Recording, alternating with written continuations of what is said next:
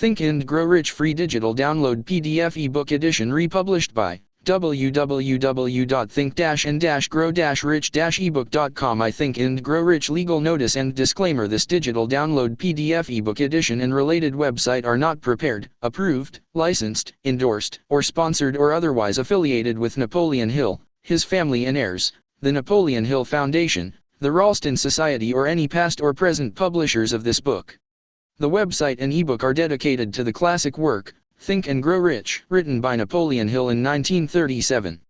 This electronic ebook edition, published in 2007 at think-and-grow-rich-ebook.com, is a reproduction of the complete 1937 version, originally published by the Ralston Society, and is now in the public domain. Think and Grow Rich trademark is the registered trademark and property of the Napoleon Hill Foundation. The book title, Think and Grow Rich, as used by this digital ebook and related website, and any references used are for illustrative purposes only, without permission, and are not authorized by, associated with, endorsed by, or sponsored by the Napoleon Hill Foundation. Any reference to Think and Grow Rich within the text or domain name is by necessity in reference to the title of book. Free digital download PDF ebook edition republished by www.think-and-grow-rich-ebook.com. To Think and Grow Rich republishers preface: this new ebook version of Think and Grow Rich by Napoleon Hill has been made available because we truly believe that this text contains ideas and concepts that have the power to transform people's lives. We sincerely hope that this text helps you to begin your journey to discovering the riches in your life. We have taken great effort to ensure that this text is as close to the original version as possible. Bringing you this free version of the ebook took several weeks of preparation. A great deal of time was spent sourcing the content from numerous sources available in the public domain, checking, proofing and rechecking the material to have the correct italics, ensuring proper emphasis of the text is conveyed, creating graphics we hope you find visually appealing, as well as preparing a website dedicated to the free distribution of the ideas contained in this book. If you enjoy this ebook and feel it would be useful to someone you know, please recommend this Think and Grow Rich ebook to a friend and help us continue our work in actively promoting this classic text for free. Please help to keep this ebook free by making a donation. Visit http://www.think-and-grow-rich-ebook.com/donations for more information. Ebook distribution rights: this ebook is a free digital download PDF edition. It may not be sold individually, be distributed as part of a package intended to be sold, be copied, amended, broken down or offered on auction sites. Legitimate uses of this ebook include: 1. Free distribution of the complete work, using online or offline channels. 2. Adding the complete works to your website, for download by users. 3. Emailing the complete works to your loved ones, friends, colleagues, students, community, or mailing list. 4. Providing the work, in part, or whole, for any educational purposes only. 5. Offering this ebook as a free bonus to an opt-in mailing list or paid product.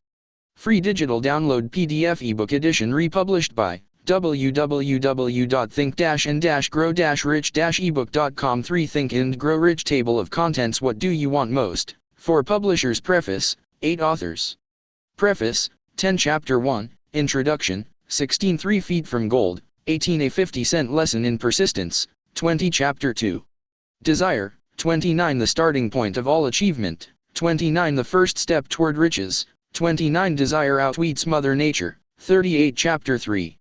Faith, 47. The second step toward riches, 47. Chapter 4. Autosuggestion, 66. The medium for influencing the subconscious mind, 66. The third step toward riches, 66. Chapter 5. Specialized knowledge, 73. The fourth step toward riches, 73. Chapter 6, Imagination, 86. The workshop of the mind, 86. The fifth step toward riches, 86. Chapter 7, Organized planning, 100. The crystallization of desire into action, 100. The sixth step toward riches, 100. Chapter 8, Decision, 140. The mastery of procrastination, 140. The seventh step toward riches, 140. Do you feel frustrated, stuck, or overwhelmed by the concepts in this ebook? Discover how to begin moving forward with free audio and video training at www.think-and-grow-rich-ebook.com. 1. Think and Grow Rich Chapter 9, Persistence, 151. The sustained effort necessary to induce faith, 151 The Eighth Step Toward Riches, 151 Chapter 10, Power of the Master Mind, 167 The Driving Force, 167 The Ninth Step Toward Riches, 167 Chapter 11, The Mystery of Sex Transmutation, 174 The Tenth Step Toward Riches, 174 Why Men Seldom Succeed Before 40, 182 Chapter 12, The Subconscious Mind, 194 The Connecting Link, 194 The 11th Step Toward Riches, 194 Chapter 13, The Brain, 201 A Broadcasting and Receiving Station for Thought, 201 The 12th Step Toward Riches, 201 Chapter 14, The Sixth Sense, 208 The Door to the Temple of Wisdom, 208 The 13th Step Toward Riches, 208 Chapter 15, How to Outwit the Six Ghosts of Fear, 218 The Six Basic Fears, 219 The Fear of Poverty, 220 Symptoms of the Fear of Poverty, 223 Symptoms of the Fear of Criticism, 228 The Fear of Ill Health, 229 Symptoms of the Fear of Ill Health, 230 The Fear of Loss of Love, 232 Symptoms of the Fear of Loss of Love, 232 The Fear of Old Age, 233 Symptoms of the Fear of Old Age, 233 The Fear of Death, 234 Symptoms of the Fear of Death, 235 Old Man Worry, 236 Do you feel frustrated, stuck, or overwhelmed by the concepts in this ebook? Discover how to begin moving forward with free audio and video training at www.think-and-grow-rich-ebook.com. 2 Think and Grow Rich The Devil's Workshop, 239 The Seventh Basic Evil, 239 How to Protect Yourself Against Negative Influences, 239 Self-Analysis Test. Questions, 240 57 Famous Alibis by Old Man If, 246 Do you feel frustrated, stuck, or overwhelmed by the concepts in this ebook? Discover how to begin moving forward with free audio and video training at www.think-and-grow-rich-ebook.com. 3 Think and Grow Rich What do you want most? Is it money, fame, power, contentment, personality, peace of mind, happiness? The 13 steps to riches described in this book offer the shortest dependable philosophy of individual achievement ever presented for the benefit of the man or woman who is searching for a definite goal in life. Before beginning the book, you will profit greatly if you recognize the fact that the book was not written to entertain. You cannot digest the contents properly in a week or a month.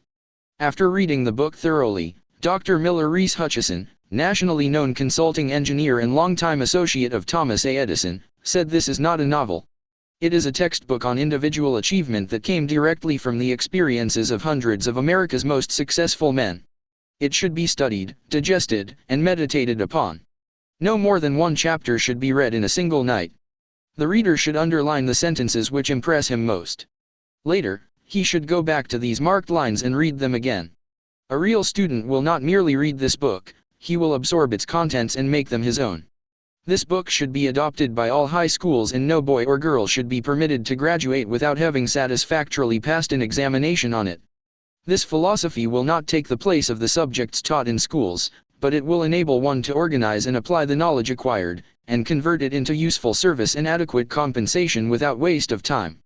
Dr. John R. Turner, Dean of the College of the City of New York, after having read the book, said, "The very best example of the soundness of this philosophy is your own son, Blair, whose dramatic story you have outlined in the chapter on desire."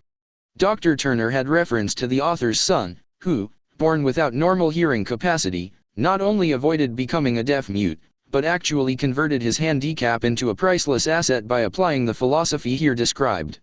After reading the story, starting on page 52, you will realize that you are about to come into possession of a philosophy which can be transmuted into material wealth, or serve as readily to bring you peace of mind, understanding, spiritual. Do you feel frustrated, stuck, or overwhelmed by the concepts in this ebook? Discover how to begin moving forward with free audio and video training at www.think-and-grow-rich-ebook.com. 4 Think and Grow Rich Harmony, and in some instances, as in the case of the author's son, it can help you master physical affliction. The author discovered, through personally analyzing hundreds of successful men, that all of them followed the habit of exchanging ideas, through what is commonly called conferences. When they had problems to be solved, they sat down together and talked freely until they discovered, from their joint contribution of ideas, a plan that would serve their purpose. You, who read this book, will get most out of it by putting into practice the mastermind principle described in the book. This you can do, as others are doing so successfully, by forming a study club, consisting of any desired number of people who are friendly and harmonious. The club should have a meeting at regular periods, as often as once each week. The procedure should consist of reading one chapter of the book at each meeting, after which the contents of the chapter should be freely discussed by all members. Each member should make notes, putting down all ideas of his own inspired by the discussion. Each member should carefully read and analyze each chapter several days prior to its open reading and joint discussion in the club. The reading at the club should be done by someone who reads well and understands how to put color and feeling into the lines. By following this plan, every reader will get from its pages, not only the sum total of the best knowledge organized from the experiences of hundreds of successful men, but more important by far, he will tap new sources of knowledge in his own mind as well as acquire knowledge of priceless value from every other person present. If you follow this plan persistently, you will be almost certain to uncover and appropriate the secret formula by which Andrew Carnegie acquired his huge fortune, as referred to in the author's introduction. Tributes to the author from great American leaders. Think and Grow Rich was 25 years in the making. It is Napoleon Hill's newest book, based upon his famous Law of Success philosophy. His work and writings have been praised by great leaders in finance, education, politics, government. Do you feel frustrated, stuck, or overwhelmed by the concepts in this ebook? Discover how to begin moving forward with free audio and video training at www.think-and-grow-rich-ebook.com. 5 Think and Grow Rich, Supreme Court of the United States, Washington, D.C. Dear Mr. Hill, I have now had an opportunity to finish reading your Law of Success textbooks, and I wish to express my appreciation of the splendid work you have done in the organization of this philosophy. It would be helpful if every politician in the country would assimilate and apply the 17 principles upon which your lessons are based. It contains some very fine material which every leader in every walk of life should understand. I am happy to have had the privilege of rendering you some slight measure of help in the organization of this splendid course of common sense philosophy. Sincerely yours, former President and former Chief Justice of the United States, King of the 5 and 10 cent stores. By applying many of the 17 fundamentals of the Law of Success philosophy, we have built a great chain of successful stores. I presume it would be no exaggeration of fact if I said that the Woolworth Building might properly be called a monument to the soundness of these principles. F.W. Woolworth, a great steamship magnate, I feel greatly indebted for the privilege of reading your Law of Success. If I had had this philosophy 50 years ago, I suppose I could have accomplished. Do you feel frustrated, stuck, or overwhelmed by the concepts in this ebook? Discover how to begin moving forward with free audio and video training at www.think-and-grow-rich-ebook.com. 6 Think and Grow Rich, all that I have done in less than half the time. I sincerely hope the world will discover and reward you. Robert Dollar, famous American labor leader. Mastery of the Law of Success philosophy is the equivalent of an insurance policy against failure. Samuel Gompers, a former President of the United States. May I not congratulate you on your persistence? Any man who devotes that much time must of necessity make discoveries of great value to others. I am deeply impressed by your interpretation of the mastermind principles which you have so clearly described. Woodrow Wilson, a merchant prince, I know that your 17 fundamentals of success are sound because I have been applying them in my business for more than 30 years. John Wanamaker, world's largest maker of cameras, I know that you are doing a world of good with your Law of Success. I would not care to set a monetary value on this training because it brings to the student qualities which cannot be measured by money alone. George Eastman, a nationally known business chief, whatever success I may have attained I owe, entirely, to the application of your 17 fundamental principles of the Law of Success. I believe I have the honor of being your first student. W.M. Wrigley, Jr. Do you feel frustrated, stuck, or overwhelmed by the concepts in this ebook?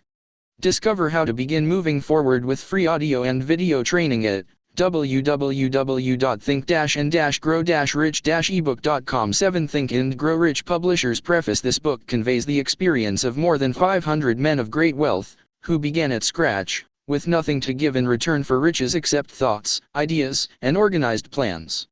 Here you have the entire philosophy of money making, just as it was organized from the actual achievements of the most successful men known to the American people during the past 50 years.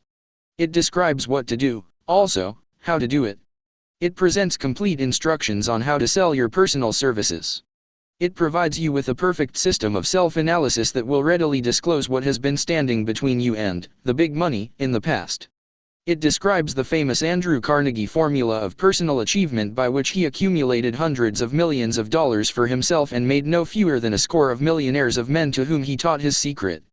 Perhaps you do not need all that is to be found in the book. No one of the 500 men from whose experiences it was written did, but you may need one idea, plan, or suggestion to start you toward your goal. Somewhere in the book you will find this needed stimulus. The book was inspired by Andrew Carnegie, after he had made his millions and retired.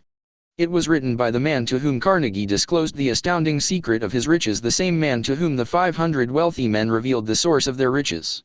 In this volume will be found the 13 principles of money-making essential to every person who accumulates sufficient money to guarantee financial independence. It is estimated that the research which went into the preparation, before the book was written, or could be written, research covering more than 25 years of continuous effort, could not be duplicated at a cost of less than $100,000. Moreover, the knowledge contained in the book never can be duplicated, at any cost, for the reason that more than half of the 500 men who supplied the information it brings have passed on. Riches cannot always be measured in money. Do you feel frustrated, stuck, or overwhelmed by the concepts in this ebook? Discover how to begin moving forward with free audio and video training at www.think-and-grow-rich-ebook.com. 8. Think and Grow Rich. Money and material things are essential for freedom of body and mind, but there are some who will feel that the greatest of all riches can be evaluated only in terms of lasting friendships, harmonious family relationships, sympathy and understanding between business associates, and introspective harmony which brings one peace of mind measurable only in spiritual values. All who read, understand, and apply this philosophy will be better prepared to attract and enjoy these higher estates which always have been and always will be denied to all except those who are ready for them. Be prepared, therefore, when you expose yourself to the influence of this philosophy, to experience a changed life which may help you not only to negotiate your way through life with harmony and understanding, but also to prepare you for the accumulation of material riches in abundance. The publisher. Do you feel frustrated, stuck, or overwhelmed by the concepts in this ebook? Discover how to begin moving forward with free audio and video training at www.think-and-grow-rich-ebook.com. 9. Think and Grow Rich. Author's preface. In every chapter of this book, mention has been made of the money-making secret which has made fortunes for more than 500 exceedingly wealthy men whom I have carefully analyzed over a long period of years. The secret was brought to my attention by Andrew Carnegie, more than a quarter of a century ago. The canny, lovable old Scotsman carelessly tossed it into my mind, when I was but a boy. Then he sat back in his chair, with a merry twinkle in his eyes, and watched carefully to see if I had brains enough to understand the full significance of what he had said to me. When he saw that I had grasped the idea, he asked if I would be willing to spend 20 years or more, preparing myself to take it to the world, to men and women who, without the secret, might go through life as failures. I said I would, and with Mr. Carnegie's cooperation, I have kept my promise. This book contains the secret, after having been put to a practical test by thousands of people, in almost every walk of life. It was Mr. Carnegie's idea that the magic formula, which gave him a stupendous fortune, ought to be placed within reach of people who do not have time to investigate how men make money, and it was his hope that I might test and demonstrate the soundness of the formula through the experience of men and women in every calling. He believed the formula should be taught in all public schools and colleges, and expressed the opinion that if it were properly taught it would so revolutionize the entire educational system that the time spent in school could be reduced to less than half. His experience with Charles M. Schwab, and other young men of Mr. Schwab's type, convinced Mr. Carnegie that much of that which is taught in the schools is of no value whatsoever in connection with the business of earning a living or accumulating riches. He had arrived at this decision because he had taken into his business one young man after another, many of them with but little schooling, and by coaching them in the use of this formula, developed in them rare leadership. Moreover, his coaching made fortunes for every one of them who followed his instructions. In the chapter on faith, you will read the astounding story of the organization of the giant United States Steel Corporation, as it was conceived and carried out by one of the young men through whom Mr. Carnegie proved that. Do you feel frustrated, stuck, or overwhelmed by the concepts in this ebook? Discover how to begin moving forward with free audio and video training at www.think-and-grow-rich-ebook.com 10 Think and Grow Rich. His formula will work for all who are ready for it. This single application of The Secret, by that young man Charles M. Schwab, made him a huge fortune in both money and opportunity. Roughly speaking, this particular application of the formula was worth $600 million. These facts, and they are facts well known to almost everyone who knew Mr. Carnegie, give you a fair idea of what the reading of this book may bring to you, provided you know what it is that you want. Even before it had undergone 20 years of practical testing, The Secret was passed on to more than 100,000 men and women who have used it for their personal benefit, as Mr. Carnegie planned that they should. Some have made fortunes with it. Others have used it successfully in creating harmony in their homes. A clergyman used it so effectively that it brought him an income of upwards of $75,000 a year. Arthur Nash, a Cincinnati tailor, used his near-bankrupt business as a guinea pig on which to test the formula. The business came to life and made a fortune for its owners. It is still thriving, although Mr. Nash has gone. The experiment was so unique that newspapers and magazines gave it more than $1 million worth of laudatory publicity. The Secret was passed on to Stuart Austin Weir, of Dallas, Texas. He was ready for it, so ready that he gave up his profession and studied law. Did he succeed? That story is told too. I gave The Secret to Jennings Randolph the day he graduated from college, and he has used it so successfully that he is now serving his third term as a member of Congress, with an excellent opportunity to keep on using it until it carries him to the White House. While serving as advertising manager of the La Salle Extension University, when it was little more than a name, I had the privilege of seeing J.G. Chapline, president of the university, use the formula so effectively that he has since made the La Salle one of the great extension schools of the country. The Secret to which I refer has been mentioned no fewer than 100 times throughout this book. It has not been directly named, for it seems to work more successfully when it is merely uncovered and left in sight, where those who are ready, and searching for it, may pick it up. That is why Mr. Carnegie tossed it to me so quietly, without giving me its specific name. If you are ready to put it to use, you will recognize this secret at least once in every chapter. I wish I might feel privileged to tell you how you will do you feel frustrated, stuck, or overwhelmed by the concepts in this ebook. Discover how to begin moving forward with free audio and video training at www.think-and-grow-rich-ebook.com 11 Think and Grow Rich. Know if you are ready, but that would deprive you of much of the benefit you will receive when you make the discovery in your own way. While this book was being written, my own son, who was then finishing the last year of his college work, picked up the manuscript of Chapter 2, read it, and discovered the secret for himself. He used the information so effectively that he went directly into a responsible position at a beginning salary greater than the average man ever earns. His story has been briefly described in Chapter 2. When you read it, perhaps you will dismiss any feeling you may have had, at the beginning of the book, that it promised too much. And, 2, if you have ever been discouraged, if you have had difficulties to surmount which took the very soul out of you, if you have tried and failed, if you were ever handicapped by illness or physical affliction, this story of my son's discovery and use of the Carnegie formula may prove to be the oasis in the desert of lost hope for which you have been searching. This secret was extensively used by President Woodrow Wilson during the World War. It was passed on to every soldier who fought in the war, carefully wrapped in the training received before going to the front. President Wilson told me it was a strong factor in raising the funds needed for the war. More than 20 years ago, Honorable Manuel L. Quezon, then resident commissioner of the Philippine Islands, was inspired by the secret to gain freedom for his people.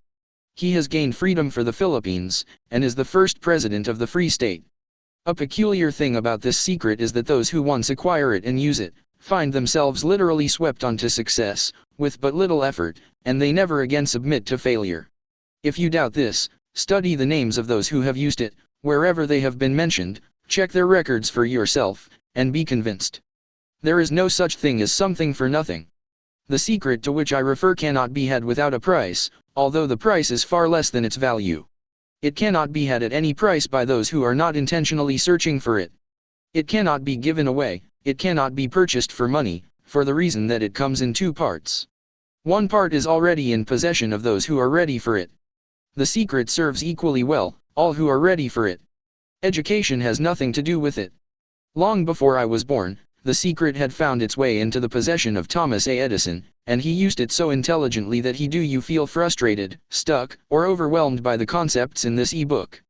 Discover how to begin moving forward with free audio and video training at www.think-and-grow-rich-ebook.com. 12 Think and Grow Rich became the world's leading inventor, although he had but 3 months of schooling.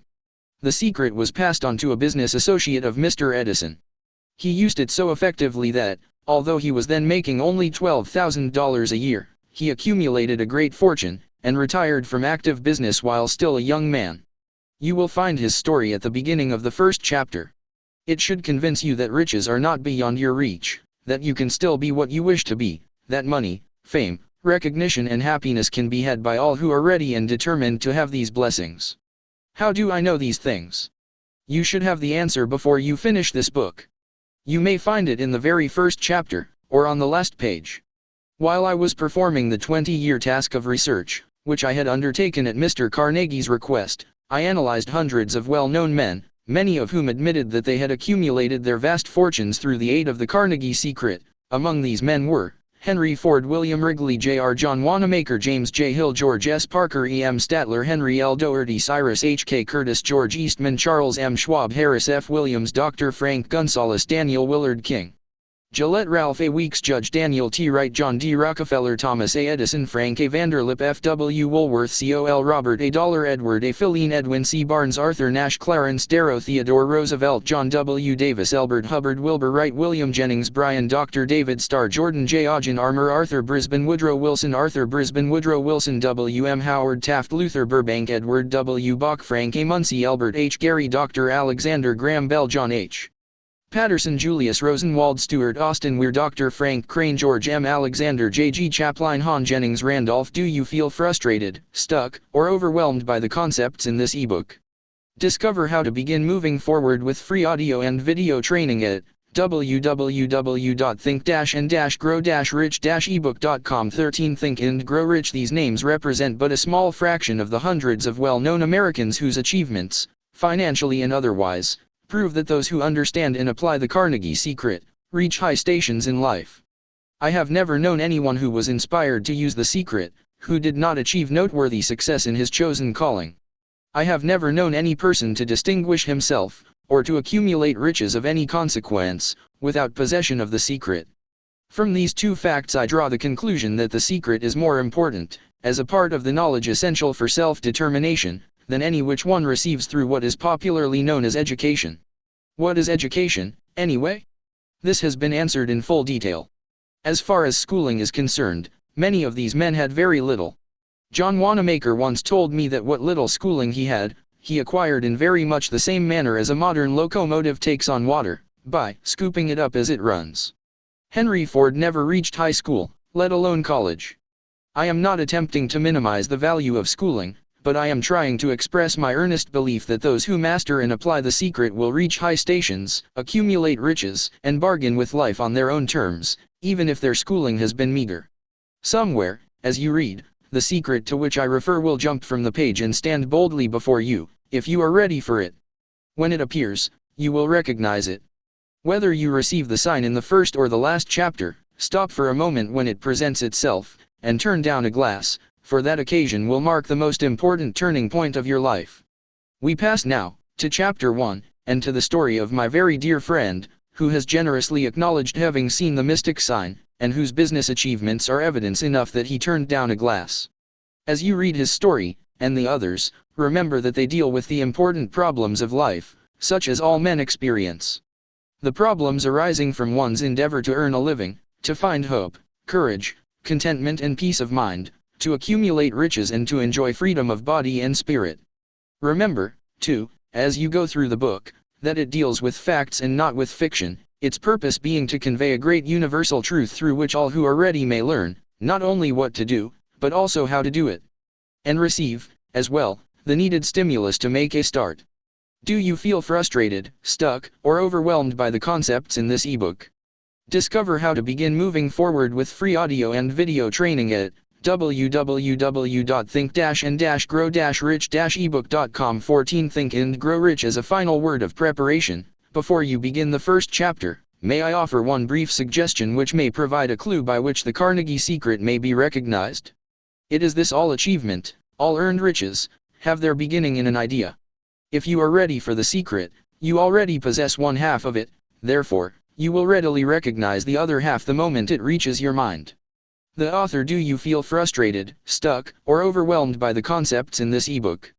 Discover how to begin moving forward with free audio and video training at www.think-and-grow-rich-ebook.com. 15 Think and Grow Rich Chapter 1 Introduction. The man who thought his way into partnership with Thomas A. Edison. Truly, thoughts are things, and powerful things at that, when they are mixed with definiteness of purpose, persistence, and a burning desire for their translation into riches, or other material objects. A little more than 30 years ago, Edwin C. Barnes discovered how true it is that men really do think and grow rich. His discovery did not come about at one sitting. It came little by little, beginning with a burning desire to become a business associate of the great Edison. One of the chief characteristics of Barnes' desire was that it was definite. He wanted to work with Edison, not for him. Observe, carefully, the description of how he went about translating his desire into reality, and you will have a better understanding of the 13 principles which lead to riches. When this desire, or impulse of thought, first flashed into his mind, he was in no position to act upon it. Two difficulties stood in his way. He did not know Mr. Edison, and he did not have enough money to pay his railroad fare to Orange, New Jersey. These difficulties were sufficient to have discouraged the majority of men from making any attempt to carry out the desire. But his was no ordinary desire. He was so determined to find a way to carry out his desire that he finally decided to travel by blind baggage, rather than be defeated. To the uninitiated, this means that he went to East Orange on a freight train. He presented himself at Mr. Edison's laboratory, and announced he had come to go into business with the inventor. In speaking of the first meeting between Barnes and Edison, years later, Mr. Edison said, "He stood there before me, looking like an ordinary tramp, but there was something in the expression of his face which conveyed the impression that he was determined to get what he had come after."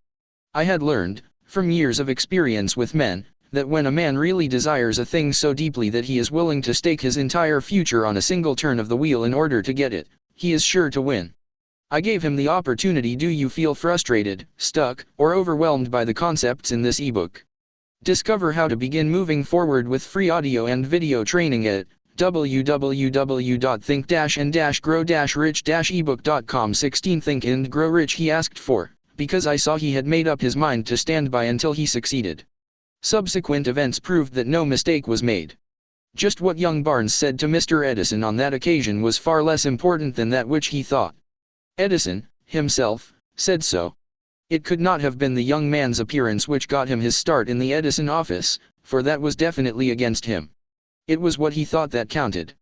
If the significance of this statement could be conveyed to every person who reads it, there would be no need for the remainder of this book. Barnes did not get his partnership with Edison on his first interview.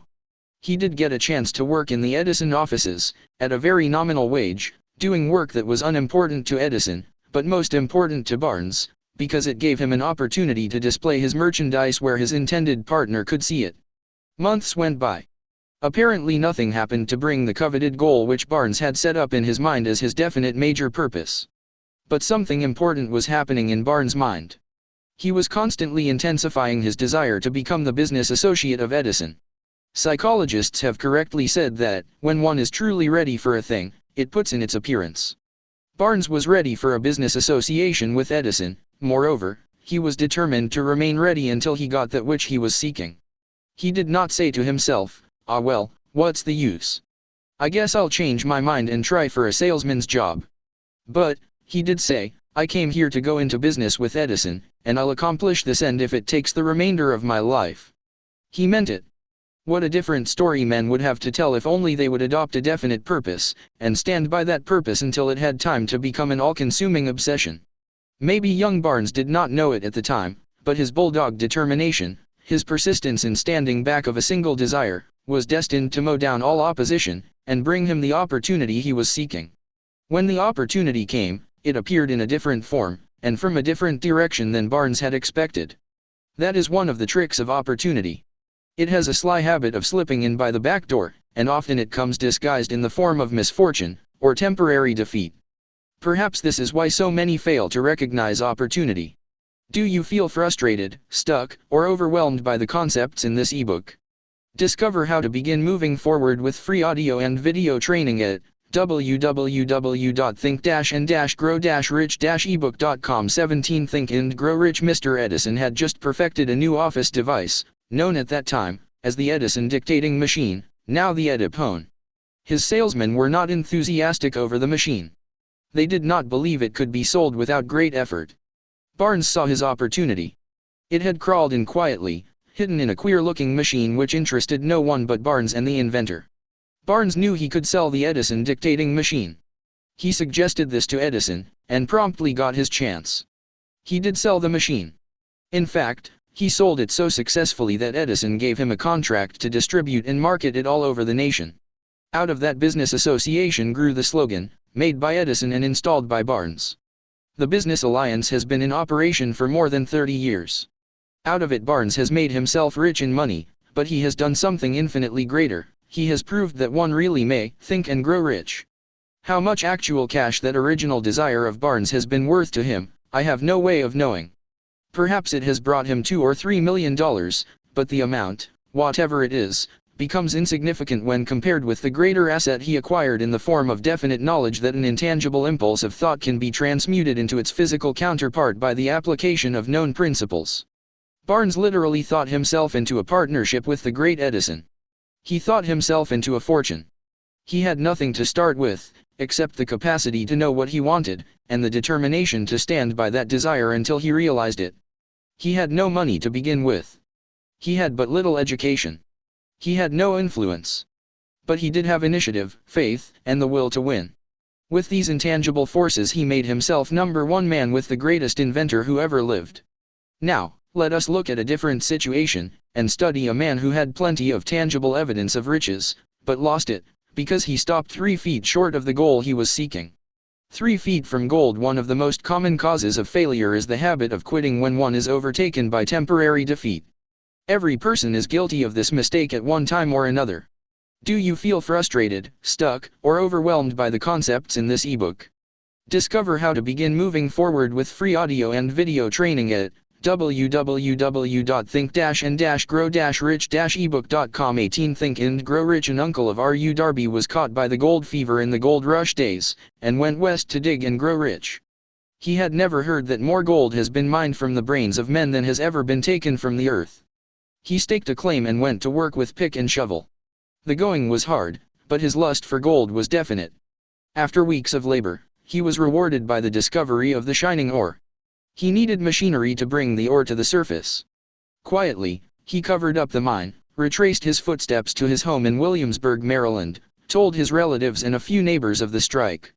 They got together money for the needed machinery, had it shipped. The uncle and Darby went back to work the mine. The first car of ore was mined, and shipped to a smelter. The returns proved they had one of the richest mines in Colorado. A few more cars of that ore would clear the debts. Then would come the big killing in profits. Down went the drills. Up went the hopes of Darby and uncle. Then something happened. The vein of gold ore disappeared. They had come to the end of the rainbow, and the pot of gold was no longer there. They drilled on, desperately trying to pick up the vein again, all to no avail. Finally, they decided to quit. They sold the machinery to a junk man for a few $100s, and took the train back home. Some junk men are dumb, but not this one. He called in a mining engineer to look at the mine and do a little calculating. The engineer advised that the project had failed, because the owners were not familiar with fault lines. His calculations showed that the vein would be found just 3 feet from where the Darbys had stopped drilling. That is exactly where it was found. The junk man took millions of dollars in ore from the mine, because he knew enough to seek expert counsel before giving up. Most of the money which went into the machinery was procured through the efforts of R.U. Darby, who was then a very young man. The money came from his relatives and neighbors, because of their faith in him. He paid back every dollar of it, although he was years in doing so. Long afterward, Mr. Darby recouped his loss many times over, when he made the discovery that desire can be transmuted into gold. The discovery came after he went into the business of selling life insurance. Remembering that he lost a huge fortune, because he stopped 3 feet from gold, Darby profited by the experience in his chosen work, by the simple do you feel frustrated, stuck, or overwhelmed by the concepts in this ebook. Discover how to begin moving forward with free audio and video training at www.think-and-grow-rich-ebook.com. 19 Think and Grow Rich method of saying to himself, I stopped 3 feet from gold, but I will never stop because men say no when I ask them to buy insurance. Darby is one of a small group of fewer than 50 men who sell more than $1 million in life insurance annually. He owes his stickability to the lesson he learned from his quitability in the gold mining business. Before success comes in any man's life, he is sure to meet with much temporary defeat, and, perhaps, some failure. When defeat overtakes a man, the easiest and most logical thing to do is to quit. That is exactly what the majority of men do. More than 500 of the most successful men this country has ever known told the author their greatest success came just one step beyond the point at which defeat had overtaken them. Failure is a trickster with a keen sense of irony and cunning. It takes great delight in tripping one when success is almost within reach. A 50-cent lesson in persistence. Shortly after Mr. Darby received his degree from the University of Hard Knocks, and had decided to profit by his experience in the gold mining business, he had the good fortune to be present on an occasion that proved to him that no does not necessarily mean no. One afternoon he was helping his uncle grind wheat in an old-fashioned mill. The uncle operated a large farm on which a number of colored sharecrop farmers lived. Quietly, the door was opened, and a small colored child, the daughter of a tenant, walked in and took her place near the door. The uncle looked up, saw the child, and barked at her roughly, "What do you want?" Meekly, the child replied, "My mammy say send her 50 cents. "I'll not do it," the uncle retorted, "now you run on home." "Yes, saw," the child replied. But she did not move. The uncle went ahead with his work, so busily engaged that he did not pay enough attention to the child to observe that she did not leave. When he looked up and saw her still standing there, he yelled at her, "I told you to go on home. Now go, or I'll take a switch to you." The little girl said yes, saw, but she did not budge an inch. Do you feel frustrated, stuck, or overwhelmed by the concepts in this ebook? Discover how to begin moving forward with free audio and video training at www.think-and-grow-rich-ebook.com. 20 Think and Grow Rich. The uncle dropped a sack of grain he was about to pour into the mill hopper, picked up a barrel stave, and started toward the child with an expression on his face that indicated trouble. Darby held his breath. He was certain he was about to witness a murder. He knew his uncle had a fierce temper. He knew that colored children were not supposed to defy white people in that part of the country. When the uncle reached the spot where the child was standing, she quickly stepped forward one step, looked up into his eyes, and screamed at the top of her shrill voice, "My mammy's gotta have that 50 cents. The uncle stopped, looked at her for a minute, then slowly laid the barrel stave on the floor, put his hand in his pocket, took out $50, and gave it to her. The child took the money and slowly backed toward the door, never taking her eyes off the man whom she had just conquered. After she had gone, the uncle sat down on a box and looked out the window into space for more than 10 minutes. He was pondering, with awe, over the whipping he had just taken. Mr. Darby, too, was doing some thinking. That was the first time in all his experience that he had seen a colored child deliberately master an adult white person. How did she do it? What happened to his uncle that caused him to lose his fierceness and become as docile as a lamb? What strange power did this child use that made her master over her superior? These and other similar questions flashed into Darby's mind, but he did not find the answer until years later, when he told me the story. Strangely, the story of this unusual experience was told to the author in the old mill, on the very spot where the uncle took his whipping. Strangely, too, I had devoted nearly a quarter of a century to the study of the power which enabled an ignorant, illiterate colored child to conquer an intelligent man. As we stood there in that musty old mill, Mr. Darby repeated the story of the unusual conquest, and finished by asking, "What can you make of it? What strange power did that child use, that so completely whipped my uncle?" The answer to his question will be found in the principles described in this book. The answer is full and complete. It contains details and instructions sufficient to enable anyone to understand, and apply the same force which the little child accidentally stumbled upon. Keep your mind alert, and you will observe exactly what strange power came to the rescue of the child. You will catch a glimpse of this power in the next chapter. Somewhere in the book you will find an idea that will quicken your do you feel frustrated, stuck, or overwhelmed by the concepts in this ebook. Discover how to begin moving forward with free audio and video training at www.think-and-grow-rich-ebook.com. 21 Think and Grow Rich receptive powers, and place at your command, for your own benefit, this same irresistible power. The awareness of this power may come to you in the first chapter, or it may flash into your mind in some subsequent chapter. It may come in the form of a single idea. Or, it may come in the nature of a plan, or a purpose. Again, it may cause you to go back into your past experiences of failure or defeat, and bring to the surface some lesson by which you can regain all that you lost through defeat. After I had described to Mr. Darby the power unwittingly used by the little colored child, he quickly retraced his 30 years of experience as a life insurance salesman, and frankly acknowledged that his success in that field was due, in no small degree, to the lesson he had learned from the child.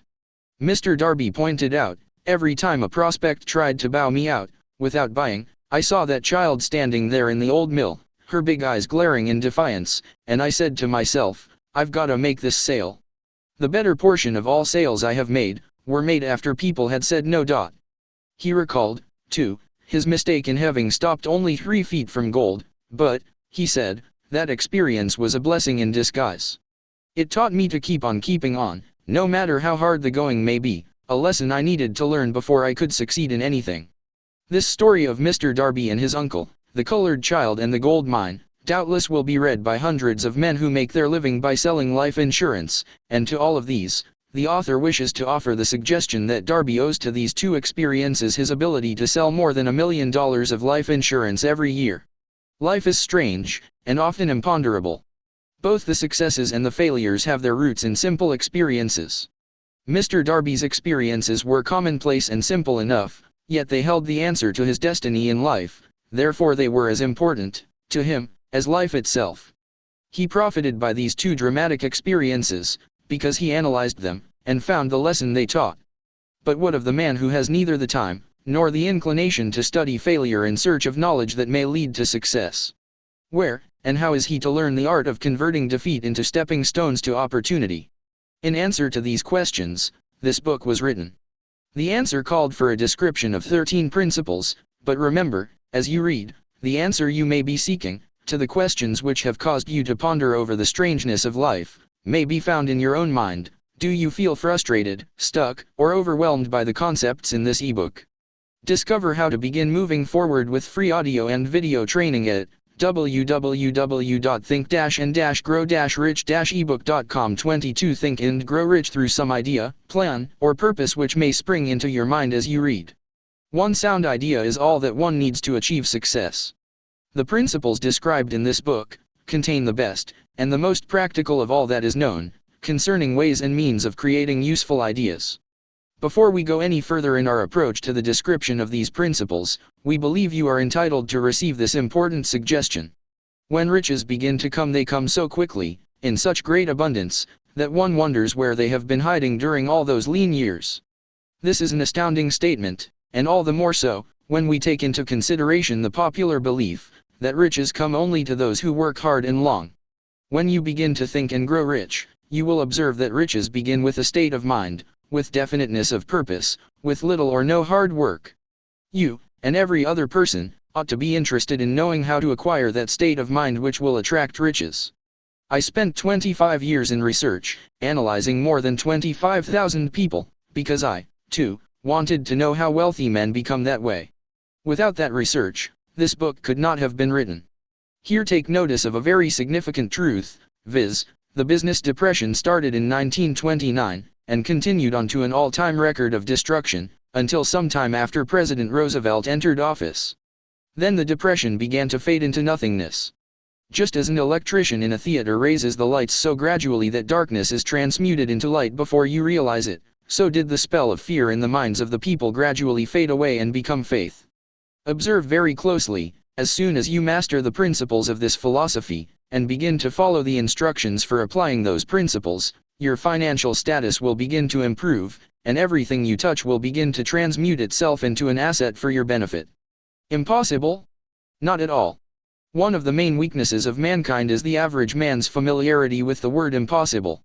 He knows all the rules which will not work. He knows all the things which cannot be done.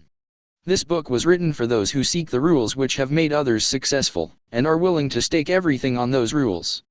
Do you feel frustrated, stuck, or overwhelmed by the concepts in this ebook? Discover how to begin moving forward with free audio and video training at www.think-and-grow-rich-ebook.com. 23 Think and Grow Rich. A great many years ago I purchased a fine dictionary. The first thing I did with it was to turn to the word impossible, and neatly clip it out of the book. That would not be an unwise thing for you to do. Success comes to those who become success conscious. Failure comes to those who indifferently allow themselves to become failure conscious. The object of this book is to help all who seek it, to learn the art of changing their minds from failure consciousness to success consciousness. Another weakness found in altogether too many people, is the habit of measuring everything and everyone by their own impressions and beliefs. Some who will read this, will believe that no one can think and grow rich. They cannot think in terms of riches, because their thought habits have been steeped in poverty, want, misery, failure, and defeat. These unfortunate people remind me of a prominent Chinese, who came to America to be educated in American ways. He attended the University of Chicago. One day President Harper met this young Oriental on the campus, stopped to chat with him for a few minutes, and asked what had impressed him as being the most noticeable characteristic of the American people. "Why," the Chinaman exclaimed, "the queer slant of your eyes. Your eyes are off slant. What do we say about the Chinese? We refuse to believe that which we do not understand. We foolishly believe that our own limitations are the proper measure of limitations. Sure, the other fellow's eyes are off slant, because they are not the same as our own. Millions of people look at the achievements of Henry Ford, after he has arrived, and envy him, because of his good fortune, or luck, or genius, or whatever it is that they credit for Ford's fortune. Perhaps one person in every 100,000 knows the secret of Ford's success, and those who do know are too modest, or too reluctant, to speak of it, because of its simplicity. A single transaction will illustrate the secret perfectly. A few years back, Ford decided to produce his now famous V8 motor. He chose to build an engine with the entire 8 cylinders cast in one block, and instructed his engineers to produce a design for the engine. The design was placed on paper, but the engineers agreed, to a man, that it was simply impossible to cast an 8-cylinder gas engine block in one piece. Do you feel frustrated, stuck, or overwhelmed by the concepts in this ebook? Discover how to begin moving forward with free audio and video training at www.think-and-grow-rich-ebook.com. 24 Think and Grow Rich. Ford said, "Produce it anyway." "But," they replied, "it's impossible." "Go ahead," Ford commanded, "and stay on the job until you succeed, no matter how much time is required." The engineers went ahead. There was nothing else for them to do, if they were to remain on the Ford staff. 6 months went by, nothing happened. Another 6 months passed, and still nothing happened. The engineers tried every conceivable plan to carry out the orders, but the thing seemed out of the question, impossible. At the end of the year Ford checked with his engineers, and again they informed him they had found no way to carry out his orders. "Go right ahead," said Ford, "I want it, and I'll have it." They went ahead, and then, as if by a stroke of magic, the secret was discovered. The Ford determination had won once more. This story may not be described with minute accuracy, but the sum and substance of it is correct. Deduce from it, you who wish to think and grow rich, the secret of the Ford millions, if you can. You will not have to look very far. Henry Ford is a success, because he understands, and applies the principles of success. One of these is desire, knowing what one wants. Remember this Ford story as you read, and pick out the lines in which the secret of his stupendous achievement have been described. If you can do this, if you can lay your finger on the particular group of principles which made Henry Ford rich, you can equal his achievements in almost any calling for which you are suited.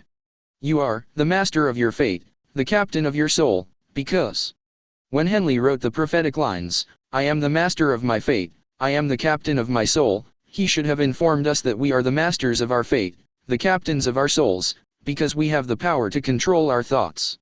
He should have told us that the ether in which this little earth floats, in which we move and have our being, is a form of energy moving at an inconceivably high rate of vibration, and that the ether is filled with a form of universal power which adapts itself to the nature of the thoughts we hold in. Do you feel frustrated, stuck, or overwhelmed by the concepts in this ebook? Discover how to begin moving forward with free audio and video training at www.think-and-grow-rich-ebook.com. 25 Think and Grow Rich our minds, and influences us, in natural ways, to transmute our thoughts into their physical equivalent. If the poet had told us of this great truth, we would know why it is that we are the masters of our fate, the captains of our souls. He should have told us, with great emphasis, that this power makes no attempt to discriminate between destructive thoughts and constructive thoughts, that it will urge us to translate into physical reality thoughts of poverty, just as quickly as it will influence us to act upon thoughts of riches. He should have told us, too, that our brains become magnetized with the dominating thoughts which we hold in our minds, and, by means with which no man is familiar, these magnets attract to us the forces, the people, the circumstances of life which harmonize with the nature of our dominating thoughts.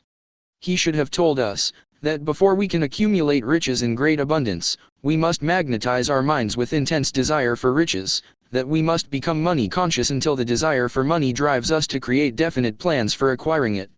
But, being a poet, and not a philosopher, Henley contented himself by stating a great truth in poetic form, leaving those who followed him to interpret the philosophical meaning of his lines. Little by little, the truth has unfolded itself, until it now appears certain that the principles described in this book hold the secret of mastery over our economic fate. We are now ready to examine the first of these principles. Maintain a spirit of open-mindedness, and remember as you read, they are the invention of no one man.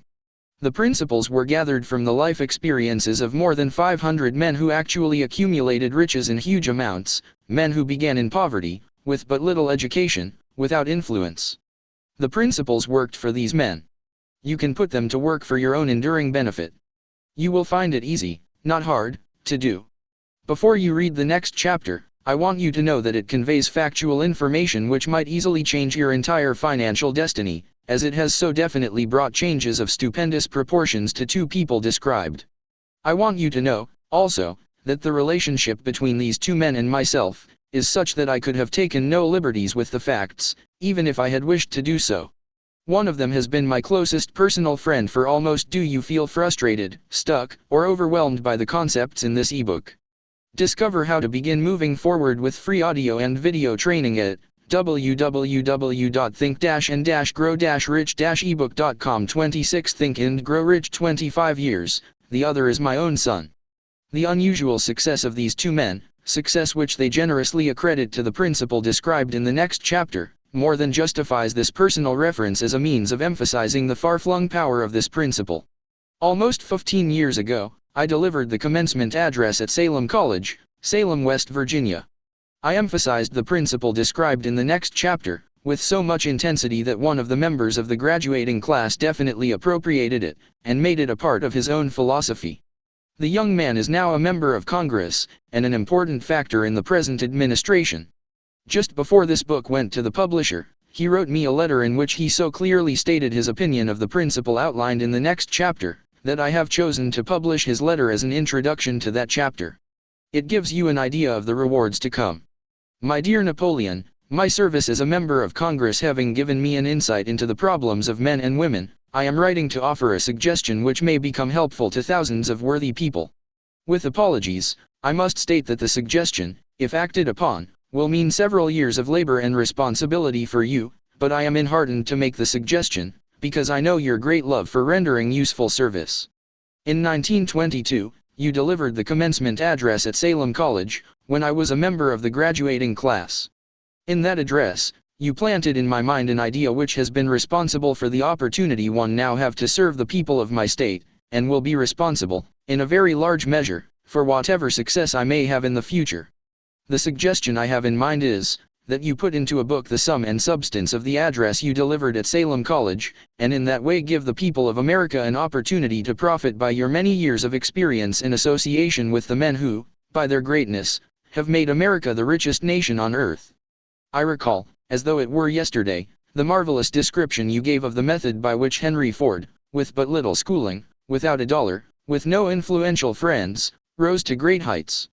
I made up my mind then, even before you had finished your speech, that I would do you feel frustrated, stuck, or overwhelmed by the concepts in this ebook. Discover how to begin moving forward with free audio and video training at www.think-and-grow-rich-ebook.com. 27 Think and Grow Rich. Make a place for myself, no matter how many difficulties I had to surmount. Thousands of young people will finish their schooling this year, and within the next few years. Every one of them will be seeking just such a message of practical encouragement as the one I received from you. They will want to know where to turn, what to do, to get started in life. You can tell them, because you have helped to solve the problems of so many people. If there is any possible way that you can afford to render so great a service, may I offer the suggestion that you include with every book one of your personal analysis charts, in order that the purchaser of the book may have the benefit of a complete self-inventory, indicating, as you indicated to me years ago, exactly what is standing in the way of success. Such a service as this, providing the readers of your book with a complete, unbiased picture of their faults and their virtues, would mean to them the difference between success and failure. The service would be priceless.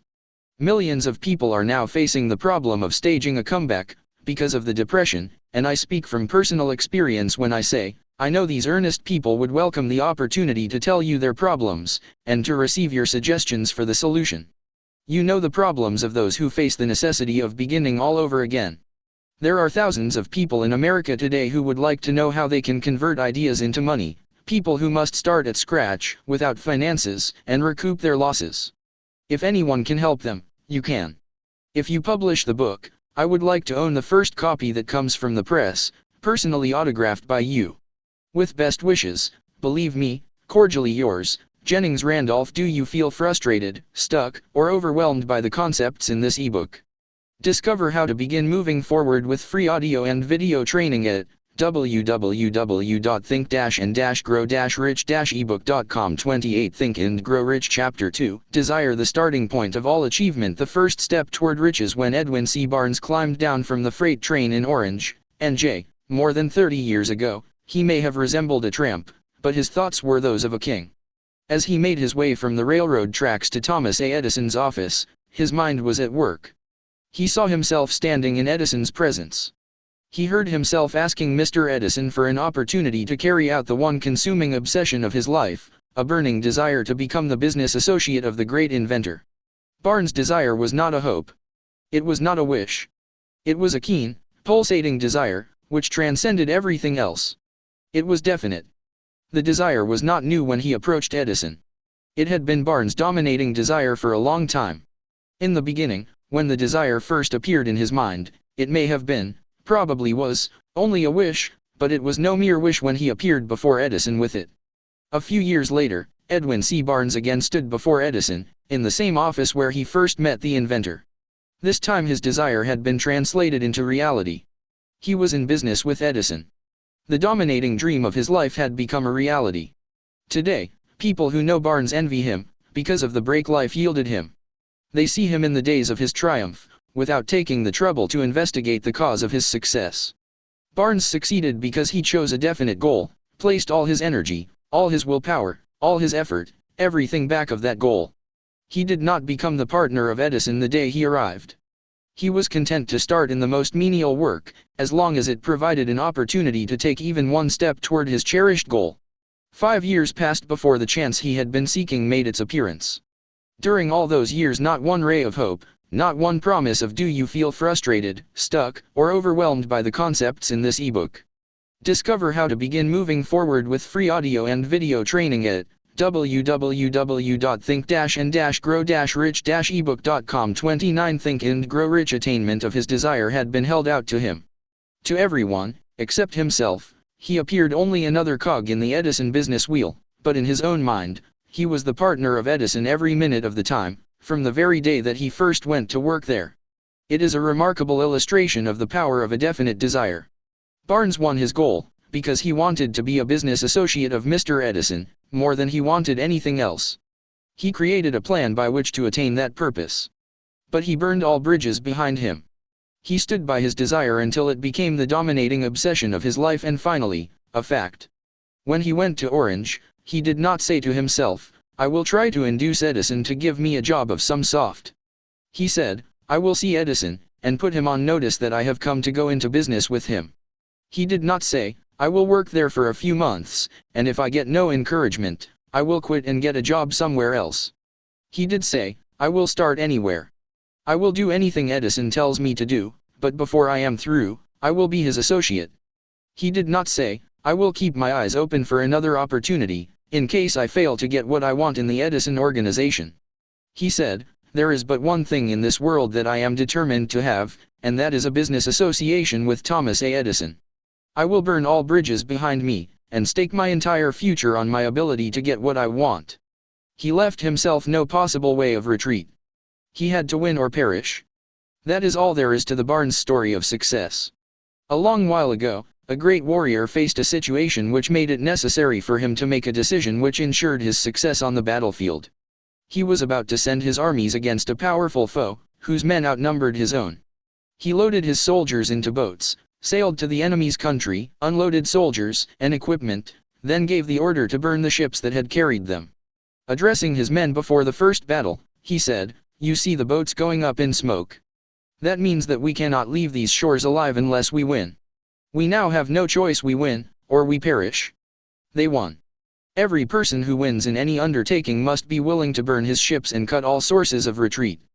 Only by so doing can one be sure of maintaining that state of mind known as a burning desire to win, essential to success. Do you feel frustrated, stuck, or overwhelmed by the concepts in this ebook? Discover how to begin moving forward with free audio and video training at www.think-and-grow-rich-ebook.com. 30 Think and Grow Rich. The morning after the Great Chicago Fire, a group of merchants stood on State Street, looking at the smoking remains of what had been their stores. They went into a conference to decide if they would try to rebuild, or leave Chicago and start over in a more promising section of the country. They reached a decision, all except one, to leave Chicago. The merchant who decided to stay and rebuild pointed a finger at the remains of his store, and said, "Gentlemen, on that very spot I will build the world's greatest store, no matter how many times it may burn down." That was more than 50 years ago. The store was built. It stands there today, a towering monument to the power of that state of mind known as a burning desire. The easy thing for Marshall Field to have done, would have been exactly what his fellow merchants did. When the going was hard, and the future looked dismal, they pulled up and went where the going seemed easier. Mark well this difference between Marshall Field and the other merchants, because it is the same difference which distinguishes Edwin C. Barnes from thousands of other young men who have worked in the Edison organization. It is the same difference which distinguishes practically all who succeed from those who fail. Every human being who reaches the age of understanding of the purpose of money, wishes for it. Wishing will not bring riches. But desiring riches with a state of mind that becomes an obsession, then planning definite ways and means to acquire riches, and backing those plans with persistence which does not recognize failure, will bring riches. The method by which desire for riches can be transmuted into its financial equivalent, consists of 6 definite, practical steps, viz. First, fix in your mind the exact amount of money you desire. It is not sufficient merely to say, "I want plenty of money." Be definite as to the amount. There is a psychological reason for definiteness which will be described in a subsequent chapter. Second, determine exactly what you intend to give in return for the money you desire. There is no such reality as something for nothing. Third, establish a definite date when you intend to possess the money you desire. Do you feel frustrated, stuck, or overwhelmed by the concepts in this ebook? Discover how to begin moving forward with free audio and video training at www.think-and-grow-rich-ebook.com. 31 Think and Grow Rich. Fourth, create a definite plan for carrying out your desire, and begin at once, whether you are ready or not, to put this plan into action. Fifth, write out a clear, concise statement of the amount of money you intend to acquire, name the time limit for its acquisition, state what you intend to give in return for the money, and describe clearly the plan through which you intend to accumulate it. Sixth, read your written statement aloud, twice daily, once just before retiring at night, and once after arising in the morning. As you read, see and feel and believe yourself already in possession of the money. It is important that you follow the instructions described in these 6 steps. It is especially important that you observe and follow the instructions in the 6th paragraph. You may complain that it is impossible for you to see yourself in possession of money before you actually have it. Here is where a burning desire will come to your aid. If you truly desire money so keenly that your desire is an obsession, you will have no difficulty in convincing yourself that you will acquire it. The object is to want money, and to become so determined to have it that you convince yourself you will have it. Only those who become money conscious ever accumulate great riches. Money consciousness means that the mind has become so thoroughly saturated with the desire for money, that one can see one's self already in possession of it. To the uninitiated, who has not been schooled in the working principles of the human mind, these instructions may appear impractical. It may be helpful, to all who fail to recognize the soundness of the 6 steps, to know that the information they convey was received from Andrew Carnegie, who began as an ordinary laborer in the steel mills, but managed, despite his humble beginning, to make these principles yield him a fortune of considerably more than $100 million. It may be of further help to know that the 6 steps here recommended were carefully scrutinized by the late Thomas A. Edison, who placed his stamp. Do you feel frustrated, stuck, or overwhelmed by the concepts in this ebook? Discover how to begin moving forward with free audio and video training at www.think-and-grow-rich-ebook.com. 32 Think and Grow Rich of approval upon them as being not only the steps essential for the accumulation of money, but necessary for the attainment of any definite goal. The steps call for no hard labor. They call for no sacrifice. They do not require one to become ridiculous or credulous. To apply them calls for no great amount of education. But the successful application of these 6 steps does call for sufficient imagination to enable one to see, and to understand, that accumulation of money cannot be left to chance, good fortune, and luck. One must realize that all who have accumulated great fortunes, first did a certain amount of dreaming, hoping, wishing, desiring, and planning before they acquired money. You may as well know, right here, that you can never have riches in great quantities, unless you can work yourself into a white heat of desire for money, and actually believe you will possess it. You may as well know, also, that every great leader, from the dawn of civilization down to the present, was a dreamer. Christianity is the greatest potential power in the world today, because its founder was an intense dreamer who had the vision and the imagination to see realities in their mental and spiritual form before they had been transmuted into physical form. If you do not see great riches in your imagination, you will never see them in your bank balance. Never, in the history of America, has there been so great an opportunity for practical dreamers as now exists. The 6-year economic collapse has reduced all men, substantially, to the same level. A new race is about to be run. The stakes represent huge fortunes which will be accumulated within the next 10 years. The rules of the race have changed, because we now live in a changed world that definitely favors the masses, those who had but little or no opportunity to win under the conditions existing during the Depression, when fear paralyzed growth and development.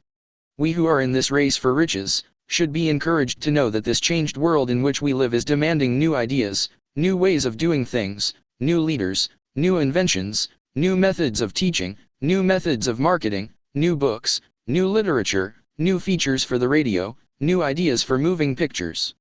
Back of all this demand for new and better things, there is one quality which one must possess to win, and that is definiteness of purpose, the knowledge of what one wants, and a burning desire to possess it.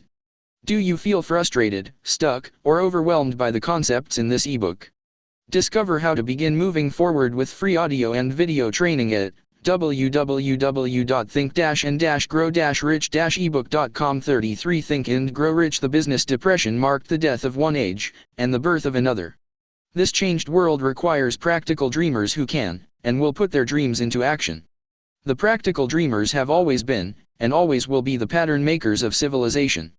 We who desire to accumulate riches, should remember the real leaders of the world always have been men who harnessed, and put into practical use, the intangible, unseen forces of unborn opportunity, and have converted those forces, or impulses of thought, into skyscrapers, cities, factories, airplanes, automobiles, and every form of convenience that makes life more pleasant.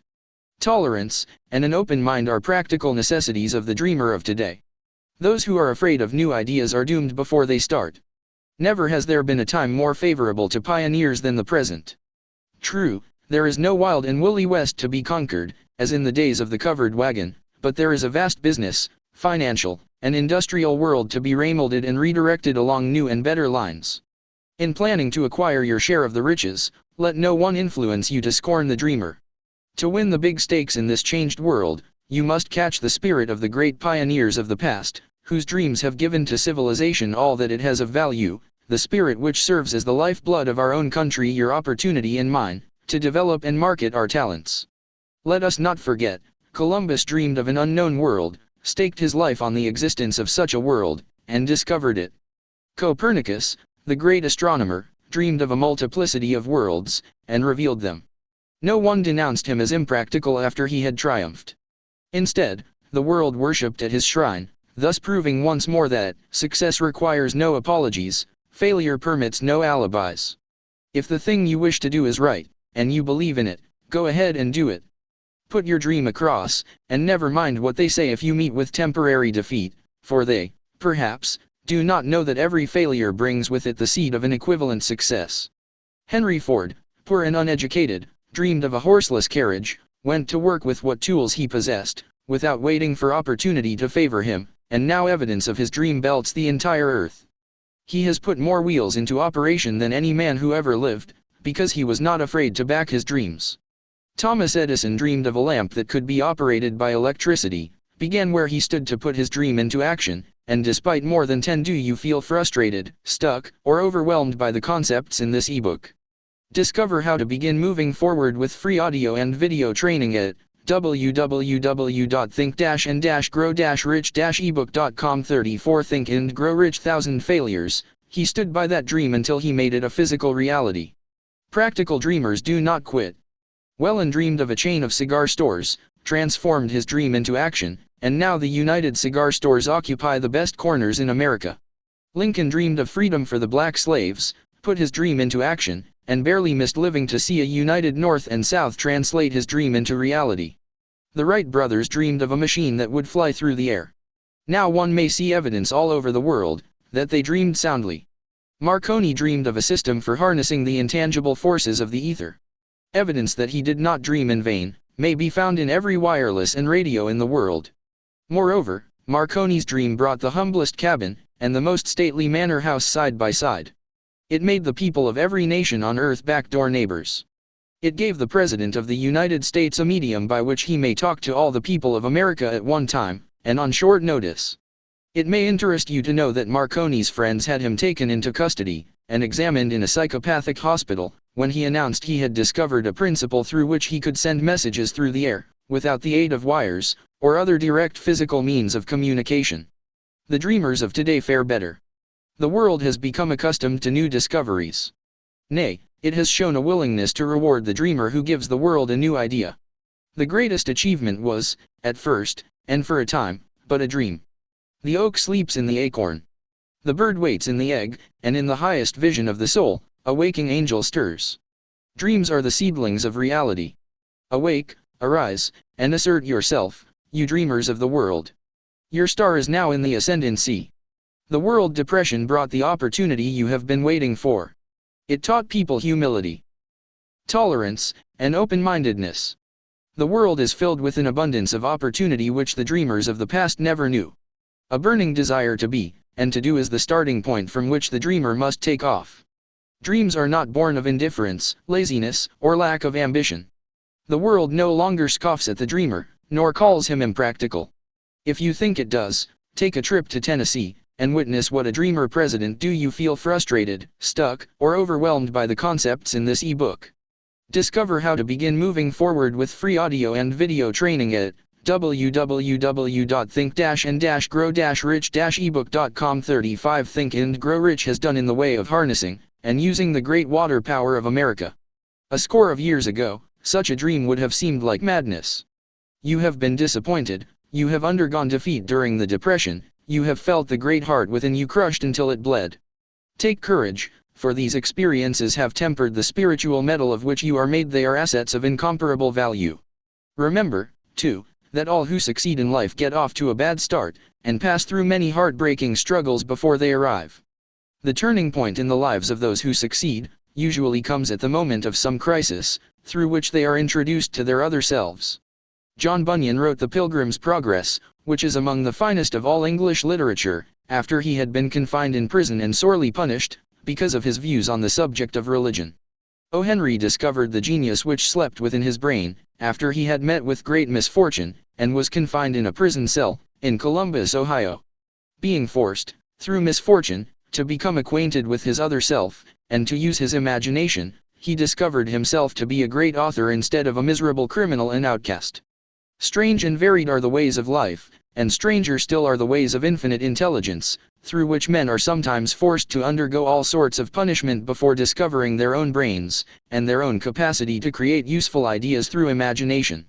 Edison, the world's greatest inventor and scientist, was a tramp telegraph operator. He failed innumerable times before he was driven, finally, to the discovery of the genius which slept within his brain.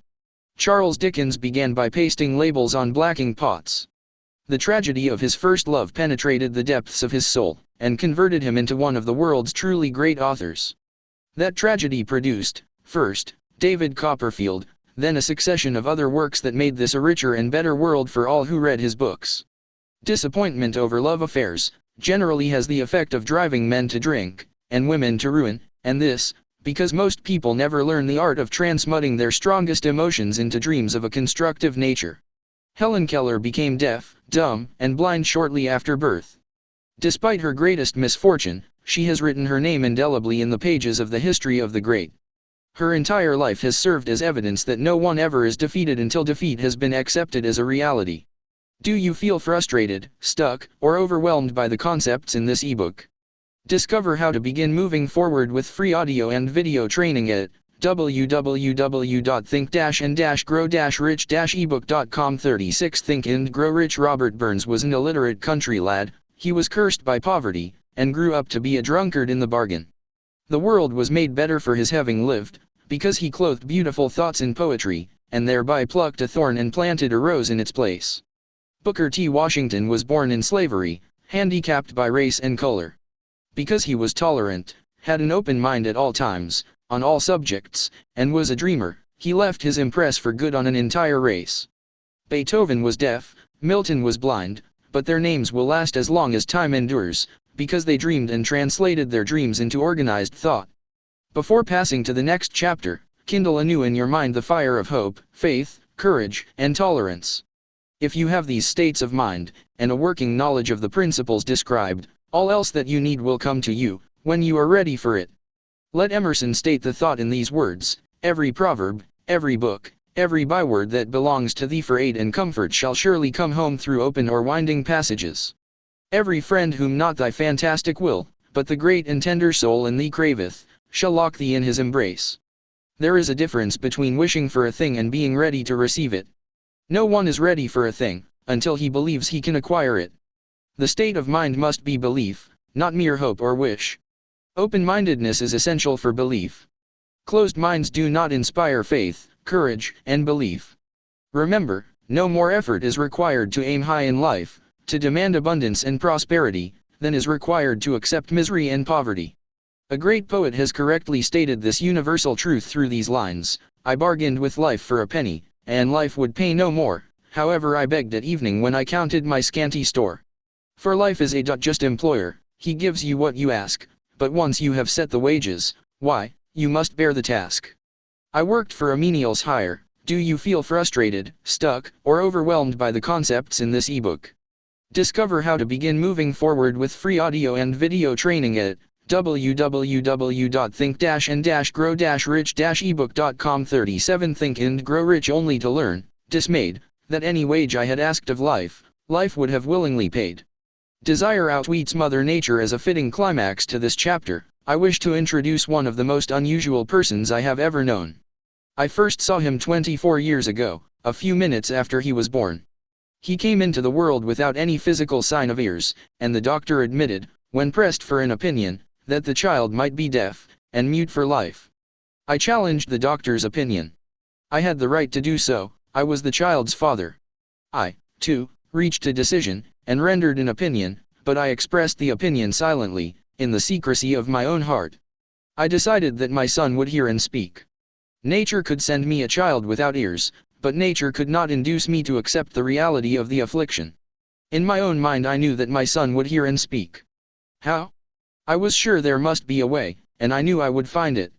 I thought of the words of the immortal Emerson: the whole course of things goes to teach us faith. We need only obey.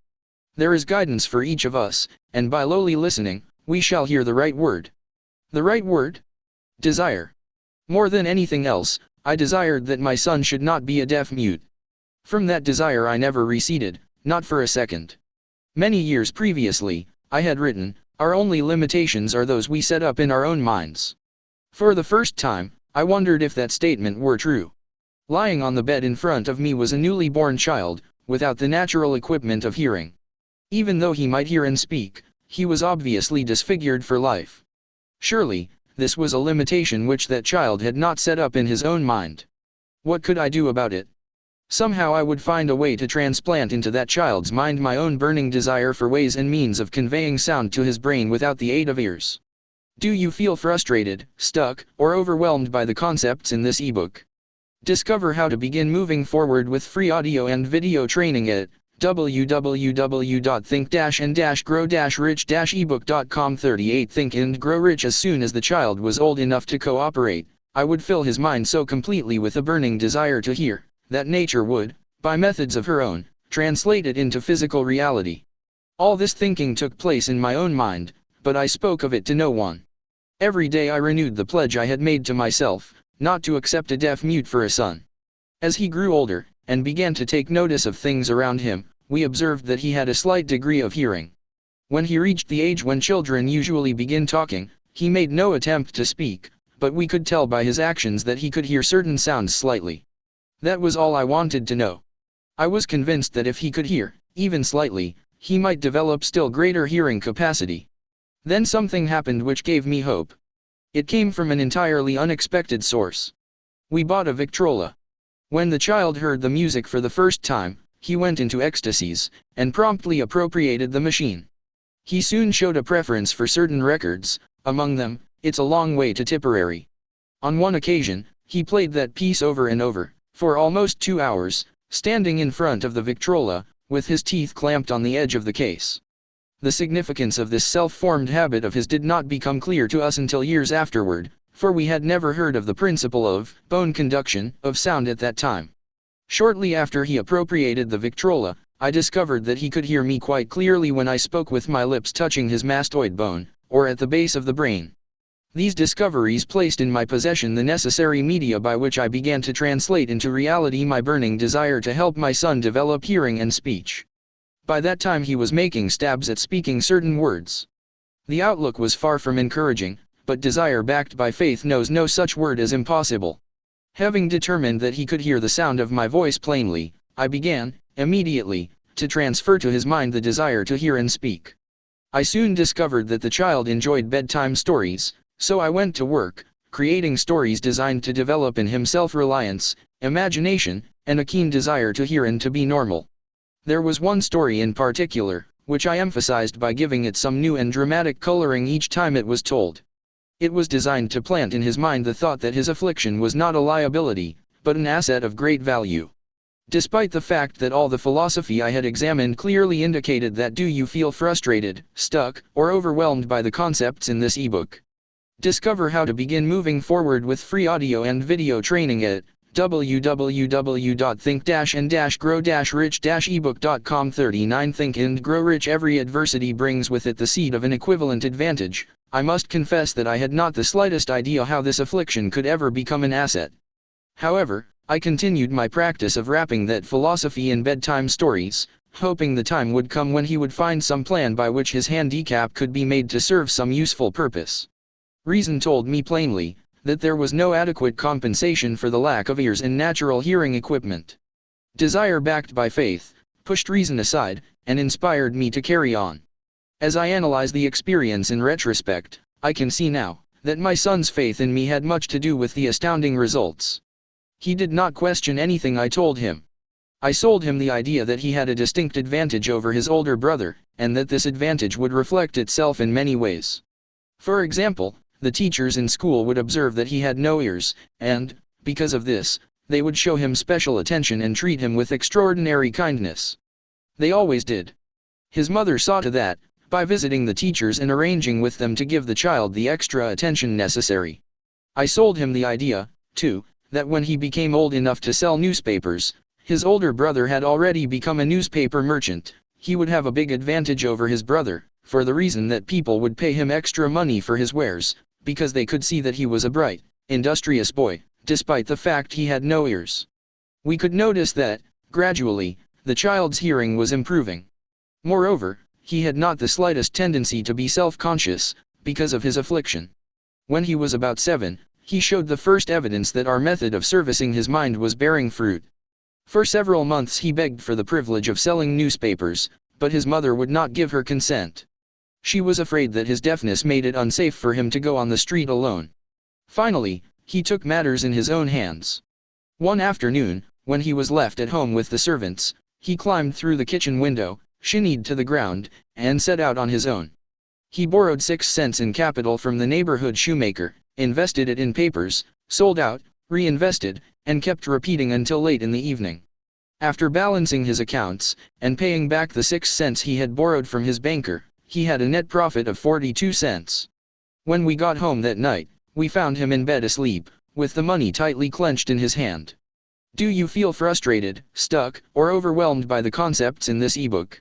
Discover how to begin moving forward with free audio and video training at www.think-and-grow-rich-ebook.com. 40 Think and Grow Rich. His mother opened his hand, removed the coins, and cried. Of all things, crying over her son's first victory seemed so inappropriate. My reaction was the reverse. I laughed heartily, for I knew that my endeavor to plant in the child's mind an attitude of faith in himself had been successful. His mother saw, in his first business venture, a little deaf boy who had gone out in the streets and risked his life to earn money. I saw a brave, ambitious, self-reliant little businessman whose stock in himself had been increased 100%, because he had gone into business on his own initiative, and had won. The transaction pleased me, because I knew that he had given evidence of a trait of resourcefulness that would go with him all through life. Later events proved this to be true. When his older brother wanted something, he would lie down on the floor, kick his feet in the air, cry for it and get it. When the little deaf boy wanted something, he would plan a way to earn the money, then buy it for himself. He still follows that plan. Truly, my own son has taught me that handicaps can be converted into stepping stones on which one may climb towards some worthy goal, unless they are accepted as obstacles, and used as alibis. The little deaf boy went through the grades, high school, and college without being able to hear his teachers, excepting when they shouted loudly, at close range. He did not go to a school for the deaf. We would not permit him to learn the sign language. We were determined that he should live a normal life, and associate with normal children, and we stood by that decision, although it cost us many heated debates with school officials. While he was in high school, he tried an electrical hearing aid, but it was of no value to him, due, we believed, to a condition that was disclosed when the child was 6, by Dr. J. Gordon Wilson, of Chicago, when he operated on one side of the boy's head, and discovered that there was no sign of natural hearing equipment. During his last week in college, 18 years after the operation, something happened which marked the most important turning point of his life. Through what seemed to be mere chance, he came into possession of another electrical hearing device, which was sent to him on trial. He was slow about testing it, due to his disappointment with a similar device. Finally he picked the instrument up, and more or less carelessly, placed it on his head, hooked up the battery, and lo! As if by a stroke of magic, his lifelong desire for normal hearing became a reality. For the first time in his life he heard. Do you feel frustrated, stuck, or overwhelmed by the concepts in this ebook? Discover how to begin moving forward with free audio and video training at www.think-and-grow-rich-ebook.com. 41 Think and Grow Rich practically as well as any person with normal hearing. God moves in mysterious ways, his wonders to perform. Overjoyed because of the changed world which had been brought to him through his hearing device, he rushed to the telephone, called his mother, and heard her voice perfectly. The next day he plainly heard the voices of his professors in class, for the first time in his life. Previously he could hear them only when they shouted, at short range. He heard the radio. He heard the talking pictures. For the first time in his life, he could converse freely with other people, without the necessity of their having to speak loudly. Truly, he had come into possession of a changed world. We had refused to accept nature's error, and, by persistent desire, we had induced nature to correct that error, through the only practical means available. Desire had commenced to pay dividends, but the victory was not yet complete. The boy still had to find a definite and practical way to convert his handicap into an equivalent asset. Hardly realizing the significance of what had already been accomplished, but intoxicated with the joy of his newly discovered world of sound, he wrote a letter to the manufacturer of the hearing aid, enthusiastically describing his experience. Something in his letter, something, perhaps which was not written on the lines, but back of them, caused the company to invite him to New York. When B arrived, he was escorted through the factory, and while talking with the chief engineer, telling him about his changed world, a hunch, an idea, or an inspiration, call it what you wish, flashed into his mind. It was this impulse of thought which converted his affliction into an asset, destined to pay dividends in both money and happiness to thousands for all time to come. The sum and substance of that impulse of thought was this: it occurred to him that he might be of help to the millions of deaf-end people who go through life without the benefit of hearing devices, if he could find a way to tell them the story of his changed world. Then and there, he reached a decision to devote the remainder of his life to rendering useful service to the hard of hearing. For an entire month, he carried on an intensive research, during which he analyzed the entire marketing system of the manufacturer of the hearing device, and created ways and means of communicating with the hard of hearing all over the world for the purpose of sharing with them his newly discovered changed world. When this was done, he put in writing a 2-year plan, based upon his findings. When he presented the plan to the company, he was instantly given a position, for the purpose of carrying out his ambition. Do you feel frustrated, stuck, or overwhelmed by the concepts in this ebook?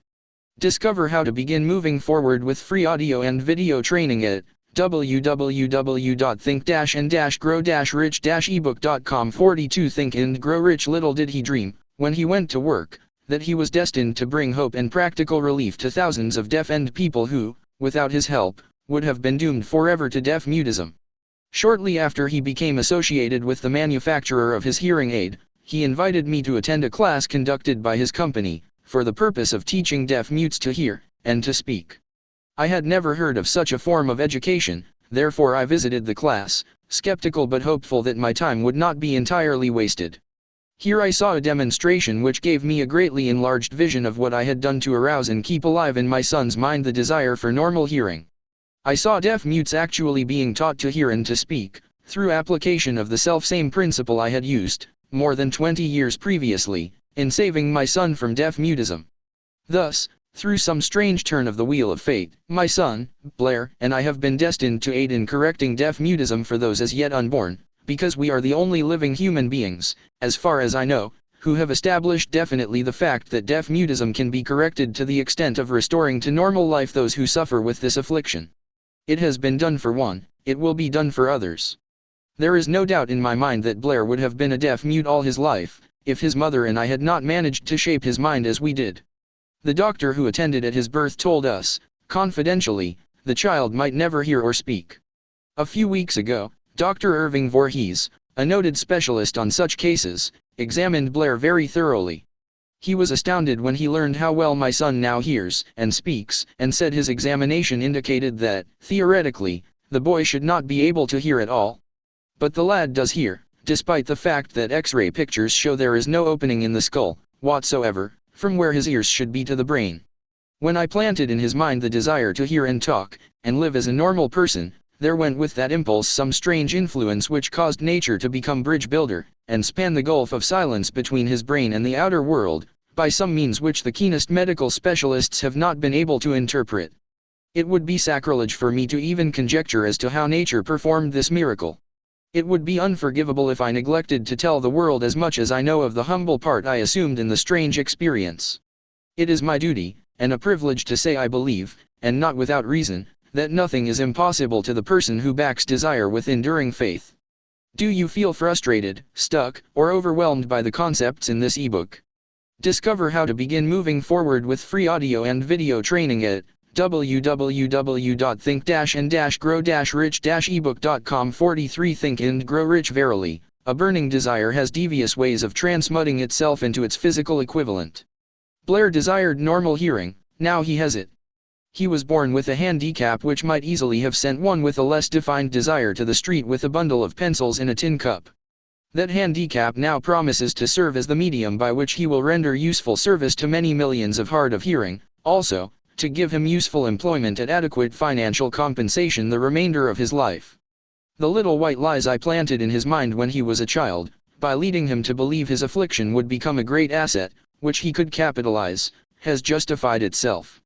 Verily, there is nothing, right or wrong, which belief, plus burning desire, cannot make real. These qualities are free to everyone. In all my experience in dealing with men and women who had personal problems, I never handled a single case which more definitely demonstrates the power of desire. Authors sometimes make the mistake of writing of subjects of which they have but superficial, or very elementary knowledge. It has been my good fortune to have had the privilege of testing the soundness of the power of desire, through the affliction of my own son.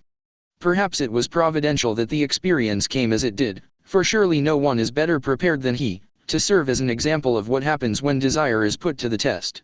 If Mother Nature bends to the will of desire, is it logical that mere men can defeat a burning desire? Strange and imponderable is the power of the human mind. We do not understand the method by which it uses every circumstance, every individual, every physical thing within its reach, as a means of transmuting desire into its physical counterpart. Perhaps science will uncover this secret. I planted in my son's mind the desire to hear and to speak as any normal person hears and speaks. That desire has now become a reality. I planted in his mind the desire to convert his greatest handicap into his greatest asset. That desire has been realized. The modus operandi by which this astounding result was achieved is not hard to describe. It consisted of three very definite facts. First, I mixed faith with the desire for normal hearing, which I passed on to my son. Second, I communicated my desire to him in every conceivable way available, through persistent, continuous effort, over a period of years. Third, he believed me. As this chapter was being completed, news came of the death of Madame Schumann-Heink. One short paragraph in the news dispatch gives the clue to this. Do you feel frustrated, stuck, or overwhelmed by the concepts in this ebook? Discover how to begin moving forward with free audio and video training at www.think-and-grow-rich-ebook.com. 44 Think and Grow Rich Unusual Woman's Stupendous Success as a Singer. I quote the paragraph, because the clue it contains is none other than desire. Early in her career, Madame Schumann-Heink visited the director of the Vienna Court Opera, to have him test her voice. But, he did not test it. After taking one look at the awkward and poorly dressed girl, he exclaimed, none too gently, with such a face, and with no personality at all, how can you ever expect to succeed in opera? My good child, give up the idea. Buy a sewing machine, and go to work. You can never be a singer. Never is a long time. The director of the Vienna Court Opera knew much about the technique of singing. He knew little about the power of desire, when it assumes the proportion of an obsession. If he had known more of that power, he would not have made the mistake of condemning genius without giving it an opportunity. Several years ago, one of my business associates became ill. He became worse as time went on, and finally was taken to the hospital for an operation. Just before he was wheeled into the operating room, I took a look at him, and wondered how anyone as thin and emaciated as he, could possibly go through a major operation successfully. The doctor warned me that there was little if any chance of my ever seeing him alive again. But that was the doctor's opinion. It was not the opinion of the patient. Just before he was wheeled away, he whispered feebly, "Do not be disturbed, Chief, I will be out of here in a few days." The attending nurse looked at me with pity. But the patient did come through safely. After it was all over, his physician said, nothing but his own desire to live saved him. He never would have pulled through if he had not refused to accept the possibility of death. I believe in the power of desire backed by faith, because I have seen this power lift men from lowly beginnings to places of power and wealth. I have seen it rob the grave of its victims. I have seen it serve as the medium by which men staged a comeback after having been defeated in 100 different ways. I have seen it provide my own son with a normal, happy, successful life, despite nature's having sent him into the world without ears. How can one harness and use the power of desire? This has been answered through this, and the subsequent chapters of this book. This message is going out to the world at the end of the longest, and perhaps, the most devastating depression America has ever known. It is reasonable to presume that the message may come to the attention of many who have been wounded by the depression, those who have lost their fortunes, others who have lost their. Do you feel frustrated, stuck, or overwhelmed by the concepts in this ebook? Discover how to begin moving forward with free audio and video training at www.think-and-grow-rich-ebook.com 45 Think and Grow Rich Positions, and Great Numbers who must reorganize their plans and stage a comeback. To all these I wish to convey the thought that all achievement, no matter what may be its nature, or its purpose, must begin with an intense, burning desire for something definite. Through some strange and powerful principle of mental chemistry, which she has never divulged, nature wraps up in the impulse of strong desire that something which recognizes no such word as impossible, and accepts no such reality as failure. Do you feel frustrated, stuck, or overwhelmed by the concepts in this ebook? Discover how to begin moving forward with free audio and video training at www.think-and-grow-rich-ebook.com 46 Think and Grow Rich Chapter 3 Faith Visualization of and Belief in Attainment of Desire. The second step toward riches. Faith is the head chemist of the mind.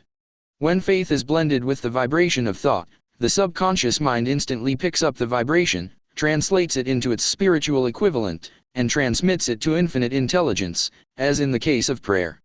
The emotions of faith, love, and sex are the most powerful of all the major positive emotions.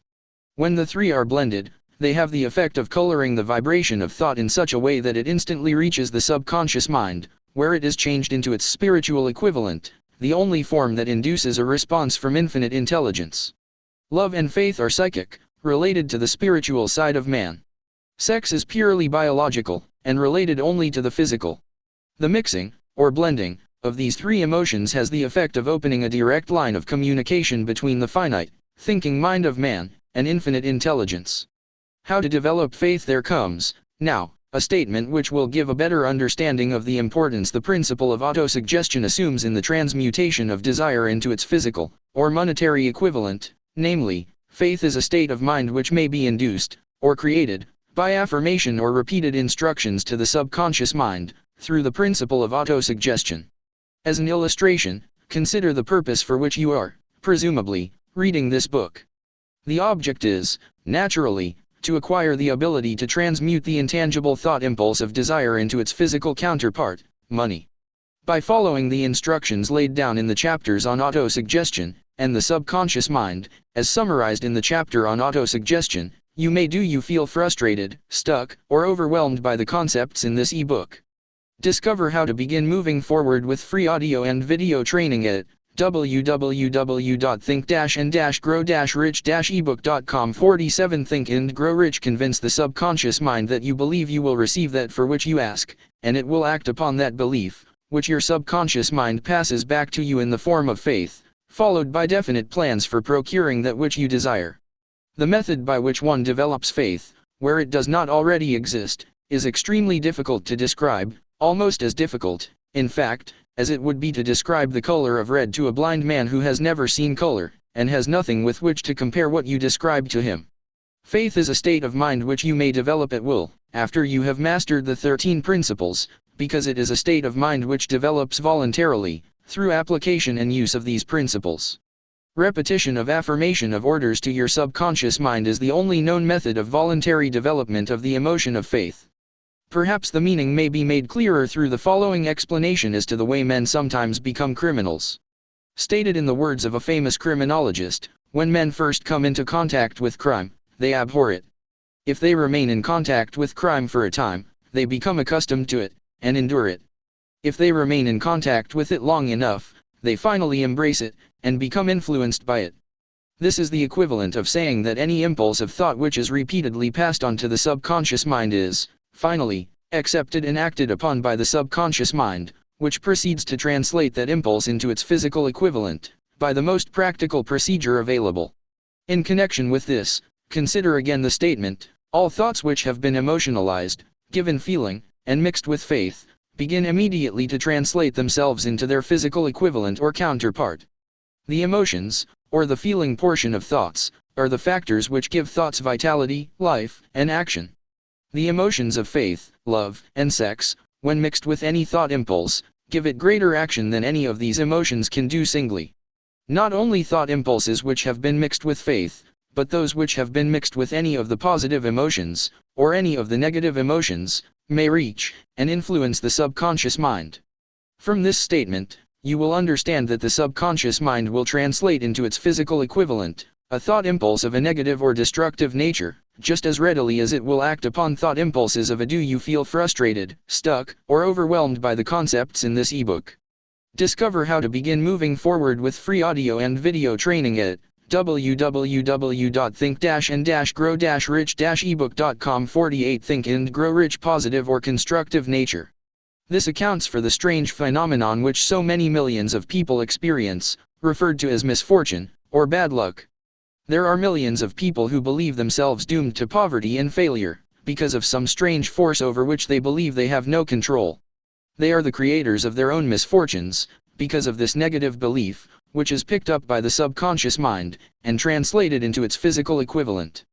This is an appropriate place at which to suggest again that you may benefit, by passing on to your subconscious mind, any desire which you wish translated into its physical, or monetary equivalent, in a state of expectancy or belief that the transmutation will actually take place. Your belief, or faith, is the element which determines the action of your subconscious mind. There is nothing to hinder you from deceiving your subconscious mind when giving it instructions through autosuggestion, as I deceived my son's subconscious mind. To make this deceit more realistic, conduct yourself just as you would, if you were already in possession of the material thing which you are demanding, when you call upon your subconscious mind. The subconscious mind will transmute into its physical equivalent, by the most direct and practical media available, any order which is given to it in a state of belief, or faith that the order will be carried out. Surely, enough has been stated to give a starting point from which one may, through experiment and practice, acquire the ability to mix faith with any order given to the subconscious mind. Perfection will come through practice. It cannot come by merely reading instructions. If it be true that one may become a criminal by association with crime, and this is a known fact, it is equally true that one may develop faith by voluntarily suggesting to the subconscious mind that one has faith. The mind comes, finally, to take on the nature of the influences which dominate it. Understand this truth, and you will know why it is essential for you to encourage the positive emotions as dominating forces of your mind, and discourage and eliminate negative emotions. A mind dominated by positive emotions becomes a favorable abode for the state of mind known as faith. A mind so dominated may, at will, give the subconscious mind instructions, which it will accept and act upon immediately.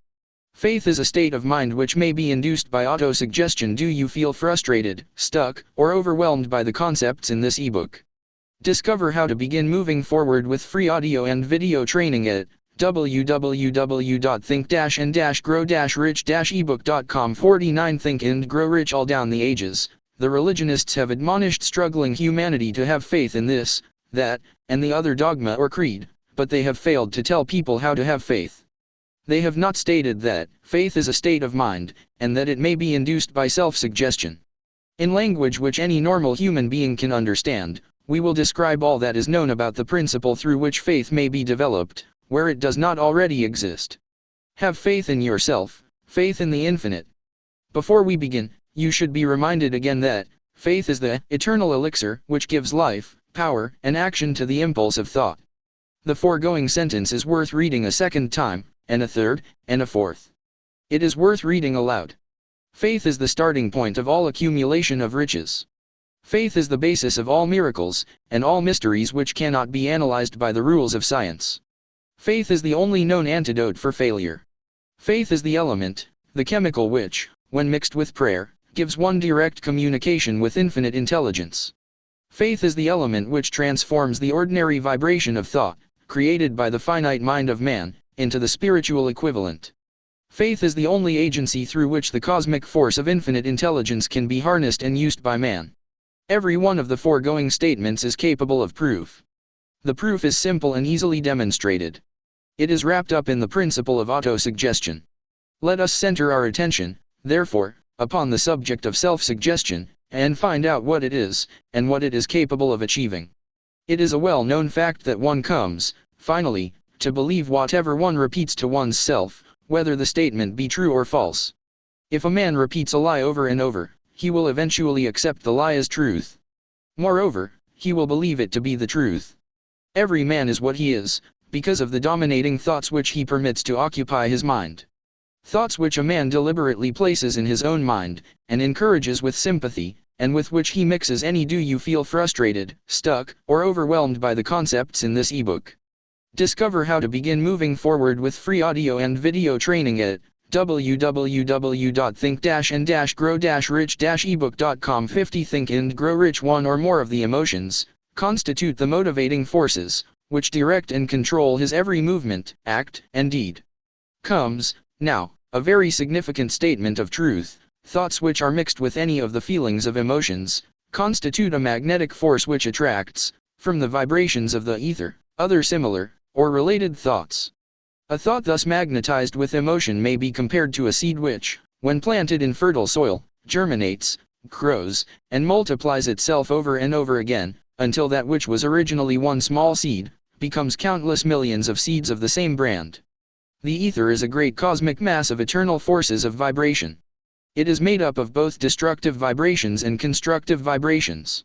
It carries, at all times, vibrations of fear, poverty, disease, failure, misery, and vibrations of prosperity, health, success, and happiness, just as surely as it carries the sound of hundreds of orchestrations of music, and hundreds of human voices, all of which maintain their own individuality, and means of identification, through the medium of radio.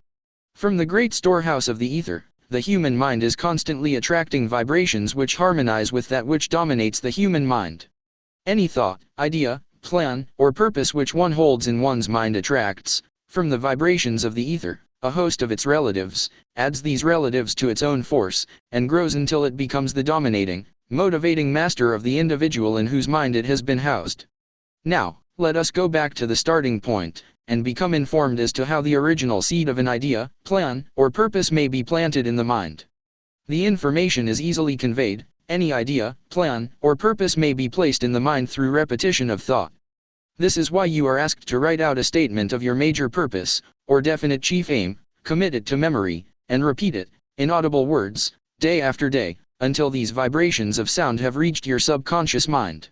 We are what we are, because of the vibrations of thought which we pick up and register, through the stimuli of our daily environment. Resolve to throw off the influences of any unfortunate environment, and to build your own life to order.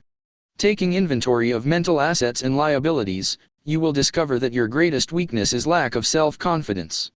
This handicap can be surmounted, and timidity translated into courage, through the aid of the principle of autosuggestion. The application of do you feel frustrated, stuck, or overwhelmed by the concepts in this ebook. Discover how to begin moving forward with free audio and video training at www.think-and-grow-rich-ebook.com. 51 Think and Grow Rich. This principle may be made through a simple arrangement of positive thought impulses stated in writing, memorized, and repeated, until they become a part of the working equipment of the subconscious faculty of your mind.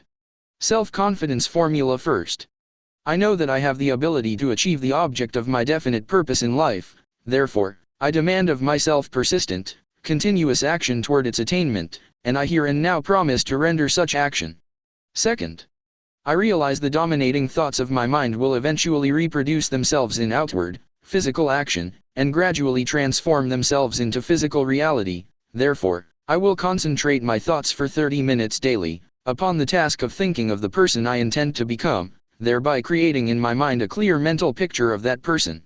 Third, I know through the principle of autosuggestion, any desire that I persistently hold in my mind will eventually seek expression through some practical means of attaining the object back of it. Therefore, I will devote 10 minutes daily to demanding of myself the development of self-confidence. Fourth, I have clearly written down a description of my definite chief aim in life, and I will never stop trying, until I shall have developed sufficient self-confidence for its attainment. Fifth, I fully realize that no wealth or position can long endure, unless built upon truth and justice. Therefore, I will engage in no transaction which does not benefit all whom it affects. I will succeed by attracting to myself the forces I wish to use, and the cooperation of other people. I will induce others to serve me, because of my willingness to serve others.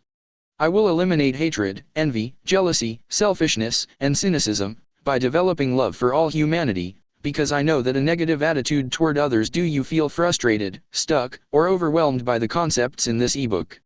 Discover how to begin moving forward with free audio and video training at www.think-and-grow-rich-ebook.com 52 Think and Grow Rich can never bring me success. I will cause others to believe in me, because I will believe in them, and in myself. I will sign my name to this formula, commit it to memory, and repeat it aloud once a day, with full faith that it will gradually influence my thoughts and actions so that I will become a self-reliant and successful person. Back of this formula is a law of nature which no man has yet been able to explain. It has baffled the scientists of all ages. The psychologists have named this law autosuggestion, and let it go at that. The name by which one calls this law is of little importance. The important fact about it is it works for the glory and success of mankind, if it is used constructively. On the other hand, if used destructively, it will destroy just as readily. In this statement may be found a very significant truth, namely, that those who go down in defeat, and end their lives in poverty, misery, and distress, do so because of negative application of the principle of autosuggestion. The cause may be found in the fact that all impulses of thought have a tendency to clothe themselves in their physical equivalent. The subconscious mind, the chemical laboratory in which all thought impulses are combined, and made ready for translation into physical reality, makes no distinction between constructive and destructive thought impulses. It works with the material we feed it, through our thought impulses. The subconscious mind will translate into reality a thought driven by fear just as readily as it will translate into reality a thought driven by courage, or faith. The pages of medical history are rich with illustrations of cases of suggestive suicide. A man may commit suicide through negative suggestion, just as effectively as by any other means. In a Midwestern city, a man by the name of Joseph Grant, a bank official, borrowed a large sum of the bank's money, without the consent of the directors. He lost the money through gambling. One afternoon, the bank examiner came and began to check the accounts. Grant left the bank, took a room in a local hotel, and when they found him, 3 days later, he was lying in bed, wailing and moaning, repeating over and over these words, "My God, this will kill me. I cannot stand the disgrace." In a short time he was dead. The doctors pronounced the case one of mental suicide. Do you feel frustrated, stuck, or overwhelmed by the concepts in this ebook? Discover how to begin moving forward with free audio and video training at www.think-and-grow-rich-ebook.com 53 Think and Grow Rich. Just as electricity will turn the wheels of industry, and render useful service if used constructively, or snuff out life if wrongly used, so will the law of autosuggestion lead you to peace and prosperity, or down into the valley of misery, failure, and death, according to your degree of understanding and application of it. If you fill your mind with fear, doubt, and unbelief in your ability to connect with, and use the forces of infinite intelligence, the law of autosuggestion will take this spirit of unbelief and use it as a pattern by which your subconscious mind will translate it into its physical equivalent. This statement is as true as the statement that 2 and 2 are 4. Like the wind which carries one ship east, and another west, the law of autosuggestion will lift you up or pull you down, according to the way you set your sails of thought. The law of autosuggestion, through which any person may rise to altitudes of achievement which stagger the imagination, is well described in the following verse: if you think you are beaten, you are; if you think you dare not, you don't; if you like to win, but you think you can't, it is almost certain you won't. If you think you'll lose, you're lost, for out of the world we find, success begins with a fellow's will. It's all in the state of mind. If you think you are outclassed, you are; you've got to think high to rise, you've got to be sure of yourself before you can ever win a prize. Life's battles don't always go to the stronger or faster man, but soon or late the man who wins is the man who thinks he can. Do you feel frustrated, stuck, or overwhelmed by the concepts in this ebook? Discover how to begin moving forward with free audio and video training at www.think-and-grow-rich-ebook.com 54 Think and Grow Rich. Observe the words which have been emphasized, and you will catch the deep meaning which the poet had in mind. Somewhere in your makeup, perhaps in the cells of your brain, there lies sleeping the seed of achievement which, if aroused and put into action, would carry you to heights such as you may never have hoped to attain. Just as a master musician may cause the most beautiful strains of music to pour forth from the strings of a violin, so may you arouse the genius which lies asleep in your brain, and cause it to drive you upward to whatever goal you may wish to achieve. Abraham Lincoln was a failure at everything he tried, until he was well past the age of 40. He was a Mr. Nobody from nowhere, until a great experience came into his life, aroused the sleeping genius within his heart and brain, and gave the world one of its really great men. That experience was mixed with the emotions of sorrow and love. It came to him through Anne Rutledge, the only woman whom he ever truly loved. It is a known fact that the emotion of love is closely akin to the state of mind known as faith, and this for the reason that love comes very near to translating one's thought impulses into their spiritual equivalent. During his work of research, the author discovered, from the analysis of the life work and achievements of hundreds of men of outstanding accomplishment, that there was the influence of a woman's love back of nearly every one of them. The emotion of love, in the human heart and brain, creates a favorable field of magnetic attraction, which causes an influx of the higher and finer vibrations which are afloat in the ether. If you wish evidence of the power of faith, study the achievements of men and women who have employed it. At the head of the list comes the Nazarene. Christianity is the greatest single force which influences the minds of men. The basis of Christianity is faith, no matter how many people may have perverted or misinterpreted the meaning of this great force, and no matter how many dogmas and creeds have been created in its name, which do not reflect its tenets. The sum and substance of the teachings and the achievements of Christ, which may have been interpreted as miracles, were nothing more nor less than faith. If there are any such phenomena as miracles, they are produced only through the state of mind known as faith. Some teachers of religion, and many who call themselves Christians, neither understand nor practice faith. Do you feel frustrated, stuck, or overwhelmed by the concepts in this ebook? Discover how to begin moving forward with free audio and video training at www.think-and-grow-rich-ebook.com. 55 Think and Grow Rich. Let us consider the power of faith, as it is now being demonstrated, by a man who is well known to all of civilization, Mahatma Gandhi, of India. In this man the world has one of the most astounding examples known to civilization, of the possibilities of faith.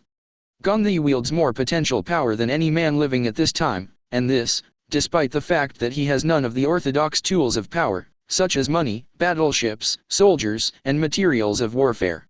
Gandhi has no money, he has no home, he does not own a suit of clothes, but he does have power. How does he come by that power?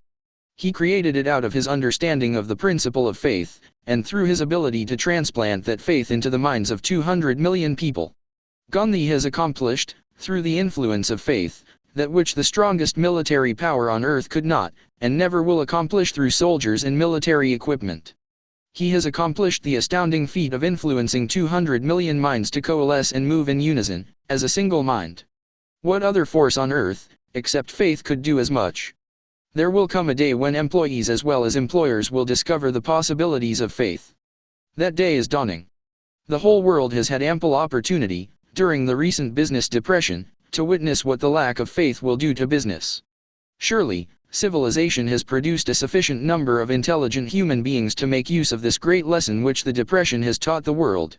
During this depression, the world had evidence in abundance that widespread fear will paralyze the wheels of industry and business. Out of this experience will arise leaders in business and industry who will profit by the example which Gandhi has set for the world, and they will apply to business the same tactics which he has used in building the greatest following known in the history of the world. These leaders will come from the rank and file of the unknown men, who now labor in the steel plants, the coal mines, the automobile factories, and in the small towns and cities of America. Business is due for a reform, make no mistake about this. The methods of the past, based upon economic combinations of force and fear, will be supplanted by the better principles of faith and cooperation. Men who labor will receive more than daily wages, they will receive dividends from the business, the same as those who supply the capital for business, but, first they must give more to their employers, and stop this bickering. And do you feel frustrated, stuck, or overwhelmed by the concepts in this ebook? Discover how to begin moving forward with free audio and video training at www.think-and-grow-rich-ebook.com. 56 Think and Grow Rich. Bargaining by force, at the expense of the public. They must earn the right to dividends. Moreover, and this is the most important thing of all, they will be led by leaders who will understand and apply the principles employed by Mahatma Gandhi. Only in this way may leaders get from their followers the spirit of full cooperation which constitutes power in its highest and most enduring form. This stupendous machine age in which we live, and from which we are just emerging, has taken the soul out of men. Its leaders have driven men as though they were pieces of cold machinery. They were forced to do so by the employees who have bargained, at the expense of all concerned, to get and not to give.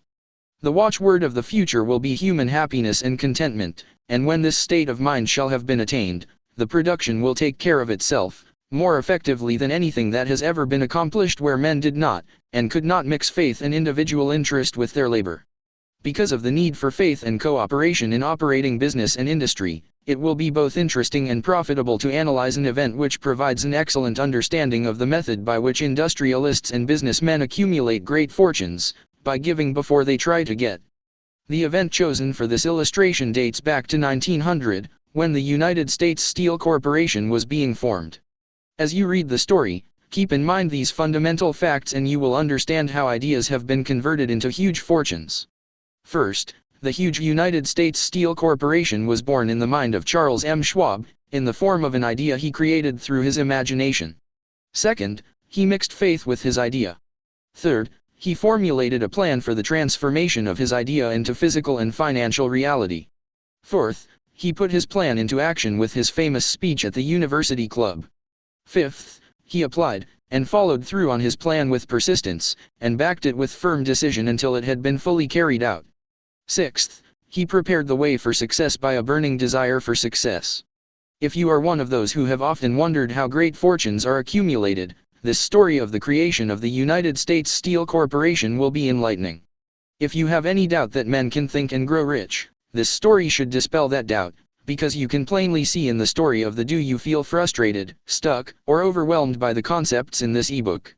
Discover how to begin moving forward with free audio and video training at www.think-and-grow-rich-ebook.com. 57 Think and Grow Rich United States Steel, the application of a major portion of the 13 principles described in this book. This astounding description of the power of an idea was dramatically told by John Lowell, in the New York World Telegram, with whose courtesy it is here reprinted. A pretty after-dinner speech for $1 billion, when, on the evening of December 12, 1900, some 80 of the nation's financial nobility gathered in the banquet hall of the University Club on Fifth Avenue to do honor to a young man from out of the West. Not half a dozen of the guests realized they were to witness the most significant episode in American industrial history. J. Edward Simmons and Charles Stuart Smith, their hearts full of gratitude for the lavish hospitality bestowed on them by Charles M. Schwab during a recent visit to Pittsburgh, had arranged the dinner to introduce the 38-year-old steel man to Eastern banking society. But they didn't expect him to stampede the convention.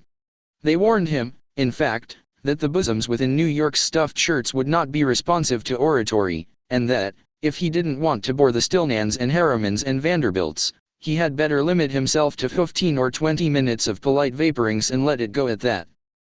Even John Pierpont Morgan, sitting on the right hand of Schwab as became his imperial dignity, intended to grace the banquet table with his presence only briefly. And so far as the press and public were concerned, the whole affair was of so little moment that no mention of it found its way into print the next day. So the two hosts and their distinguished guests ate their way through the usual 7 or 8 courses. There was little conversation, and what there was of it was restrained. Few of the bankers and brokers had met Schwab, whose career had flowered along the banks of the Monongahela, and none knew him well. But before the evening was over, they and with them Money Master Morgan were to be swept off their feet, and $1 billion baby, the United States Steel Corporation, was to be conceived. It is perhaps unfortunate, for the sake of history, that no record of Charlie Schwab's speech at the dinner ever was made. He repeated some parts of it at a do you feel frustrated, stuck, or overwhelmed by the concepts in this ebook. Discover how to begin moving forward with free audio and video training at www.think-and-grow-rich-ebook.com. 58 Think and Grow Rich later date during a similar meeting of Chicago bankers. And still later, when the government brought suit to dissolve the Steel Trust, he gave his own version, from the witness stand, of the remarks that stimulated Morgan into a frenzy of financial activity. It is probable, however, that it was a homely speech, somewhat ungrammatical, for the niceties of language never bothered Schwab, full of epigram and threaded with wit. But aside from that, it had a galvanic force in effect upon the 5 billions of estimated capital that was represented by the diners. After it was over and the gathering was still under its spell, although Schwab had talked for 90 minutes, Morgan led the orator to a recessed window where, dangling their legs from the high, uncomfortable seat, they talked for an hour more. The magic of the Schwab personality had been turned on, full force, but what was more important and lasting was the full-fledged, clear-cut program he laid down for the aggrandizement of steel. Many other men had tried to interest Morgan in slapping together a steel trust after the pattern of the biscuit, wire, and hoop, sugar, rubber, whiskey, oil or chewing gum combinations. John W. Gates, the gambler, had urged it, but Morgan distrusted him. The Moore boys, Bill and Jim, Chicago stock jobbers who had glued together a match trust in a cracker corporation, had urged it and failed. Elbert H. Gary, the sanctimonious country lawyer, wanted to foster it, but he wasn't big enough to be impressive. Until Schwab's eloquence took J.P. Morgan to the heights from which he could visualize the solid results of the most daring financial undertaking ever conceived, the project was regarded as a delirious dream of easy money crackpots. The financial magnetism that began, a generation ago, to attract thousands of small and sometimes inefficiently managed companies into large and competition-crushing combinations, had become operative in the steel world through the devices of that jovial business pirate, John W. Gates. Gates already had formed the American Steel and Wire Company out of a chain of small concerns, and together with Morgan had created the Federal Steel Company. The National Tube and American Bridge Companies were two more Morgan concerns, and the Moore brothers had forsaken the match and cookie business to form the American Group Tin Plate, Steel Hoop, Sheet Steel, and the National Steel Company. But by the side of Andrew Carnegie's gigantic vertical trust, a trust owned and operated by 53 partners, those other combinations were. Do you feel frustrated, stuck, or overwhelmed by the concepts in this ebook? Discover how to begin moving forward with free audio and video training at www.think-and-grow-rich-ebook.com. 59 Think and Grow Rich Picayune. They might combine to their heart's content, but the whole lot of them couldn't make a dent in the Carnegie organization, and Morgan knew it. The eccentric old Scot knew it, too. From the magnificent heights of Skibo Castle he had viewed, first with amusement and then with resentment, the attempts of Morgan's smaller companies to cut into his business. When the attempts became too bold, Carnegie's temper was translated into anger and retaliation. He decided to duplicate every mill owned by his rivals. Hitherto, he hadn't been interested in wire, pipe, hoops, or sheet. Instead, he was content to sell such companies the raw steel and let them work it into whatever shape they wanted. Now, with Schwab as his chief and able lieutenant, he planned to drive his enemies to the wall. So it was that in the speech of Charles M. Schwab, Morgan saw the answer to his problem of combination. A trust without Carnegie, giant of them all, would be no trust at all, a plum pudding, as one writer said, without the plums. Schwab's speech on the night of December 12, 1900, undoubtedly carried the inference, though not the pledge, that the vast Carnegie enterprise could be brought under the Morgan tent. He talked of the world future for steel, of reorganization for efficiency, of specialization, of the scrapping of unsuccessful mills and concentration of effort on the flourishing properties, of economies in the ore traffic, of economies in overhead and administrative departments, of capturing foreign markets. More than that, he told the buccaneers among them wherein lay the errors of their customary piracy. Their purposes, he inferred, had been to create monopolies, raise prices, and pay themselves fat dividends out of privilege. Schwab condemned the system in his heartiest manner. The short-sightedness of such a policy, he told his hearers, lay in the fact that it restricted the market in an era when everything cried for expansion. By cheapening the cost of steel, he argued, an ever-expanding market would be created, more uses for steel would be devised, and a goodly portion of the world trade could be captured. Actually, though he did not know it, Schwab was an apostle of modern mass production. So the dinner at the University Club came to an end. Morgan went home, to think about Schwab's rosy predictions. Schwab went back to Pittsburgh to run the steel business for Andrew Carnegie, while Gary and the rest went back to their stock tickers, to fiddle around in anticipation of the next move. It was not long coming. It took Morgan about 1 week to digest the feast of reason Schwab had placed before him. When he had assured himself that no, do you feel frustrated, stuck, or overwhelmed by the concepts in this ebook? Discover how to begin moving forward with free audio and video training at www.think-and-grow-rich-ebook.com. 60 Think and Grow Rich. Financial indigestion was to result. He sent for Schwab and found that young man rather coy. Mr. Carnegie, Schwab indicated, might not like it if he found his trusted company president had been flirting with the Emperor of Wall Street, the street upon which Carnegie was resolved never to tread. Then it was suggested by John W. Gates, the go-between, that if Schwab happened to be in the Bellevue Hotel in Philadelphia, J.P. Morgan might also happen to be there. When Schwab arrived, however, Morgan was inconveniently ill at his New York home, and so, on the elder man's pressing invitation, Schwab went to New York and presented himself at the door of the financier's library. Now certain economic historians have professed the belief that from the beginning to the end of the drama, the stage was set by Andrew Carnegie, that the dinner to Schwab, the famous speech, the Sunday night conference between Schwab and the Money King, were events arranged by the canny Scot. The truth is exactly the opposite. When Schwab was called in to consummate the deal, he didn't even know whether the little boss, as Andrew was called, would so much as listen to an offer to sell, particularly to a group of men whom Andrew regarded as being endowed with something less than holiness. But Schwab did take into the conference with him, in his own handwriting, 6 sheets of copper plate figures, representing to his mind the physical worth and the potential earning capacity of every steel company he regarded as an essential star in the new metal firmament. 4 men pondered over these figures all night. The chief, of course, was Morgan, steadfast in his belief in the divine right of money. With him was his aristocratic partner, Robert Bacon, a scholar and a gentleman. The third was John W. Gates, whom Morgan scorned as a gambler and used as a tool. The fourth was Schwab, who knew more about the processes of making and selling steel than any whole group of men then living. Throughout that conference, the Pittsburghers' figures were never questioned. If he said a company was worth so much, then it was worth that much and no more. He was insistent, too, upon including in the combination only those concerns he nominated.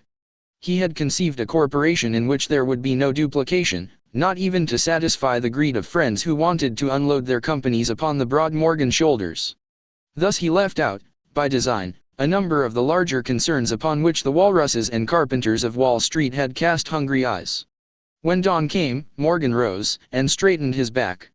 Only one question remained. Do you feel frustrated, stuck, or overwhelmed by the concepts in this ebook? Discover how to begin moving forward with free audio and video training at www.think-and-grow-rich-ebook.com. 61 Think and Grow Rich. Do you think you can persuade Andrew Carnegie to sell? He asked. I can try, said Schwab. If you can get him to sell, I will undertake the matter, said Morgan. So far so good. But would Carnegie sell? How much would he demand? Schwab thought about $320 million. What would he take payment in? Common or preferred stocks? Bonds? Cash? Nobody could raise $250 million in cash. There was a golf game in January on the frost-cracking heath of the St. Andrew's Links in Westchester, with Andrew bundled up in sweaters against the cold, and Charlie talking volubly, as usual, to keep his spirits up. But no word of business was mentioned until the pair sat down in the cozy warmth of the Carnegie cottage hard by. Then, with the same persuasiveness that had hypnotized 80 millionaires at the University Club, Schwab poured out the glittering promises of retirement in comfort, of untold millions to satisfy the old man's social caprices. Carnegie capitulated, wrote a figure on a slip of paper, handed it to Schwab and said, "All right, that's what we'll sell for." The figure was approximately $400 million, and was reached by taking the $320 million mentioned by Schwab as a basic figure, and adding to it $80 million to represent the increased capital value over the previous 2 years. Later, on the deck of a transatlantic liner, the Scotsman said ruefully to Morgan, "I wish I had asked you for $100 million more." "If you had asked for it, you'd have gotten it," Morgan told him cheerfully. Asterisk asterisk asterisk asterisk asterisk asterisk asterisk asterisk asterisk asterisk asterisk asterisk asterisk asterisk asterisk. There was an uproar, of course. A British correspondent cabled that the foreign steel world was appalled by the gigantic combination. President Hadley, of Yale, declared that unless trusts were regulated, the country might expect an emperor in Washington within the next 25 years. But that able stock manipulator, Keene, went at his work of shoving the new stock at the public so vigorously that all the excess water, estimated by some at nearly $600 million, was absorbed in a twinkling. So Carnegie had his millions, and the Morgan Syndicate had $62 million for all its trouble, and all the boys, from Gates to Gary, had their millions. Asterisk asterisk asterisk asterisk asterisk asterisk asterisk asterisk asterisk asterisk asterisk asterisk asterisk asterisk asterisk asterisk. Do you feel frustrated, stuck, or overwhelmed by the concepts in this ebook? Discover how to begin moving forward with free audio and video training at www.think-and-grow-rich-ebook.com. 62 Think and Grow Rich. The 38-year-old Schwab had his reward. He was made president of the new corporation and remained in control until 1930. The dramatic story of big business which you have just finished was included in this book, because it is a perfect illustration of the method by which desire can be transmuted into its physical equivalent. I imagine some readers will question the statement that a mere, intangible desire can be converted into its physical equivalent. Doubtless some will say, you cannot convert nothing into something. The answer is in the story of United States Steel. That giant organization was created in the mind of one man. The plan by which the organization was provided with the steel mills that gave it financial stability was created in the mind of the same man. His faith, his desire, his imagination, his persistence were the real ingredients that went into United States Steel. The steel mills and mechanical equipment acquired by the corporation, after it had been brought into legal existence, were incidental, but careful analysis will disclose the fact that the appraised value of the properties acquired by the corporation increased in value by an estimated $600 million, by the mere transaction which consolidated them under one management. In other words, Charles M. Schwab's idea, plus the faith with which he conveyed it to the minds of J.P. Morgan and the others, was marketed for a profit of approximately $600 million. Not an insignificant sum for a single idea. What happened to some of the men who took their share of the millions of dollars of profit made by this transaction, is a matter with which we are not now concerned. The important feature of the astounding achievement is that it serves as unquestionable evidence of the soundness of the philosophy described in this book, because this philosophy was the warp and the woof of the entire transaction. Moreover, the practicability of the philosophy has been established by the fact that the United States Steel Corporation prospered, and became one of the richest and most powerful corporations in America, employing thousands of people, developing new uses for steel, and opening new markets, thus proving that the $600 million in profit which the Schwab idea produced was earned. Riches begin in the form of thought. The amount is limited only by the person in whose mind the thought is put into motion. Faith removes limitations. Remember this when you feel frustrated, stuck, or overwhelmed by the concepts in this ebook. Discover how to begin moving forward with free audio and video training at www.think-and-grow-rich-ebook.com. 63 Think and Grow Rich. Ready to bargain with life for whatever it is that you ask as your price for having passed this way.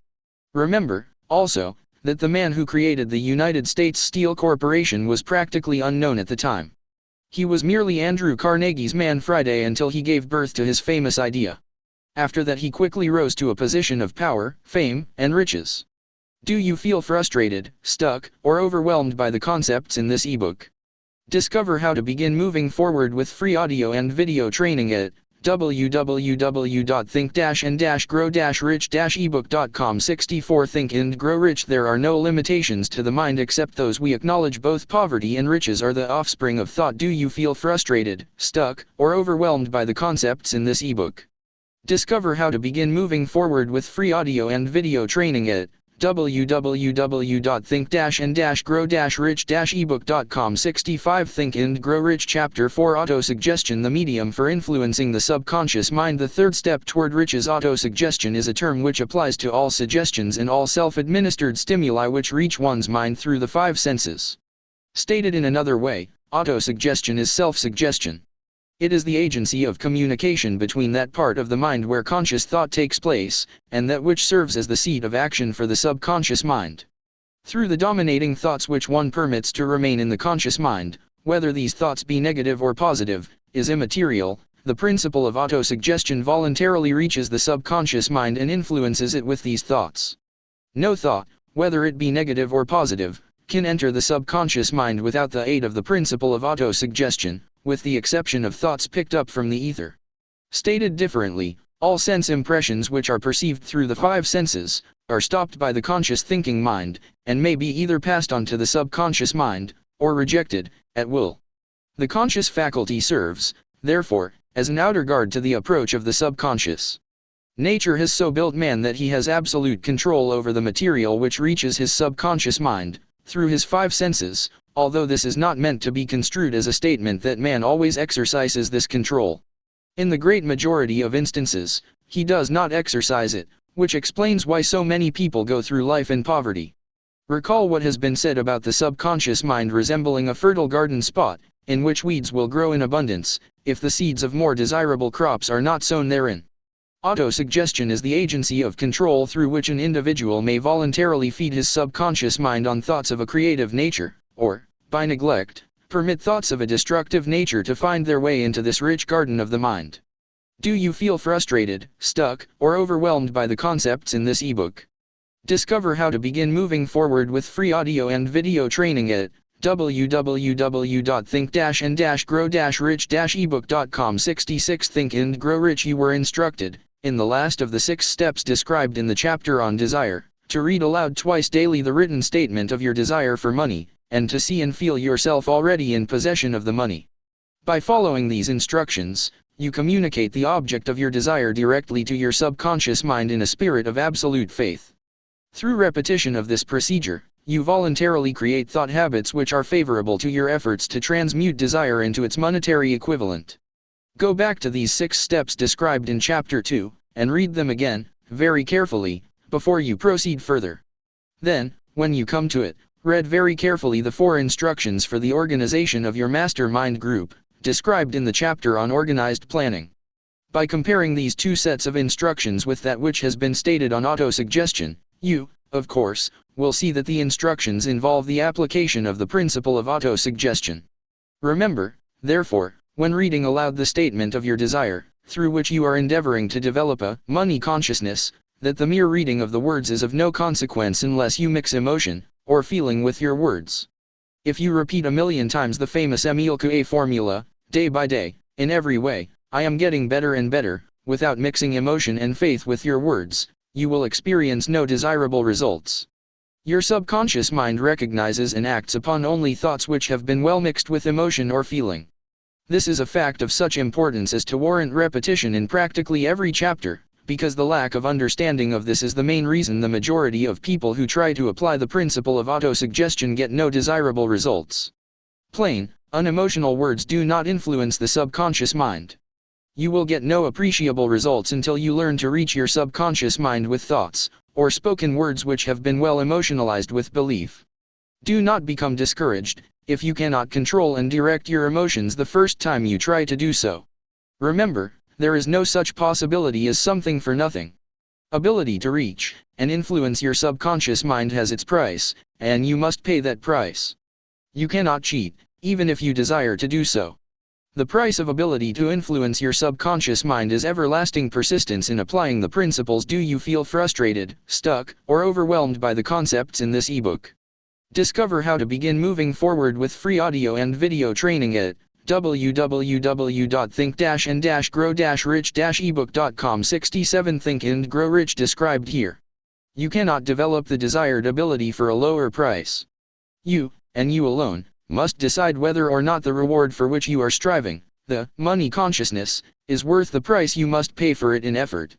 Wisdom and cleverness alone will not attract and retain money except in a few very rare instances, where the law of averages favors the attraction of money through these sources. The method of attracting money described here does not depend upon the law of averages. Moreover, the method plays no favorites. It will work for one person as effectively as it will for another.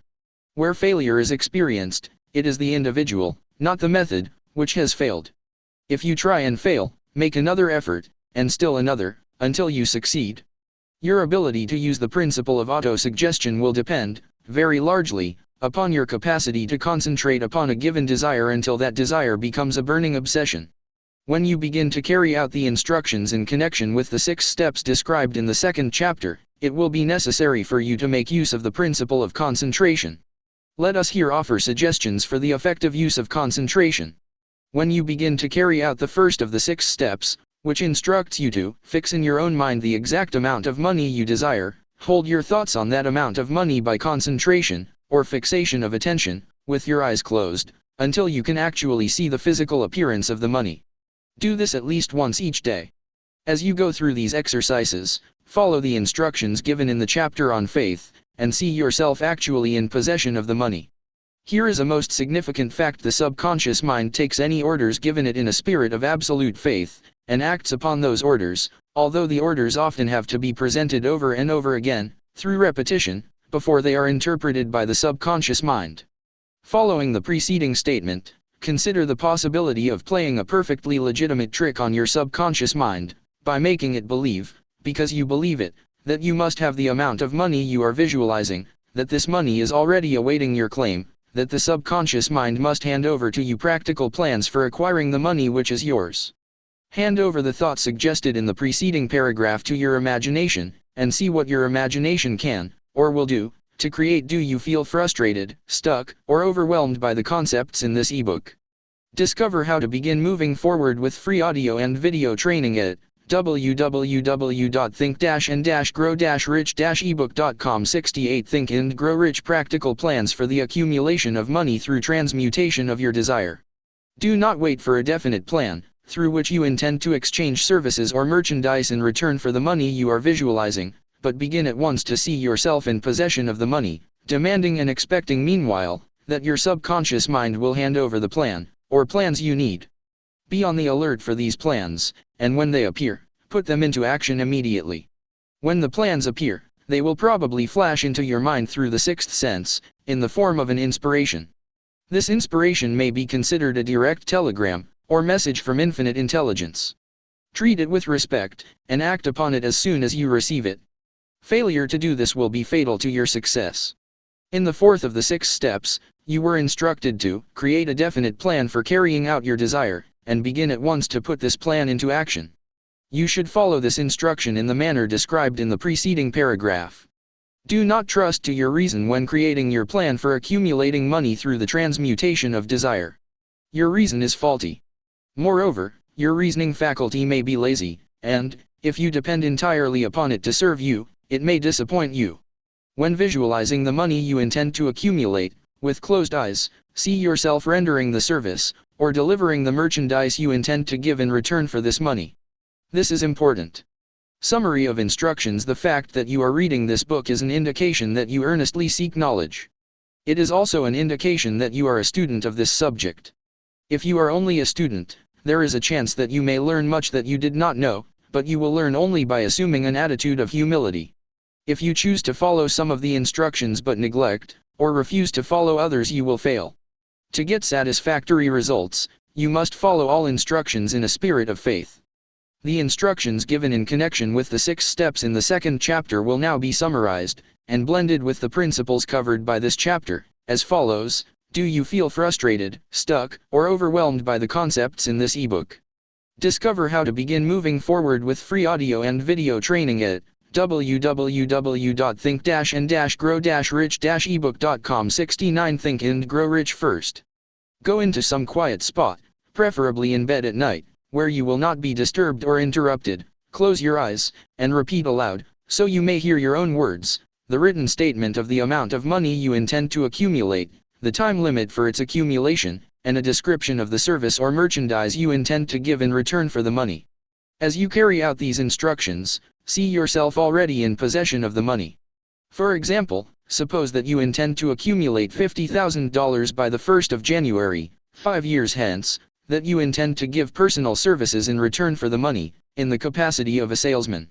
Your written statement of your purpose should be similar to the following: by the 1st day of January, 19, I will have in my possession $50,000, which will come to me in various amounts from time to time during the interim. In return for this money I will give the most efficient service of which I am capable, rendering the fullest possible quantity, and the best possible quality of service in the capacity of salesman of. Describe the service or merchandise you intend to sell. I believe that I will have this money in my possession. My faith is so strong that I can now see this money before my eyes. I can touch it with my hands. It is now awaiting transfer to me at the time, and in the proportion that I deliver the service I intend to render in return for it. I am awaiting a plan by which to accumulate this money, and I will follow that plan, when it is received. Second, repeat this program night and morning until you can see, in your imagination, the money you intend to accumulate. Third, place a written copy of your statement where you can see it night and morning, and read it just before retiring, and upon arising until it has been memorized. Remember, as you carry out these instructions, that you are applying the principle of autosuggestion, for the purpose of giving orders to your subconscious mind. Remember, also, that your subconscious mind will act. Do you feel frustrated, stuck, or overwhelmed by the concepts in this ebook? Discover how to begin moving forward with free audio and video training at www.think-and-grow-rich-ebook.com. 70 Think and Grow Rich only upon instructions which are emotionalized, and handed over to it with feeling. Faith is the strongest, and most productive of the emotions. Follow the instructions given in the chapter on faith. These instructions may, at first, seem abstract. Do not let this disturb you. Follow the instructions, no matter how abstract or impractical they may, at first, appear to be. The time will soon come, if you do as you have been instructed, in spirit as well as in act, when a whole new universe of power will unfold to you. Skepticism, in connection with all new ideas, is characteristic of all human beings. But if you follow the instructions outlined, your skepticism will soon be replaced by belief, and this, in turn, will soon become crystallized into absolute faith. Then you will have arrived at the point where you may truly say, I am the master of my fate, I am the captain of my soul. Many philosophers have made the statement, that man is the master of his own earthly destiny, but most of them have failed to say why he is the master. The reason that man may be the master of his own earthly status, and especially his financial status, is thoroughly explained in this chapter. Man may become the master of himself, and of his environment, because he has the power to influence his own subconscious mind, and through it, gain the cooperation of infinite intelligence. You are now reading the chapter which represents the keystone to the arch of this philosophy. The instructions contained in this chapter must be understood and applied with persistence, if you succeed in transmuting desire into money. The actual performance of transmuting desire into money involves the use of autosuggestion as an agency by which one may reach, and influence, the subconscious mind. The other principles are simply tools with which to apply autosuggestion.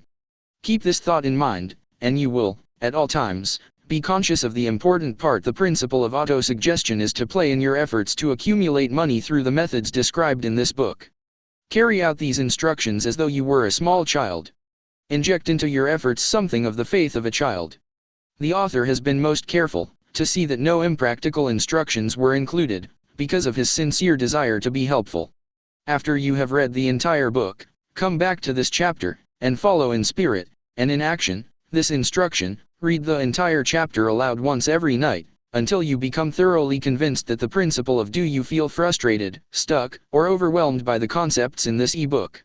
Discover how to begin moving forward with free audio and video training at www.think-and-grow-rich-ebook.com. 71 Think and Grow Rich Autosuggestion is sound, that it will accomplish for you all that has been claimed for it. As you read, underscore with a pencil every sentence which impresses you favorably. Follow the foregoing instruction to the letter, and it will open the way for a complete understanding and mastery of the principles of success. Do you feel frustrated, stuck, or overwhelmed by the concepts in this ebook?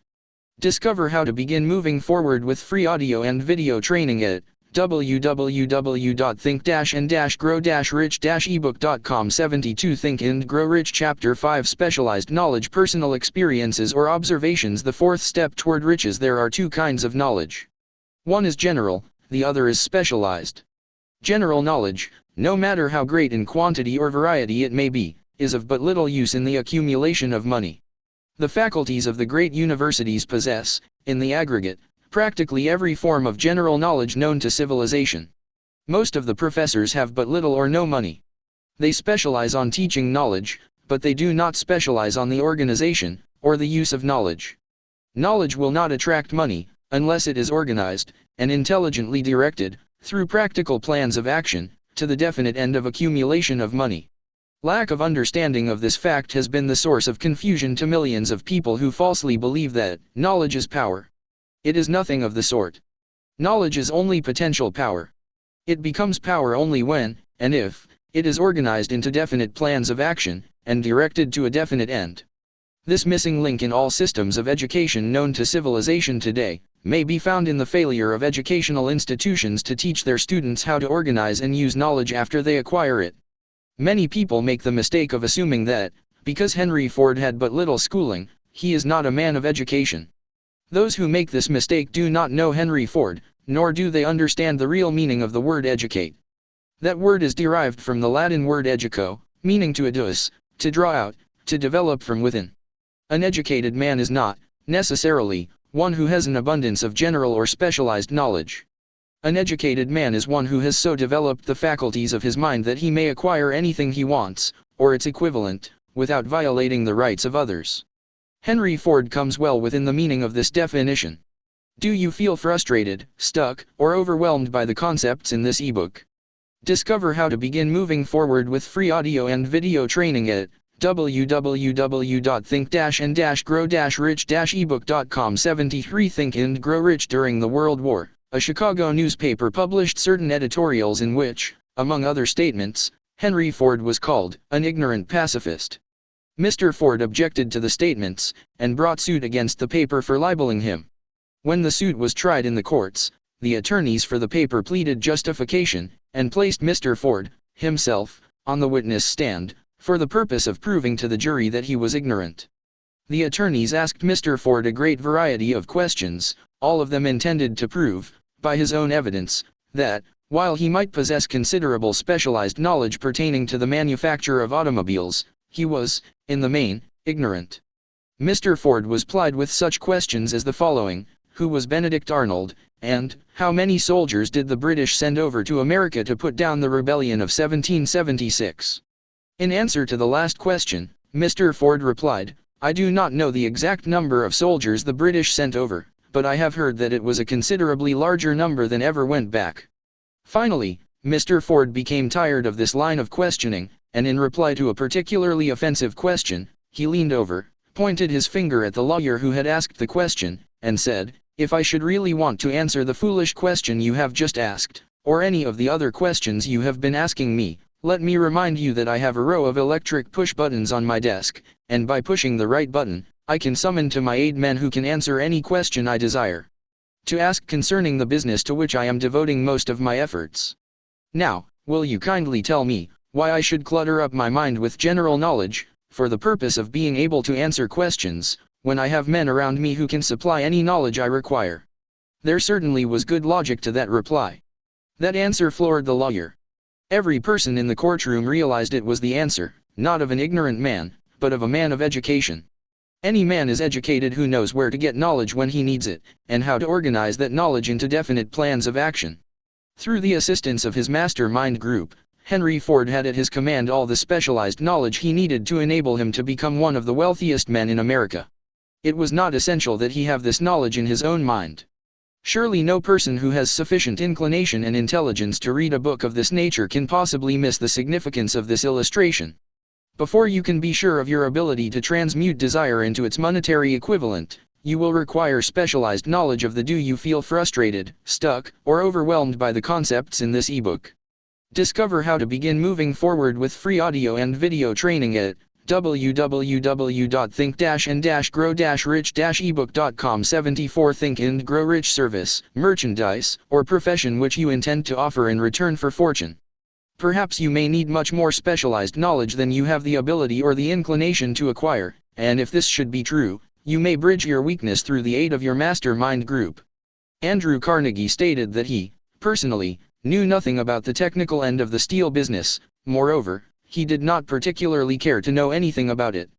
The specialized knowledge which he required for the manufacture and marketing of steel, he found available through the individual units of his mastermind group. The accumulation of great fortunes calls for power, and power is acquired through highly organized and intelligently directed specialized knowledge, but that knowledge does not, necessarily, have to be in the possession of the man who accumulates the fortune.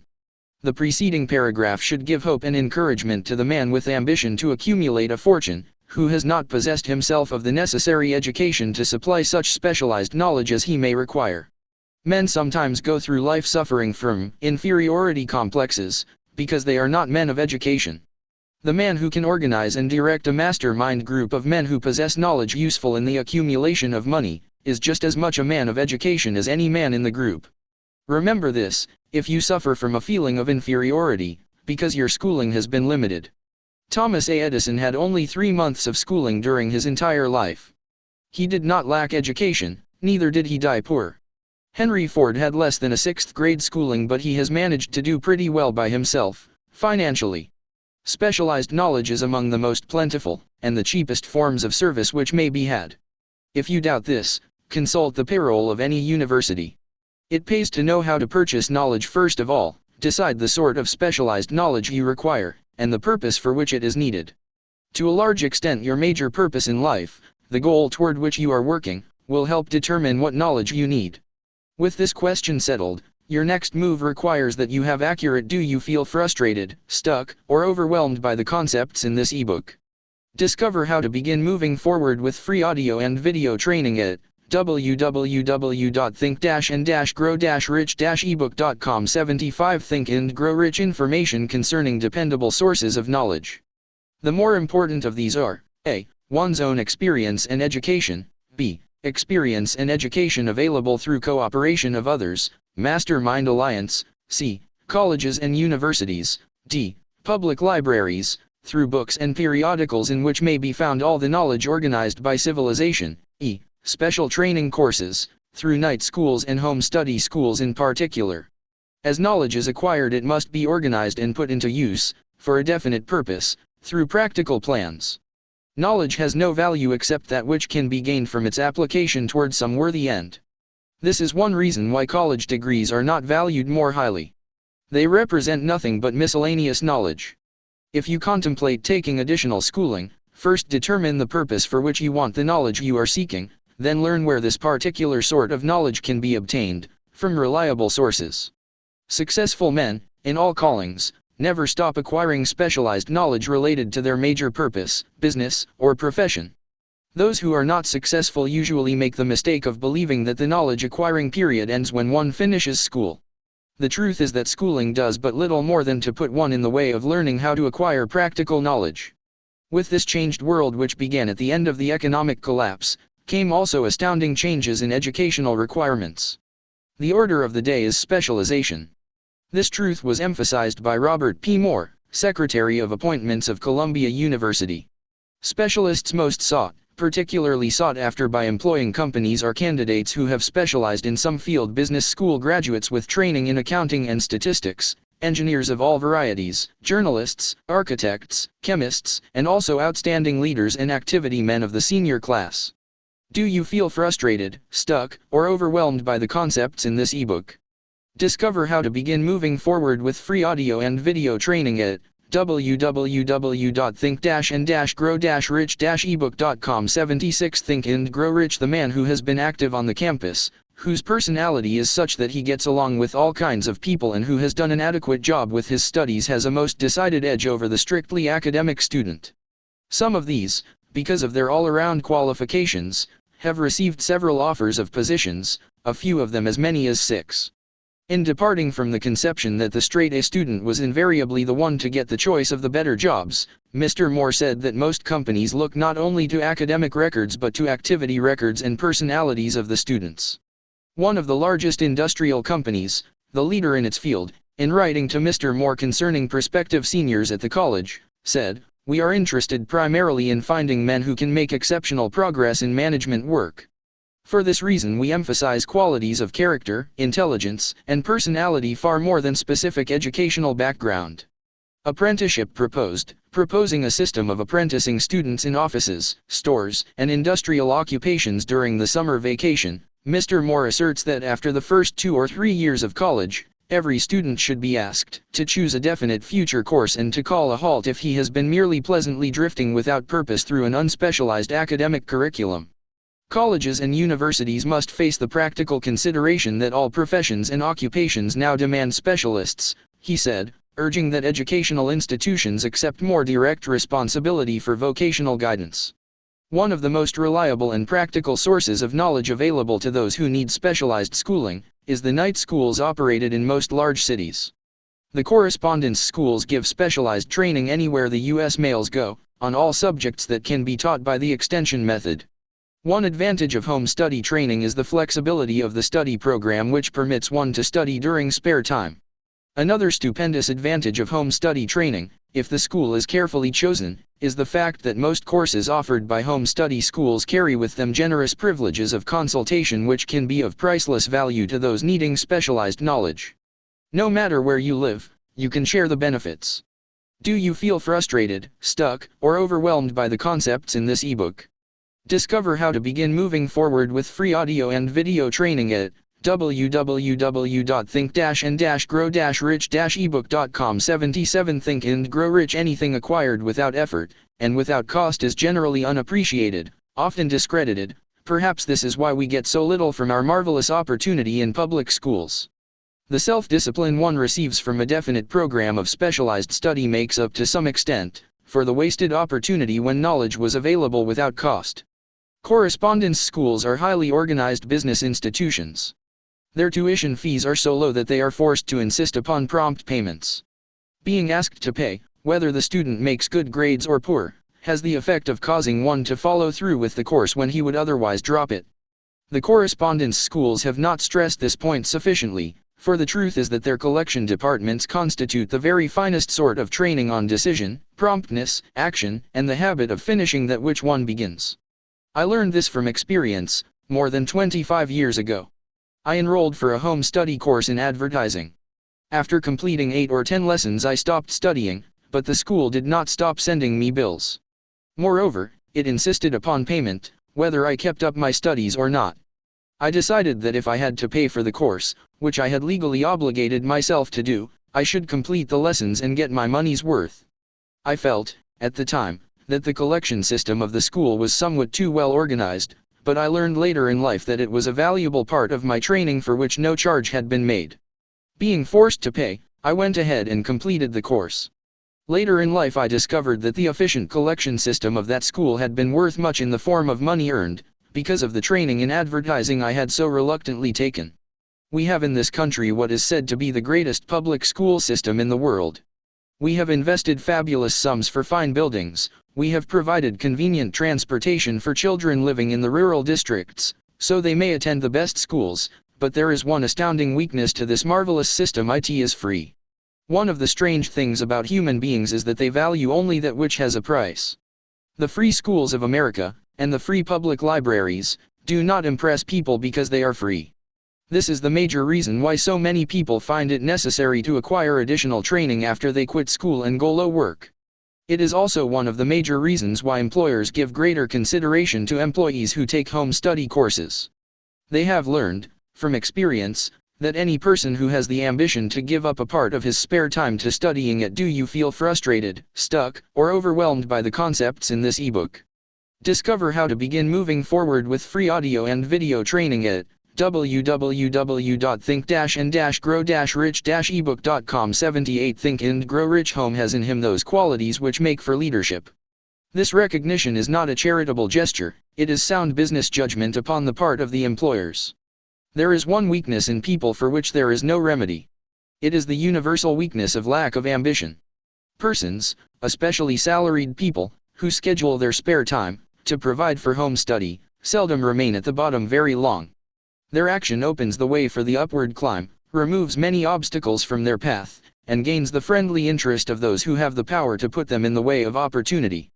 The home study method of training is especially suited to the needs of employed people who find, after leaving school, that they must acquire additional specialized knowledge, but cannot spare the time to go back to school. The changed economic conditions prevailing since the Depression have made it necessary for thousands of people to find additional, or new sources of income. For the majority of these, the solution to their problem may be found only by acquiring specialized knowledge. Many will be forced to change their occupations entirely. When a merchant finds that a certain line of merchandise is not selling, he usually supplants it with another that is in demand. The person whose business is that of marketing personal services must also be an efficient merchant. If his services do not bring adequate returns in one occupation, he must change to another, where broader opportunities are available. Stuart Austin Weir prepared himself as a construction engineer and followed this line of work until the Depression limited his market to where it did not give him the income he required. He took inventory of himself, decided to change his profession to law, went back to school and took special courses by which he prepared himself as a corporation lawyer. Despite the fact the Depression had not ended, he completed his training, passed the bar examination, and quickly built a lucrative law practice in Dallas, Texas. In fact, he is turning away clients.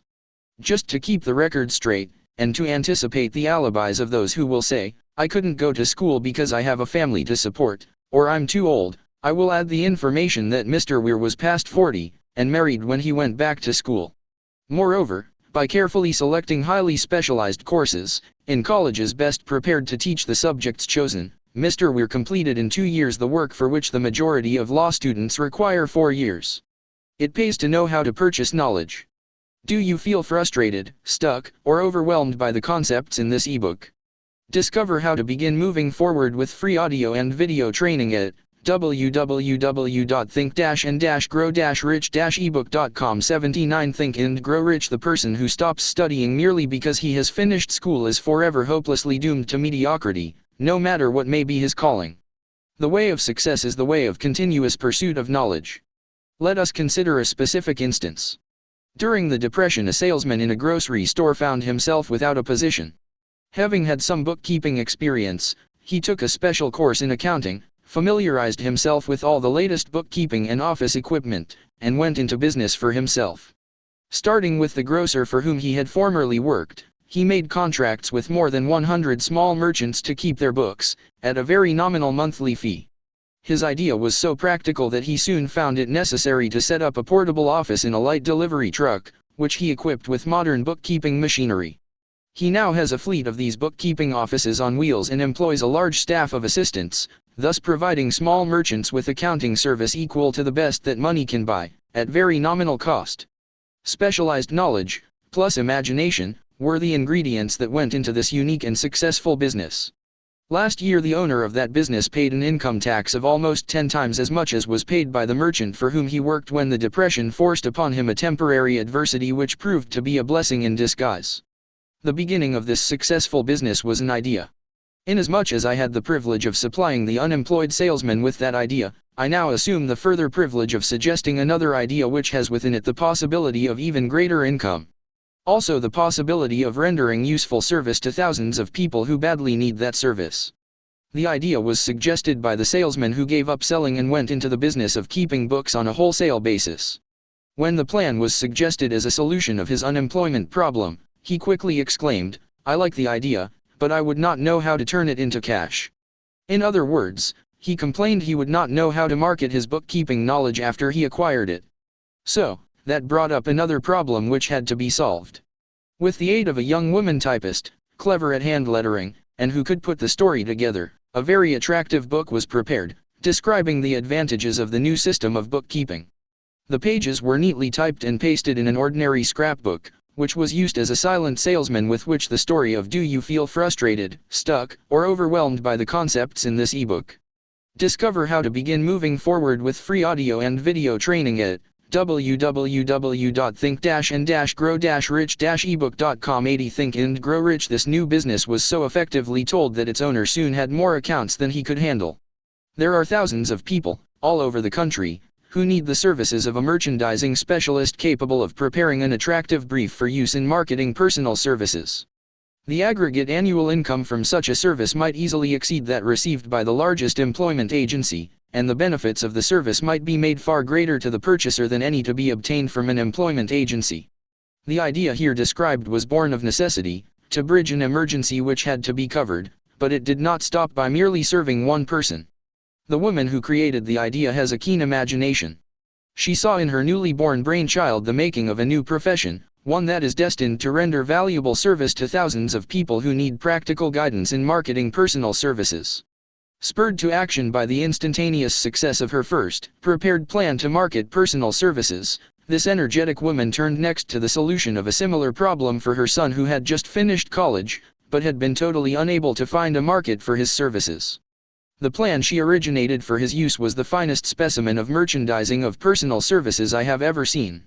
When the plan book had been completed, it contained nearly 50 pages of beautifully typed, properly organized information, telling the story of her son's native ability, schooling, personal experiences, and a great variety of other information too extensive for description. The plan book also contained a complete description of the position her son desired, together with a marvelous word picture of the exact plan he would use in filling the position. The preparation of the plan book required several weeks' labor, during which time its creator sent her son to the public library almost daily, to procure data needed in selling his services to best advantage.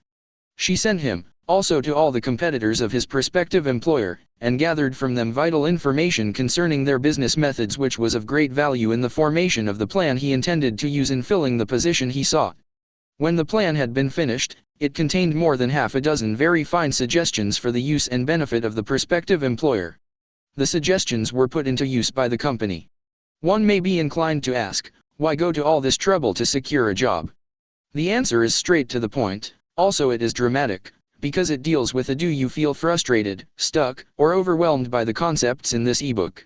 Discover how to begin moving forward with free audio and video training at www.think-and-grow-rich-ebook.com. 81 Think and Grow Rich subject, which assumes the proportion of a tragedy with millions of men and women whose sole source of income is personal services.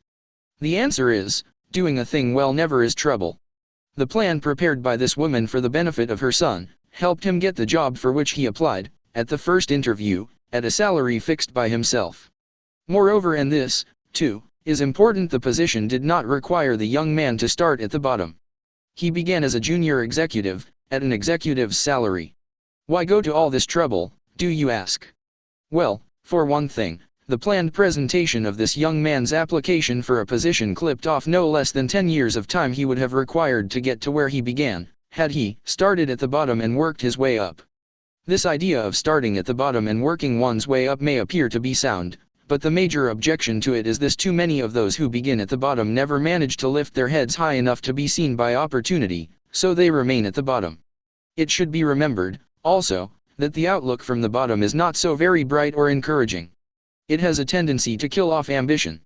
We call it getting into a rut, which means that we accept our fate because we form the habit of daily routine, a habit that finally becomes so strong we cease to try to throw it off. And that is another reason why it pays to start 1 or 2 steps above the bottom. By so doing, one forms the habit of looking around, of observing how others get ahead, of seeing opportunity, and of embracing it without hesitation. Dan Halpin is a splendid example of what I mean. During his college days, he was manager of the famous 1930 national championship Notre Dame football team, when it was under the direction of the late Knute Rockne. Perhaps he was inspired by the great football coach to aim high, and not mistake temporary defeat for failure, just as Andrew Carnegie, the great industrial leader, inspired his young business lieutenants to set high goals for themselves. At any rate, young Halpin finished college at a mighty unfavorable time, when the Depression had made jobs scarce, so, after a fling at investment banking and motion pictures, he took the first opening with a potential future he could find selling electrical hearing aids on a commission basis. Anyone could start in that sort of job, and Halpin knew it, but it was enough to open the door of opportunity to him. Do you feel frustrated, stuck, or overwhelmed by the concepts in this ebook? Discover how to begin moving forward with free audio and video training at www.think-and-grow-rich-ebook.com. 82 Think and Grow Rich. For almost 2 years, he continued in a job not to his liking, and he would never have risen above that job if he had not done something about his dissatisfaction. He aimed, first, at the job of assistant sales manager of his company, and got the job. That one step upward placed him high enough above the crowd to enable him to see still greater opportunity. Also, it placed him where opportunity could see him. He made such a fine record selling hearing aids, that A.M. Andrews, chairman of the board of the Dictograph Products Company, a business competitor of the company for which Halpin worked, wanted to know something about that man Dan Halpin, who was taking big sales away from the long-established Dictograph Company. He sent for Halpin. When the interview was over, Halpin was the new sales manager, in charge of the Acousticon division. Then, to test young Halpin's mettle, Mr. Andrews went away to Florida for 3 months, leaving him to sink or swim in his new job. He did not sink. Knute Rockne's spirit of all the world loves a winner, and has no time for a loser inspired him to put so much into his job that he was recently elected vice president of the company, and general manager of the Acousticon and Silent Radio division, a job which most men would be proud to earn through 10 years of loyal effort. Halpin turned the trick in little more than 6 months. It is difficult to say whether Mr. Andrews or Mr. Halpin is more deserving of eulogy, for the reason that both showed evidence of having an abundance of that very rare quality known as imagination. Mr. Andrews deserves credit for seeing, in young Halpin, a go-getter of the highest order. Halpin deserves credit for refusing to compromise with life by accepting and keeping a job he did not want, and that is one of the major points I am trying to emphasize through this entire philosophy, that we rise to high positions or remain at the bottom because of conditions we can control if we desire to control them. I am also trying to emphasize another point, namely, that both success and failure are largely the results of habit. I have not the slightest doubt that Dan Halpin's close association with the greatest football coach America ever knew, planted in his mind the same brand of desire to excel which made the Notre Dame football team world famous. Truly, there is something to the idea that hero worship is helpful, provided one worships a winner. Halpin tells me that Rockne was one of the world's greatest leaders of men in all history. My belief in the theory that business associations are vital factors, both in failure and in success, was recently demonstrated, when my son Blair was Do you feel frustrated, stuck, or overwhelmed by the concepts in this ebook? Discover how to begin moving forward with free audio and video training at www.think-and-grow-rich-ebook.com. 83 Think and Grow Rich negotiating with Dan Halpin for a position. Mr. Halpin offered him a beginning salary of about one-half what he could have gotten from a rival company. I brought parental pressure to bear, and induced him to accept the place with Mr. Halpin, because I believe that close association with one who refuses to compromise with circumstances he does not like, is an asset that can never be measured in terms of money. The bottom is a monotonous, dreary, unprofitable place for any person. That is why I have taken the time to describe how lowly beginnings may be circumvented by proper planning. Also, that is why so much space has been devoted to a description of this new profession, created by a woman who was inspired to do a fine job of planning because she wanted her son to have a favorable break. With the changed conditions ushered in by the world economic collapse, came also the need for newer and better ways of marketing personal services. It is hard to determine why someone had not previously discovered this stupendous need, in view of the fact that more money changes hands in return for personal services than for any other purpose. The sum paid out monthly, to people who work for wages and salaries, is so huge that it runs into hundreds of millions, and the annual distribution amounts to billions.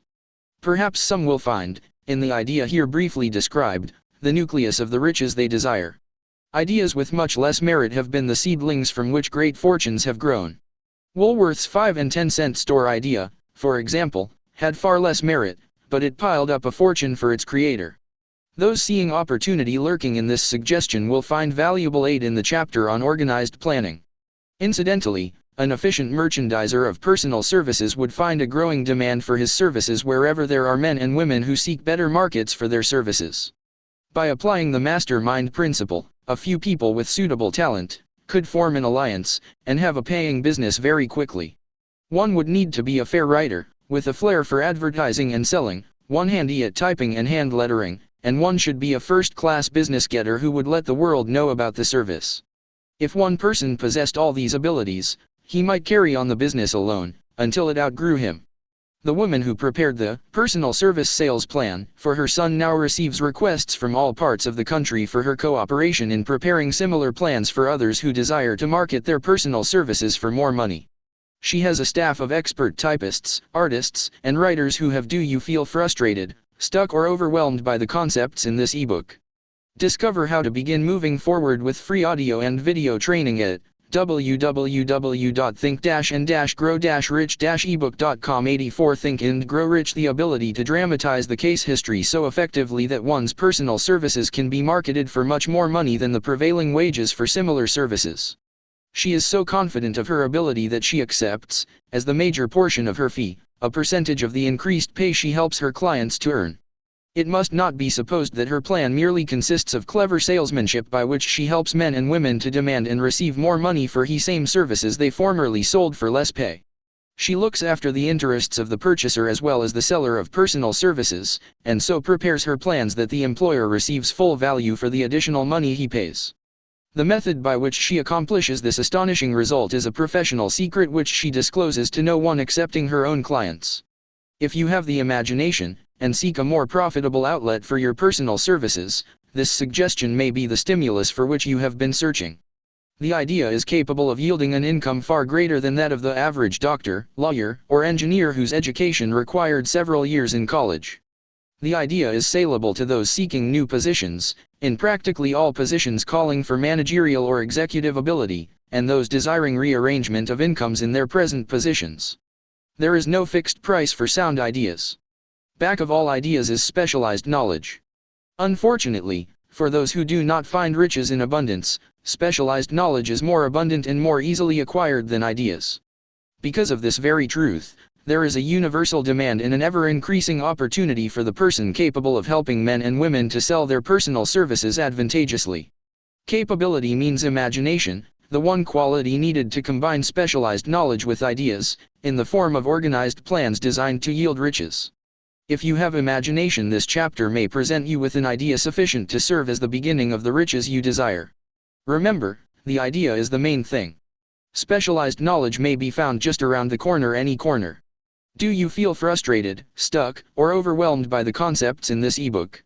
Discover how to begin moving forward with free audio and video training at www.think-and-grow-rich-ebook.com. 85 Think and Grow Rich Chapter 6 Imagination, the workshop of the mind. The fifth step toward riches. The imagination is literally the workshop wherein are fashioned all plans created by man.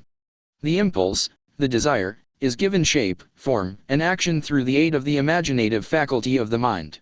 It has been said that man can create anything which he can imagine. Of all the ages of civilization, this is the most favorable for the development of the imagination, because it is an age of rapid change. On every hand one may contact stimuli which develop the imagination. Through the aid of his imaginative faculty, man has discovered, and harnessed, more of nature's forces during the past 50 years than during the entire history of the human race, previous to that time. He has conquered the air so completely, that the birds are a poor match for him in flying. He has harnessed the ether, and made it serve as a means of instantaneous communication with any part of the world. He has analyzed, and weighed the sun at a distance of millions of miles, and has determined, through the aid of imagination, the elements of which it consists. He has discovered that his own brain is both a broadcasting, and a receiving station for the vibration of thought, and he is beginning now to learn how to make practical use of this discovery. He has increased the speed of locomotion, until he may now travel at a speed of more than 300 miles an hour. The time will soon come when a man may breakfast in New York, and lunch in San Francisco. Man's only limitation, within reason, lies in his development and use of his imagination. He has not yet reached the apex of development in the use of his imaginative faculty. He has merely discovered that he has an imagination, and has commenced to use it in a very elementary way. Two forms of imagination. Do you feel frustrated, stuck, or overwhelmed by the concepts in this ebook? Discover how to begin moving forward with free audio and video training at www.think-and-grow-rich-ebook.com. 86 Think and Grow Rich. The imaginative faculty functions in two forms.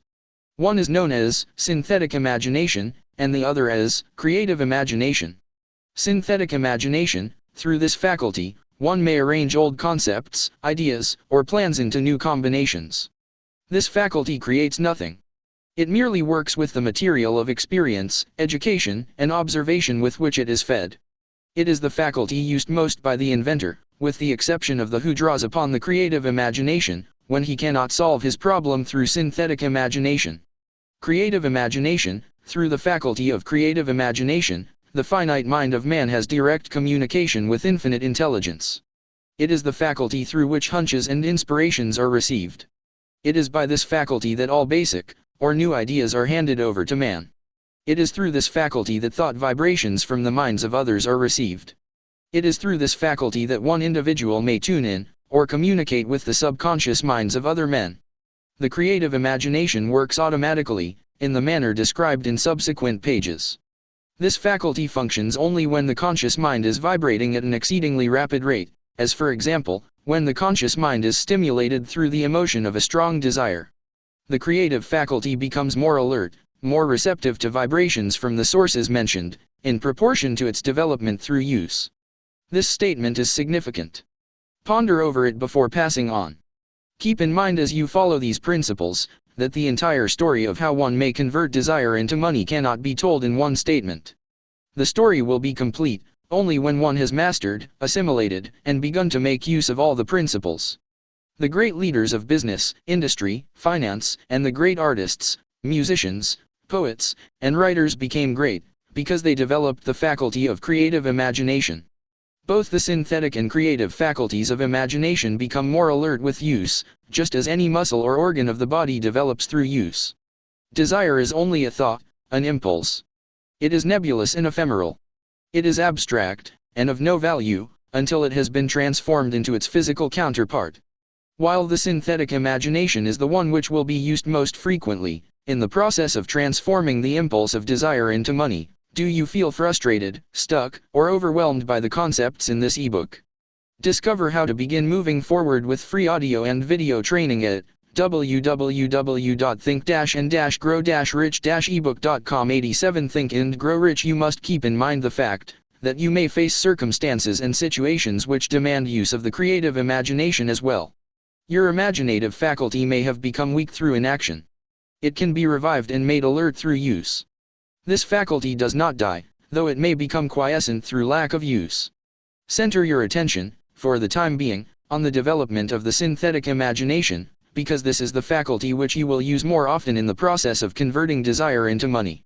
Transformation of the intangible impulse, of desire, into the tangible reality, of money, calls for the use of a plan, or plans. These plans must be formed with the aid of the imagination, and mainly, with the synthetic faculty. Read the entire book through, then come back to this chapter, and begin at once to put your imagination to work on the building of a plan, or plans, for the transformation of your desire into money. Detailed instructions for the building of plans have been given in almost every chapter. Carry out the instructions best suited to your needs, reduce your plan to writing, if you have not already done so. The moment you complete this, you will have definitely given concrete form to the intangible desire. Read the preceding sentence once more.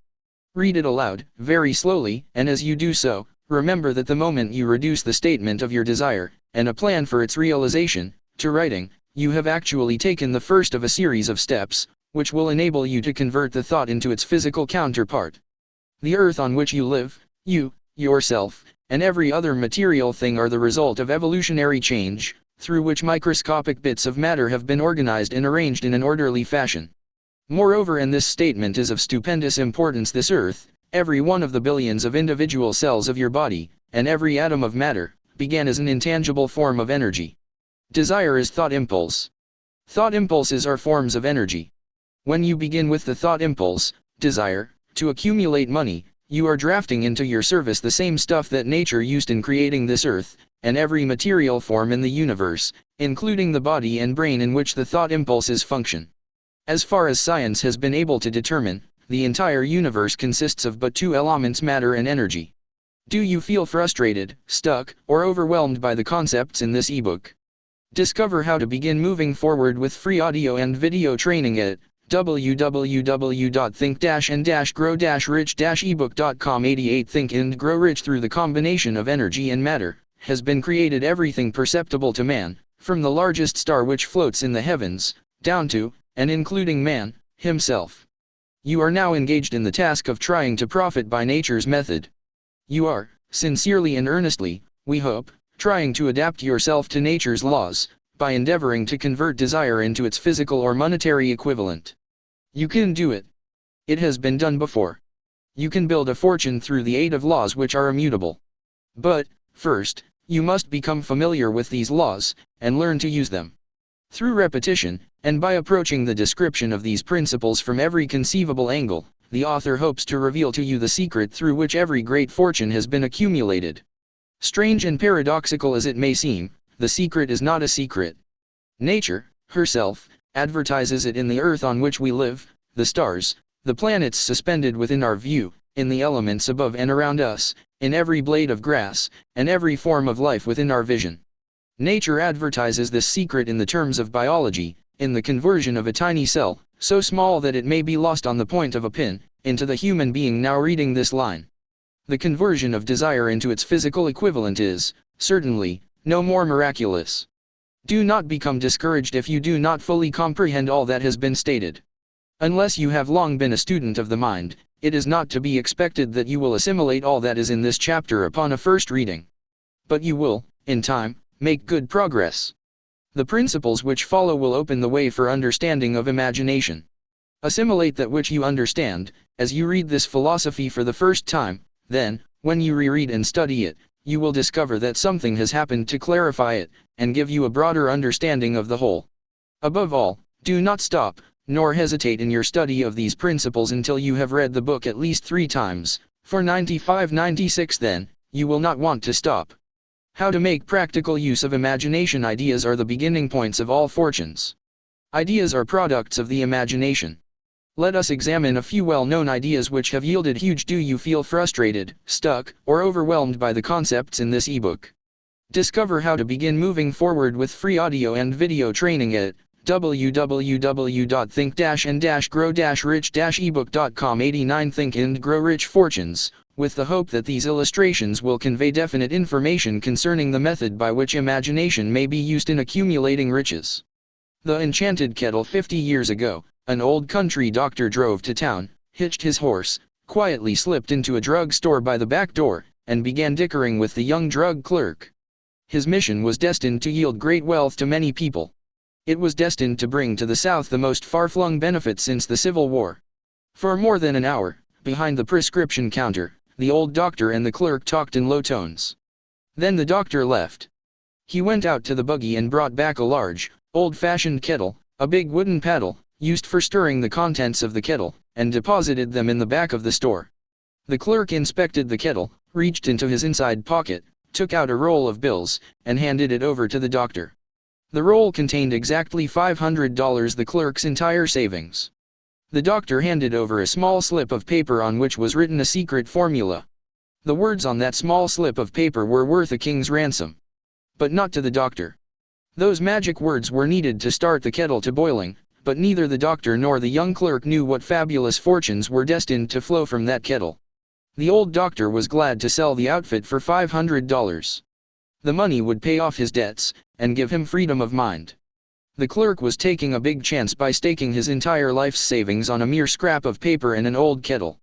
He never dreamed his investment would start a kettle to overflowing with gold that would surpass the miraculous performance of Aladdin's lamp. What the clerk really purchased was an idea.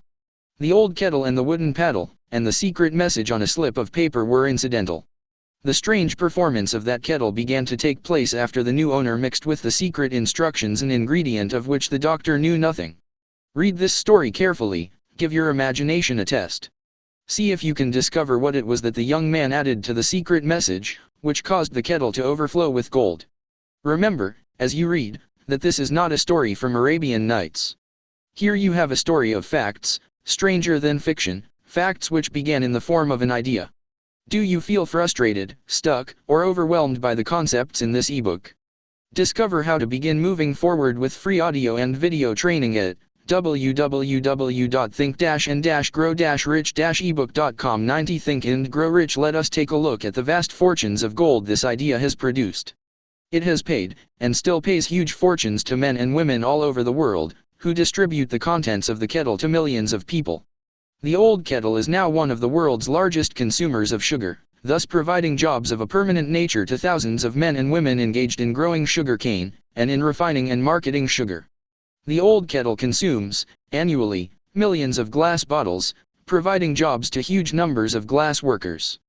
The old kettle gives employment to an army of clerks, stenographers, copywriters, and advertising experts throughout the nation. It has brought fame and fortune to scores of artists who have created magnificent pictures describing the product. The old kettle has converted a small southern city into the business capital of the South, where it now benefits, directly or indirectly, every business and practically every resident of the city. The influence of this idea now benefits every civilized country in the world, pouring out a continuous stream of gold to all who touch it. Gold from the kettle built and maintains one of the most prominent colleges of the South, where thousands of young people receive the training essential for success. The old kettle has done other marvelous things.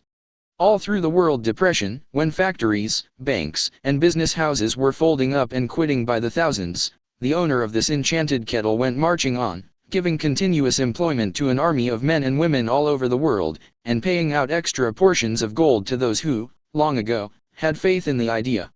If the product of that old brass kettle could talk, it would tell thrilling tales of romance in every language. Romances of love, romances of business, romances of professional men and women who are daily being stimulated by it. The author is sure of at least one such romance, for he was a part of it, and it all began not far from the very spot on which the drug clerk purchased the old kettle. It was here that the author met his wife, and it was she who first told him of the enchanted kettle. It was the product of that kettle they were drinking when he asked her to accept him, for better or worse. Now that you know the content of the enchanted kettle is a world-famous drink, it is fitting that the author confess that the home city of the drink supplied him with a wife, also that the drink itself provides him with stimulation of thought. Do you feel frustrated, stuck, or overwhelmed by the concepts in this ebook? Discover how to begin moving forward with free audio and video training at www.think-and-grow-rich-ebook.com. 91 Think and Grow Rich without intoxication, and thereby it serves to give the refreshment of mind which an author must have to do his best work. Whoever you are, wherever you may live, whatever occupation you may be engaged in, just remember in the future, every time you see the words Coca-Cola, that its vast empire of wealth and influence grew out of a single idea, and that the mysterious ingredient the drug clerk Asa Candler mixed with the secret formula was imagination. Stop and think of that, for a moment. Remember, also, that the 13 steps to riches, described in this book, were the media through which the influence of Coca-Cola has been extended to every city, town, village, and crossroads of the world, and that any idea you may create, as sound and meritorious as Coca-Cola, has the possibility of duplicating the stupendous record of this worldwide thirst killer. Truly, thoughts are things, and their scope of operation is the world itself. What I would do if I had $1 million. This story proves the truth of that old saying, where there's a will, there's a way. It was told to me by that beloved educator and clergyman, the late Frank W. Gunsaulus, who began his preaching career in the Stockyards region of South Chicago. While Dr. Gunsaulus was going through college, he observed many defects in our educational system, defects which he believed he could correct, if he were the head of a college. His deepest desire was to become the directing head of an educational institution in which young men and women would be taught to learn by doing. He made up his mind to organize a new college in which he could carry out his ideas, without being handicapped by orthodox methods of education. He needed $1 million to put the project across. Where was he to lay his hands on so large a sum of money? That was the question that absorbed most of this ambitious young preacher's thought. But he couldn't seem to make any progress. Every night he took that thought to bed with him. He got up with it in the morning. He took it with him everywhere he went. He turned it over and over in his mind until it became a consuming obsession with him. $1 million is a lot of money. He recognized that fact, but he also recognized the truth that the only limitation is that which one sets up in one's own mind. Do you feel frustrated, stuck, or overwhelmed by the concepts in this ebook? Discover how to begin moving forward with free audio and video training at www.think-and-grow-rich-ebook.com. 92 Think and Grow Rich. Being a philosopher as well as a preacher, Dr. Gunsaulus recognized, as do all who succeed in life, that definiteness of purpose is the starting point from which one must begin. He recognized, too, that definiteness of purpose takes on animation, life, and power when backed by a burning desire to translate that purpose into its material equivalent. He knew all these great truths, yet he did not know where, or how to lay his hands on $1 million. The natural procedure would have been to give up and quit, by saying, "Ah well, my idea is a good one, but I cannot do anything with it, because I never can procure the necessary $1 million. That is exactly what the majority of people would have said, but it is not what Dr. Gunsaulus said. What he said, and what he did are so important that I now introduce him, and let him speak for himself. One Saturday afternoon I sat in my room thinking of ways and means of raising the money to carry out my plans. For nearly 2 years, I had been thinking, but I had done nothing but think. The time had come for action. I made up my mind, then and there, that I would get the necessary $1 million within a week. How? I was not concerned about that. The main thing of importance was the decision to get the money within a specified time, and I want to tell you that the moment I reached a definite decision to get the money within a specified time, a strange feeling of assurance came over me, such as I had never before experienced. Something inside me seemed to say, "Why didn't you reach that decision a long time ago?" The money was waiting for you all the time. Things began to happen in a hurry. I called the newspapers and announced I would preach a sermon the following morning, entitled, "What I Would Do If I Had $1 Million." I went to work on the sermon immediately, but I must tell you, frankly, the task was not difficult, because I had been preparing that sermon for almost 2 years. The spirit back of it was a part of me. Long before midnight I had finished writing the sermon. I went to bed and slept with a feeling of confidence, for I could see myself already in possession of the $1 million.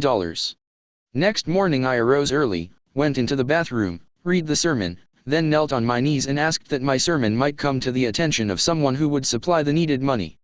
Do you feel frustrated, stuck, or overwhelmed by the concepts in this ebook? Discover how to begin moving forward with free audio and video training at www.think-and-grow-rich-ebook.com. 93 Think and Grow Rich. While I was praying, I again had that feeling of assurance that the money would be forthcoming. In my excitement, I walked out without my sermon, and did not discover the oversight until I was in my pulpit and about ready to begin delivering it. It was too late to go back for my notes, and what a blessing that I couldn't go back. Instead, my own subconscious mind yielded the material I needed. When I arose to begin my sermon, I closed my eyes, and spoke with all my heart and soul of my dreams. I not only talked to my audience, but I fancy I talked also to God. I told what I would do with $1 million if that amount were placed in my hands. I described the plan I had in mind for organizing a great educational institution, where young people would learn to do practical things, and at the same time develop their minds.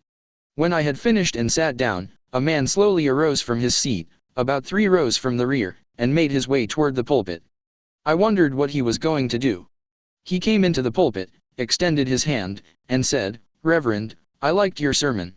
I believe you can do everything you said you would, if you had $1 million. To prove that I believe in you and your sermon, if you will come to my office tomorrow morning, I will give you the $1 million. My name is Philip D. Armour." Young Gonzalez went to Mr. Armour's office and the $1 million was presented to him. With the money, he founded the Armour Institute of Technology. That is more money than the majority of preachers ever see in an entire lifetime, yet the thought impulse back of the money was created in the young preacher's mind in a fraction of a minute. The necessary $1 million came as a result of an idea.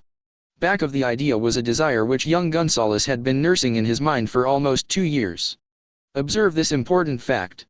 He got the money within 36 hours after he reached a definite decision in his own mind to get it, and decided upon a definite plan for getting it.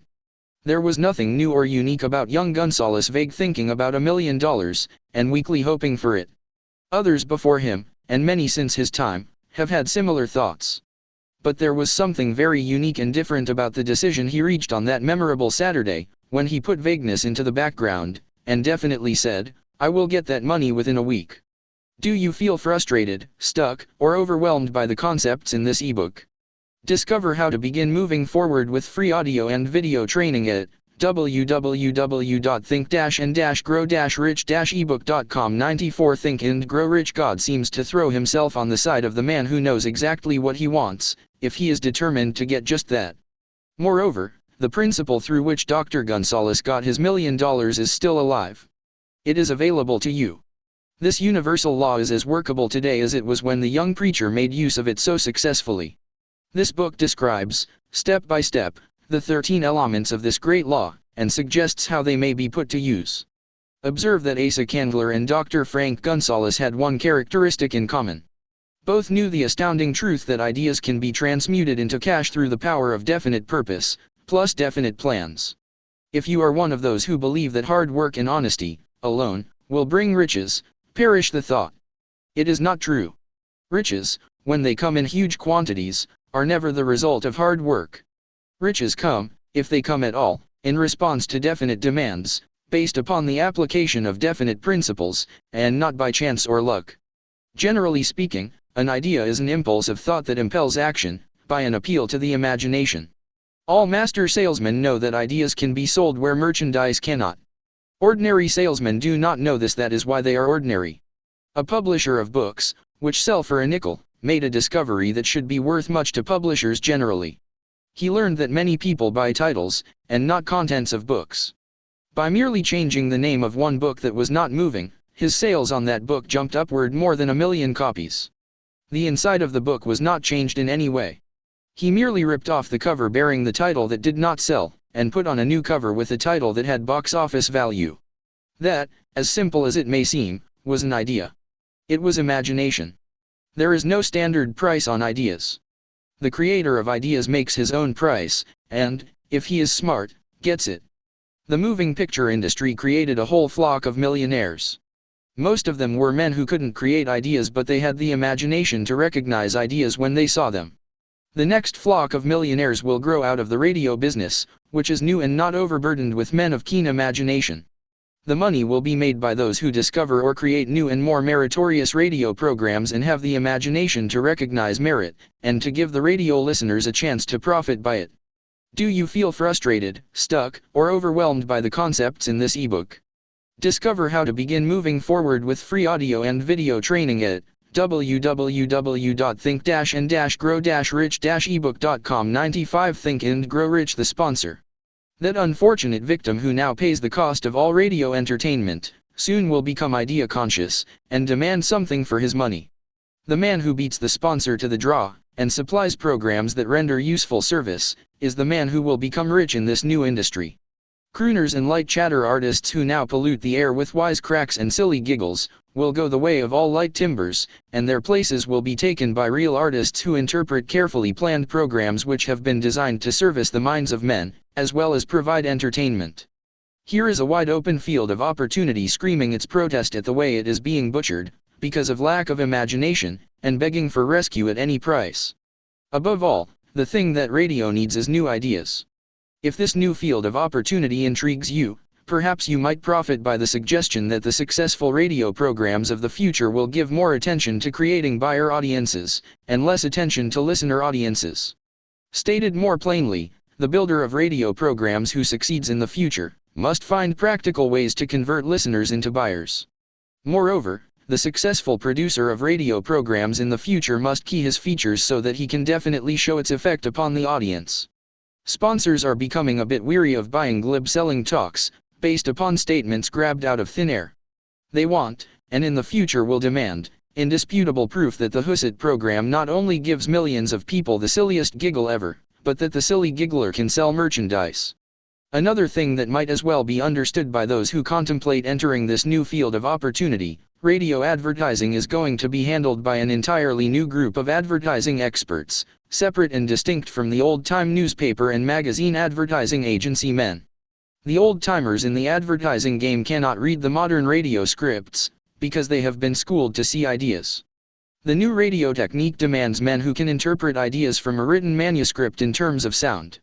It cost the author a year of hard labor, and many thousands of dollars to learn this.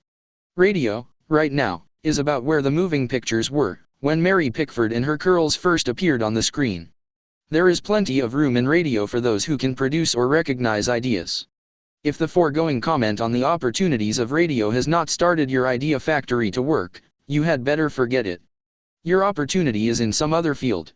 If the comment intrigued you in the slightest degree, then go further into it, and you may find the one idea you need to round out your career.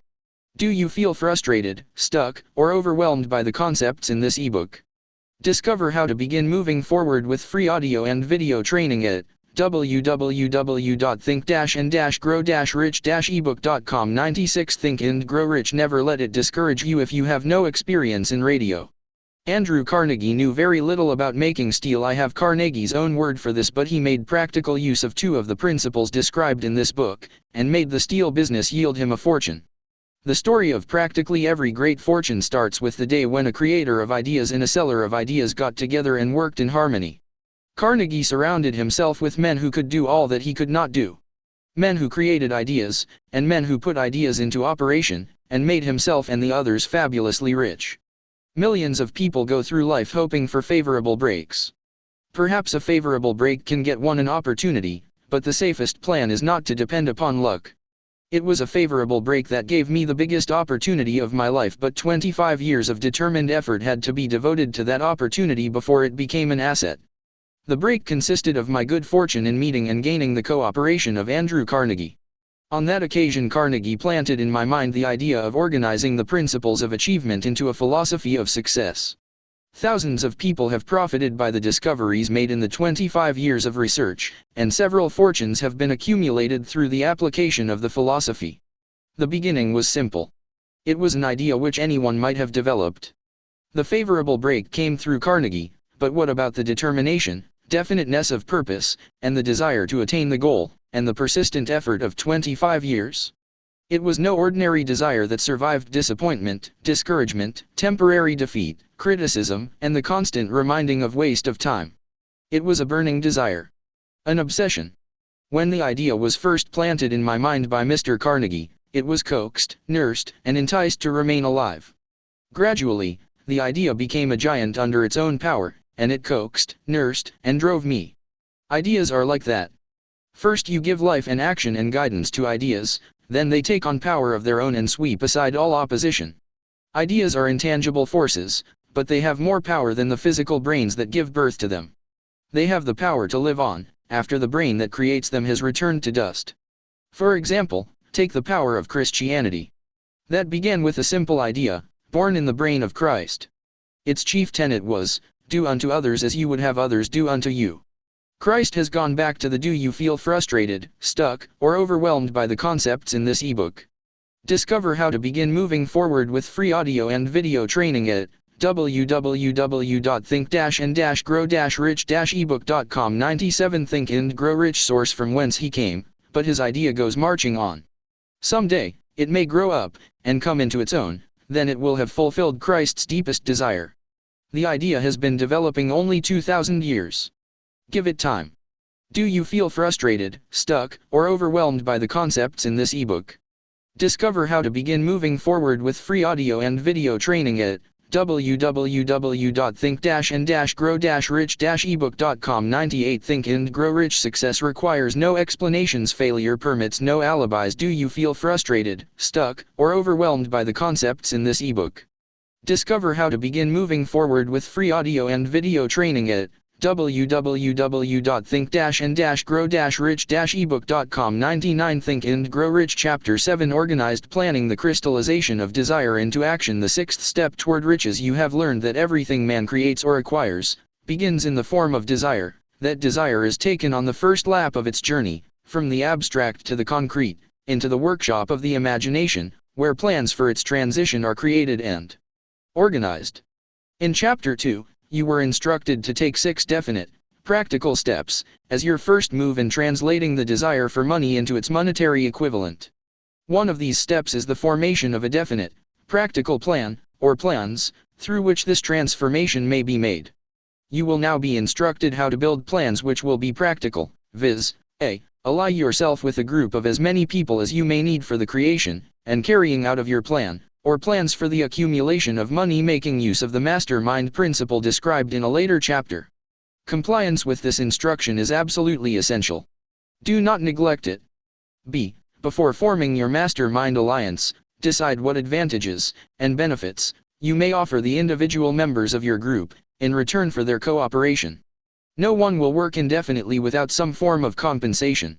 No intelligent person will either request or expect another to work without adequate compensation, although this may not always be in the form of money.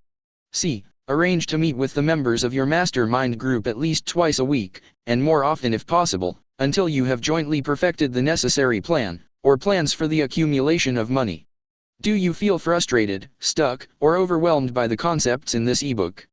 Discover how to begin moving forward with free audio and video training at www.think-and-grow-rich-ebook.com. 100 Think and Grow Rich. D. Maintain perfect harmony between yourself and every member of your mastermind group. If you fail to carry out this instruction to the letter, you may expect to meet with failure. The mastermind principle cannot obtain where perfect harmony does not prevail. Keep in mind these facts. First, you are engaged in an undertaking of major importance to you. To be sure of success, you must have plans which are faultless. Second, you must have the advantage of the experience, education, native ability, and imagination of other minds. This is in harmony with the methods followed by every person who has accumulated a great fortune. No individual has sufficient experience, education, native ability, and knowledge to ensure the accumulation of a great fortune, without the cooperation of other people. Every plan you adopt, in your endeavor to accumulate wealth, should be the joint creation of yourself and every other member of your mastermind group. You may originate your own plans, either in whole or in part, but see that those plans are checked and approved by the members of your mastermind alliance. If the first plan which you adopt does not work successfully, replace it with a new plan. If this new plan fails to work, replace it, in turn with still another, and so on, until you find a plan which does work. Right here is the point at which the majority of men meet with failure, because of their lack of persistence in creating new plans to take the place of those which fail. The most intelligent man living cannot succeed in accumulating money nor in any other undertaking without plans which are practical and workable. Just keep this fact in mind, and remember when your plans fail, that temporary defeat is not permanent failure. It may only mean that your plans have not been sound. Build other plans. Start all over again. Thomas A. Edison failed 10,000 times before he perfected the incandescent electric light bulb. That is, he met with temporary defeat 10,000 times, before his efforts were crowned with success. Temporary defeat should mean only one thing, the certain knowledge that there is something wrong with your plan. Millions of men go through life in misery and poverty, because they lack a sound plan through which to accumulate a fortune. Do you feel frustrated, stuck, or overwhelmed by the concepts in this ebook? Discover how to begin moving forward with free audio and video training at www.think-and-grow-rich-ebook.com. 101 Think and Grow Rich. Henry Ford accumulated a fortune, not because of his superior mind, but because he adopted and followed a plan which proved to be sound. 1,000 men could be pointed out, each with a better education than Ford's, yet each of whom lives in poverty, because he does not possess the right plan for the accumulation of money. Your achievement can be no greater than your plans are sound. That may seem to be an axiomatic statement, but it is true. Samuel Insull lost his fortune of over $100 million. The Insull fortune was built on plans which were sound. The business depression forced Mr. Insull to change his plans, and the change brought temporary defeat, because his new plans were not sound. Mr. Insull is now an old man. He may, consequently, accept failure instead of temporary defeat, but if his experience turns out to be failure, it will be for the reason that he lacks the fire of persistence to rebuild his plans. No man is ever whipped until he quits in his own mind. This fact will be repeated many times, because it is so easy to take the count at the first sign of defeat. James J. Hill met with temporary defeat when he first endeavored to raise the necessary capital to build a railroad from the east to the west, but he, too, turned defeat into victory through new plans.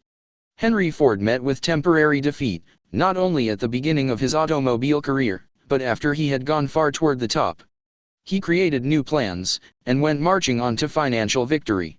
We see men who have accumulated great fortunes, but we often recognize only their triumph, overlooking the temporary defeats which they had to surmount before arriving.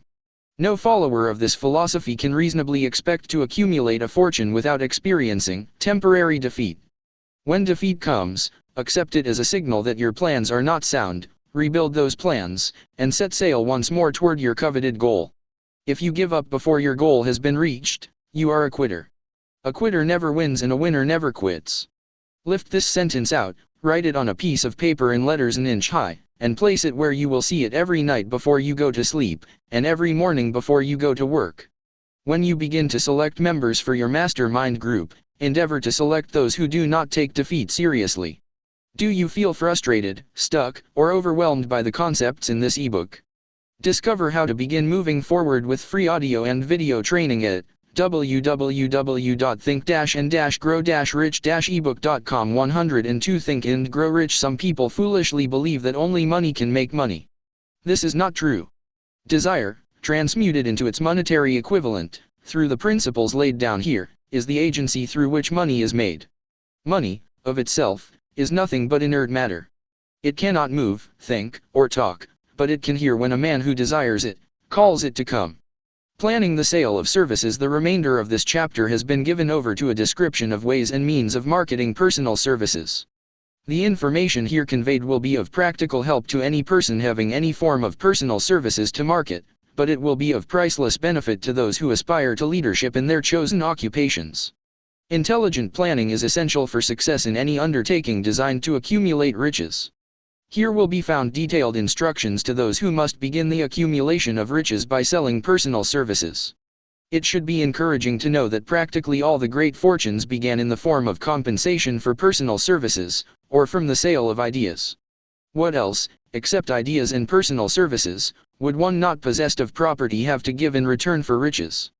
Broadly speaking, there are two types of people in the world. One type is known as leaders, and the other as followers. Decide at the outset whether you intend to become a leader in your chosen calling, or remain a follower. The difference in compensation is vast. The follower cannot reasonably expect the compensation to which a leader is entitled, although many followers make the mistake of expecting such pay. It is no disgrace to be a follower. On the other hand, it is no credit to remain a follower. Most great leaders began in the capacity of followers. They became great leaders because they were intelligent followers. With few exceptions, the man who cannot follow a leader intelligently, cannot become an efficient leader. The man who can follow a leader most efficiently, is usually the man who develops into leadership most rapidly. An intelligent follower has many advantages, among them the opportunity to acquire knowledge from his leader. The major attributes of leadership. Do you feel frustrated, stuck, or overwhelmed by the concepts in this ebook? Discover how to begin moving forward with free audio and video training at www.think-and-grow-rich-ebook.com. 103 Think and Grow Rich. The following are important factors of leadership. 1. Unwavering courage based upon knowledge of self, and of one's occupation.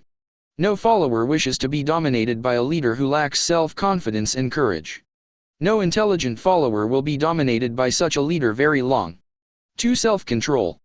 The man who cannot control himself, can never control others. Self-control sets a mighty example for one's followers, which the more intelligent will emulate. 3. A keen sense of justice. Without a sense of fairness and justice, no leader can command and retain the respect of his followers.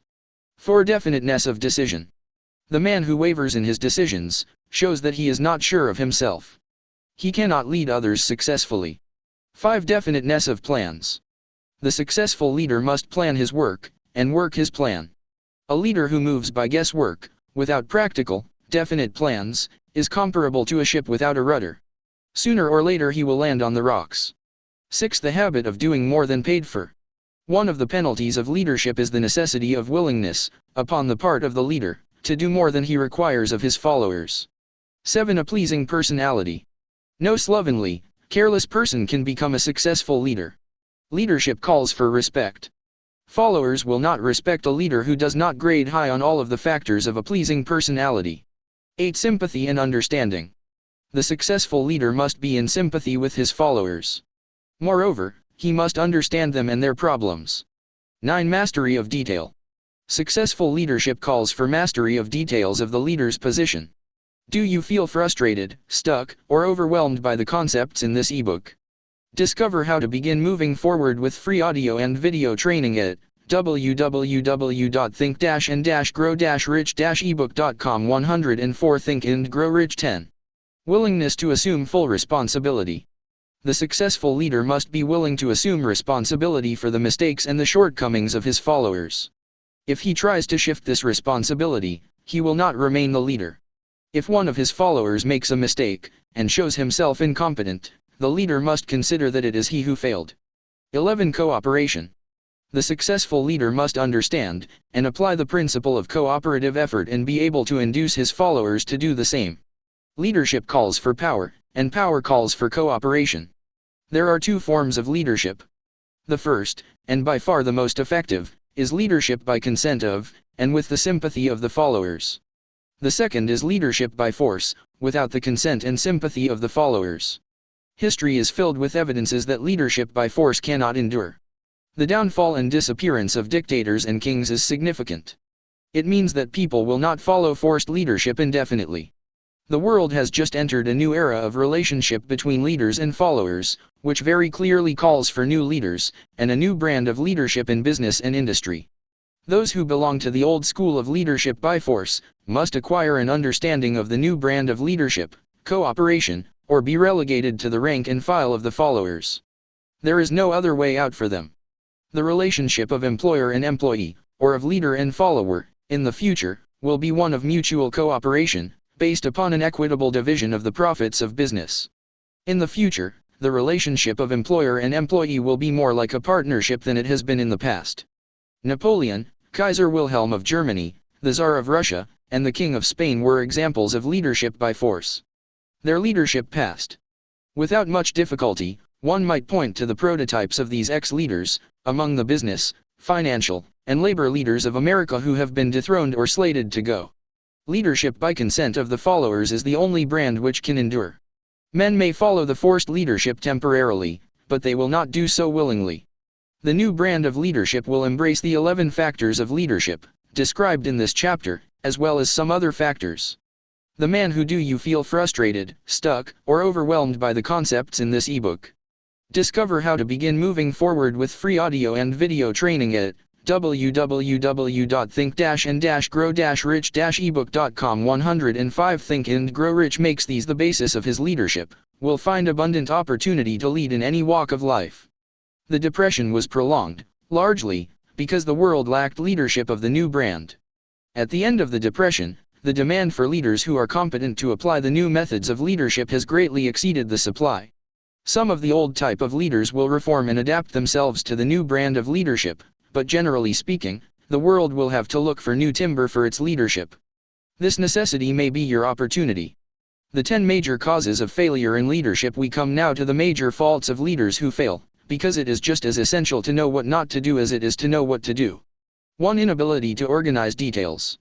Efficient leadership calls for ability to organize and to master details. No genuine leader is ever too busy to do anything which may be required of him in his capacity as leader.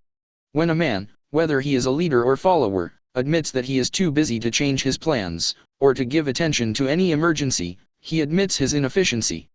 The successful leader must be the master of all details connected with his position. That means, of course, that he must acquire the habit of relegating details to capable lieutenants. 2. Unwillingness to render humble service. Truly great leaders are willing, when occasion demands, to perform any sort of labor which they would ask another to perform. The greatest among ye shall be the servant of all, is a truth which all able leaders observe and respect. 3. Expectation of pay for what they know instead of what they do with that which they know. The world does not pay men for that which they know. It pays them for what they do, or induce others to do.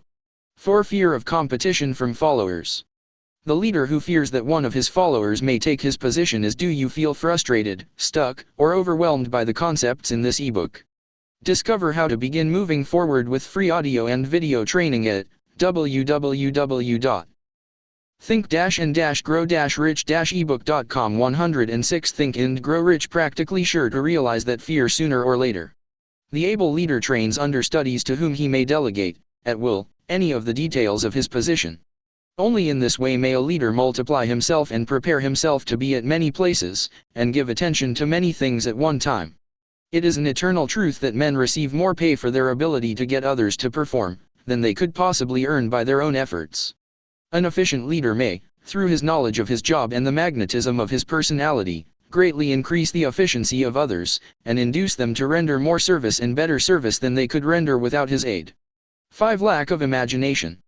Without imagination, the leader is incapable of meeting emergencies, and of creating plans by which to guide his followers efficiently. 6. Selfishness. The leader who claims all the honor for the work of his followers, is sure to be met by resentment. The really great leader claims none of the honors. He is contented to see the honors, when there are any, go to his followers, because he knows that most men will work harder for commendation and recognition than they will for money alone. 7. Intemperance. Followers do not respect an intemperate leader. Moreover, intemperance in any of its various forms, destroys the endurance and the vitality of all who indulge in it. 8. Disloyalty. Perhaps this should have come at the head of the list. The leader who is not loyal to his trust, and to his associates, those above him, and those below him, cannot long maintain his leadership. Disloyalty marks one as being less than the dust of the earth, and brings down on one's head the contempt he deserves. Lack of loyalty is one of the major causes of failure in every walk of life. Do you feel frustrated, stuck, or overwhelmed by the concepts in this ebook? Discover how to begin moving forward with free audio and video training at www.think-and-grow-rich-ebook.com 107 Think and Grow Rich 9. Emphasis of the authority of leadership. The efficient leader leads by encouraging, and not by trying to instill fear in the hearts of his followers. The leader who tries to impress his followers with his authority comes within the category of leadership through force. If a leader is a real leader, he will have no need to advertise that fact except by his conduct, his sympathy, understanding, fairness, and a demonstration that he knows his job. 10. Emphasis of title. The competent leader requires no title to give him the respect of his followers. The man who makes too much over his title generally has little else to emphasize. The doors to the office of the real leader are open to all who wish to enter, and his working quarters are free from formality or ostentation. These are among the more common of the causes of failure in leadership. Any one of these faults is sufficient to induce failure. Study the list carefully if you aspire to leadership, and make sure that you are free of these faults. Some fertile fields in which new leadership will be required. Before leaving this chapter, your attention is called to a few of the fertile fields in which there has been a decline of leadership, and in which the new type of leader may find an abundance of opportunity. First, in the field of politics there is a most insistent demand for new leaders, a demand which indicates nothing less than an emergency. The majority of politicians have, seemingly, become high-grade, legalized racketeers. They have increased taxes and debauched the machinery of industry and business until the people can no longer stand the burden. Second, the banking business is undergoing a reform. The leaders in this field have almost entirely lost the confidence of the do you feel frustrated, stuck, or overwhelmed by the concepts in this ebook. Discover how to begin moving forward with free audio and video training at www.think-and-grow-rich-ebook.com 108 Think and Grow Rich Public. Already the bankers have sensed the need of reform, and they have begun it. Third, industry calls for new leaders. The old type of leaders thought and moved in terms of dividends instead of thinking and moving in terms of human equations. The future leader in industry, to endure, must regard himself as a quasi-public official whose duty it is to manage his trust in such a way that it will work hardship on no individual, or group of individuals. Exploitation of working men is a thing of the past. Let the man who aspires to leadership in the field of business, industry, and labor remember this. Fourth, the religious leader of the future will be forced to give more attention to the temporal needs of his followers, in the solution of their economic and personal problems of the present, and less attention to the dead past, and the yet unborn future. Fifth, in the professions of law, medicine, and education, a new brand of leadership, and to some extent, new leaders will become a necessity. This is especially true in the field of education. The leader in that field must, in the future, find ways and means of teaching people how to apply the knowledge they receive in school. He must deal more with practice and less with theory. Sixth, new leaders will be required in the field of journalism. Newspapers of the future, to be conducted successfully, must be divorced from special privilege and relieved from the subsidy of advertising. They must cease to be organs of propaganda for the interests which patronize their advertising columns. The type of newspaper which publishes scandal and lewd pictures will eventually go the way of all forces which debauch the human mind. These are but a few of the fields in which opportunities for new leaders and a new brand of leadership are now available. The world is undergoing a do you feel frustrated, stuck, or overwhelmed by the concepts in this ebook. Discover how to begin moving forward with free audio and video training at www.think-and-grow-rich-ebook.com 109 Think and Grow Rich Rapid Change. This means that the media through which the changes in human habits are promoted, must be adapted to the changes. The media here described, are the ones which, more than any others, determine the trend of civilization. When and how to apply for a position. The information described here is the net result of many years of experience during which thousands of men and women were helped to market their services effectively. It can, therefore, be relied upon as sound and practical. Media through which services may be marketed. Experience has proved that the following media offer the most direct and effective methods of bringing the buyer and seller of personal services together. 1. Employment bureaus. Care must be taken to select only reputable bureaus, the management of which can show adequate records of achievement of satisfactory results. There are comparatively few such bureaus. 2. Advertising in newspapers, trade journals, magazines, and radio. Classified advertising may usually be relied upon to produce satisfactory results in the case of those who apply for clerical or ordinary salaried positions. Display advertising is more desirable in the case of those who seek executive connections, the copy to appear in the section of the paper which is most apt to come to the attention of the class of employer being sought. The copy should be prepared by an expert, who understands how to inject sufficient selling qualities to produce replies. 3 personal letters of application, directed to particular firms or individuals most apt to need such services as are being offered.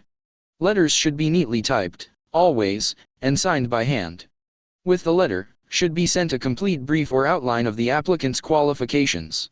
Both the letter of application and the brief of experience or qualifications should be prepared by an expert. See instructions as to information to be supplied. Do you feel frustrated, stuck, or overwhelmed by the concepts in this ebook? Discover how to begin moving forward with free audio and video training at www.think-and-grow-rich-ebook.com. 110 Think and Grow Rich 4.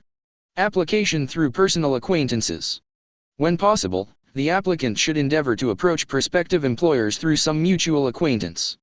This method of approach is particularly advantageous in the case of those who seek executive connections and do not wish to appear to be peddling themselves. 5. Application in person. In some instances, it may be more effective if the applicant offers personally his services to prospective employers, in which event a complete written statement of qualifications for the position should be presented, for the reason that prospective employers often wish to discuss with associates one's record. Information to be supplied in a written brief. This brief should be prepared as carefully as a lawyer would prepare the brief of a case to be tried in court. Unless the applicant is experienced in the preparation of such briefs, an expert should be consulted, and his services enlisted for this purpose. Successful merchants employ men and women who understand the art and the psychology of advertising to present the merits of their merchandise. One who has personal services for sale should do the same. The following information should appear in the brief. 1. Education. State briefly, but definitely, what schooling you have had, and in what subjects you specialized in school, giving the reasons for that specialization. 2. Experience. If you have had experience in connection with positions similar to the one you seek, describe it fully, state names and addresses of former employers. Be sure to bring out clearly any special experience you may have had which would equip you to fill the position you seek. 3. References. Practically every business firm desires to know all about the previous records, antecedents, etc., of prospective employees who seek positions of responsibility. Attach to your brief photostatic copies of letters from a former employer's B teachers under whom you studied. Do you feel frustrated, stuck, or overwhelmed by the concepts in this ebook? Discover how to begin moving forward with free audio and video training at www.think-and-grow-rich-ebook.com. 111 Think and Grow Rich. See prominent people whose judgment may be relied upon. 4. Photograph of self. Attach to your brief a recent, unmounted photograph of yourself. 5. Apply for a specific position. Avoid application for a position without describing exactly what particular position you seek. Never apply for just a position. That indicates you lack specialized qualifications. 6. State your qualifications for the particular position for which you apply. Give full details as to the reason you believe you are qualified for the particular position you seek. This is the application. It will determine, more than anything else, what consideration you receive. 7. Offer to go to work on probation. In the majority of instances, if you are determined to have the position for which you apply, it will be most effective if you offer to work for a week, or a month, or for a sufficient length of time to enable your prospective employer to judge your value without pay. This may appear to be a radical suggestion, but experience has proved that it seldom fails to win at least a trial. If you are sure of your qualifications, a trial is all you need. Incidentally, such an offer indicates that you have confidence in your ability to fill the position you seek. It is most convincing. If your offer is accepted, and you make good, more than likely you will be paid for your probation period. Make clear the fact that your offer is based upon your confidence in your ability to fill the position. B. Your confidence in your prospective employer's decision to employ you after trial. C. Your determination to have the position you seek. 8. Knowledge of your prospective employer's business. Before applying for a position, Do sufficient research in connection with the business to familiarize yourself thoroughly with that business, and indicate in your brief the knowledge you have acquired in this field. This will be impressive, as it will indicate that you have imagination, and a real interest in the position you seek. Do you feel frustrated, stuck, or overwhelmed by the concepts in this ebook? Discover how to begin moving forward with free audio and video training at www.think-and-grow-rich-ebook.com. 112 Think and Grow Rich. Remember that it is not the lawyer who knows the most law, but the one who best prepares his case, who wins. If your case is properly prepared and presented, your victory will have been more than half won at the outset. Do not be afraid of making your brief too long. Employers are just as much interested in purchasing the services of well-qualified applicants as you are in securing employment. In fact, the success of most successful employers is due, in the main, to their ability to select well-qualified lieutenants. They want all the information available. Remember another thing, neatness in the preparation of your brief will indicate that you are a painstaking person. I have helped to prepare briefs for clients which were so striking and out of the ordinary that they resulted in the employment of the applicant without a personal interview. When your brief has been completed, have it neatly bound by an experienced binder, and lettered by an artist, or printer similar to the following: Brief of the qualifications of Robert K. Smith applying for the position of Private Secretary to the President of the blank Company Incorporated. Change names each time brief is shown. This personal touch is sure to command attention. Have your brief neatly typed or mimeographed on the finest paper you can obtain, and bound with a heavy paper of the book cover variety, the binder to be changed, and the proper firm name to be inserted if it is to be shown to more than one company. Your photograph should be pasted on one of the pages of your brief. Follow these instructions to the letter, improving upon them wherever your imagination suggests. Successful salesmen groom themselves with care. They understand that first impressions are lasting. Your brief is your salesman. Give it a good suit of clothes, so it will stand out in bold contrast to anything your prospective employer ever saw, in the way of an application for a position. If the position you seek is worth having, it is worth going after with care. Moreover, if you sell yourself to an employer in a manner that impresses him with your individuality, you probably will receive more money for your services from the very start, than you would if you applied for employment in the usual conventional way. Do you feel frustrated, stuck, or overwhelmed by the concepts in this ebook? Discover how to begin moving forward with free audio and video training at www.think-and-grow-rich-ebook.com. 113 Think and Grow Rich. If you seek employment through an advertising agency, or an employment agency, have the agent use copies of your brief in marketing your services. This will help to gain preference for you, both with the agent, and the prospective employers. How to get the exact position you desire. Everyone enjoys doing the kind of work for which he is best suited. An artist loves to work with paints, a craftsman with his hands, a writer loves to write. Those with less definite talents have their preferences for certain fields of business and industry. If America does anything well, it offers a full range of occupations: tilling the soil, manufacturing, marketing, and the professions. First, decide exactly what kind of a job you want. If the job doesn't already exist, perhaps you can create it. Second, choose the company, or individual for whom you wish to work. Third, study your prospective employer, as to policies, personnel, and chances of advancement. Fourth, by analysis of yourself, your talents and capabilities, figure what you can offer, and plan ways and means of giving advantages, services, developments, ideas that you believe you can successfully deliver. Fifth, forget about a job. Forget whether or not there is an opening. Forget the usual routine of, "Have you got a job for me?" Concentrate on what you can give. Sixth, once you have your plan in mind, arrange with an experienced writer to put it on paper in neat form, and in full detail. Seventh, present it to the proper person with authority and he will do the rest.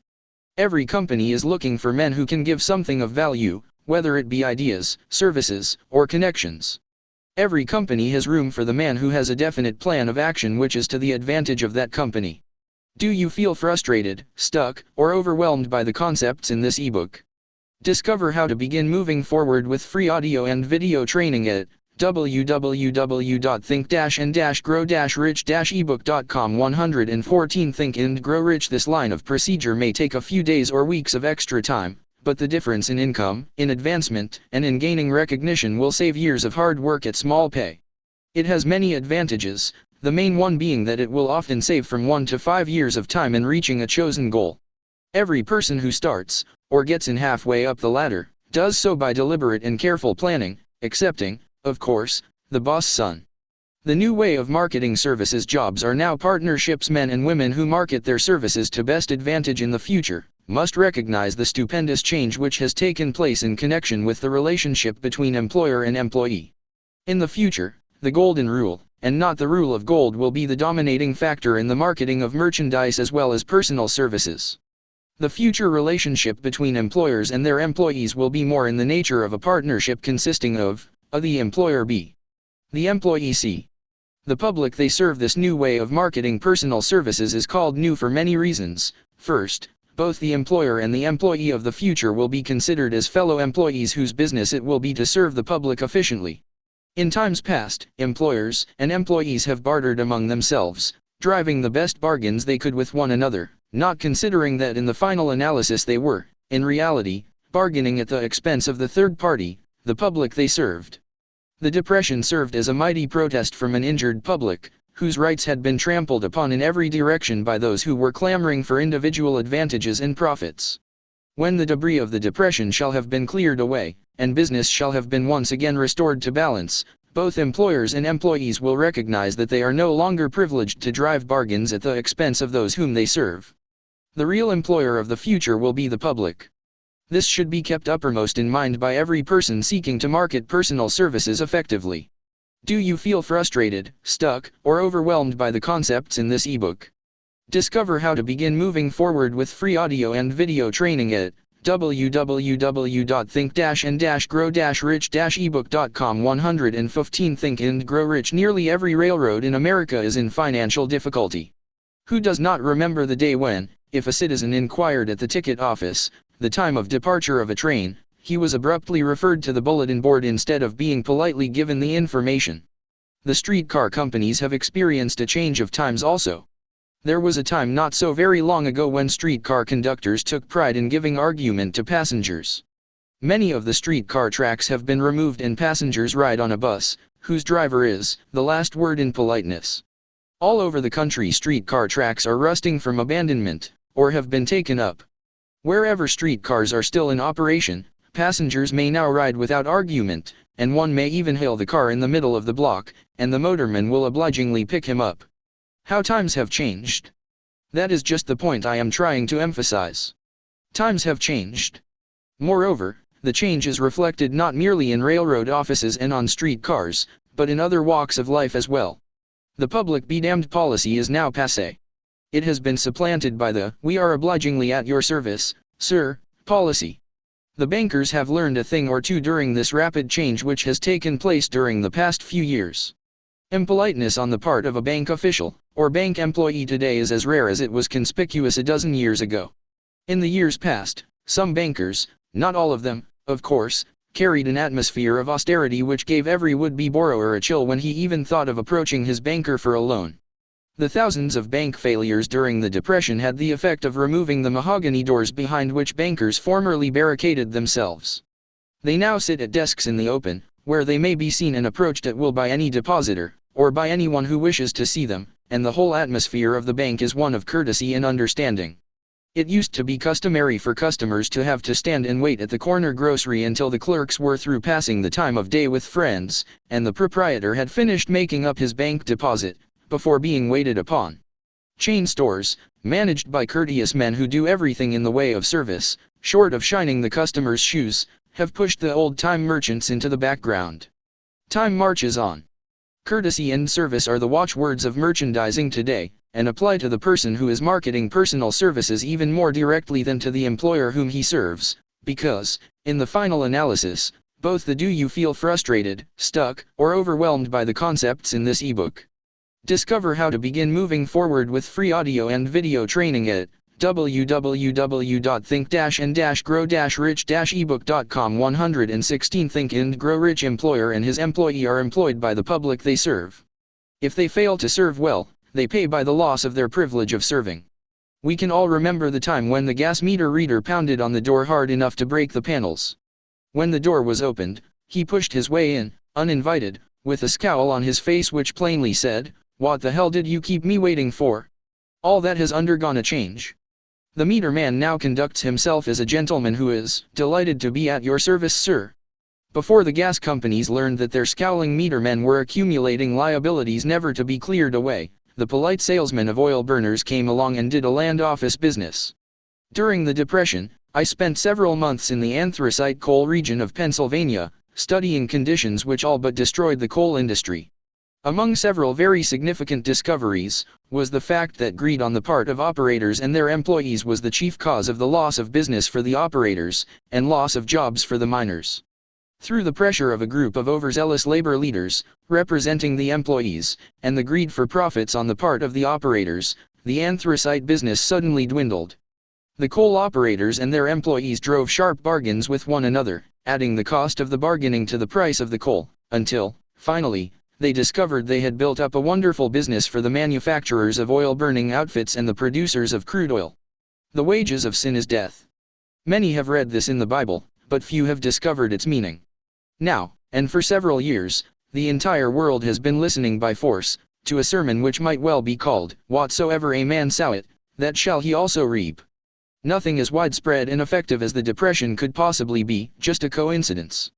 Behind the Depression was a cause. Nothing ever happens without a cause.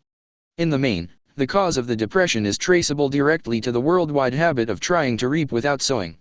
This should not be mistaken to mean that the Depression represents a crop which the world is being forced to reap without having sown. The trouble is that the world sowed the wrong sort of seed. Any farmer knows he cannot sow the seed of thistles, and reap a harvest of grain. Beginning at the outbreak of the World War, the people of the world began to sow the seed of service inadequate in both quality and quantity.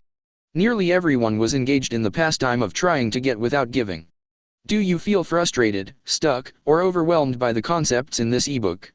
Discover how to begin moving forward with free audio and video training at www.think-and-grow-rich-ebook.com. 117 Think and Grow Rich. These illustrations are brought to the attention of those who have personal services to market, to show that we are where we are, and what we are, because of our own conduct.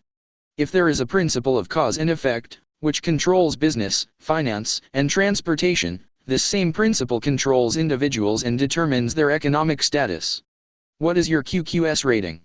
The causes of success in marketing services effectively and permanently have been clearly described. Unless those causes are studied, analyzed, understood and applied, no man can market his services effectively and permanently. Every person must be his own salesman of personal services. The quality and the quantity of service rendered, and the spirit in which it is rendered, determine to a large extent the price and the duration of employment. To market personal services effectively, which means a permanent market, at a satisfactory price, under pleasant conditions, one must adopt and follow the QQS formula, which means that quality, plus quantity, plus the proper spirit of cooperation, equals perfect salesmanship of service. Remember the QQS formula, but do more, apply it as a habit. Let us analyze the formula to make sure we understand exactly what it means. 1. Quality of service shall be construed to mean the performance of every detail, in connection with your position, in the most efficient manner possible, with the object of greater efficiency always in mind. 2. Quantity of service shall be understood to mean the habit of rendering all the service of which you are capable, at all times, with the purpose of increasing the amount of service rendered as greater skill is developed through practice and experience. Emphasis is again placed on the word habit. 3. Spirit of service shall be construed to mean the habit of agreeable, harmonious conduct which will induce cooperation from associates and fellow employees. Adequacy of quality and quantity of service is not sufficient to maintain a permanent market for your services. The conduct, or the spirit in which you deliver service, is a strong determining factor in connection with both the price you receive, and the duration of employment. Do you feel frustrated, stuck, or overwhelmed by the concepts in this ebook? Discover how to begin moving forward with free audio and video training at www.think-and-grow-rich-ebook.com. 118 Think and Grow Rich. Andrew Carnegie stressed this point more than others in connection with his description of the factors which lead to success in the marketing of personal services. He emphasized again and again the necessity for harmonious conduct. He stressed the fact that he would not retain any man, no matter how great a quantity, or how efficient the quality of his work, unless he worked in a spirit of harmony. Mr. Carnegie insisted upon men being agreeable. To prove that he placed a high value upon this quality, he permitted many men who conformed to his standards to become very wealthy. Those who did not conform, had to make room for others. The importance of a pleasing personality has been stressed, because it is a factor which enables one to render service in the proper spirit. If one has a personality which pleases, and renders service in a spirit of harmony, these assets often make up for deficiencies in both the quality and the quantity of service one renders. Nothing, however, can be successfully substituted for pleasing conduct. The capital value of your services. The person whose income is derived entirely from the sale of personal services is no less a merchant than the man who sells commodities, and it might well be added, such a person is subject to exactly the same rules of conduct as the merchant who sells merchandise. This has been emphasized, because the majority of people who live by the sale of personal services make the mistake of considering themselves free from the rules of conduct, and the responsibilities attached to those who are engaged in marketing commodities. The new way of marketing services has practically forced both employer and employee into partnership alliances, through which both take into consideration the rights of the third party, the public they serve. The day of the go-getter has passed. He has been supplanted by the go-giver. High-pressure methods in business finally blew the lid off. There will never be the need to put the lid back on, because, in the future, business will be conducted by methods that will require no pressure. The actual capital value of your brains may be determined by the amount of income you can produce, by marketing your services. A fair estimate of the capital value of your services may be made by multiplying your annual income. Do you feel frustrated, stuck, or overwhelmed by the concepts in this ebook?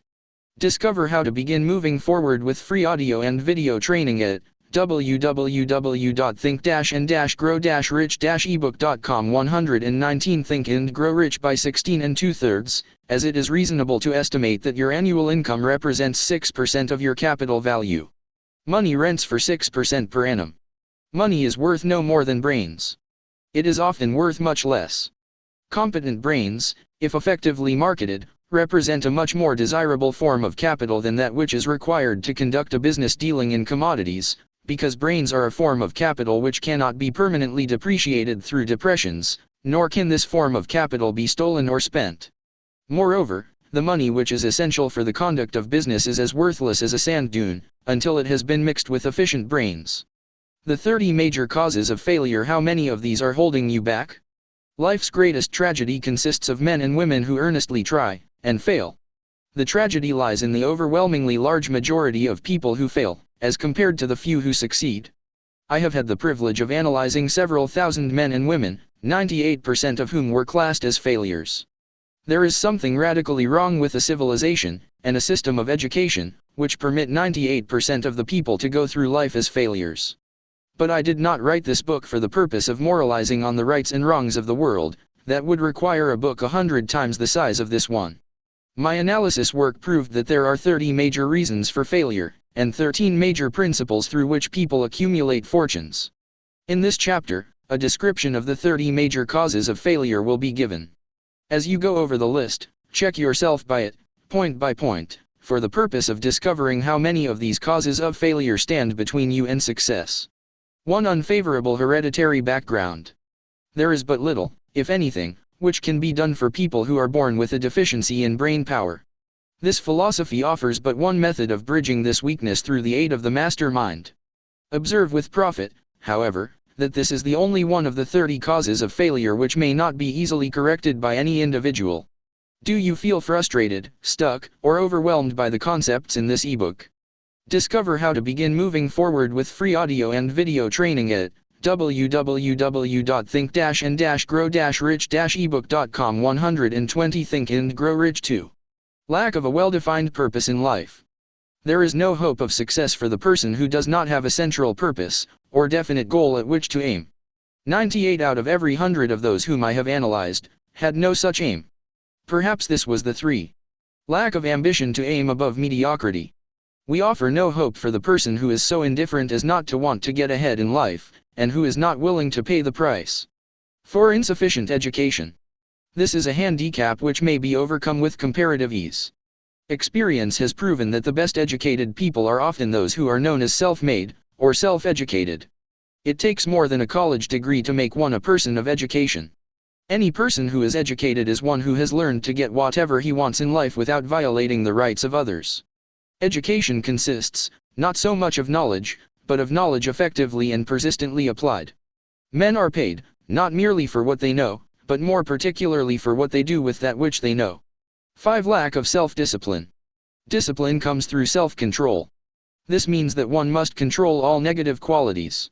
Before you can control conditions, you must first control yourself. Self-mastery is the hardest job you will ever tackle. If you do not conquer self, you will be conquered by self. You may see at one and the same time both your best friend and your greatest enemy, by stepping in front of a mirror. 6. Ill health. No person may enjoy outstanding success without good health. Many of the causes of ill health are subject to mastery and control. These, in the main are, a overeating of foods not conducive to health, b. wrong habits of thought, giving expression to negatives, c. wrong use of, and overindulgence in sex, d. lack of proper physical exercise, e. an inadequate supply of fresh air, due to improper breathing. Do you feel frustrated, stuck, or overwhelmed by the concepts in this ebook?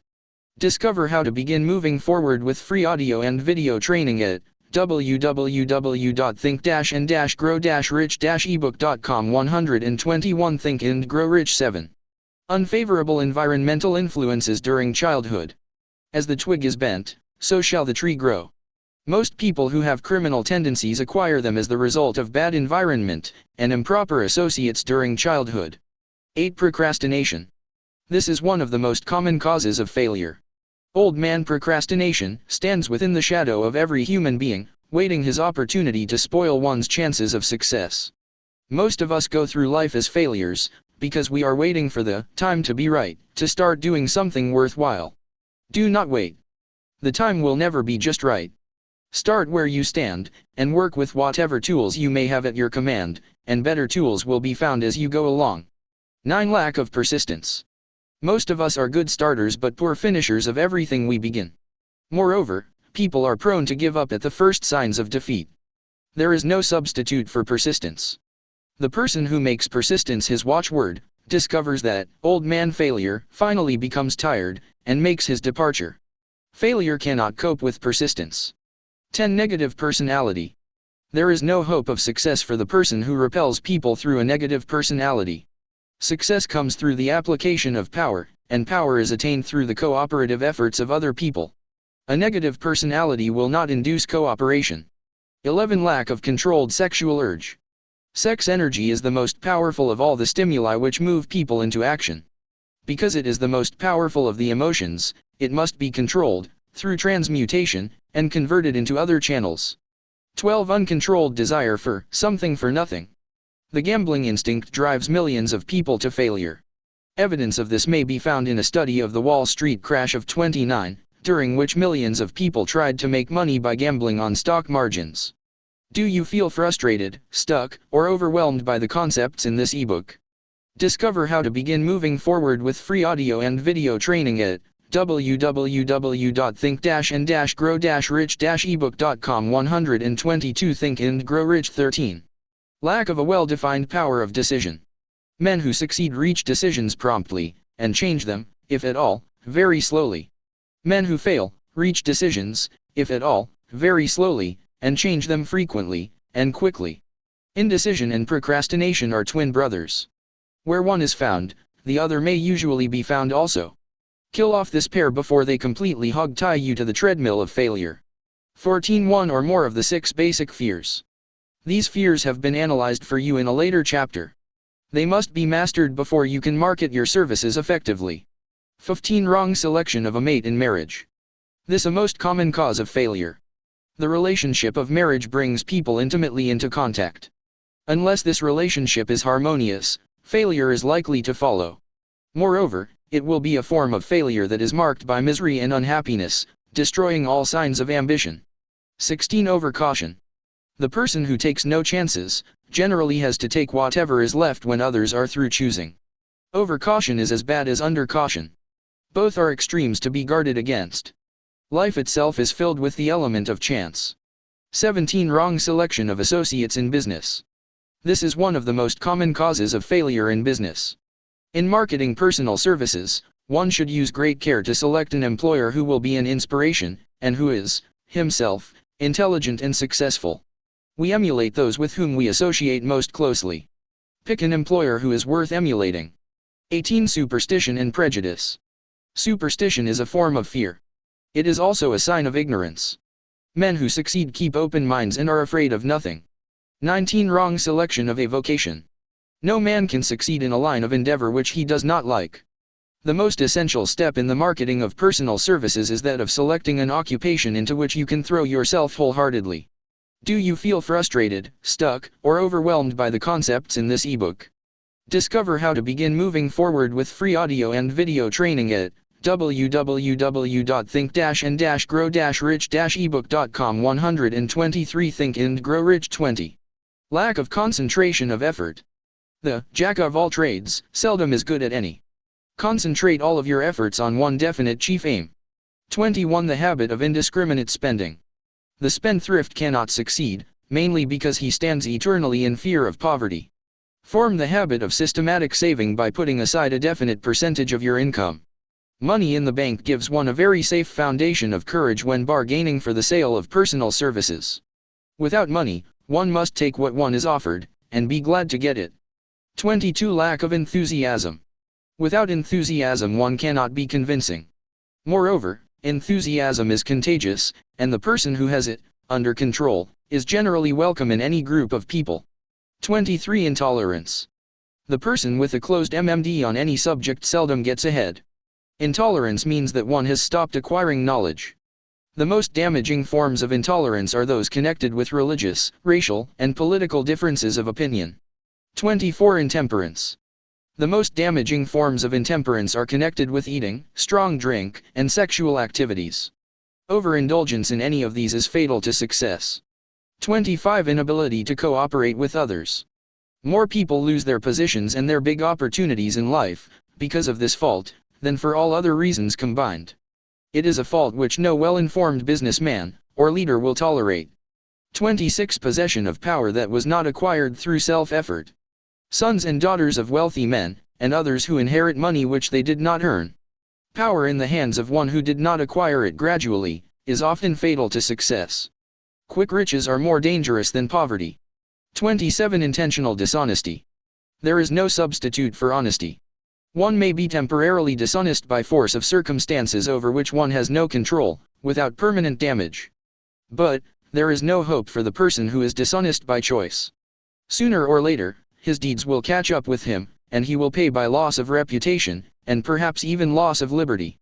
Do you feel frustrated, stuck, or overwhelmed by the concepts in this ebook?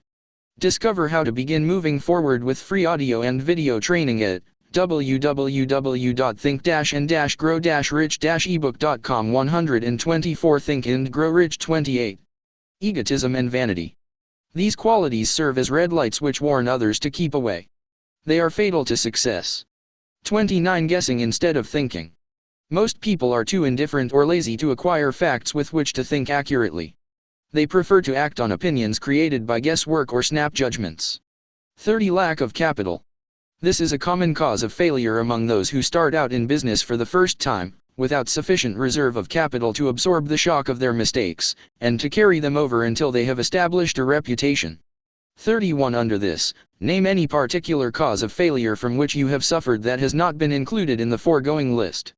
In these 30 major causes of failure is found a description of the tragedy of life, which obtains for practically every person who tries and fails. It will be helpful if you can induce someone who knows you well to go over this list with you, and help to analyze you by the 30 causes of failure. It may be beneficial if you try this alone. Most people cannot see themselves as others see them. You may be one who cannot. The oldest of admonitions is, "Man, know thyself." If you market merchandise successfully, you must know the merchandise. The same is true in marketing personal services. You should know all of your weaknesses in order that you may either bridge them or eliminate them entirely. You should know your strength in order that you may call attention to it when selling your services. You can know yourself only through accurate analysis. The folly of ignorance in connection with self was displayed by a young man who applied to the manager of a well-known business for a position. He made a very good impression until the manager asked him what salary he expected. He replied that he had no fixed sum in mind, lack of a definite aim. The manager then said, "We will pay you all you are worth, alter we try you out for a week." "I will not accept it," the applicant replied, "because I am getting more than that where I am now employed." Do you feel frustrated, stuck, or overwhelmed by the concepts in this ebook? Discover how to begin moving forward with free audio and video training at www.think-and-grow-rich-ebook.com. 125 Think and Grow Rich. Before you even start to negotiate for a readjustment of your salary in your present position, or to seek employment elsewhere, be sure that you are worth more than you now receive. It is one thing to want money, everyone wants more, but it is something entirely different to be worth more. Many people mistake their wants for their just dues. Your financial requirements or wants have nothing whatever to do with your worth. Your value is established entirely by your ability to render useful service or your capacity to induce others to render such service. Take inventory of yourself. 28 questions you should answer. Annual self-analysis is an essential in the effective marketing of personal services, as is annual inventory in merchandising. Moreover, the yearly analysis should disclose a decrease in faults, and an increase in virtues. One goes ahead, stands still, or goes backward in life. One's object should be, of course, to go ahead. Annual self-analysis will disclose whether advancement has been made, and if so, how much. It will also disclose any backward steps one may have made. The effective marketing of personal services requires one to move forward even if the progress is slow.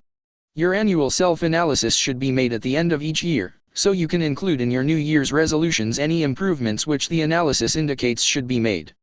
Take this inventory by asking yourself the following questions, and by checking your answers with the aid of someone who will not permit you to deceive yourself as to their accuracy. Self-analysis questionnaire for personal inventory. 1. Have I attained the goal which I established as my objective for this year? You should work with a definite yearly objective to be attained as a part of your major life objective. 2. Have I delivered service of the best possible quality of which I was capable, or could I have improved any part of this service? Do you feel frustrated, stuck, or overwhelmed by the concepts in this ebook? Discover how to begin moving forward with free audio and video training at www.think-and-grow-rich-ebook.com. 126 Think and Grow Rich. 3. Have I delivered service in the greatest possible quantity of which I was capable? 4. Has the spirit of my conduct been harmonious and cooperative at all times? 5. Have I permitted the habit of procrastination to decrease my efficiency, and if so, to what extent? 6. Have I improved my personality, and if so, in what ways? 7. Have I been persistent in following my plans through to completion? 8. Have I reached decisions promptly and definitely on all occasions? 9. Have I permitted any one or more of the 6 basic fears to decrease my efficiency? 10. Have I been either overcautious or undercautious? 11. Has my relationship with my associates in work been pleasant or unpleasant? If it has been unpleasant, has the fault been partly or wholly mine? 12. Have I dissipated any of my energy through lack of concentration of effort? 13. Have I been open-minded and tolerant in connection with all subjects? 14. In what way have I improved my ability to render service? 15. Have I been intemperate in any of my habits? 16. Have I expressed, either openly or secretly, any form of egotism? 17. Has my conduct toward my associates been such that it has induced them to respect me? 18. Have my opinions and decisions been based upon guesswork, or accuracy of analysis and thought? 19. Have I followed the habit of budgeting my time, my expenses, and my income, and have I been conservative in these budgets? 20. How much time have I devoted to unprofitable effort which I might have used to better advantage? 21. How may I rebudget my time, and change my habits so I will be more efficient during the coming year? Do you feel frustrated, stuck, or overwhelmed by the concepts in this ebook? Discover how to begin moving forward with free audio and video training at www.think-and-grow-rich-ebook.com. 127 Think and Grow Rich. 22. Have I been guilty of any conduct which was not approved by my conscience? 23. In what ways have I rendered more service and better service than I was paid to render? 24. Have I been unfair to anyone, and if so, in what way? 25. If I had been the purchaser of my own services for the year, Would I be satisfied with my purchase? 26. Am I in the right vocation, and if not, why not? 27. Has the purchaser of my services been satisfied with the service I have rendered, and if not, why not? 28. What is my present rating on the fundamental principles of success? Make this rating fairly and frankly, and have it checked by someone who is courageous enough to do it accurately. Having read and assimilated the information conveyed through this chapter, you are now ready to create a practical plan for marketing your personal services. In this chapter will be found an adequate description of every principle essential in planning the sale of personal services, including the major attributes of leadership, the most common causes of failure in leadership, a description of the fields of opportunity for leadership, the main causes of failure in all walks of life, and the important questions which should be used in self-analysis. This extensive and detailed presentation of accurate information has been included, because it will be needed by all who must begin the accumulation of riches by marketing personal services. Those who have lost their fortunes, and those who are just beginning to earn money, have nothing but personal services to offer in return for riches. Therefore it is essential that they have available the practical information needed to market services to best advantage. The information contained in this chapter will be of great value to all who aspire to attain leadership in any calling. It will be particularly helpful to those aiming to market their services as business or industrial executives. Complete assimilation and understanding of the information here conveyed will be helpful in marketing one's own services, and it will also help one to become more analytical and capable of judging people. The information will be priceless to personnel directors, employment managers, and other executives charged with the selection of employees, and the maintenance of efficient organizations. If you doubt this statement, test its soundness by do you feel frustrated, stuck, or overwhelmed by the concepts in this ebook. Discover how to begin moving forward with free audio and video training at www.think-and-grow-rich-ebook.com. 128 Think and Grow Rich, answering and writing the 28 self-analysis questions. That might be both interesting and profitable, even though you do not doubt the soundness of the statement. Where and how one may find opportunities to accumulate riches. Now that we have analyzed the principles by which riches may be accumulated, we naturally ask, where may one find favorable opportunities to apply these principles? Very well. Let us take inventory and see what the United States of America offer the person seeking riches, great or small. To begin with, let us remember, all of us, that we live in a country where every law-abiding citizen enjoys freedom of thought and freedom of deed unequaled anywhere in the world. Most of us have never taken inventory of the advantages of this freedom. We have never compared our unlimited freedom with the curtailed freedom in other countries. Here we have freedom of thought, freedom in the choice and enjoyment of education, freedom in religion, freedom in politics, freedom in the choice of a business, profession, or occupation, freedom to accumulate and own without molestation all the property we can accumulate, freedom to choose our place of residence, freedom in marriage, freedom through equal opportunity to all races, freedom of travel from one state to another, freedom in our choice of foods, and freedom to aim for any station in life for which we have prepared ourselves, even for the presidency of the United States.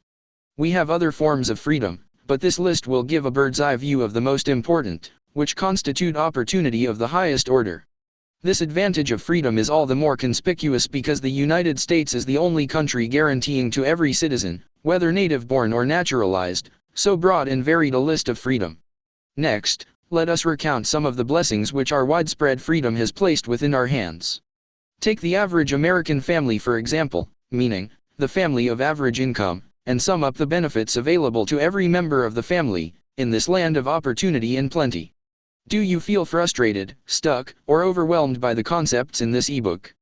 Discover how to begin moving forward with free audio and video training at www.think-and-grow-rich-ebook.com. 129 Think and Grow Rich, a food. Next to freedom of thought and deed comes food, clothing, and shelter, the three basic necessities of life. Because of our universal freedom, the average American family has available, at its very door, the choicest selection of food to be found anywhere in the world, and at prices within its financial range. A family of two, living in the heart of Times Square district of New York City, far removed from the source of production of foods, took careful inventory of the cost of a simple breakfast, with this astonishing result: articles of food, cost at the breakfast table, grapefruit juice, from Florida. 02 Rippled wheat breakfast food, Kansas Farm. 0.2 tea, from China.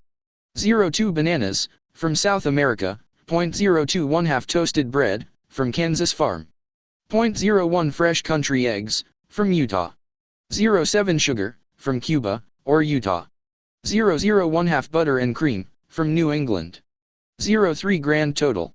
20. It is not very difficult to obtain food in a country where two people can have breakfast consisting of all they want or need for a dime apiece. Observe that this simple breakfast was gathered, by some strange form of magic, from China, South America, Utah, Kansas, and the New England states, and delivered on the breakfast table, ready for consumption, in the very heart of the most crowded city in America, at a cost well within the means of the most humble laborer.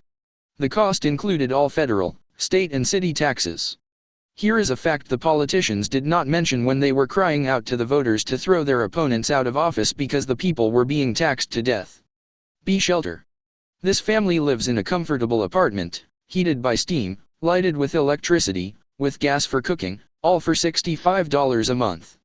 In a smaller city, or a more sparsely settled part of New York City, the same apartment could be had for as low as $20 a month. Do you feel frustrated, stuck, or overwhelmed by the concepts in this ebook? Discover how to begin moving forward with free audio and video training at www.think-and-grow-rich-ebook.com. 130 Think and Grow Rich. The toast they had for breakfast in the food estimate was toasted on an electric toaster, which cost but a few dollars. The apartment is cleaned with a vacuum sweeper that is run by electricity. Hot and cold water is available, at all times, in the kitchen and the bathroom. The food is kept cool in a refrigerator that is run by electricity. The wife curls her hair, washes her clothes and irons them with easily operated electrical equipment, on power obtained by sticking a plug in the wall. The husband shaves with an electric shaver, and they receive entertainment from all over the world, 24 hours a day, if they want it, without cost, by merely turning the dial of their radio. There are other conveniences in this apartment, but the foregoing list will give a fair idea of some of the concrete evidences of the freedom we, of America, enjoy. And this is neither political nor economic propaganda. See clothing. Anywhere in the United States, the woman of average clothing requirements can dress very comfortably and neatly for less than $200 a year, and the average man can dress for the same, or less. Only the three basic necessities of food, clothing, and shelter have been mentioned. The average American citizen has other privileges and advantages available in return for modest effort, not exceeding 8 hours per day of labor. Among these is the privilege of automobile transportation, with which one can go and come at will, at very small cost. The average American has security of property rights not found in any other country in the world. He can place his surplus money in a bank with the assurance that his government will protect it, and make good to him if the bank fails. If an American citizen wants to travel from one state to another, he needs no passport, no one's permission. He may go when he pleases, and return at will.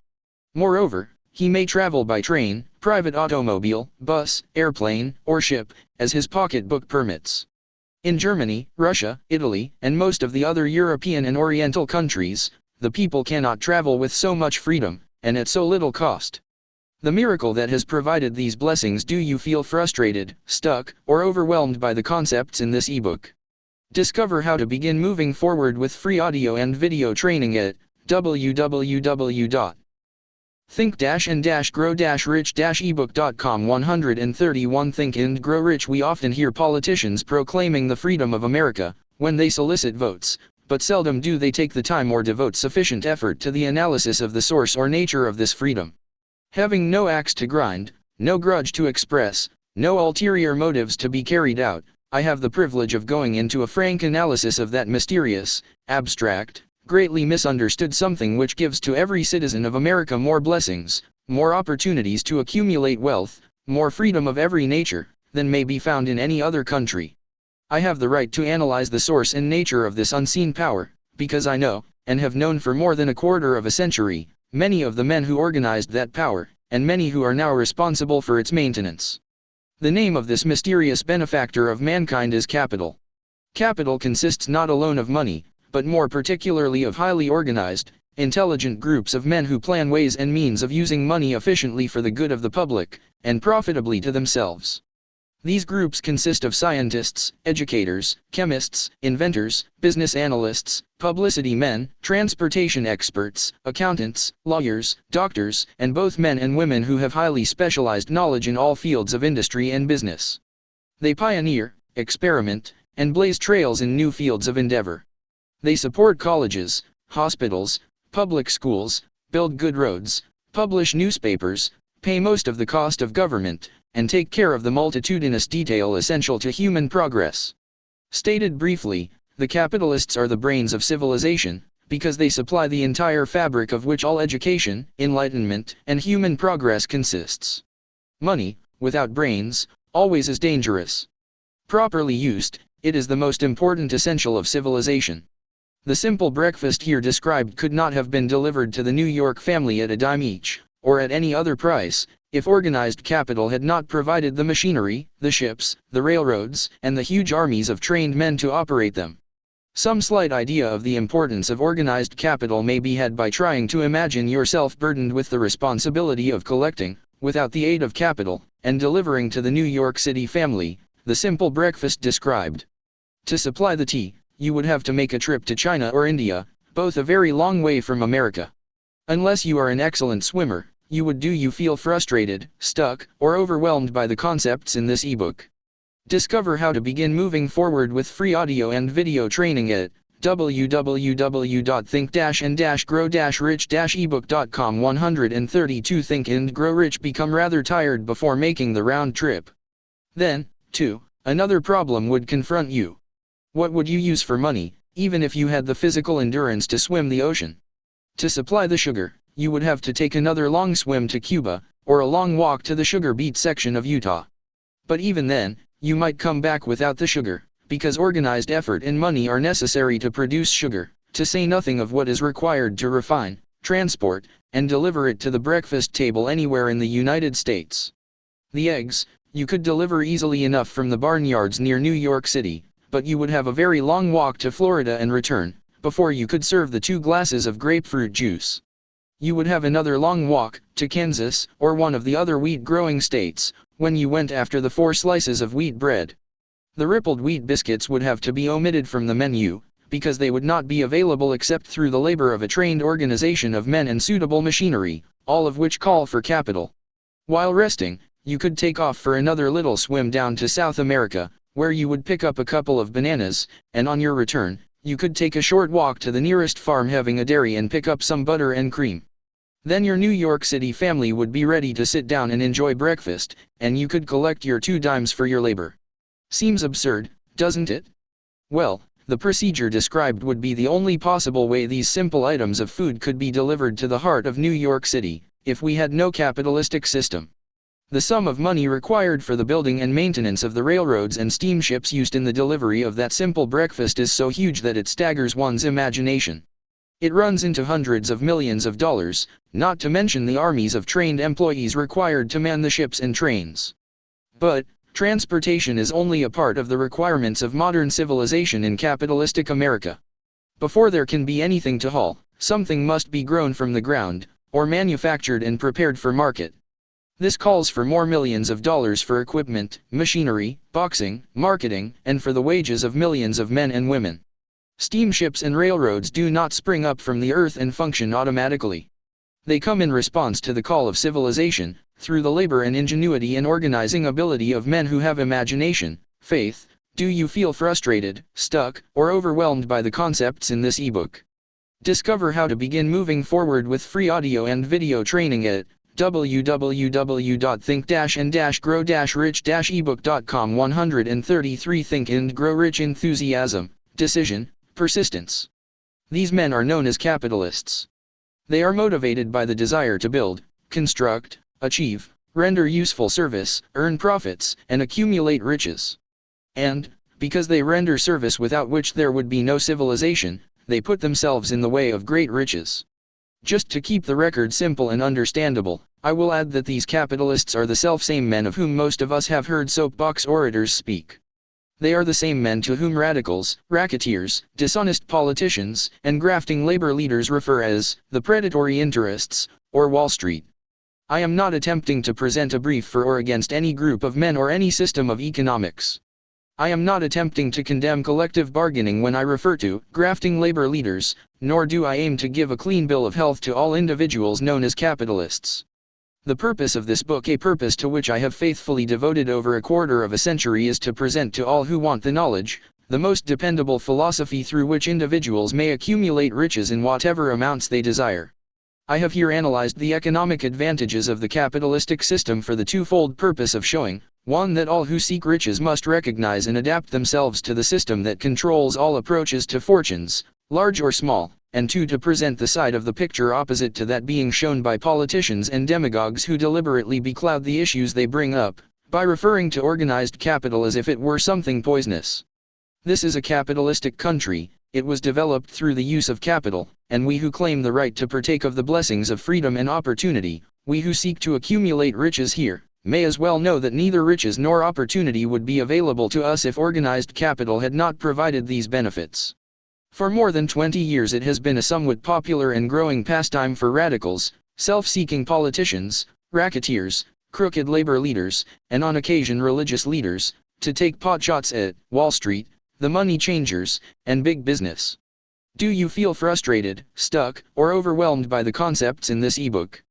Discover how to begin moving forward with free audio and video training at www.think-and-grow-rich-ebook.com. 134 Think and Grow Rich. The practice became so general that we witnessed during the business depression, the unbelievable sight of high government officials lining up with the cheap politicians and labor leaders, with the openly avowed purpose of throttling the system which has made industrial America the richest country on earth. The lineup was so general and so well organized that it prolonged the worst depression America has ever known.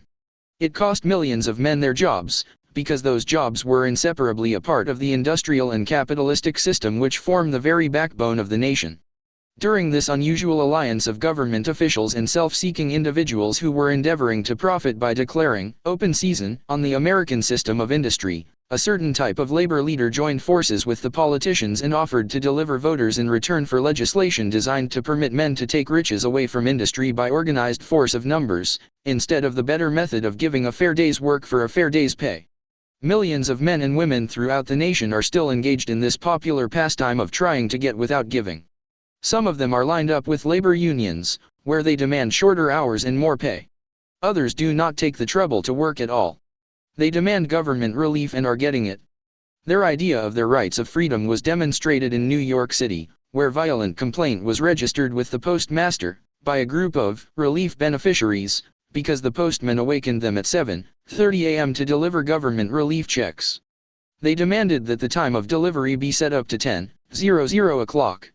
If you are one of those who believe that riches can be accumulated by the mere act of men who organize themselves into groups and demand more pay for less service, if you are one of those who demand government relief without early morning disturbance when the money is delivered to you, if you are one of those who believe in trading their votes to politicians in return for the passing of laws which permit the raiding of the public treasury, you may rest securely on your belief, with certain knowledge that no one will disturb you, because this is a free country where every man may think as he pleases, where nearly everybody can live with but little effort, where many may live well without doing any work whatsoever. However, you should know the full truth concerning this freedom of which so many people boast, and so few understand. As great as it is, as far as it do you feel frustrated, stuck, or overwhelmed by the concepts in this ebook. Discover how to begin moving forward with free audio and video training at www.think-and-grow-rich-ebook.com. 135 Think and Grow Rich reaches as many privileges as it provides. IT does not, and cannot bring riches without effort. There is but one dependable method of accumulating and legally holding riches, and that is by rendering useful service. No system has ever been created by which men can legally acquire riches through mere force of numbers, or without giving in return an equivalent value of one form or another. There is a principle known as the law of economics. This is more than a theory. It is a law no man can beat. Mark well the name of the principle, and remember it, because it is far more powerful than all the politicians and political machines. It is above and beyond the control of all the labor unions. It cannot be swayed, nor influenced, nor bribed by racketeers or self-appointed leaders in any calling. Moreover, IT has an all-seeing eye, and a perfect system of bookkeeping, in which it keeps an accurate account of the transactions of every human being engaged in the business of trying to get without giving. Sooner or later its auditors come around, look over the records of individuals both great and small, and demand an accounting. Wall Street, big business, capital predatory interests, or whatever name you choose to give the system which has given us American freedom, represents a group of men who understand, respect, and adapt themselves to this powerful law of economics. Their financial continuation depends upon their respecting the law. Most people living in America like this country, its capitalistic system and all. I must confess I know of no better country, where one may find greater opportunities to accumulate riches. Judging by their acts and deeds, there are some in this country who do not like it. That, of course, is their privilege. If they do not like this country, its capitalistic system, its boundless opportunities, they have the privilege of clearing out. Always there are other countries, such as Germany, Russia, and Italy, where one may try one's hand at enjoying freedom, and accumulating riches providing one is not too particular. America provides all the freedom and all the opportunity to accumulate riches that any honest person may require. When one goes hunting for game, one selects hunting grounds where game is plentiful. When seeking riches, the same rule would naturally obtain. If it is riches you are seeking, do not overlook the possibilities of a country whose citizens are so rich that women, alone, spend over $200 million annually for lipsticks, rouge and cosmetics. Think twice, you who or do you feel frustrated, stuck, or overwhelmed by the concepts in this ebook. Discover how to begin moving forward with free audio and video training at www.think-and-grow-rich-ebook.com. 136 Think and Grow Rich. Seeking riches, before trying to destroy the capitalistic system of a country whose citizens spend over $50 million a year for greeting cards, with which to express their appreciation of their freedom. If it is money you are seeking, consider carefully a country that spends hundreds of millions of dollars annually for cigarettes, the bulk of the income from which goes to only 4 major companies engaged in supplying this national builder of noncallous and quiet nerves. By all means give plenty of consideration to a country whose people spend annually more than $15 million for the privilege of seeing moving pictures, and toss in a few additional millions for liquor, narcotics, and other less potent soft drinks and giggle waters. Do not be in too big a hurry to get away from a country whose people willingly, even eagerly, hand over millions of dollars annually for football, baseball, and prize fights. And, by all means, stick by a country whose inhabitants give up more than $1 million a year for chewing gum, and another $1 million for safety razor blades. Remember, also, that this is but the beginning of the available sources for the accumulation of wealth. Only a few of the luxuries and non-essentials have been mentioned.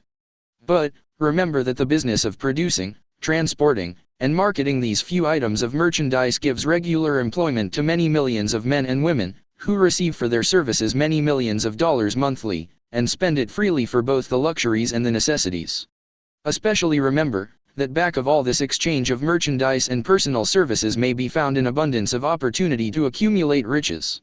Here our American freedom comes to one's aid. There is nothing to stop you, or anyone from engaging in any portion of the effort necessary to carry on these businesses. If one has superior talent, training, experience, one may accumulate riches in large amounts. Those not so fortunate may accumulate smaller amounts. Anyone may earn a living in return for a very nominal amount of labor. So there you are. Opportunity has spread its wares before you. Step up to the front, select what you want, create your plan, put the plan into action, and follow through with persistence. Capitalistic America will do the rest. You can depend upon this much. Capitalistic America ensures every do you feel frustrated, stuck, or overwhelmed by the concepts in this ebook. Discover how to begin moving forward with free audio and video training at www.think-and-grow-rich-ebook.com. 137 Think and Grow Rich. Person the opportunity to render useful service, and to collect riches in proportion to the value of the service. The system denies no one this right, but it does not, and cannot promise something for nothing, because the system, itself, is irrevocably controlled by the law of economics, which neither recognizes nor tolerates for long, getting without giving. The law of economics was passed by nature. There is no Supreme Court to which violators of this law may appeal. The law hands out both penalties for its violation, and appropriate rewards for its observance, without interference, or the possibility of interference by any human being. The law cannot be repealed. It is as fixed as the stars in the heavens, and subject to, and a part of the same system that controls the stars. May one refuse to adapt one's self to the law of economics? Certainly. This is a free country, where all men are born with equal rights, including the privilege of ignoring the law of economics. What happens then? Well, nothing happens until large numbers of men join forces for the avowed purpose of ignoring the law, and taking what they want by force. Then comes the dictator, with well-organized firing squads and machine guns. We have not yet reached that stage in America. But we have heard all we want to know about how the system works. Perhaps we shall one be fortunate enough not to demand personal knowledge of so gruesome a reality. Doubtless we shall prefer to continue with our freedom of speech, freedom of deed, and freedom to render useful service in return for riches. The practice, by government officials, of extending to men and women the privilege of raiding the public treasury in return for votes, sometimes results in election, but as night follows day, the final payoff comes, when every penny wrongfully used must be repaid with compound interest on compound interest. If those who make the grab are not forced to repay, the burden falls on their children, and their children's children, even unto the third and fourth generations. There is no way to avoid the debt. Men can, and sometimes do, form themselves into groups for the purpose of crowding wages up, and working hours down. There is a point beyond which they cannot go. It is the point at which the law of economics steps in, and the sheriff gets both the employer and the employees. Do you feel frustrated, stuck, or overwhelmed by the concepts in this ebook? Discover how to begin moving forward with free audio and video training at www.think-and-grow-rich-ebook.com. 138 Think and Grow Rich. For 6 years, from 1929 to 1935, the people of America, both rich and poor, barely missed seeing the old man economics hand over to the sheriff all the businesses, and industries, and banks. It was not a pretty sight. It did not increase our respect for mob psychology, through which men cast reason to the winds and start trying to get without giving. We who went through those 6 discouraging years, when fear was in the saddle, and faith was on the ground, cannot forget how ruthlessly the law of economics exacted its toll from both rich and poor, weak and strong, old and young. We shall not wish to go through another such experience. These observations are not founded upon short-time experience. They are the result of 25 years of careful analysis of the methods of both the most successful and the most unsuccessful men America has known.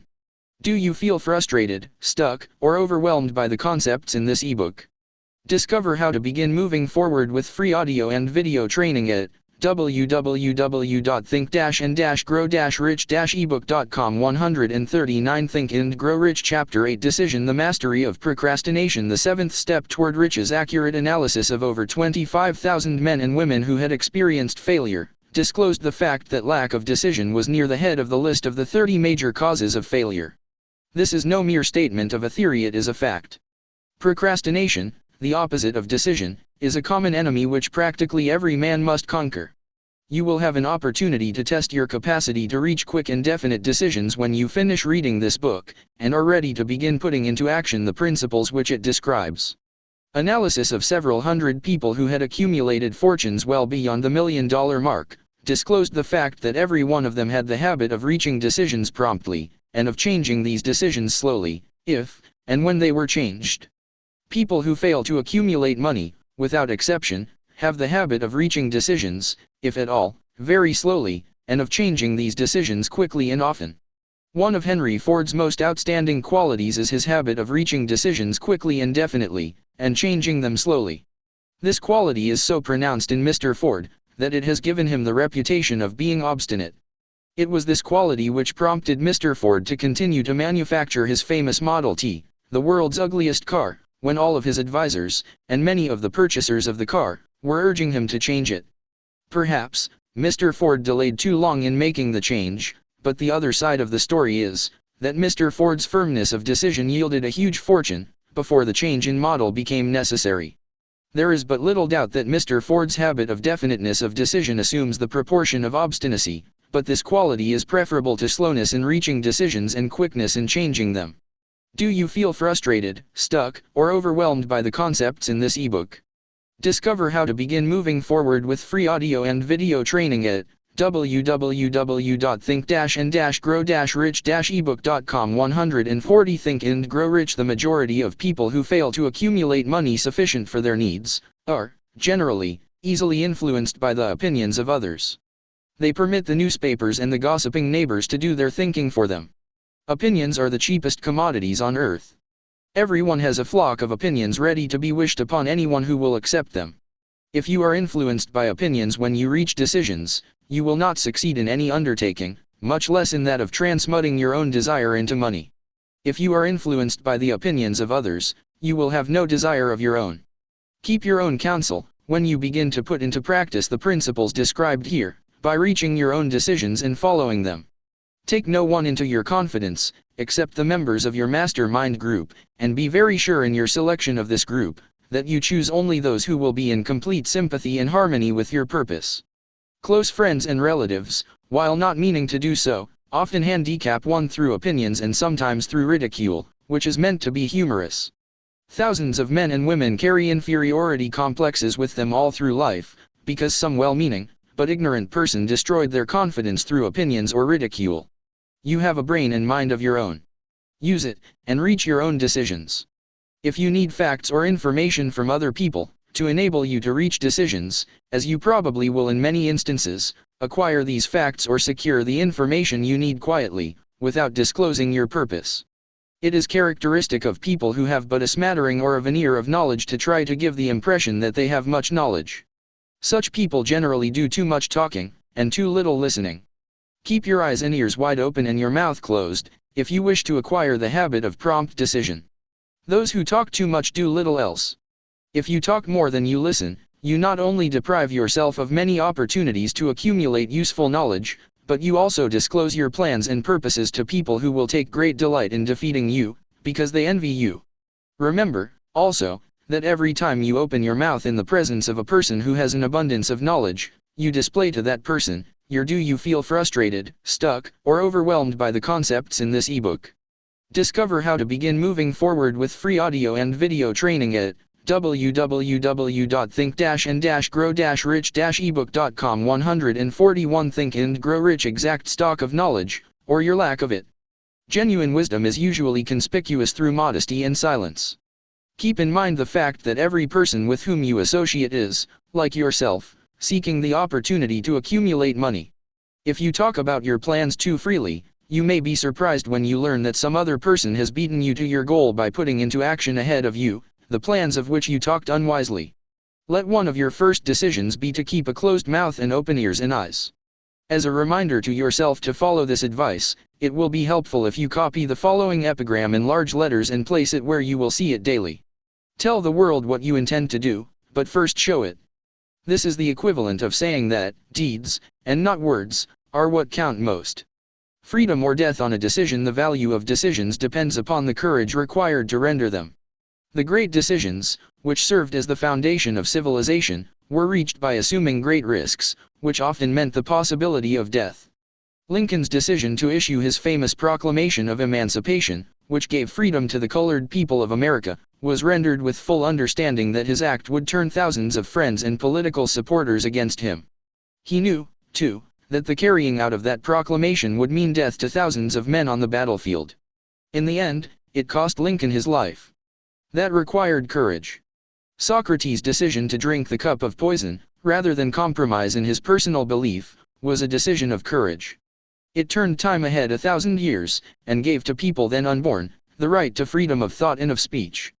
The decision of General Robert E. Lee, when he came to the parting of the way with the Union, and took up the cause of the South, was a decision of courage, for he well knew that it might cost him his own life, that it would surely cost the lives of others. But, the greatest decision of all time, as far as any American citizen is concerned, was reached in Philadelphia, July 4, 1776, when 56 men signed "Do you feel frustrated, stuck, or overwhelmed by the concepts in this ebook?" Discover how to begin moving forward with free audio and video training at www.think-and-grow-rich-ebook.com. 142 Think and Grow Rich. Their names to a document, which they well knew would bring freedom to all Americans, or leave every one of the 56 hanging from a gallows. You have heard of this famous document, but you may not have drawn from it the great lesson in personal achievement it so plainly taught. We all remember the date of this momentous decision, but few of us realize what courage that decision required. We remember our history, as it was taught, we remember dates, and the names of the men who fought, we remember Valley Forge, and Yorktown, we remember George Washington, and Lord Cornwallis. But we know little of the real forces back of these names, dates, and places. We know still less of that intangible power, which ensured us freedom long before Washington's armies reached Yorktown. We read the history of the Revolution, and falsely imagine that George Washington was the father of our country, that it was he who won our freedom, while the truth is Washington was only an accessory after the fact, because victory for his armies had been ensured long before Lord Cornwallis surrendered. This is not intended to rob Washington of any of the glory he so richly merited. Its purpose, rather, is to give greater attention to the astounding power that was the real cause of his victory. It is nothing short of tragedy that the writers of history have missed, entirely, even the slightest reference to the irresistible power, which gave birth and freedom to the nation destined to set up new standards of independence for all the peoples of the earth. I say it is a tragedy, because it is the selfsame power which must be used by every individual who surmounts the difficulties of life, and forces life to pay the price asked. Let us briefly review the events which gave birth to this power. The story begins with an incident in Boston, March 5, 1770. British soldiers were patrolling the streets, by their presence, openly threatening the citizens. The colonists resented armed men marching in their midst. They began to express their resentment openly, hurling stones as well as epithets at the marching soldiers, until the commanding officer gave orders, "Fix bayonets. Charge." The battle was on. It resulted in the death and injury of many. The incident aroused such resentment that the Provincial Assembly, made up of prominent colonists, called a meeting for the purpose of taking definite action. Two of the members of that assembly were John Hancock and Samuel Adams, long live their names. They spoke up courageously, and declared that a move must be made to eject all British soldiers from Boston. Do you feel frustrated, stuck, or overwhelmed by the concepts in this e-book? Discover how to begin moving forward with free audio and video training at www.think-and-grow-rich-ebook.com. 143 Think and Grow Rich. Remember this: a decision, in the minds of two men, might properly be called the beginning of the freedom which we, of the United States, now enjoy. Remember, too, that the decision of these two men called for faith and courage, because it was dangerous. Before the assembly adjourned, Samuel Adams was appointed to call on the governor of the province, Hutchinson, and demand the withdrawal of the British troops. The request was granted, the troops were removed from Boston, but the incident was not closed. It had caused a situation destined to change the entire trend of civilization. Strange, is it not, how the great changes, such as the American Revolution and the World War, often have their beginnings in circumstances which seem unimportant? It is interesting, also, to observe that these important changes usually begin in the form of a definite decision in the minds of a relatively small number of people. Few of us know the history of our country well enough to realize that John Hancock, Samuel Adams, and Richard Henry Lee, of the province of Virginia, were the real fathers of our country. Richard Henry Lee became an important factor in this story by reason of the fact that he and Samuel Adams communicated frequently, by correspondence, sharing freely their fears and their hopes concerning the welfare of the people of their provinces. From this practice, Adams conceived the idea that a mutual exchange of letters between the 13 colonies might help to bring about the coordination of effort so badly needed in connection with the solution of their problems. 2 years after the clash with the soldiers in Boston, March 72, Adams presented this idea to the Assembly, in the form of a motion that a correspondence committee be established among the colonies, with definitely appointed correspondents in each colony, for the purpose of friendly cooperation for the betterment of the colonies of British America. Mark well this incident. It was the beginning of the organization of the far-flung power destined to give freedom to you, and to me. The mastermind had already been organized. It consisted of Adams, Lee, and Hancock. I tell you further, that if two of you agree upon the earth concerning anything for which you ask, it will come to you from my Father, who is in heaven. The Committee of Correspondence was organized. Observe that this move provided the way for increasing the power of the mastermind by adding to it men from all the colonies. Take notice that this procedure constituted the first organized planning of the disgruntled colonists. Do you feel frustrated, stuck, or overwhelmed by the concepts in this ebook? Discover how to begin moving forward with free audio and video training at www.think-and-grow-rich-ebook.com. 144 Think and Grow Rich. In union there is strength. The citizens of the colonies had been waging disorganized warfare against the British soldiers, through incidents similar to the Boston riot, but nothing of benefit had been accomplished. Their individual grievances had not been consolidated under one mastermind. No group of individuals had put their hearts, minds, souls, and bodies together in one definite decision to settle their difficulty with the British once and for all, until Adams, Hancock, and Lee got together. Meanwhile, the British were not idle. They, too, were doing some planning and masterminding on their own account, with the advantage of having back of them money, and organized soldiery. The Crown appointed Gage to supplant Hutchinson as the governor of Massachusetts. One of the new governor's first acts was to send a messenger to call on Samuel Adams, for the purpose of endeavoring to stop his opposition by fear. We can best understand the spirit of what happened by quoting the conversation between Colonel Fenton, the messenger sent by Gage, and Adams. Colonel Fenton, I have been authorized by Governor Gage, to assure you, Mr. Adams, that the governor has been empowered to confer upon you such benefits as would be satisfactory. Endeavor to win Adams by promise of bribes, upon the condition that you engage to cease in your opposition to the measures of the government.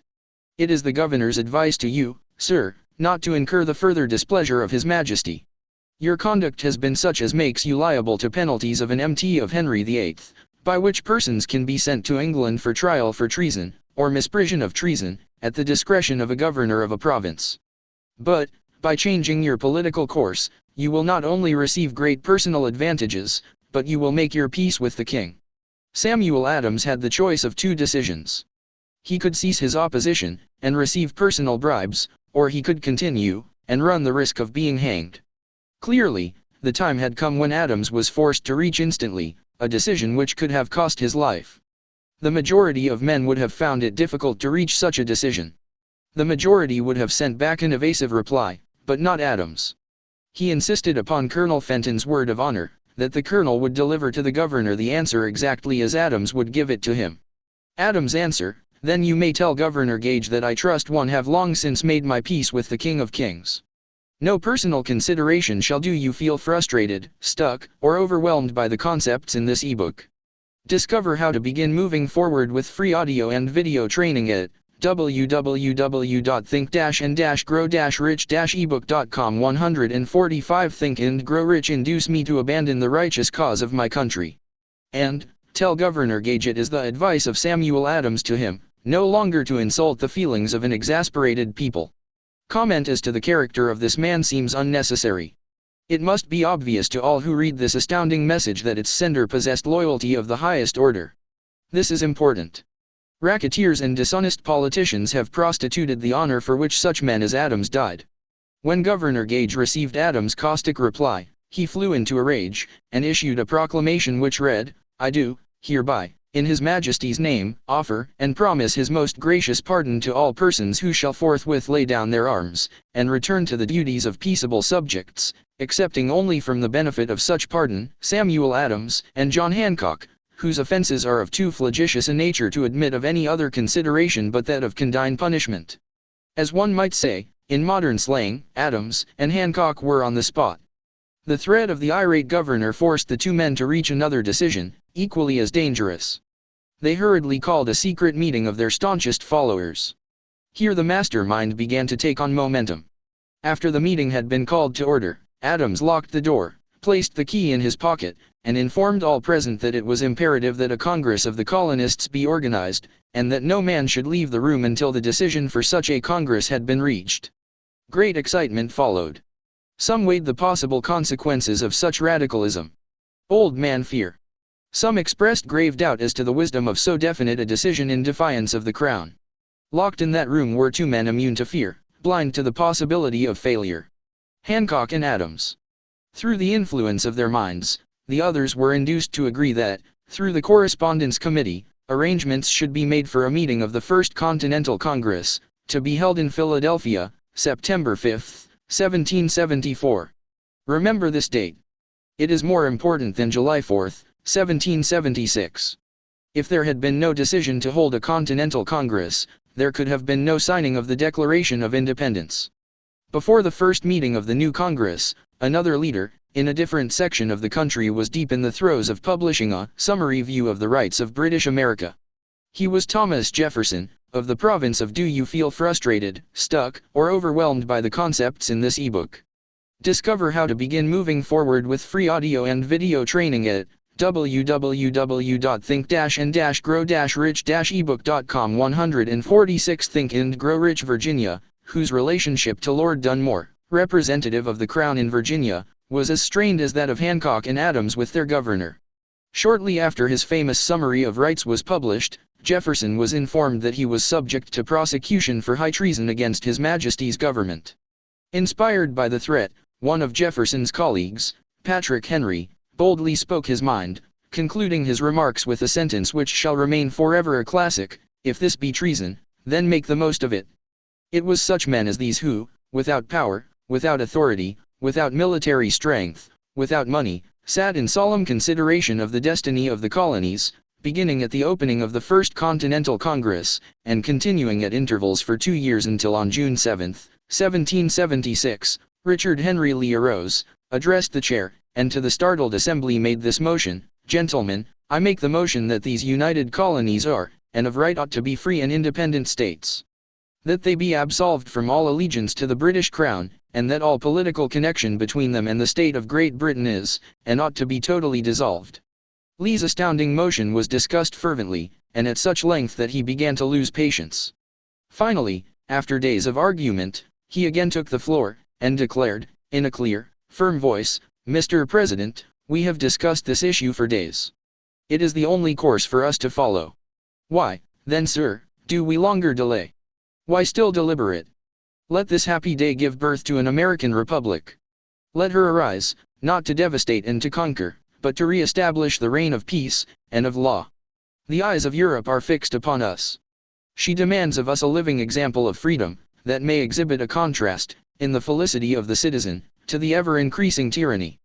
Before his motion was finally voted upon, Lee was called back to Virginia, because of serious family illness, but before leaving, he placed his cause in the hands of his friend, Thomas Jefferson, who promised to fight until favorable action was taken. Shortly thereafter, the President of the Congress, Hancock, appointed Jefferson as chairman of a committee to draw up a Declaration of Independence. Long and hard the committee labored, on a document which would mean, when accepted by the Congress, that every man who signed it, would be signing his own death warrant, should the colonies lose in the fight with Great Britain, which was sure to follow. The document was drawn, and on June 28, the original draft was read before the Congress. For several days it was discussed, altered, and made ready. Do you feel frustrated, stuck, or overwhelmed by the concepts in this ebook? Discover how to begin moving forward with free audio and video training at www.think-and-grow-rich-ebook.com. 147 Think and Grow Rich. On July 4, 1776, Thomas Jefferson stood before the assembly, and fearlessly read the most momentous decision ever placed upon paper.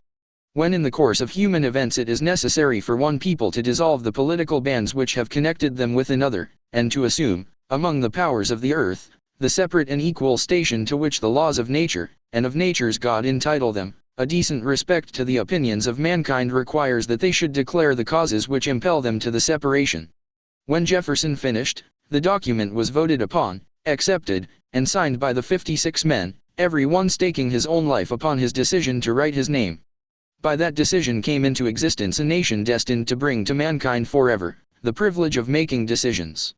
By decisions made in a similar spirit of faith, and only by such decisions, can men solve their personal problems, and win for themselves high estates of material and spiritual wealth. Let us not forget this. Analyze the events which led to the Declaration of Independence, and be convinced that this nation, which now holds a position of commanding respect and power among all nations of the world, was born of a decision created by a mastermind, consisting of 56 men. Note well, the fact that it was their decision which ensured the success of Washington's armies, because the spirit of that decision was in the heart of every soldier who fought with him, and served as a spiritual power which recognizes no such thing as failure.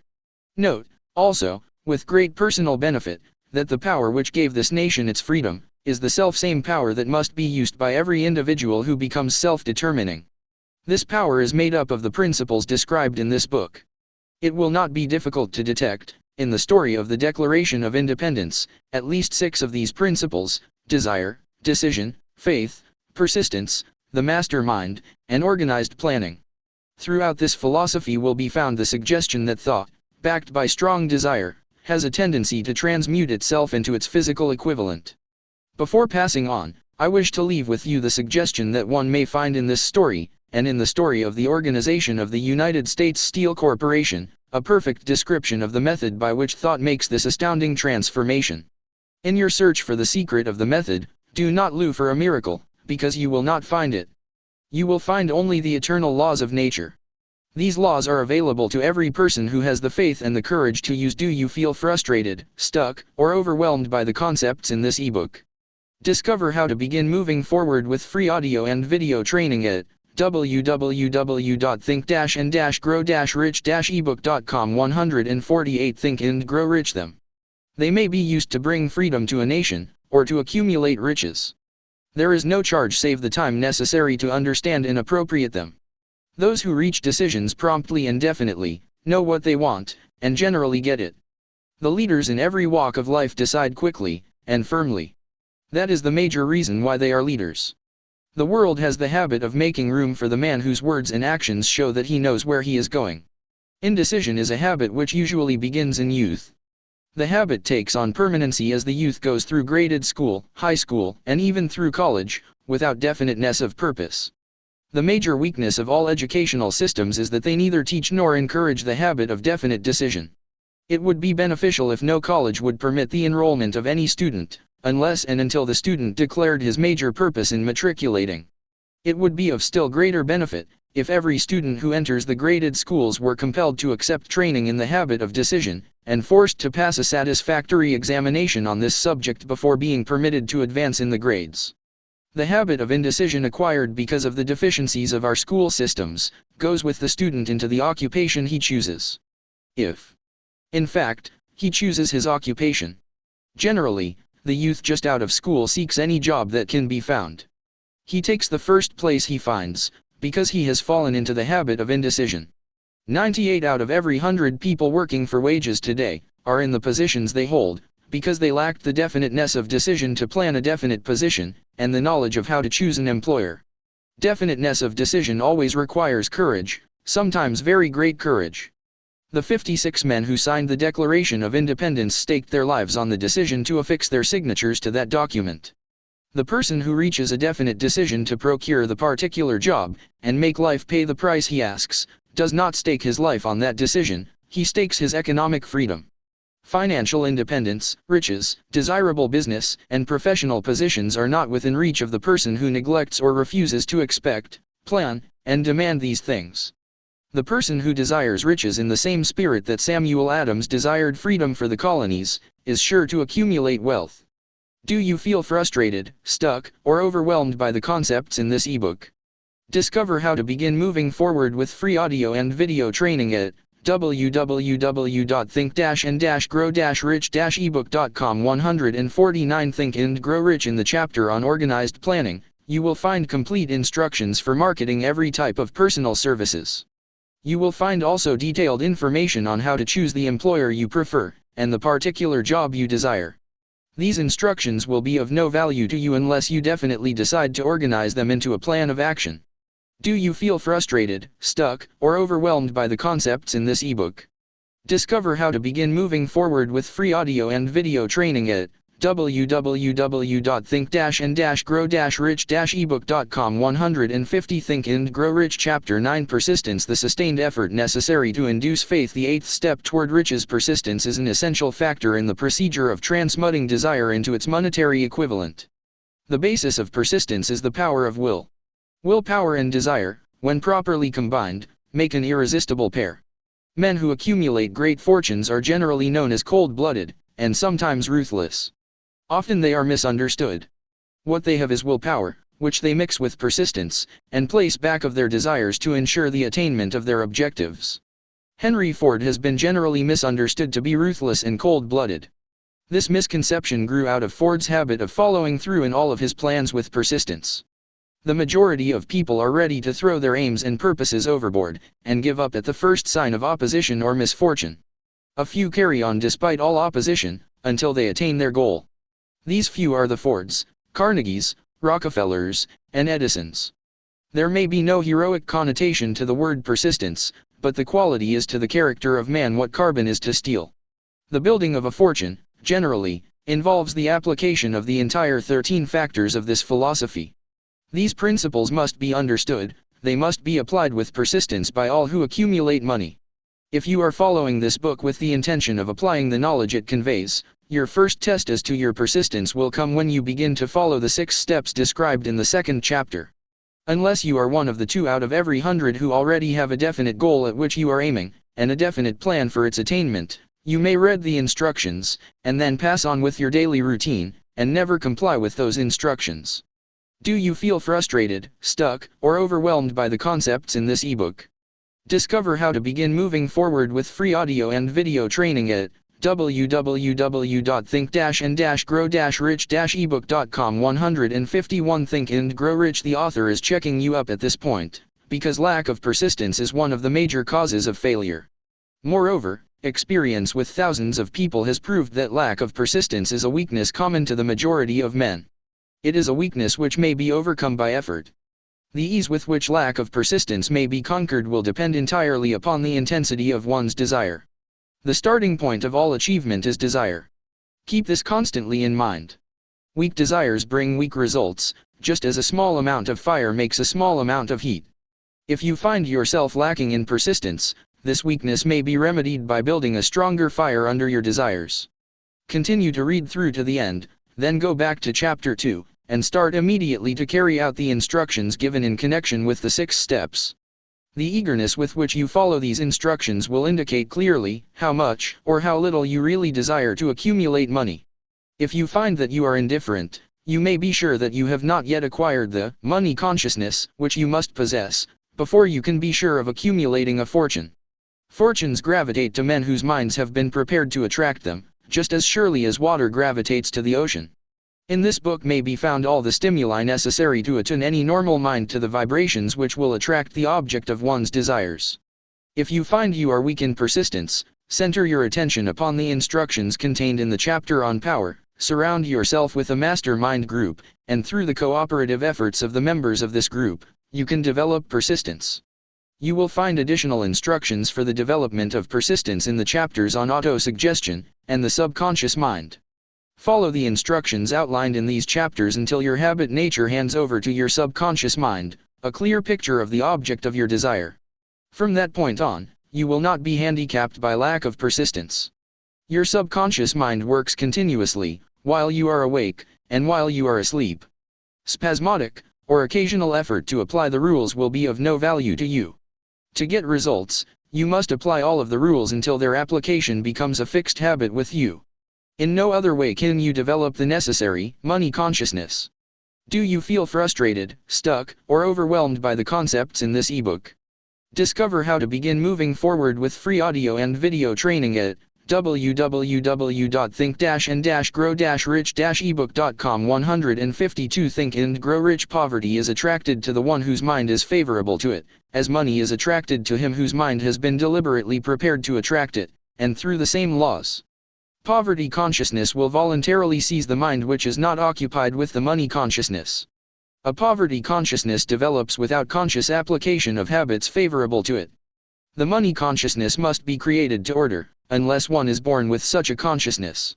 Catch the full significance of the statements in the preceding paragraph, and you will understand the importance of persistence in the accumulation of a fortune. Without persistence, you will be defeated, even before you start. With persistence you will win. If you have ever experienced a nightmare, you will realize the value of persistence. You are lying in bed, half awake, with a feeling that you are about to smother. You are unable to turn over, or to move a muscle. You realize that you must begin to regain control over your muscles. Through persistent effort of willpower, you finally manage to move the fingers of one hand. By continuing to move your fingers, you extend your control to the muscles of one arm, until you can lift it. Then you gain control of the other arm in the same manner. You finally gain control over the muscles of one leg, and then extend it to the other leg. Then with one supreme effort of will you regain complete control over your muscular system, and snap out of your nightmare. The trick has been turned step by step. You may find it necessary to snap out of your mental inertia, through a similar procedure, moving slowly at first, then increasing your speed, until you gain complete control over your will. Be persistent no matter how slowly you may, at first, have to move. With persistence will come success. If you select your mastermind group with care, you will have in it, at least one person who will aid you in the development of persistence. Some men who have accumulated great fortunes, did so because of necessity. They developed the habit of persistence, because they were so closely driven by circumstances, that they had to become persistent. There is no substitute for persistence. It cannot be supplanted by any other quality. Remember this, and it will hearten you, in the beginning, when the going may seem difficult and slow. Those who have cultivated the habit of persistence seem to enjoy insurance against failure. No matter how many times they are defeated, they finally arrive up toward the top of the ladder. Sometimes it appears that there is do you feel frustrated, stuck, or overwhelmed by the concepts in this ebook. Discover how to begin moving forward with free audio and video training at www.think-and-grow-rich-ebook.com. 153 Think and Grow Rich, a hidden guide whose duty is to test men through all sorts of discouraging experiences. Those who pick themselves up after defeat and keep on trying, arrive, and the world cries, "Bravo! I knew you could do it." The hidden guide lets no one enjoy great achievement without passing the persistence test. Those who can't take it, simply do not make the grade. Those who can take it are bountifully rewarded for their persistence. They receive, as their compensation, whatever goal they are pursuing. That is not all. They receive something infinitely more important than material compensation: the knowledge that every failure brings with it the seed of an equivalent advantage. There are exceptions to this rule. A few people know from experience the soundness of persistence. They are the ones who have not accepted defeat as being anything more than temporary. They are the ones whose desires are so persistently applied that defeat is finally changed into victory. We who stand on the sidelines of life see the overwhelmingly large number who go down in defeat, never to rise again.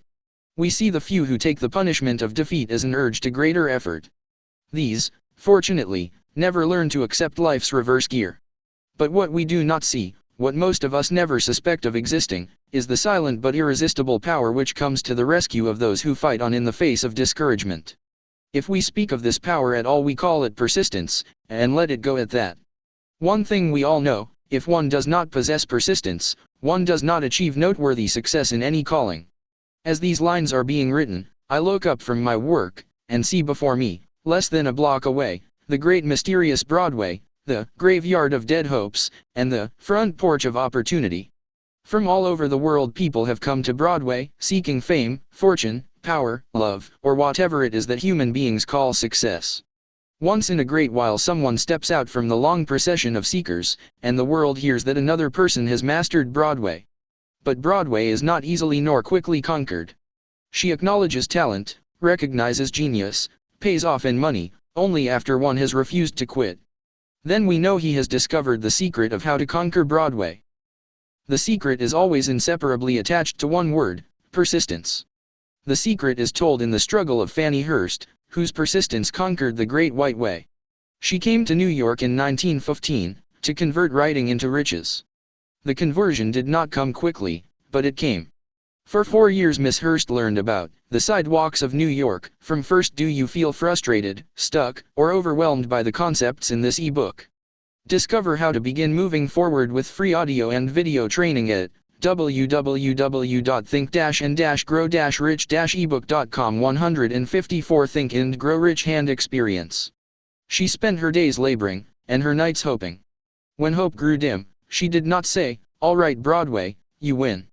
She said, "Very well, Broadway, you may whip some, but not me. I'm going to force you to give up." One publisher, the Saturday Evening Post, sent her 36 rejection slips, before she broke the ice and got a story across.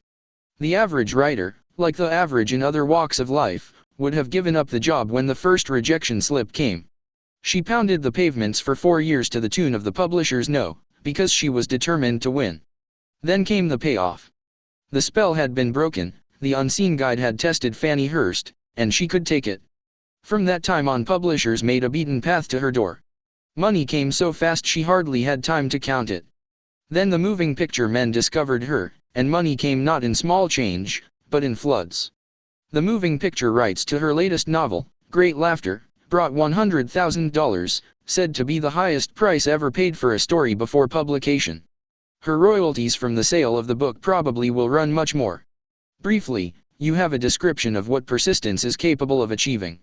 Fanny Hurst is no exception. Wherever men and women accumulate great riches, you may be sure they first acquired persistence.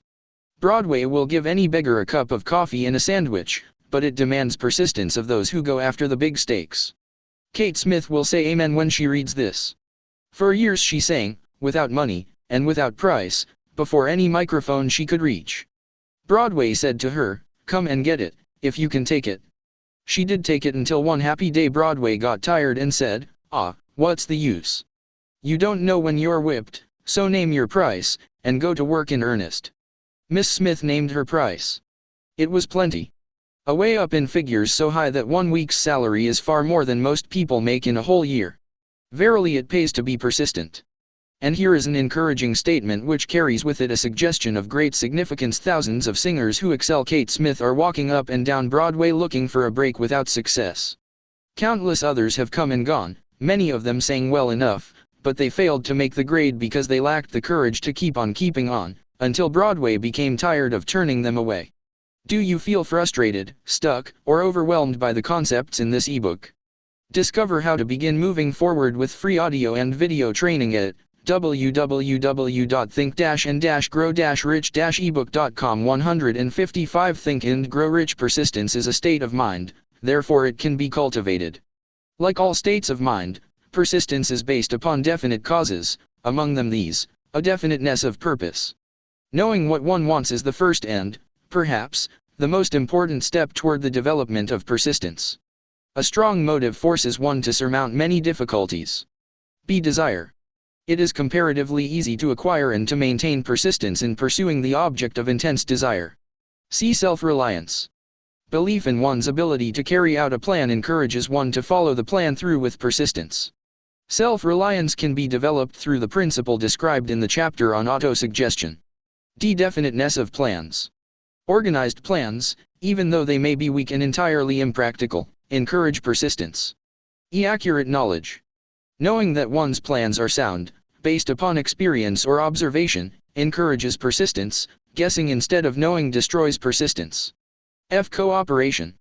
Sympathy, understanding, and harmonious cooperation with others tend to develop persistence. G. Willpower. The habit of concentrating one's thoughts upon the building of plans for the attainment of a definite 164 page 165 purpose, leads to persistence. H. Habit. Persistence is the direct result of habit. The mind absorbs and becomes a part of the daily experiences upon which it feeds. Fear, the worst of all enemies, can be effectively cured by forced repetition of acts of courage. Everyone who has seen active service in war knows this. Do you feel frustrated, stuck, or overwhelmed by the concepts in this ebook? Discover how to begin moving forward with free audio and video training at www.think-and-grow-rich-ebook.com. 156 Think and Grow Rich. Before leaving the subject of persistence, take inventory of yourself, and determine in what particular, if any, you are lacking in this essential quality. Measure yourself courageously, point by point, and see how many of the 8 factors of persistence you lack. The analysis may lead to discoveries that will give you a new grip on yourself. Symptoms of lack of persistence. Here you will find the real enemies which stand between you and noteworthy achievement. Here you will find not only the symptoms indicating weakness of persistence, but also the deeply seated subconscious causes of this weakness. Study the list carefully, and face yourself squarely if you really wish to know who you are, and what you are capable of doing. These are the weaknesses which must be mastered by all who accumulate riches. 1. Failure to recognize and to clearly define exactly what one wants. 2. Procrastination, with or without cause. Usually backed up with a formidable array of alibis and excuses. 3. Lack of interest in acquiring specialized knowledge. 4. Indecision, the habit of passing the buck on all occasions, instead of facing issues squarely. Also backed by alibis. 5. The habit of relying upon alibis instead of creating definite plans for the solution of problems. 6. Self-satisfaction. There is but little remedy for this affliction, and no hope for those who suffer from it. 7. Indifference, usually reflected in one's readiness to compromise on all occasions, rather than meet opposition and fight it. 8. The habit of blaming others for one's mistakes, and accepting unfavorable circumstances as being unavoidable. 9. Weakness of desire, due to neglect in the choice of motives that impel action. 10. Willingness, even eagerness, to quit at the first sign of defeat. Based upon one or more of the 6 basic fears. Do you feel frustrated, stuck, or overwhelmed by the concepts in this ebook? Discover how to begin moving forward with free audio and video training at www.think-and-grow-rich-ebook.com. 157. Think and Grow Rich. 11. Lack of organized plans, placed in writing where they may be analyzed. 12. The habit of neglecting to move on ideas, or to grasp opportunity when it presents itself. 13. Wishing instead of willing. 14. The habit of compromising with poverty instead of aiming at riches. General absence of ambition to be, to do, and to own. 15. Searching for all the shortcuts to riches, trying to get without giving a fair equivalent, usually reflected in the habit of gambling, endeavoring to drive sharp bargains. 16. Fear of criticism, failure to create plans and to put them into action, because of what other people will think, do, or say. This enemy belongs at the head of the list, because it generally exists in one's subconscious mind, where its presence is not recognized. See the 6 basic fears in a later chapter. Let us examine some of the symptoms of the fear of criticism. The majority of people permit relatives, friends, and the public at large to so influence them that they cannot live their own lives, because they fear criticism. Huge numbers of people make mistakes in marriage, stand by the bargain, and go through life miserable and unhappy, because they fear criticism which may follow if they correct the mistake. Anyone who has submitted to this form of fear knows the irreparable damage it does, by destroying ambition, self-reliance, and the desire to achieve. Millions of people neglect to acquire belated educations, after having left school, because they fear criticism. Countless numbers of men and women, both young and old, permit relatives to wreck their lives in the name of duty, because they fear criticism. Duty does not require any person to submit to the destruction of his personal ambitions and the right to live his own life in his own way. People refuse to take chances in business, because they fear the criticism which may follow if they fail. The fear of criticism, in such cases, is stronger than the desire for success. Too many people refuse to set high goals for themselves, or even neglect selecting a career, because they fear the criticism of relatives and friends who may say, "Don't aim so high, people will think you are crazy." Do you feel frustrated, stuck, or overwhelmed by the concepts in this ebook? Discover how to begin moving forward with free audio and video training at www.think-and-grow-rich-ebook.com. 158. Think and Grow Rich. When Andrew Carnegie suggested that I devote 20 years to the organization of a philosophy of individual achievement, my first impulse of thought was fear of what people might say. The suggestion set up a goal for me, far out of proportion to any I had ever conceived. As quick as a flash, my mind began to create alibis and excuses, all of them traceable to the inherent fear of criticism. Something inside of me said, "You can't do it, the job is too big, and requires too much time. What will your relatives think of you? How will you earn a living? No one has ever organized a philosophy of success. What right have you to believe you can do it? Who are you, anyway, to aim so high? Remember your humble birth. What do you know about philosophy? People will think you are crazy, and they did. Why hasn't some other person done this before now?" These, and many other questions flashed into my mind, and demanded attention. It seemed as if the whole world had suddenly turned its attention to me with the purpose of ridiculing me into giving up all desire to carry out Mr. Carnegie's suggestion. I had a fine opportunity, then and there, to kill off ambition before it gained control of me. Later in life, after having analyzed thousands of people, I discovered that most ideas are stillborn, and need the breath of life injected into them through definite plans of immediate action. The time to nurse an idea is at the time of its birth. Every minute it lives, gives it a better chance of surviving. The fear of criticism is at the bottom of the destruction of most ideas which never reach the planning and action stage. Many people believe that material success is the result of favorable breaks. There is an element of ground for the belief, but those depending entirely upon luck are nearly always disappointed, because they overlook another important factor which must be present before one can be sure of success. It is the knowledge with which favorable breaks can be made to order. During the Depression, W.C. Fields, the comedian, lost all his money, and found himself without income, without a job, and his means of earning a living, vaudeville, no longer existed. Moreover, he was past 60, when many men consider themselves old. He was so eager to stage a comeback that he offered to work without pay, in a new field, movies. In addition to his other troubles, he fell and injured his neck. To many that would have been the place to give up and quit. But Fields was persistent. He knew that if he carried on he would get the breaks sooner or later, and he did get them, but not by chance. Do you feel frustrated, stuck, or overwhelmed by the concepts in this ebook? Discover how to begin moving forward with free audio and video training at www.think-and-grow-rich-ebook.com. 159 Think and Grow Rich. Marie Dressler found herself down and out, with her money gone, with no job, when she was about 60.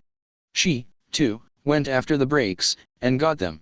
Her persistence brought an astounding triumph late in life, long beyond the age when most men and women are done with ambition to achieve. Eddie Cantor lost his money in the 1929 stock crash, but he still had his persistence and his courage. With these, plus 2 prominent eyes, he exploited himself back into an income of $10,000 a week. Verily, if one has persistence, one can get along very well without many other qualities. The only break anyone can afford to rely upon is a self-made break. These come through the application of persistence. The starting point is definiteness of purpose. Examine the first 100 people you meet, ask them what they want most in life, and 98 of them will not be able to tell you. If you press them for an answer, some will say security, many will say money, a few will say happiness, others will say fame and power, and still others will say social recognition, ease in living, ability to sing, dance, or write, but none of them will be able to define these terms, or give the slightest indication of a plan by which they hope to attain these vaguely expressed wishes. Riches do not respond to wishes. They respond only to definite plans, backed by definite desires, through constant persistence. How to develop persistence? There are 4 simple steps which lead to the habit of persistence. They call for no great amount of intelligence, no particular amount of education, and but little time or effort. The necessary steps are: 1. A definite purpose backed by burning desire for its fulfillment. 2. A definite plan, expressed in continuous action. 3. A mind closed tightly against all negative and discouraging influences, including negative suggestions of relatives, friends, and acquaintances. 4. A friendly alliance with one or more persons who will encourage one to follow through with both plan and purpose. Do you feel frustrated, stuck, or overwhelmed by the concepts in this ebook? Discover how to begin moving forward with free audio and video training at www.think-and-grow-rich-ebook.com. 160 Think and Grow Rich. These 4 steps are essential for success in all walks of life. The entire purpose of the 13 principles of this philosophy is to enable one to take these 4 steps as a matter of habit. These are the steps by which one may control one's economic destiny. They are the steps that lead to freedom and independence of thought. They are the steps that lead to riches, in small or great quantities. They lead the way to power, fame, and worldly recognition. They are the 4 steps which guarantee favorable breaks. They are the steps that convert dreams into physical realities. They lead, also, to the mastery of fear, discouragement, indifference. There is a magnificent reward for all who learn to take these 4 steps. It is the privilege of writing one's own ticket, and of making life yield whatever price is asked. I have no way of knowing the facts, but I venture to conjecture that Mrs. Wallace Simpson's great love for a man was not accidental, nor the result of favorable breaks alone. There was a burning desire, and careful searching at every step of the way. Her first duty was to love. What is the greatest thing on earth? The master called it love, not man-made rules, criticism, bitterness, slander, or political marriages, but love.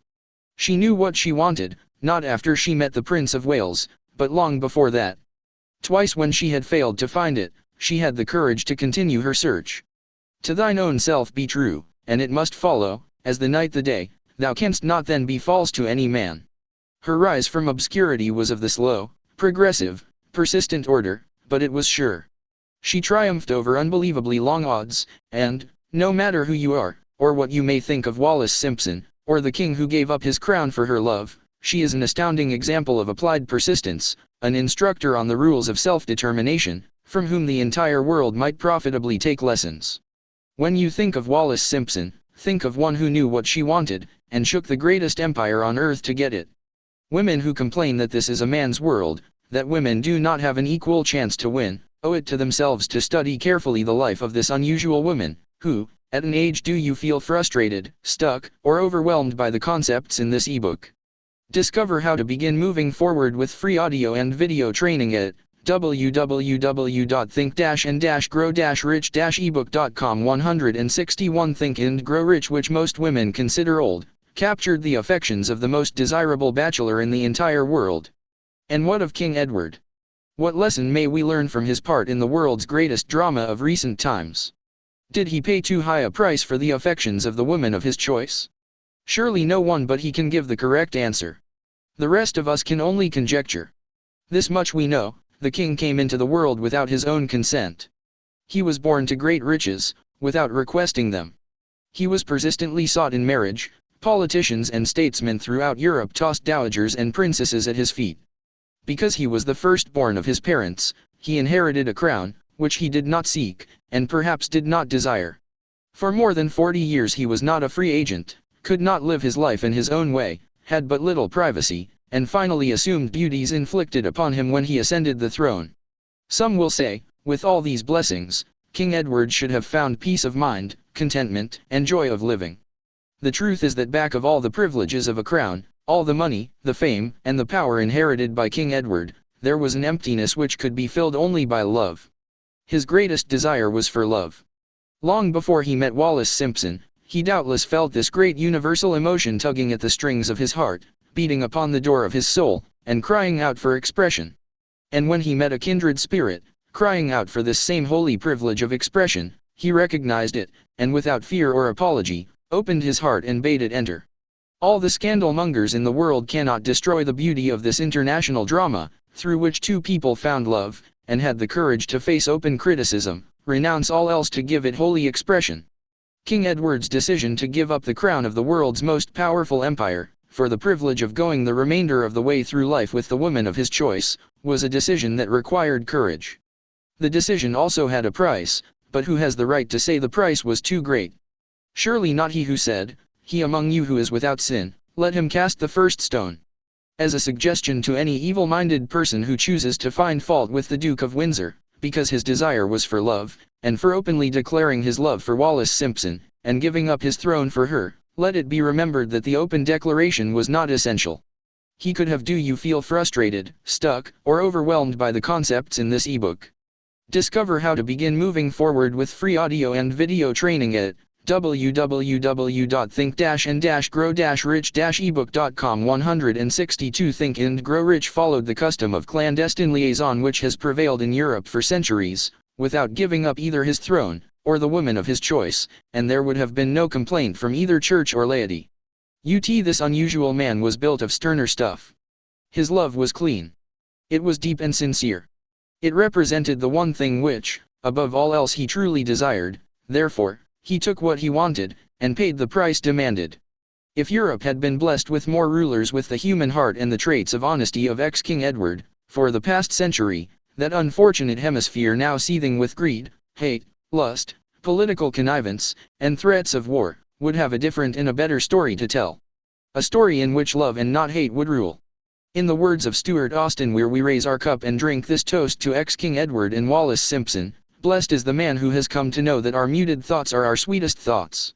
Blessed is the man who, from the blackest depths, can see the luminous figure of love, and seeing, sing, and singing, say, "Sweeter far than uttered lays are the thoughts I have of you." In these words would we pay tribute to the two people who, more than all others of modern times, have been the victims of criticism and the recipients of abuse, because they found life's greatest treasure, and claimed it. Mrs. Simpson read and approved this analysis. Most of the world will applaud the Duke of Windsor and Wallis Simpson, because of their persistence in searching until they found life's greatest reward. All of us can profit by following their example in our own search for that which we demand of life. What mystical power gives to men of persistence the capacity to master difficulties? Does the quality of persistence set up in one's mind some form of spiritual, mental, or chemical activity which gives one access to supernatural forces? Does infinite intelligence throw itself on the side of the person who still fights on, after the battle has been lost, with the whole world on the opposing side? These and many other similar questions have arisen in my mind as I have observed men like Henry Ford, who started at scratch, and built an industrial empire of huge proportions, with little else in the way of a beginning. But do you feel frustrated, stuck, or overwhelmed by the concepts in this ebook? Discover how to begin moving forward with free audio and video training at www.think-and-grow-rich-ebook.com. 163 Think and Grow Rich Persistence. Or, Thomas A. Edison, who, with less than 3 months of schooling, became the world's leading inventor and converted persistence into the talking machine, the moving picture machine, and the incandescent light, to say nothing of 100 other useful inventions. I had the happy privilege of analyzing both Mr. Edison and Mr. Ford, year by year, over a long period of years, and therefore, the opportunity to study them at close range, so I speak from actual knowledge when I say that I found no quality save persistence, in either of them, that even remotely suggested the major source of their stupendous achievements. As one makes an impartial study of the prophets, philosophers, miracle men, and religious leaders of the past, one is drawn to the inevitable conclusion that persistence, concentration of effort, and definiteness of purpose, were the major sources of their achievements. Consider, for example, the strange and fascinating story of Muhammad. Analyze his life, compare him with men of achievement in this modern age of industry and finance, and observe how they have one outstanding trait in common: persistence. If you are keenly interested in studying the strange power which gives potency to persistence, read a biography of Muhammad, especially the one by Asad Bey. This brief review of that book, by Thomas Sugrue, in the Herald Tribune, will provide a preview of the rare treat in store for those who take the time to read the entire story of one of the most astounding examples of the power of persistence known to civilization. The last great prophet reviewed by Thomas Sugrue. Muhammad was a prophet, but he never performed a miracle. He was not a mystic, he had no formal schooling, he did not begin his mission until he was 40. When he announced that he was the messenger of God, bringing word of the true religion, he was ridiculed and labeled a lunatic. Children tripped him and women threw filth upon him. He was banished from his native city, Mecca, and his followers were stripped of their worldly goods and sent into the desert after him. When he had been preaching 10 years, he had nothing to show for it but banishment, poverty, and ridicule. Yet before another 10 years had passed, he was dictator of all Arabia, ruler of Mecca, and the head of a new world. Do you feel frustrated, stuck, or overwhelmed by the concepts in this ebook? Discover how to begin moving forward with free audio and video training at www.think-and-grow-rich-ebook.com. 164 Think and Grow Rich Religion, which was to sweep to the Danube and the Pyrenees before exhausting the impetus he gave it.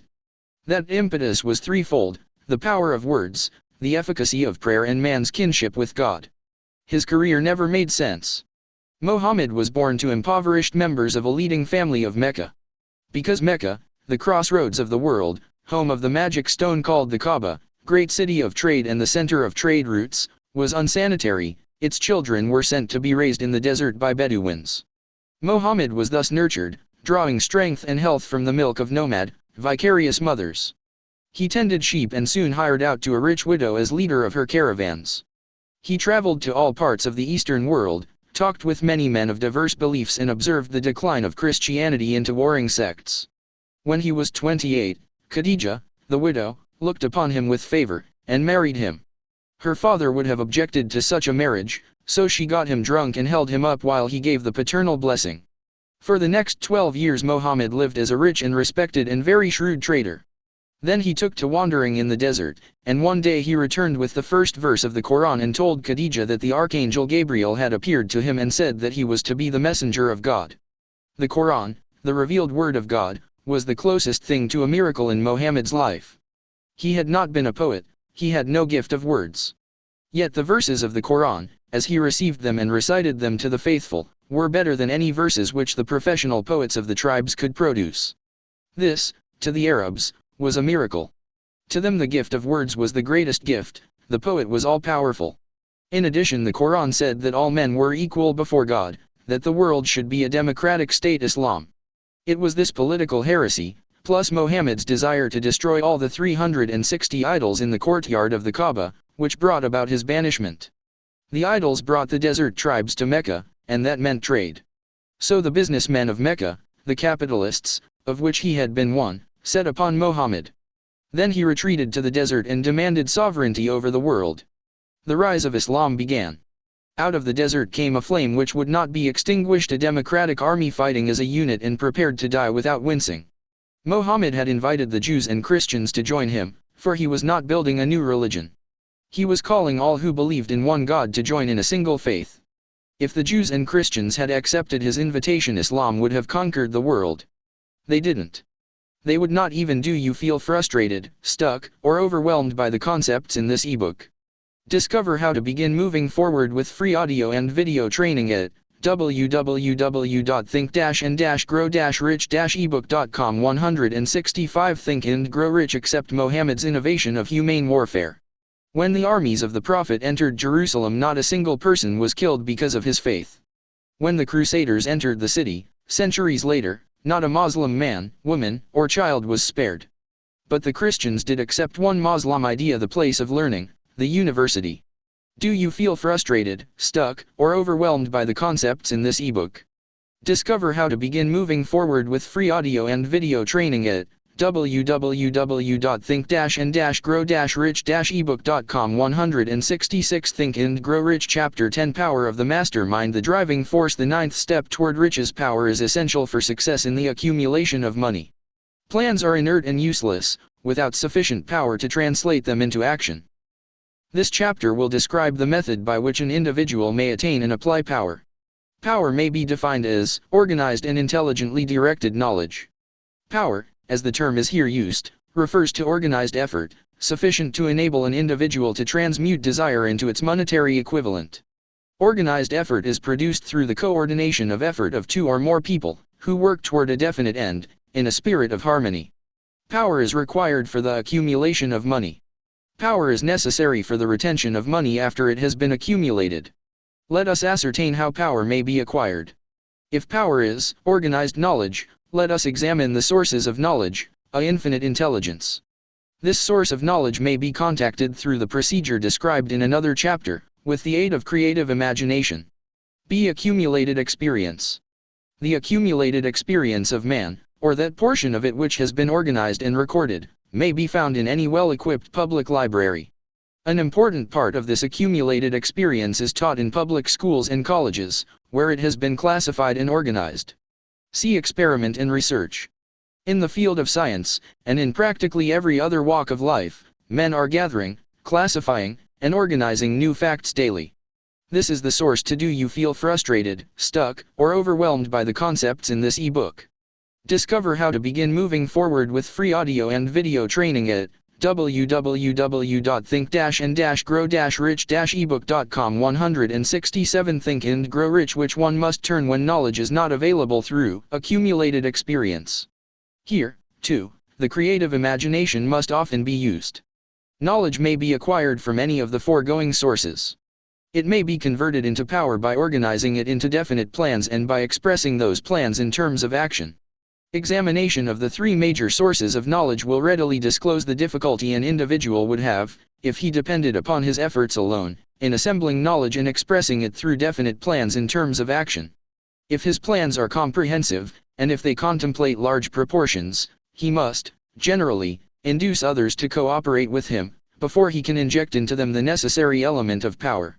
Gaining power through the mastermind. The mastermind may be defined as coordination of knowledge and effort, in a spirit of harmony, between two or more people, for the attainment of a definite purpose. No individual may have great power without availing himself of the mastermind. In a preceding chapter, instructions were given for the creation of plans for the purpose of translating desire into its monetary equivalent. If you carry out these instructions with persistence and intelligence, and use discrimination in the selection of your mastermind group, your objective will have been halfway reached, even before you begin to recognize it. So you may better understand the intangible potentialities of power available to you, through a properly chosen mastermind group, we will here explain the two characteristics of the mastermind principle, one of which is economic in nature, and the other psychic. The economic feature is obvious.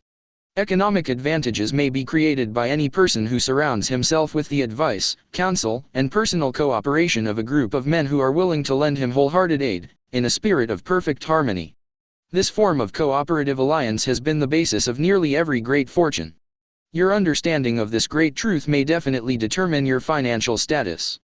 The psychic phase of the mastermind principle is much more abstract, much more difficult to comprehend, because it has reference to the spiritual forces with which the human race, as a whole, is not well acquainted. You feel frustrated, stuck, or overwhelmed by the concepts in this ebook. Discover how to begin moving forward with free audio and video training at www.think-and-grow-rich-ebook.com. 168 Think and Grow Rich. Catch a significant suggestion from this statement: no two minds ever come together without, thereby, creating a third, invisible, intangible force which may be likened to a third mind. Keep in mind the fact that there are only two known elements in the whole universe, energy and matter.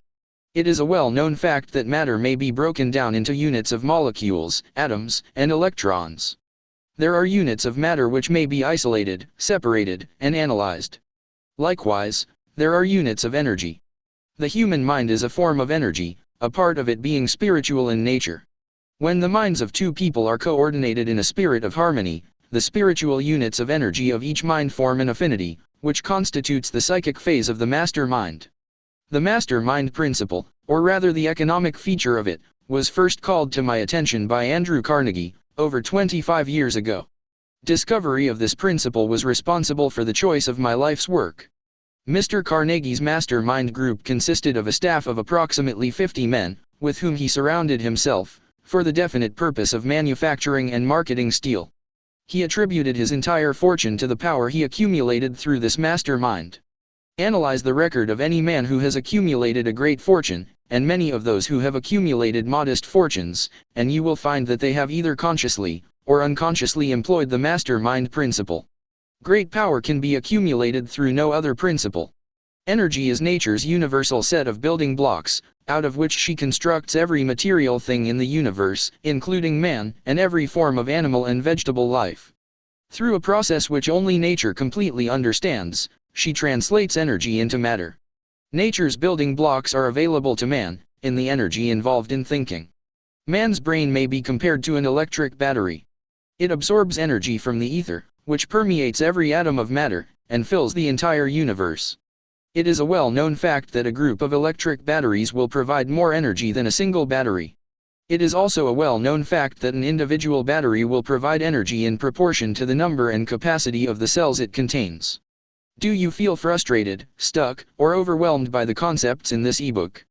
Discover how to begin moving forward with free audio and video training at www.think-and-grow-rich-ebook.com. 169 Think and Grow Rich. The brain functions in a similar fashion. This accounts for the fact that some brains are more efficient than others, and leads to this significant statement: a group of brains coordinated, or connected, in a spirit of harmony, will provide more thought energy than a single brain, just as a group of electric batteries will provide more energy than a single battery. Through this metaphor it becomes immediately obvious that the mastermind principle holds the secret of the power wielded by men who surround themselves with other men of brains. There follows, now, another statement which will lead still nearer to an understanding of the psychic phase of the mastermind principle. When a group of individual brains are coordinated and function in harmony, the increased energy created through that alliance becomes available to every individual brain in the group.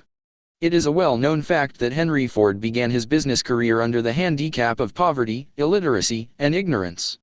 It is an equally well-known fact that, within the inconceivably short period of 10 years, Mr. Ford mastered these three handicaps, and that within 25 years he made himself one of the richest men in America. Connect with this fact the additional knowledge that Mr. Ford's most rapid strides became noticeable from the time he became a personal friend of Thomas A. Edison, and you will begin to understand what the influence of one mind upon another can accomplish.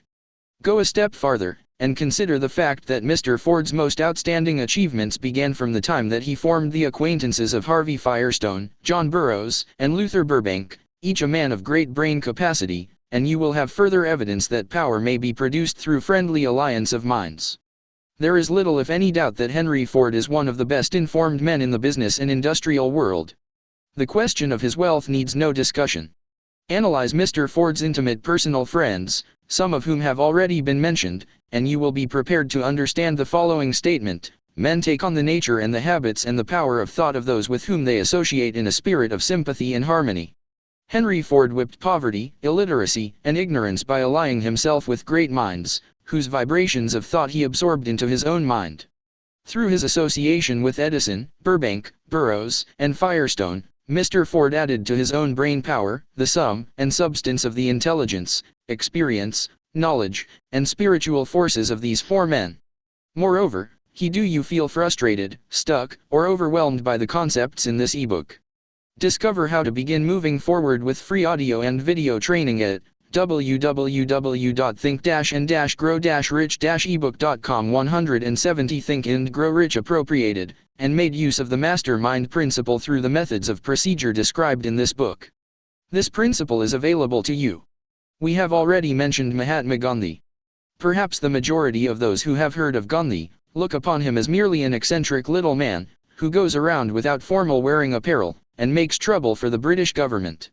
In reality, Gandhi is not eccentric, but he is the most powerful man now living, estimated by the number of his followers and their faith in their leader. Moreover, he is probably the most powerful man who has ever lived. His power is passive, but it is real. Let us study the method by which he attained his stupendous power. It may be explained in a few words.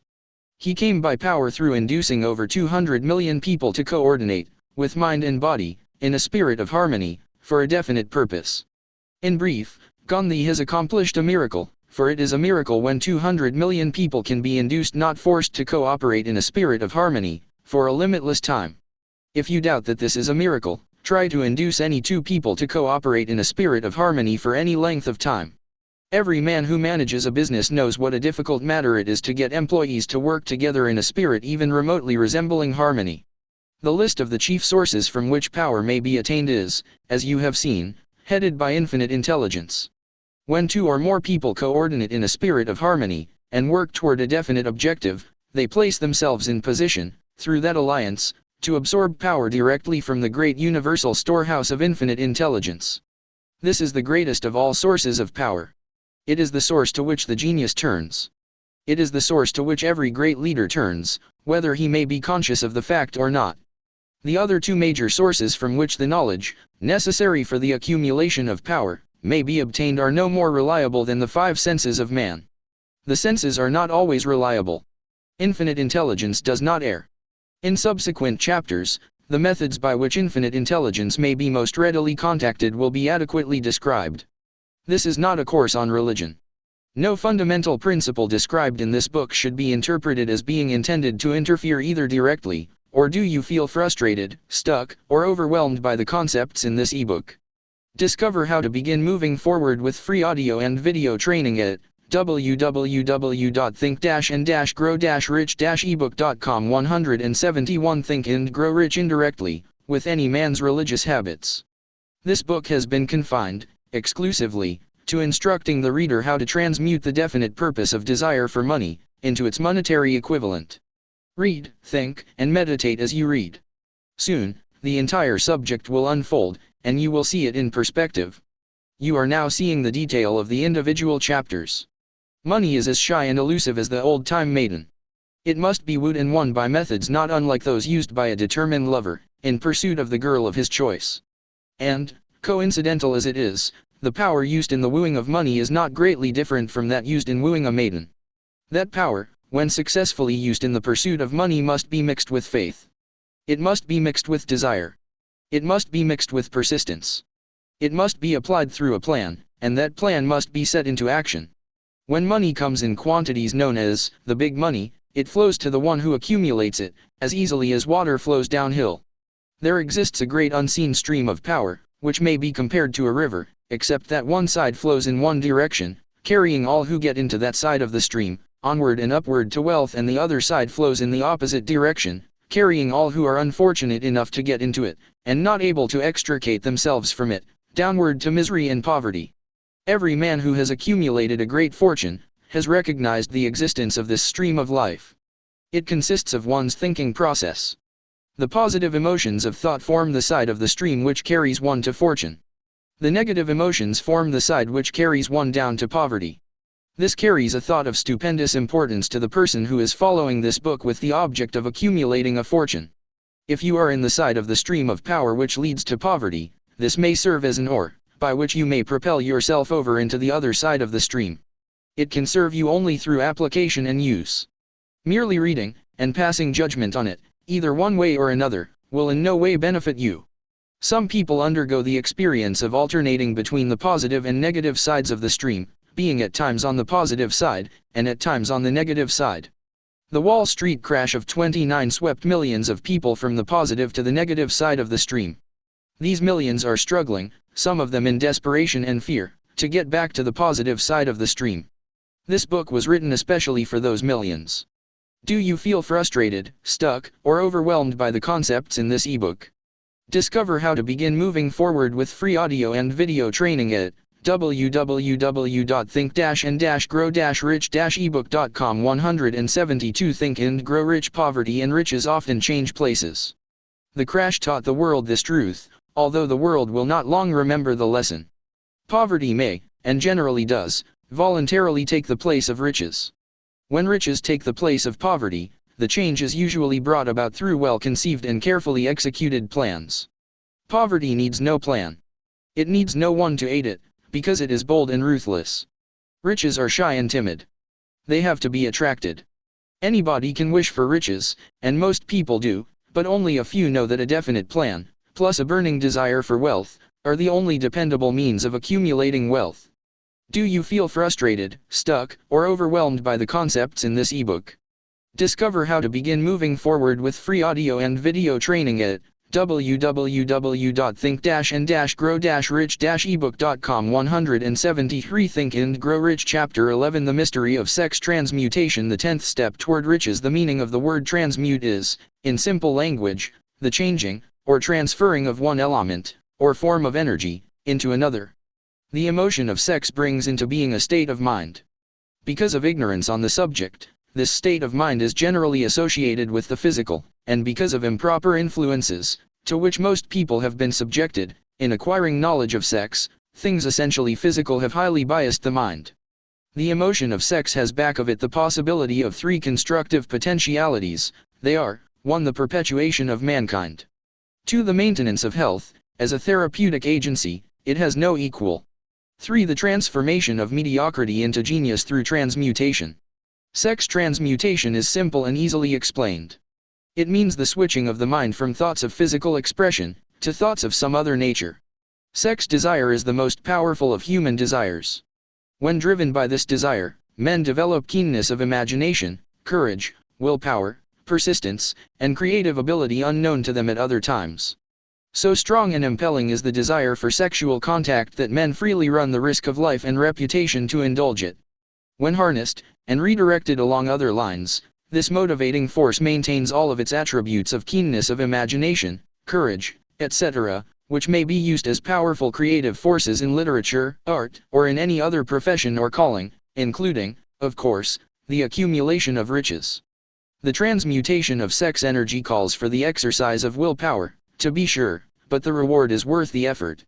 The desire for sexual expression is inborn and natural. The desire cannot, and should not be submerged or eliminated. But it should be given an outlet through forms of expression which enrich the body. Do you feel frustrated, stuck, or overwhelmed by the concepts in this ebook? Discover how to begin moving forward with free audio and video training at www.think-and-grow-rich-ebook.com. 174 Think and Grow Rich. Mind, and Spirit of Man. If not given this form of outlet, through transmutation, it will seek outlets through purely physical channels. A river may be dammed, and its water controlled for a time, but eventually, it will force an outlet. The same is true of the emotion of sex. It may be submerged and controlled for a time, but its very nature causes it to be ever seeking means of expression. If it is not transmuted into some creative effort, it will find a less worthy outlet. Fortunate, indeed, is the person who has discovered how to give sex emotion an outlet through some form of creative effort, for he has, by that discovery, lifted himself to the status of a genius. Scientific research has disclosed these significant facts. 1. The men of greatest achievement are men with highly developed sex natures, men who have learned the art of sex transmutation. 2. The men who have accumulated great fortunes and achieved outstanding recognition in literature, art, industry, architecture, and the professions, were motivated by the influence of a woman. The research from which these astounding discoveries were made, went back through the pages of biography and history for more than 2,000 years.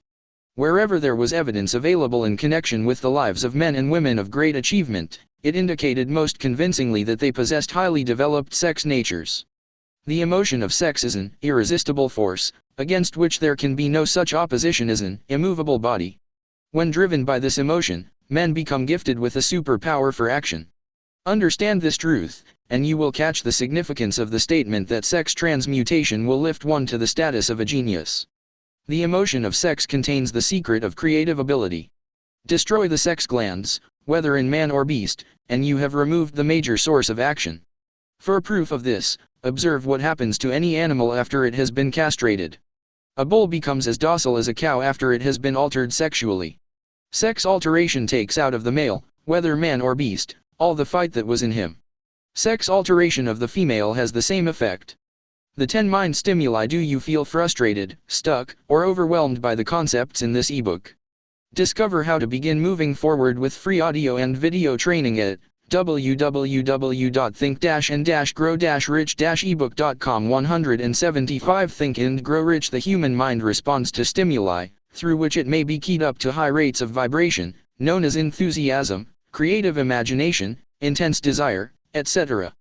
The stimuli to which the mind responds most freely are: 1. The desire for sex expression. 2. Love. 3. A burning desire for fame, power, or financial gain, money. 4. Music. 5. Friendship between either those of the same sex, or those of the opposite sex. 6. A master-mind alliance based upon the harmony of 2 or more people who ally themselves for spiritual or temporal advancement. 7. Mutual suffering, such as that experienced by people who are persecuted. 8. Autosuggestion. 9. Fear. 10. Narcotics and alcohol. The desire for sex expression comes at the head of the list of stimuli, which most effectively step up the vibrations of the mind and start the wheels of physical action. 8 of these stimuli are natural and constructive. 2 are destructive. The list is here presented for the purpose of enabling you to make a comparative study of the major sources of mind stimulation. From this study, it will be readily seen that the emotion of sex is, by great odds, the most intense and powerful of all mind stimuli. This comparison is necessary as a foundation for proof of the statement that transmutation of sex energy may lift one to the status of a genius. Let us find out what constitutes a genius. Some wiseacre has said that a genius is a man who wears long hair, eats queer food, lives alone, and serves as a target for the joke makers. A better definition of a genius is a man who has discovered how to increase the vibrations of thought to the point where he can freely communicate with sources of knowledge not available through the ordinary rate of vibration of thought.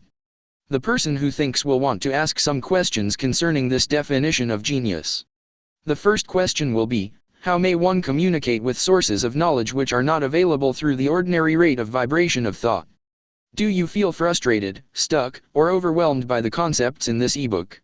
Discover how to begin moving forward with free audio and video training at www.think-and-grow-rich-ebook.com. 176 Think and Grow Rich. The next question will be, are there known sources of knowledge which are available only to genii, and if so, what are these sources, and exactly how may they be reached? We shall offer proof of the soundness of some of the more important statements made in this book, or at least we shall offer evidence through which you may secure your own proof through experimentation, and in doing so, we shall answer both of these questions. Genius is developed through the sixth sense. The reality of a sixth sense has been fairly well established. This sixth sense is creative imagination. The faculty of creative imagination is one which the majority of people never use during an entire lifetime, and if used at all, it usually happens by mere accident. A relatively small number of people use, with deliberation and purpose aforethought, the faculty of creative imagination. Those who use this faculty voluntarily, and with understanding of its functions, are genii. The faculty of creative imagination is the direct link between the finite mind of man and infinite intelligence. Also called revelations, referred to in the realm of religion, and all discoveries of basic or new principles in the field of invention, take place through the faculty of creative imagination. When ideas or concepts flash into one's mind, through what is popularly called a hunch, they come from one or more of the following sources: 1. Infinite intelligence. 2. One's subconscious mind, wherein is stored every sense impression and thought impulse which ever reached the brain through any of the 5 senses. 3. From the mind of some other person who has just released the thought, or picture of the idea or concept, through conscious thought. Or 4. From the other person's subconscious storehouse. There are no other known sources from which inspired ideas or hunches may be received. Do you feel frustrated, stuck, or overwhelmed by the concepts in this ebook? Discover how to begin moving forward with free audio and video training at www.think-and-grow-rich-ebook.com. 177 Think and Grow Rich. The creative imagination functions best when the mind is vibrating, due to some form of mind stimulation, at an exceedingly high rate. That is, when the mind is functioning at a rate of vibration higher than that of ordinary, normal thought. When brain action has been stimulated, through one or more of the 10 mind stimulants, it has the effect of lifting the individual far above the horizon of ordinary thought, and permits him to envision distance, scope, and quality of thoughts not available on the lower plane, such as that occupied while one is engaged in the solution of the problems of business and professional routine. When lifted to this higher level of thought, through any form of mind stimulation, an individual occupies, relatively, the same position as one who has ascended in an airplane to a height from which he may see over and beyond the horizon line which limits his vision, while on the ground. Moreover, while on this higher level of thought, the individual is not hampered or bound by any of the stimuli which circumscribe and limit his vision while wrestling with the problems of gaining the 3 basic necessities of food, clothing, and shelter. He is in a world of thought in which the ordinary, workaday thoughts have been as effectively removed as are the hills and valleys and other limitations of physical vision, when he rises in an airplane. While on this exalted plane of thought, the creative faculty of the mind is given freedom for action. The way has been cleared for the 6th sense to function. It becomes receptive to ideas which could not reach the individual under any other circumstances. The 6th sense is the faculty which marks the difference between a genius and an ordinary individual. The creative faculty becomes more alert and receptive to vibrations, originating outside the individual's subconscious mind, the more this faculty is used, and the more the individual relies upon it, and makes demands upon it for thought impulses. This faculty can be cultivated and developed only through use. That which is known as one's conscience operates entirely through the faculty of the 6th sense. The great artists, writers, musicians, and poets become great, because they acquire the habit of relying upon the still small voice which speaks from within, through the faculty of creative imagination. It is a fact well known to people who have keen imaginations that their best ideas come through so-called hunches. There is a great orator who does not attain to greatness, until he closes his eyes and begins to rely entirely upon the faculty of creative imagination. When do you feel frustrated, stuck, or overwhelmed by the concepts in this ebook? Discover how to begin moving forward with free audio and video training at www.think-and-grow-rich-ebook.com. 178 Think and Grow Rich. Asked why he closed his eyes just before the climaxes of his oratory, he replied, "I do it, because, then I speak through ideas which come to me from within." One of America's most successful and best-known financiers followed the habit of closing his eyes for 2 or 3 minutes before making a decision. When asked why he did this, he replied, "With my eyes closed, I am able to draw upon a source of superior intelligence." The late Dr. Elmer R. Gates, of Chevy Chase, Maryland, created more than 200 useful patents, many of them basic, through the process of cultivating and using the creative faculty. His method is both significant and interesting to one interested in attaining to the status of genius, in which category Dr. Gates unquestionably belonged. Dr. Gates was one of the really great, though less publicized scientists of the world. In his laboratory, he had what he called his personal communication room. It was practically soundproof, and so arranged that all light could be shut out. It was equipped with a small table, on which he kept a pad of writing paper. In front of the table, on the wall, was an electric push button, which controlled the lights. When Dr. Gates desired to draw upon the forces available to him through his creative imagination, he would go into this room, seat himself at the table, shut off the lights, and concentrate upon the known factors of the invention on which he was working, remaining in that position until ideas began to flash into his mind in connection with the unknown factors of the invention. On one occasion, ideas came through so fast that he was forced to write for almost 3 hours. When the thoughts stopped flowing, and he examined his notes, he found they contained a minute description of principles which bade not a parallel among the known data of the scientific world. Moreover, the answer to his problem was intelligently presented in those notes. In this manner Dr. Gates completed over 200 patents, which had been begun, but not completed, by half-baked brains. Evidence of the truth of this statement is in the United States Patent Office. Dr. Gates earned his living by sitting for ideas for individuals and corporations. Some of the largest corporations in America paid him substantial fees, by the hour, for sitting for ideas. The reasoning faculty is often faulty, because it is largely guided by one's accumulated experience. Not all knowledge, which one accumulates through experience, is accurate. Ideas received through the creative faculty are much. Do you feel frustrated, stuck, or overwhelmed by the concepts in this ebook?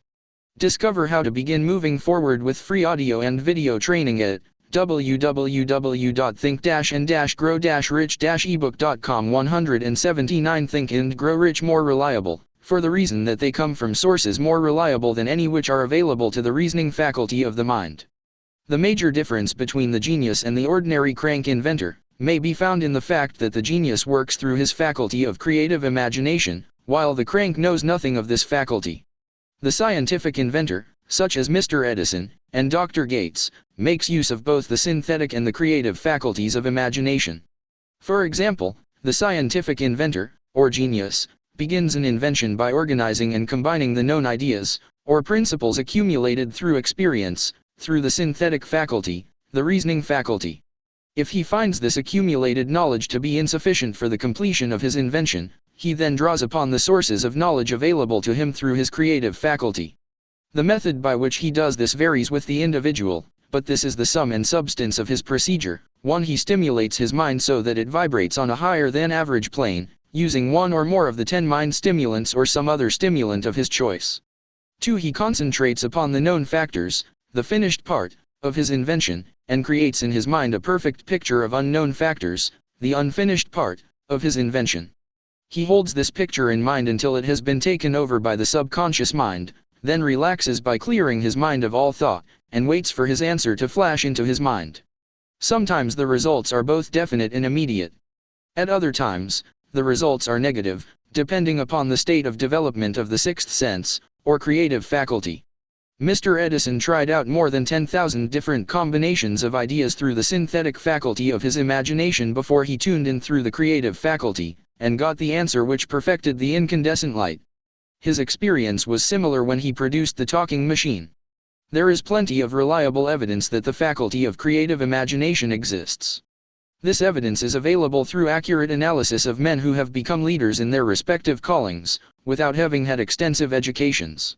Lincoln was a notable example of a great leader who achieved greatness through the discovery and use of his faculty of creative imagination. He discovered and began to use this faculty as the result of the stimulation of. Do you feel frustrated, stuck, or overwhelmed by the concepts in this ebook? Discover how to begin moving forward with free audio and video training at www.think-and-grow-rich-ebook.com. 180 Think and Grow Rich Love which he experienced after he met Anne Rutledge, a statement of the highest significance, in connection with the study of the source of genius. The pages of history are filled with the records of great leaders whose achievements may be traced directly to the influence of women who aroused the creative faculties of their minds, through the stimulation of sex desire. Napoleon Bonaparte was one of these. When inspired by his first wife, Josephine, he was irresistible and invincible. When his better judgment or reasoning faculty prompted him to put Josephine aside, he began to decline. His defeat and Saint Helena were not far distant. If good taste would permit, we might easily mention scores of men, well known to the American people, who climbed to great heights of achievement under the stimulating influence of their wives, only to drop back to destruction after money and power went to their heads, and they put aside the old wife for a new one. Napoleon was not the only man to discover that sex influence, from the right source, is more powerful than any substitute of expediency, which may be created by mere reason. The human mind responds to stimulation. Among the greatest, and most powerful of these stimuli is the urge of sex. When harnessed and transmuted, this driving force is capable of lifting men into that higher sphere of thought which enables them to master the sources of worry and petty annoyance which beset their pathway on the lower plane. Unfortunately, only the genii have made the discovery. Others have accepted the experience of sex urge, without discovering one of its major potentialities, a fact which accounts for the great number of others as compared to the limited number of genii. For the purpose of refreshing the memory, in connection with the facts available from the biographies of certain men, we here present the names of a few men of outstanding achievement, each of whom was known to have been of a highly sexed nature. The genius which was theirs, undoubtedly found its source of power in transmuted sex energy. George Washington, Napoleon Bonaparte, William Shakespeare, Abraham Lincoln, Ralph Waldo Emerson, Robert Burns. Do you feel frustrated, stuck, or overwhelmed by the concepts in this ebook?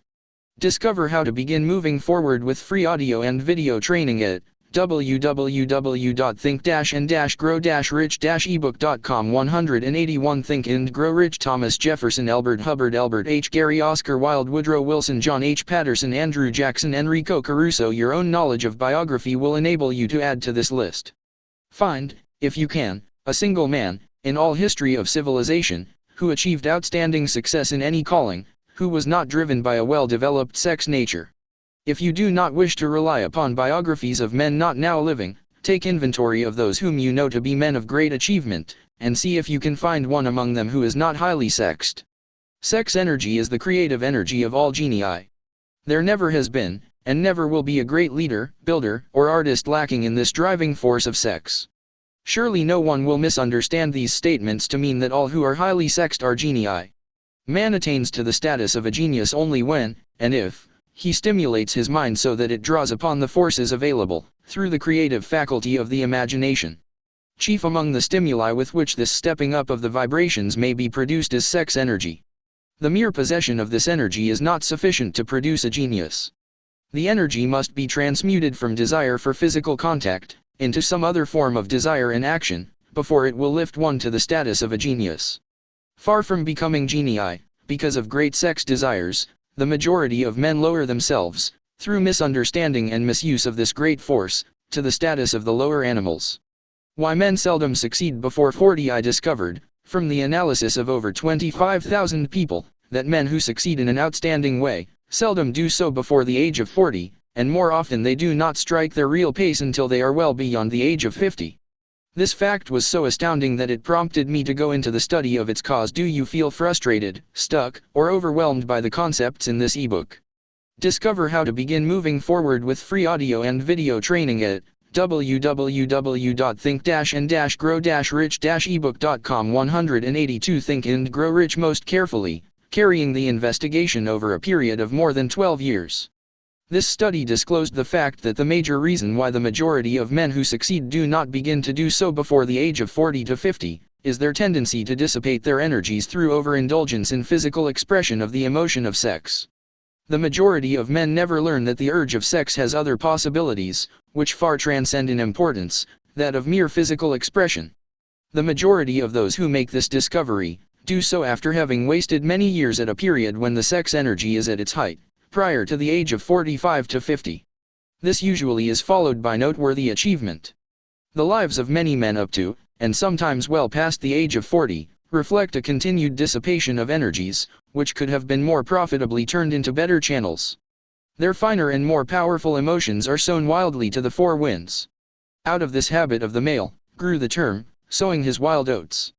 The desire for sexual expression is by far the strongest and most impelling of all the human emotions, and for this very reason this desire, when harnessed and transmuted into action, other than that of physical expression, may raise one to the status of a genius. One of America's most able businessmen frankly admitted that his attractive secretary was responsible for most of the plans he created. He admitted that her presence lifted him to heights of creative imagination, such as he could experience under no other stimulus. One of the most successful men in America owes most of his success to the influence of a very charming young woman, who has served as his source of inspiration for more than 12 years. Everyone knows the man to whom this reference is made, but not everyone knows the real source of his achievements. History is not lacking in examples of men who attained to the status of genii, as the result of the use of artificial mind stimulants in the form of alcohol and narcotics. Edgar Allan Poe wrote The Raven while under the influence of liquor, dreaming dreams that mortal never dared to dream before. James Whitcomb Riley did his best writing while under the influence of alcohol. Perhaps it was thus he saw the ordered intermingling of the real and the dream, the mill above the river, and the mist above the stream. Robert Burns wrote best when intoxicated, for Auld Lang Syne, my dear, we'll take a cup of kindness yet, for Auld Lang Syne. Do you feel frustrated, stuck, or overwhelmed by the concepts in this ebook? Discover how to begin moving forward with free audio and video training at www.think-and-grow-rich-ebook.com. 183 Think and Grow Rich. But let it be remembered that many such men have destroyed themselves in the end. Nature has prepared her own potions with which men may safely stimulate their minds so they vibrate on a plane that enables them to tune into fine and rare thoughts which come from no man knows where. No satisfactory substitute for nature's stimulants has ever been found. It is a fact well known to psychologists that there is a very close relationship between sex desires and spiritual urges, a fact which accounts for the peculiar behavior of people who participate in the orgies known as religious revivals, common among the primitive types. The world is ruled, and the destiny of civilization is established, by the human emotions. People are influenced in their actions, not by reason so much as by feelings. The creative faculty of the mind is set into action entirely by emotions, and not by cold reason. The most powerful of all human emotions is that of sex. There are other mind stimulants, some of which have been listed, but no one of them, nor all of them combined, can equal the driving power of sex. A mind stimulant is any influence which will either temporarily, or permanently, increase the vibrations of thought. The 10 major stimulants, described, are those most commonly resorted to. Through these sources one may commune with infinite intelligence, or enter, at will, the storehouse of the subconscious mind, either one's own, or that of another person, a procedure which is all there is of genius. A teacher, who has trained and directed the efforts of more than 30,000 salespeople, made the astounding discovery that highly sexed men are the most efficient salesmen. The explanation is, that the factor of personality known as personal magnetism is nothing more nor less than sex energy. Highly sexed people always have a plentiful supply of magnetism. Through cultivation and understanding, this vital force may be drawn upon and used to great advantage in the relationships between people.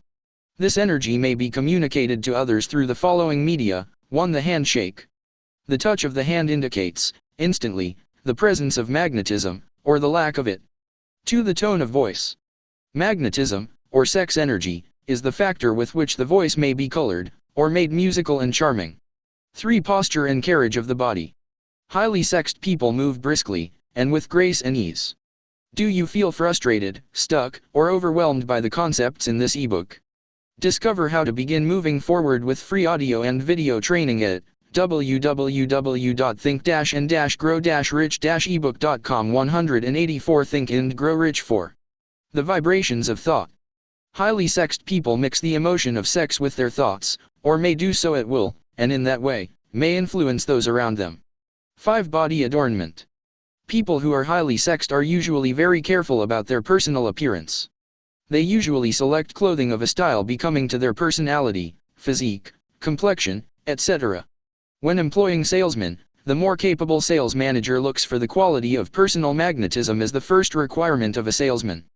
People who lack sex energy will never become enthusiastic nor inspire others with enthusiasm, and enthusiasm is one of the most important requisites in salesmanship, no matter what one is selling. The public speaker, orator, preacher, lawyer, or salesman who is lacking in sex energy is a flop, as far as being able to influence others is concerned.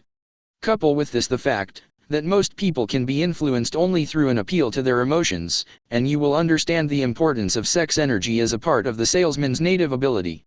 Master salesmen attain the status of mastery in selling, because they, either consciously, or unconsciously, transmute the energy of sex into sales enthusiasm. In this statement may be found a very practical suggestion as to the actual meaning of sex transmutation.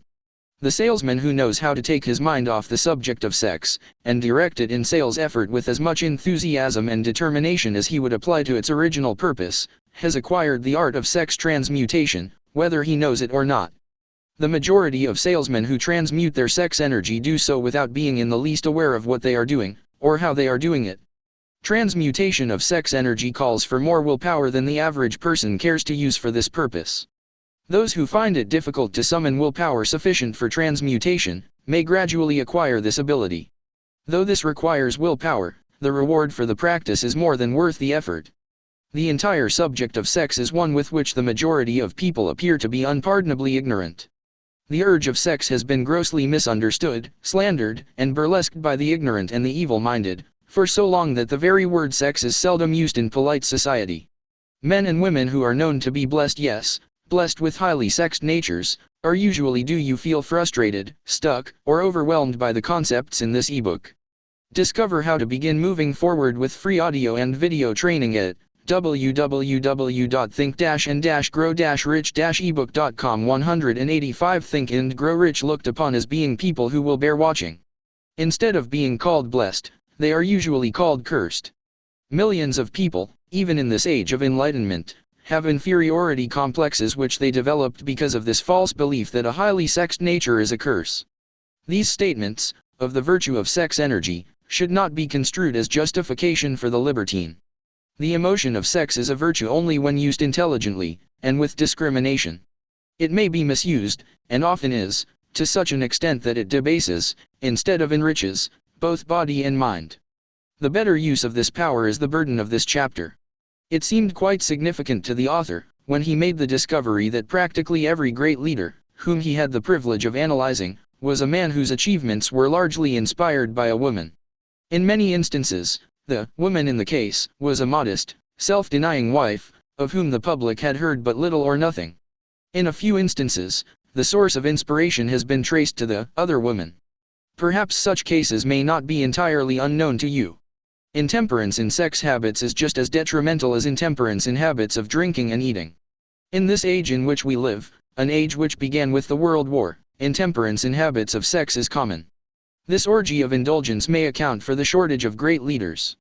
No man can avail himself of the forces of his creative imagination, while dissipating them.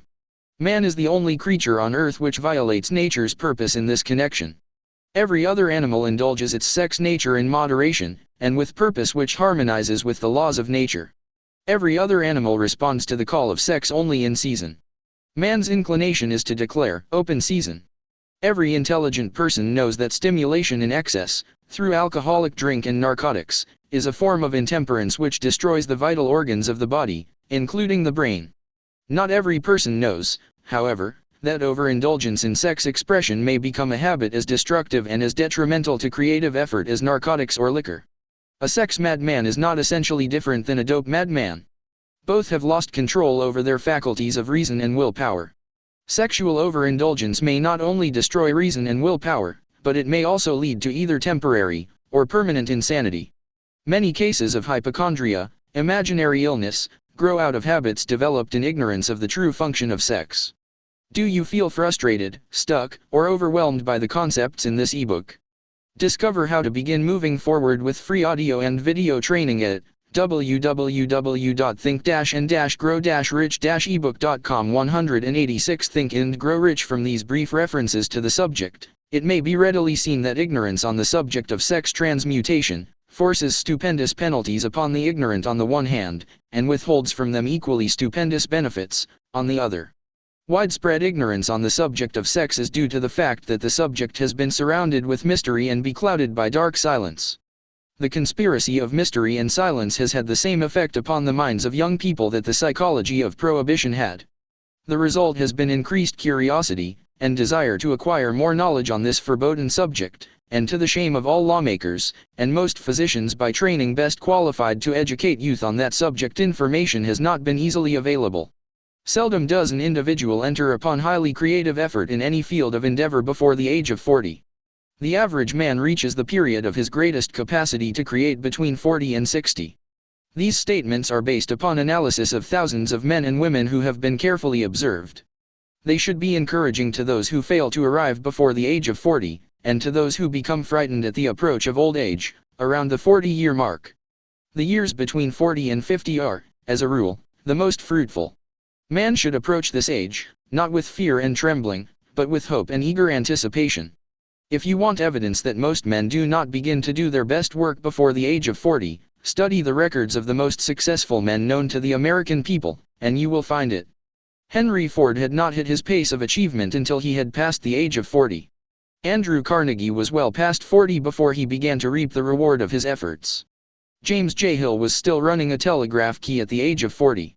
His stupendous achievements took place after that age. Biographies of American industrialists and financiers are filled with evidence that the period from 40 to 60 is the most productive age of man. Between the ages of 30 and 40, man begins to learn, if he ever learns, the art of sex transmutation. This discovery is generally accidental, and more often than otherwise, the man who makes it is totally unconscious of his discovery. He may observe that his powers of achievement have increased around the age of 35 to 40, but in most cases, he is not familiar with the cause of this change, that nature begins to harmonize the emotions of love. And do you feel frustrated, stuck, or overwhelmed by the concepts in this ebook?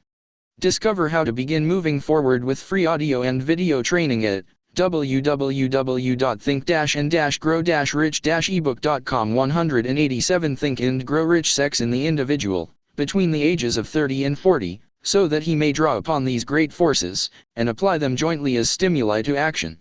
Sex, alone, is a mighty urge to action, but its forces are like a cyclone. They are often uncontrollable.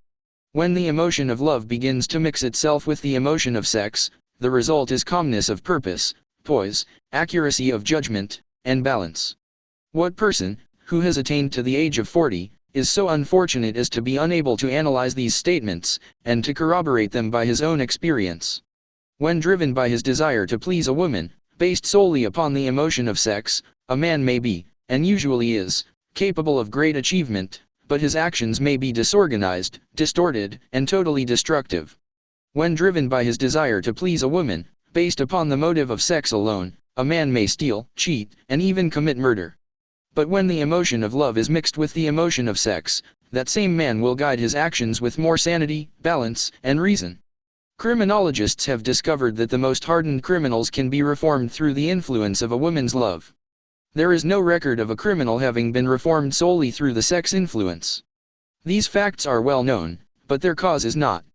Reformation comes, if at all, through the heart, or the emotional side of man, not through his head, or reasoning side.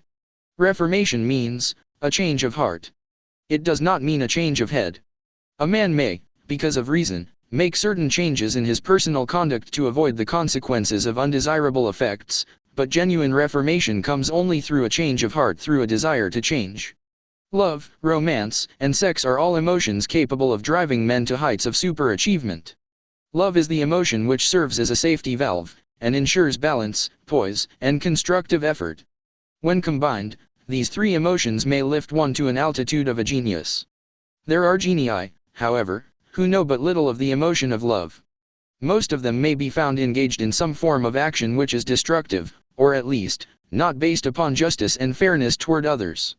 If good taste would permit, a dozen genii could be named in the field of industry and finance, who ride ruthlessly over the rights of their fellow men. They seem totally lacking in conscience. The reader can easily supply his own list of such men. The emotions are states of mind. Nature has provided man with a chemistry of the mind, which operates in a manner similar to the principles of chemistry of matter. It is a well-known fact that, through the aid of chemistry of do you feel frustrated, stuck, or overwhelmed by the concepts in this ebook? Discover how to begin moving forward with free audio and video training at www.think-and-grow-rich-ebook.com. 188 Think and Grow Rich Matter. A chemist may create a deadly poison by mixing certain elements, none of which are in themselves harmful in the right proportions. The emotions may, likewise, be combined so as to create a deadly poison. The emotions of sex and jealousy, when mixed, may turn a person into an insane beast. The presence of any one or more of the destructive emotions in the human mind, through the chemistry of the mind, sets up a poison which may destroy one's sense of justice and fairness. In extreme cases, the presence of any combination of these emotions in the mind may destroy one's reason. The road to genius consists of the development, control, and use of sex, love, and romance. Briefly, the process may be stated as follows: encourage the presence of these emotions as the dominating thoughts in one's mind, and discourage the presence of all the destructive emotions. The mind is a creature of habit. It thrives upon the dominating thoughts fed it. Through the faculty of willpower, one may discourage the presence of any emotion, and encourage the presence of any other. Control of the mind, through the power of will, is not difficult. Control comes from persistence and habit. The secret of control lies in understanding the process of transmutation. When any negative emotion presents itself in one's mind, it can be transmuted into a positive, or constructive emotion, by the simple procedure of changing one's thoughts. There is no other road to genius than through voluntary self-effort. A man may attain to great heights of financial or business achievement, solely by the driving force of sex energy, but history is filled with evidence that he may, and usually does, carry with him certain traits of character which rob him of the ability to either hold, or enjoy his fortune. This is worthy of analysis, thought, and meditation, for it states a truth, the knowledge of which may be helpful to women as well as men. Ignorance of this has cost thousands of people their privilege of happiness, even though they possessed riches. The emotions of love and sex leave their unmistakable marks upon the features. Moreover, these signs are so visible, that all who wish may read them. The man who is driven by the storm of passion, based upon sex desires alone, plainly advertises that fact to the entire world, by the expression of his eyes, and the lines of his face. The emotion of love, when mixed with the emotion of sex, softens, modifies, and beautifies the facial expression. No character analyst is needed to tell you this, you may observe it for yourself. Do you feel frustrated, stuck, or overwhelmed by the concepts in this ebook? Discover how to begin moving forward with free audio and video training at www.think-and-grow-rich-ebook.com. 189 Think and Grow Rich. The emotion of love brings out, and develops, the artistic and the aesthetic nature of man. It leaves its impress upon one's very soul, even after the fire has been subdued by time and circumstance. Memories of love never pass. They linger, guide, and influence long after the source of stimulation has faded. There is nothing new in this. Every person, who has been moved by genuine love, knows that it leaves enduring traces upon the human heart. The effect of love endures, because love is spiritual in nature. The man who cannot be stimulated to great heights of achievement by love, is hopeless, he is dead, though he may seem to live. Even the memories of love are sufficient to lift one to a higher plane of creative effort. The major force of love may spend itself and pass away, like a fire which has burned itself out, but it leaves behind indelible marks as evidence that it passed that way. Its departure often prepares the human heart for a still greater love. Go back into your yesterdays, at times, and bathe your mind in the beautiful memories of past love. It will soften the influence of the present worries and annoyances. It will give you a source of escape from the unpleasant realities of life, and maybe, who knows? Your mind will yield to you, during this temporary retreat into the world of fantasy, ideas, or plans which may change the entire financial or spiritual status of your life. If you believe yourself unfortunate, because you have loved and lost, perish the thought. One who has loved truly, can never lose entirely. Love is whimsical and temperamental. Its nature is ephemeral, and transitory. It comes when it pleases, and goes away without warning. Accept and enjoy it while it remains, but spend no time worrying about its departure. Worry will never bring it back. Dismiss, also, the thought that love never comes but once. Love may come and go, times without number, but there are no two love experiences which affect one in just the same way. There may be, and there usually is, one love experience which leaves a deeper imprint on the heart than all the others, but all love experiences are beneficial, except to the person who becomes resentful and cynical when love makes its departure. There should be no disappointment over love, and there would be none if people understood the difference between the emotions of love and sex. The major difference is that love is spiritual, while sex is biological. No experience, which touches the human heart with a spiritual force, can possibly be harmful, except through ignorance, or jealousy. Do you feel frustrated, stuck, or overwhelmed by the concepts in this ebook? Discover how to begin moving forward with free audio and video training at www.think-and-grow-rich-ebook.com. 190 Think and Grow Rich. Love is, without question, life's greatest experience. It brings one into communion with infinite intelligence. When mixed with the emotions of romance and sex, it may lead one far up the ladder of creative effort. The emotions of love, sex, and romance are sides of the eternal triangle of achievement-building genius. Nature creates genii through no other force. Love is an emotion with many sides, shades, and colors. The love which one feels for parents, or children is quite different from that which one feels for one's sweetheart. The one is mixed with the emotion of sex, while the other is not. The love which one feels in true friendship is not the same as that felt for one's sweetheart, parents, or children, but it, too, is a form of love. Then, there is the emotion of love for things inanimate, such as the love of nature's handiwork. But the most intense and burning of all these various kinds of love, is that experienced in the blending of the emotions of love and sex. Marriages, not blessed with the eternal affinity of love, properly balanced and proportioned, with sex, cannot be happy ones and seldom endure. Love, alone, will not bring happiness in marriage, nor will sex alone. When these two beautiful emotions are blended, marriage may bring about a state of mind, closest to the spiritual that one may ever know on this earthly plane. When the emotion of romance is added to those of love and sex, the obstructions between the finite mind of man and infinite intelligence are removed. Then a genius has been born. What a different story is this, than those usually associated with the emotion of sex. Here is an interpretation of the emotion which lifts it out of the commonplace, and makes of it potter's clay in the hands of God, from which he fashions all that is beautiful and inspiring. It is an interpretation which would, when properly understood, bring harmony out of the chaos which exists in too many marriages. The disharmonies often expressed in the form of nagging, may usually be traced to lack of knowledge on the subject of sex. Where love, romance, and the proper understanding of the emotion and function of sex abide, there is no disharmony between married people. Fortunate is the husband whose wife understands the true relationship between the emotions of love, sex, and romance. When motivated by this holy triumvirate, no form of labor is burdensome, because even the most lowly form of effort takes on the nature of a labor of love. Do you feel frustrated, stuck, or overwhelmed by the concepts in this ebook?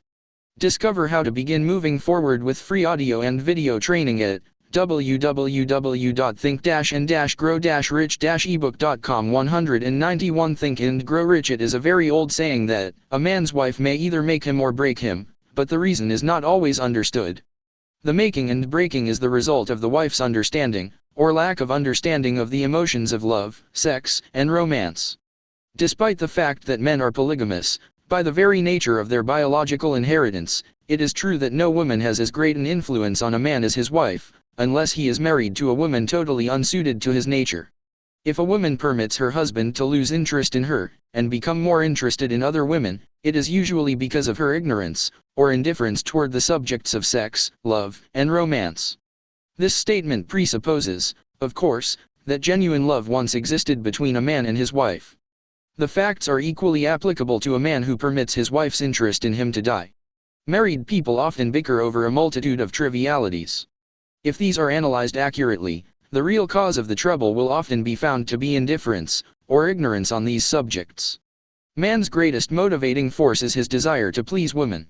The hunter who excelled during prehistoric days, before the dawn of civilization, did so, because of his desire to appear great in the eyes of women. Man's nature has not changed in this respect. The hunter of today brings home no skins of wild animals, but he indicates his desire for her favor by supplying fine clothes, motor cars, and wealth. Man has the same desire to please women that he had before the dawn of civilization. The only thing that has changed is his method of pleasing. Men who accumulate large fortunes, and attain to great heights of power and fame, do so, mainly, to satisfy their desire to please women. Take women out of their lives, and great wealth would be useless to most men. It is this inherent desire of man to please woman, which gives woman the power to make or break a man. The woman who understands man's nature and tactfully caters to it, need have no fear of competition from other women. Men may be giants with indomitable willpower when dealing with other men, but they are easily managed by the women of their choice. Most men will not admit that they are easily influenced by the women they prefer, because it is in the nature of the male to want to be recognized as the stronger of the species. Moreover, the intelligent woman recognizes this manly trait and very wisely makes no issue of it. Some men know that they are being influenced by the women of their choice, their wives, sweethearts, mothers, or sisters, but they tactfully refrain. Do you feel frustrated, stuck, or overwhelmed by the concepts in this ebook? Discover how to begin moving forward with free audio and video training at www.think-and-grow-rich-ebook.com 192 Think and Grow Rich from rebelling against the influence because they are intelligent enough to know that no man is happy or complete without the modifying influence of the right woman. The man who does not recognize this important truth deprives himself of the power which has done more to help men achieve success than all other forces combined. Do you feel frustrated, stuck, or overwhelmed by the concepts in this ebook?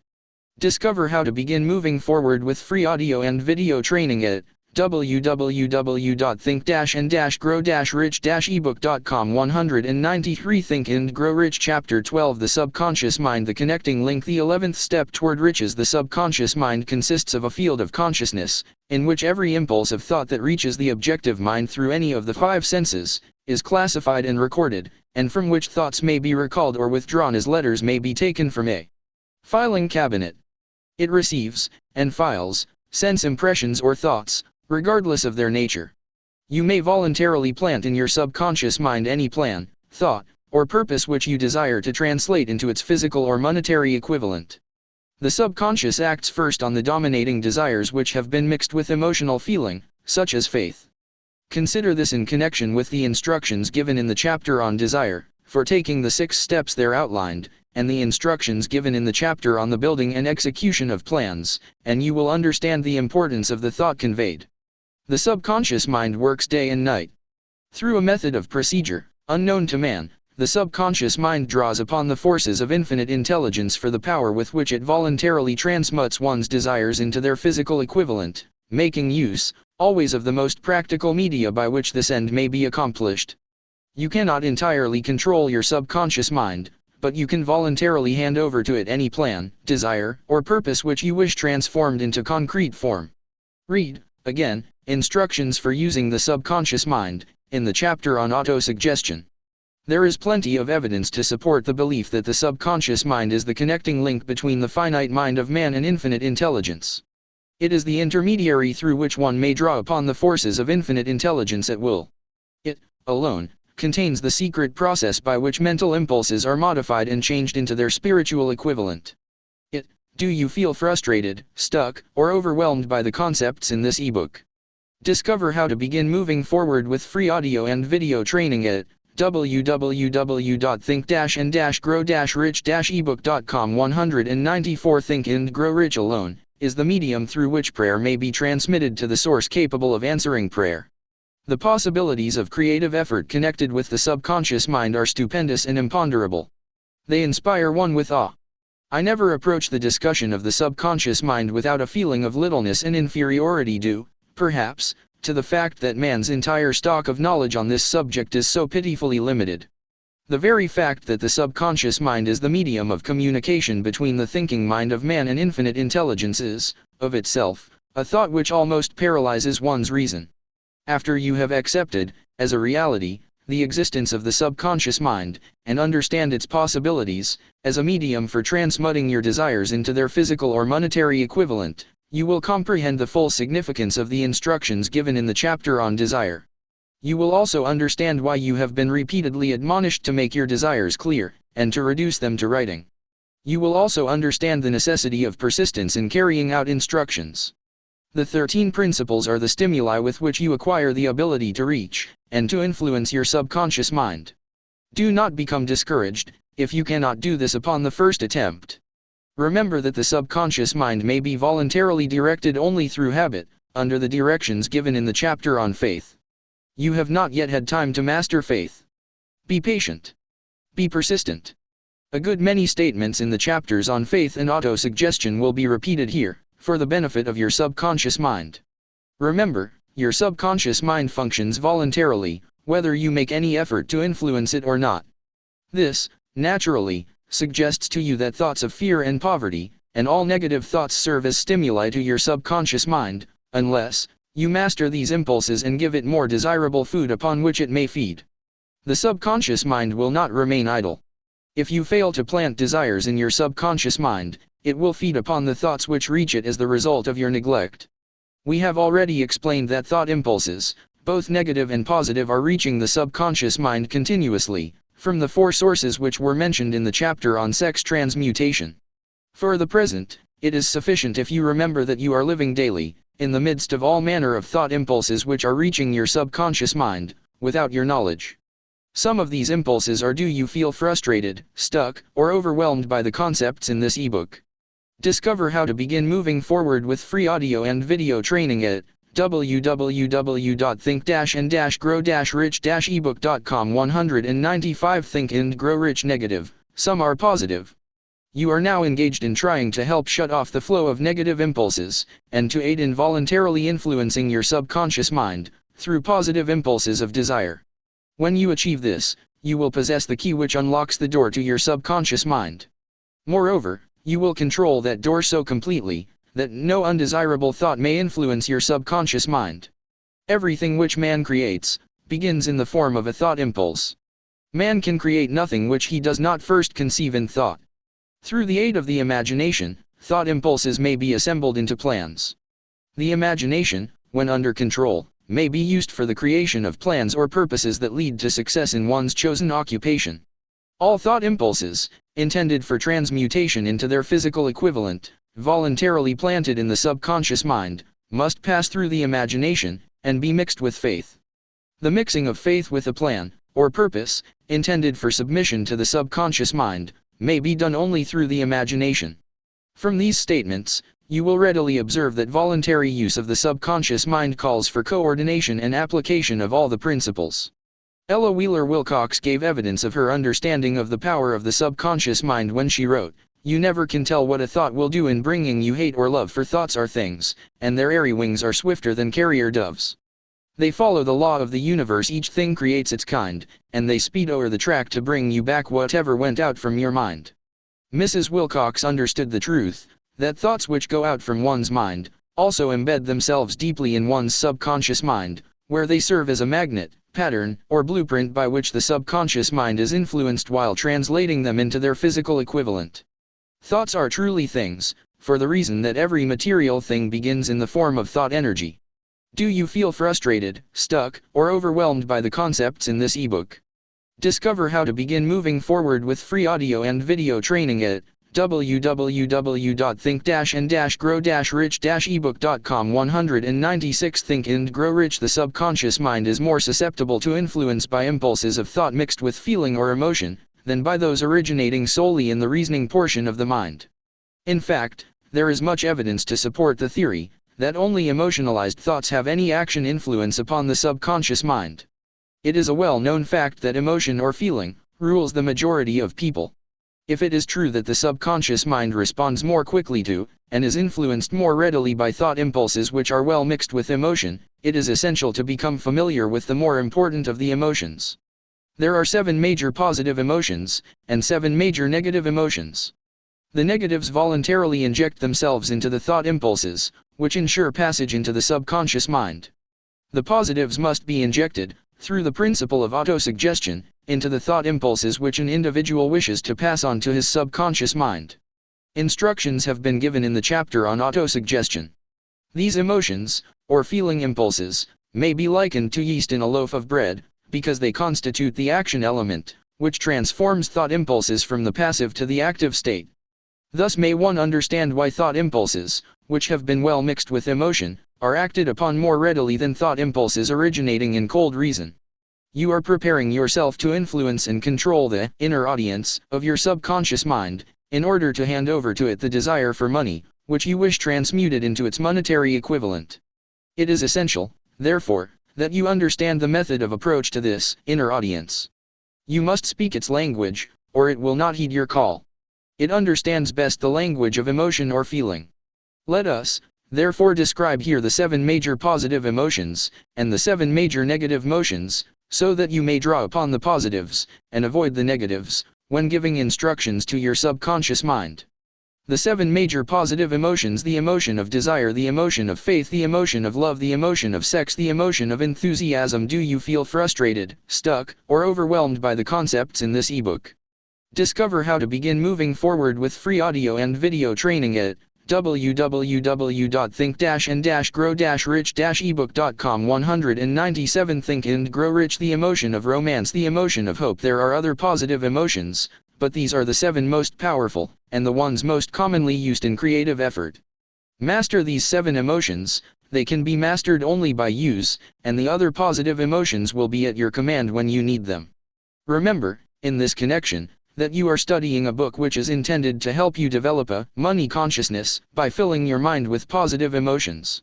One does not become money conscious by filling one's mind with negative emotions. The 7 major negative emotions, to be avoided: the emotion of fear, the emotion of jealousy, the emotion of hatred, the emotion of revenge, the emotion of greed, the emotion of superstition, the emotion of anger. Positive and negative emotions cannot occupy the mind at the same time. One or the other must dominate. It is your responsibility to make sure that positive emotions constitute the dominating influence of your mind. Here the law of habit will come to your aid. Form the habit of applying and using the positive emotions. Eventually, they will dominate your mind so completely that the negatives cannot enter it. Only by following these instructions literally and continuously can you gain control over your subconscious mind. The presence of a single negative in your conscious mind is sufficient to destroy all chances of constructive aid from your subconscious mind. If you are an observing person, you must have noticed that most people resort to prayer only after everything else has failed. Or else they pray by a ritual of meaningless words. And, because it is a fact that most people who pray do so only after everything else has failed, they go to prayer with their minds filled with fear and doubt, which are the emotions the subconscious. Do you feel frustrated, stuck, or overwhelmed by the concepts in this ebook?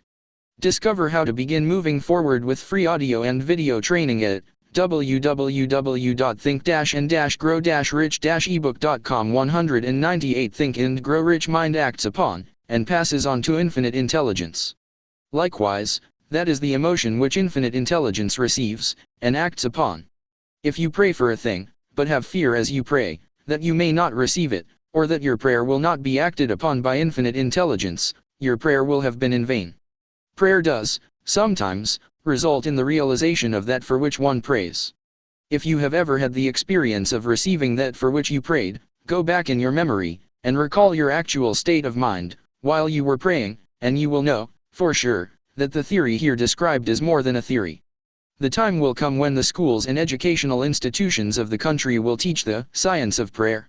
Moreover, then prayer may be, and will be reduced to a science.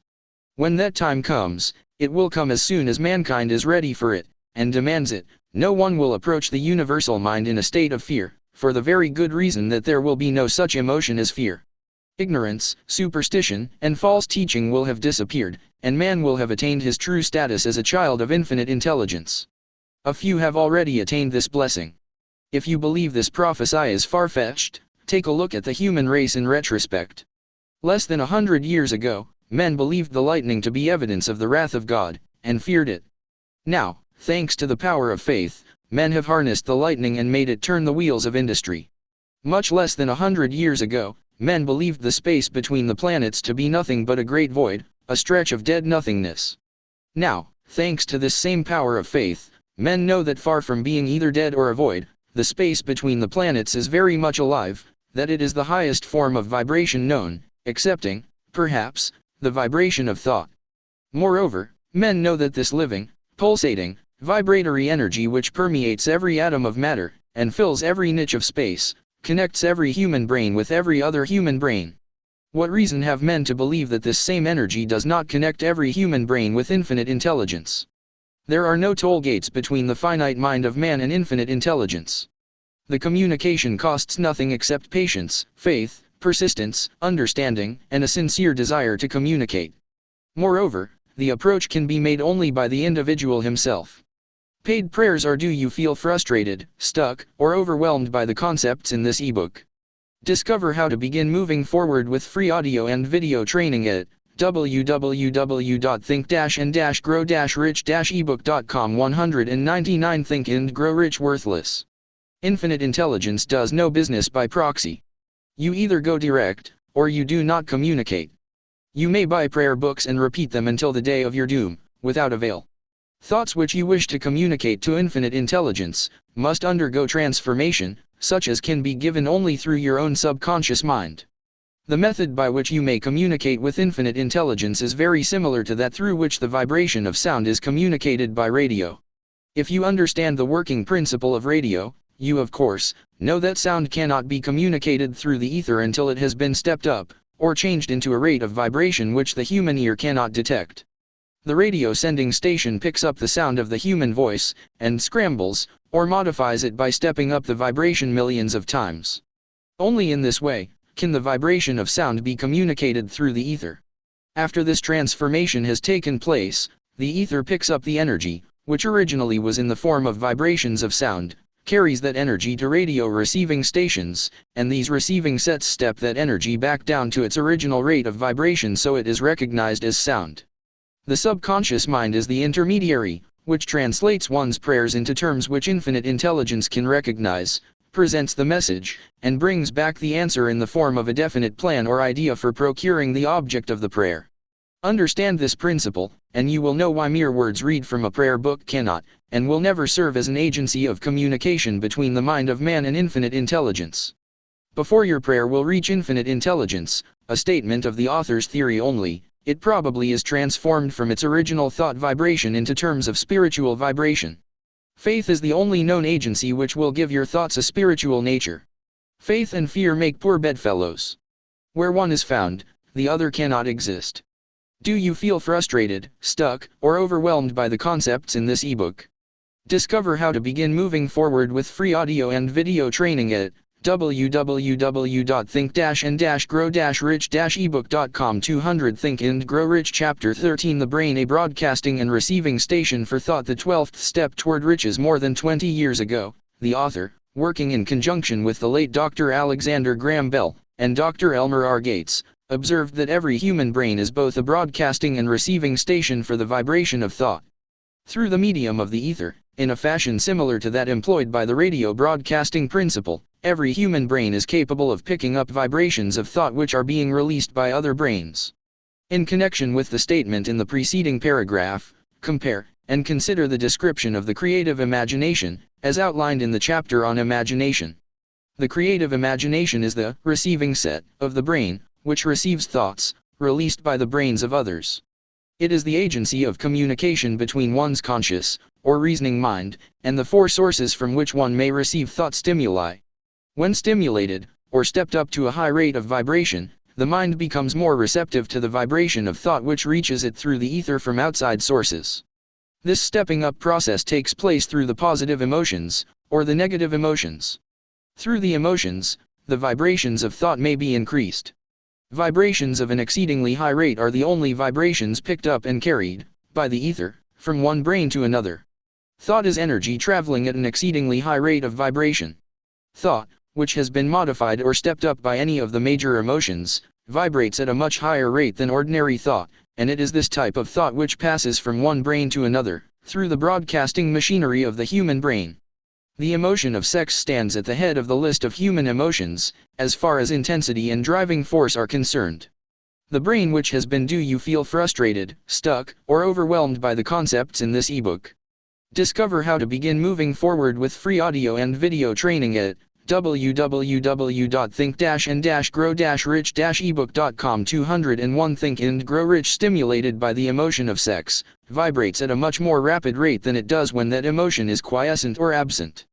The result of sex transmutation is the increase of the rate of vibration of thoughts to such a pitch that the creative imagination becomes highly receptive to ideas, which it picks up from the ether.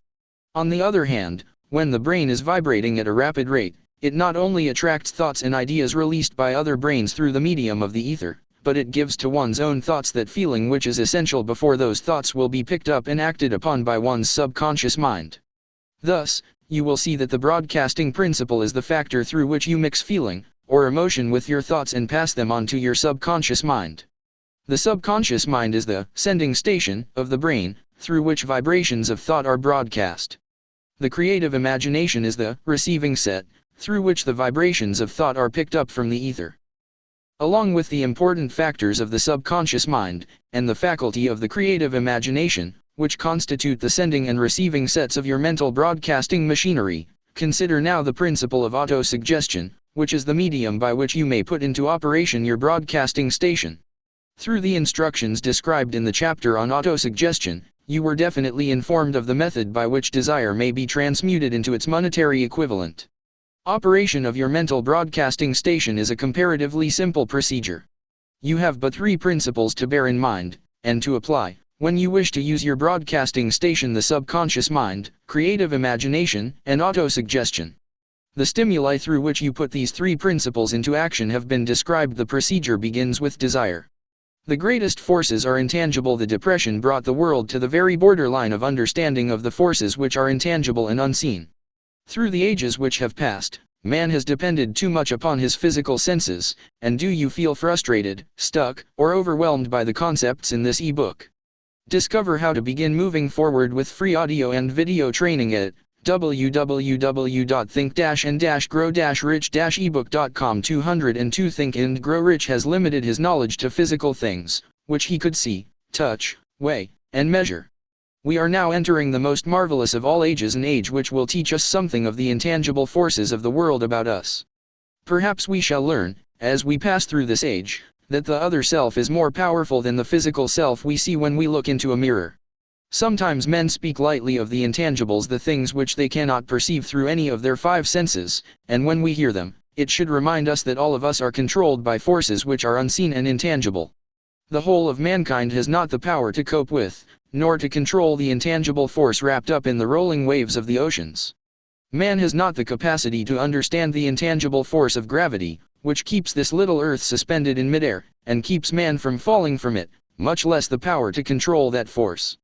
Man is entirely subservient to the intangible force which comes with a thunderstorm, and he is just as helpless in the presence of the intangible force of electricity. Nay, he does not even know what electricity is, where it comes from, or what is its purpose. Nor is this by any means the end of man's ignorance in connection with things unseen and intangible. He does not understand the intangible force, and intelligence, wrapped up in the soil of the earth, the force which provides him with every morsel of food he eats, every article of clothing he wears, every dollar he carries in his pockets. The dramatic story of the brain. Last, but not least, man, with all of his boasted culture and education, understands little or nothing of the intangible force, the greatest of all the intangibles, of thought. He knows but little concerning the physical brain, and its vast network of intricate machinery through which the power of thought is translated into its material equivalent, but he is now entering an age which shall yield enlightenment on the subject. Already men of science have begun to turn their attention to the study of this stupendous thing called a brain, and, while they are still in the kindergarten stage of their studies, they have uncovered enough knowledge to know that the central switchboard of the human brain, the number of lines which connect the brain cells one with another, equal the figure 1, followed by 15 million ciphers. Do you feel frustrated, stuck, or overwhelmed by the concepts in this ebook? Discover how to begin moving forward with free audio and video training at www.think-and-grow-rich-ebook.com. 203 Think and Grow Rich. The figure is so stupendous, said Dr. C. Judson Herrick, of the University of Chicago, that astronomical figures dealing with hundreds of millions of light years become insignificant by comparison. It has been determined that there are from 10 billion to 14 billion nerve cells in the human cerebral cortex, and we know that these are arranged in definite patterns. These arrangements are not haphazard. They are orderly. Recently developed methods of electrophysiology draw off action currents from very precisely located cells, or fibers with microelectrodes, amplify them with radio tubes, and record potential differences to a millionth of a volt. It is inconceivable that such a network of intricate machinery should be in existence for the sole purpose of carrying on the physical functions incidental to growth and maintenance of the physical body. Is it not likely that the same system, which gives billions of brain cells the media for communication one with another, provides also the means of communication with other intangible forces? After this book had been written, just before the manuscript went to the publisher, there appeared in the New York Times an editorial showing that at least one great university, and one intelligent investigator in the field of mental phenomena, are carrying on an organized research through which conclusions have been reached that parallel many of those described in this and the following chapter. The editorial briefly analyzed the work carried on by Dr. Rhine and his associates at Duke University, viz., what is telepathy? A month ago we cited on this page some of the remarkable results achieved by Professor Rhine and his associates in Duke University from more than 100,000 tests to determine the existence of telepathy and clairvoyance. These results were summarized in the first two articles in Harper's Magazine. In the second, which has now appeared, the author, E. H. Wright, attempts to summarize what has been learned, or what it seems reasonable to infer, regarding the exact nature of these extrasensory modes of perception. The actual existence of telepathy and clairvoyance now seems to some scientists enormously probable as the result of Rhine's experiments. Various percipients were asked to name as many cards in a special pack as they could without looking at them and without other sensory access to them. About a score of men and women were discovered who could regularly name so many of the cards correctly that there was not one chance in many a million of their having done their feats by luck or accident. But how did they do them? These powers, assuming that they exist, do not seem to be sensory. There is no known organ for them. The experiments. Do you feel frustrated, stuck, or overwhelmed by the concepts in this ebook? Discover how to begin moving forward with free audio and video training at www.think-and-grow-rich-ebook.com. 204 Think and Grow Rich worked just as well at distances of several hundred miles as they did in the same room. These facts also dispose, in Mr. Wright's opinion, of the attempt to explain telepathy or clairvoyance through any physical theory of radiation. All known forms of radiant energy decline inversely as the square of the distance traversed. Telepathy and clairvoyance do not. But they do vary through physical causes as our other mental powers do. Contrary to widespread opinion, they do not improve when the percipient is asleep or half asleep, but, on the contrary, when he is most wide awake and alert. Rhine discovered that a narcotic will invariably lower a percipient's score, while a stimulant will always send it higher. The most reliable performer apparently cannot make a good score unless he tries to do his best. One conclusion that Wright draws with some confidence is that telepathy and clairvoyance are really one and the same gift. That is, the faculty that sees a card face down on a table seems to be exactly the same one that reads a thought residing only in another mind. There are several grounds for believing this. So far, for example, the two gifts have been found in every person who enjoys either of them. In every one so far the two have been of equal vigor, almost exactly. Screens, walls, distances, have no effect at all on either. Wright advances from this conclusion to express what he puts forward as no more than the mere hunch that other extrasensory experiences, prophetic dreams, premonitions of disaster, and the like, may also prove to be part of the same faculty. The reader is not asked to accept any of these conclusions unless he finds it necessary, but the evidence that Rhine has piled up must remain impressive. In view of Dr. Rhine's announcement in connection with the conditions under which the mind responds to what he terms extrasensory modes of perception, I now feel privileged to add to his testimony by stating that my associates and I have discovered what we believe to be the ideal conditions under which the mind can be stimulated so that the sixth sense described in the next chapter can be made to function in a practical way. The conditions to which I refer consist of a close working alliance between myself and two members of my staff. Through experimentation and practice, we have discovered how to stimulate our minds, by applying the principle used in connection with the invisible counselors, described in the next chapter, so that we can, by a process of blending our three minds into one, find the solution to a great variety of personal problems which are submitted by my clients. The procedure is very simple.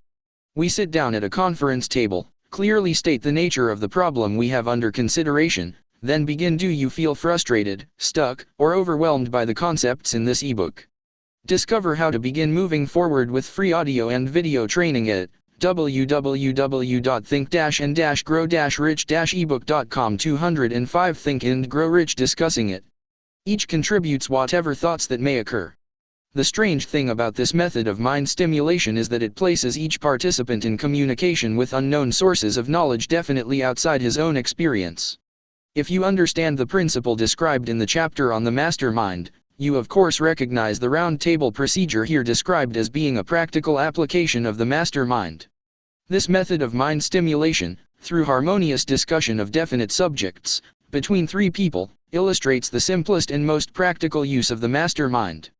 By adopting and following a similar plan, any student of this philosophy may come into possession of the famous Carnegie formula briefly described in the introduction. If it means nothing to you at this time, mark this page and read it again after you have finished the last chapter. Do you feel frustrated, stuck, or overwhelmed by the concepts in this ebook? Discover how to begin moving forward with free audio and video training at www.think-and-grow-rich-ebook.com. 206 Think and Grow Rich. The Depression was a blessing in disguise. It reduced the whole world to a new starting point that gives everyone a new opportunity. Do you feel frustrated, stuck, or overwhelmed by the concepts in this ebook? Discover how to begin moving forward with free audio and video training at www.think-and-grow-rich-ebook.com. 207 Think and Grow Rich Chapter 14 The Sixth Sense, the door to the Temple of Wisdom. The 13th step toward riches. The 13th principle is known as the sixth sense, through which infinite intelligence may, and will communicate voluntarily, without any effort from, or demands by, the individual. This principle is the apex of the philosophy. It can be assimilated, understood, and applied only by first mastering the other 12 principles. The sixth sense is that portion of the subconscious mind which has been referred to as the creative imagination. It has also been referred to as the receiving set, through which ideas, plans, and thoughts flash into the mind. The flashes are sometimes called hunches or inspirations. The sixth sense defies description. It cannot be described to a person who has not mastered the other principles of this philosophy, because such a person has no knowledge, and no experience with which the sixth sense may be compared. Understanding of the sixth sense comes only by meditation through mind development from within. The sixth sense probably is the medium of contact between the finite mind of man and infinite intelligence, and for this reason, it is a mixture of both the mental and the spiritual. It is believed to be the point at which the mind of man contacts the universal mind. After you have mastered the principles described in this book, you will be prepared to accept as truth a statement which may, otherwise, be incredible to you, namely, through the aid of the sixth sense, you will be warned of impending dangers in time to avoid them, and notified of opportunities in time to embrace them. There comes to your aid, and to do your bidding, with the development of the sixth sense, a guardian angel, who will open to you at all times the door to the temple of wisdom. Do you feel frustrated, stuck, or overwhelmed by the concepts in this ebook? Discover how to begin moving forward with free audio and video training at www.think-and-grow-rich-ebook.com. 208 Think and Grow Rich. Whether or not this is a statement of truth, you will never know, except by following the instructions described in the pages of this book, or some similar method of procedure. The author is not a believer in, nor an advocate of miracles, for the reason that he has enough knowledge of nature to understand that nature never deviates from her established laws. Some of her laws are so incomprehensible that they produce what appear to be miracles. The sixth sense comes as near to being a miracle as anything I have ever experienced, and it appears so, only because I do not understand the method by which this principle is operated. This much the author does know, that there is a power, or a first cause, or an intelligence, which permeates every atom of matter, and embraces every unit of energy perceptible to man, that this infinite intelligence converts acorns into oak trees, causes water to flow downhill in response to the law of gravity, follows night with day, and winter with summer, each maintaining its proper place and relationship to the other. This intelligence may, through the principles of this philosophy, be induced to aid in transmuting desires into concrete, or material form. The author has this knowledge, because he has experimented with it and has experienced it. Step by step, through the preceding chapters, you have been led to this, the last principle. If you have mastered each of the preceding principles, you are now prepared to accept, without being skeptical, the stupendous claims made here. If you have not mastered the other principles, you must do so before you may determine, definitely, whether or not the claims made in this chapter are fact or fiction. While I was passing through the age of hero worship, I found myself trying to imitate those whom I most admired. Moreover, I discovered that the element of faith, with which I endeavored to imitate my idols, gave me great capacity to do so quite successfully. I have never entirely divested myself of this habit of hero worship, although I have passed the age commonly given over to such. My experience has taught me that the next best thing to being truly great, is to emulate the great, by feeling and action, as nearly as possible. Long before I had ever written a line for publication, or endeavored to deliver a speech in public, I followed the habit of reshaping my own character, by trying to imitate the 9 men whose lives and life works had been most impressive to me. These 9 men were Emerson, Paine, Edison, Darwin, Lincoln, Burbank, Napoleon, Ford, and Carnegie. Do you feel frustrated, stuck, or overwhelmed by the concepts in this ebook?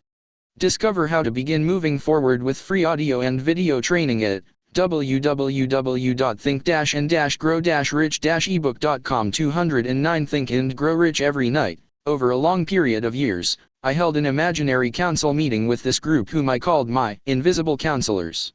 The procedure was this. Just before going to sleep at night, I would shut my eyes, and see, in my imagination, this group of men seated with me around my council table. Here I had not only an opportunity to sit among those whom I considered to be great, but I actually dominated the group, by serving as the chairman. I had a very definite purpose in indulging my imagination through these nightly meetings. My purpose was to rebuild my own character so it would represent a composite of the characters of my imaginary counselors. Realizing, as I did, early in life, that I had to overcome the handicap of birth in an environment of ignorance and superstition, I deliberately assigned myself the task of voluntary rebirth through the method here described. Building character through autosuggestion. Being an earnest student of psychology, I knew, of course, that all men have become what they are, because of their dominating thoughts and desires. I knew that every deeply seated desire has the effect of causing one to seek outward expression through which that desire may be transmuted into reality. I knew that self-suggestion is a powerful factor in building character, that it is, in fact, the sole principle through which character is builded. With this knowledge of the principles of mind operation, I was fairly well armed with the equipment needed in rebuilding my character. In these imaginary council meetings I called on my cabinet members for the knowledge I wished each to contribute, addressing myself to each member in audible words, as follows: Mr. Emerson, I desire to acquire from you the marvelous understanding of nature which distinguished your life. I ask that you make an impress upon my subconscious mind, of whatever qualities you possessed, which enabled you to understand and adapt yourself to the laws of nature. I ask that you assist me in reaching and drawing upon whatever sources of knowledge are available to this end. Mr. Burbank, I request that you pass on to me the knowledge which enabled you to so harmonize the laws of nature that you caused the cactus to shed its thorns, and become an edible food. Give me access to the knowledge which enabled you to make 2 blades of grass grow where but one grew before. Do you feel frustrated, stuck, or overwhelmed by the concepts in this ebook?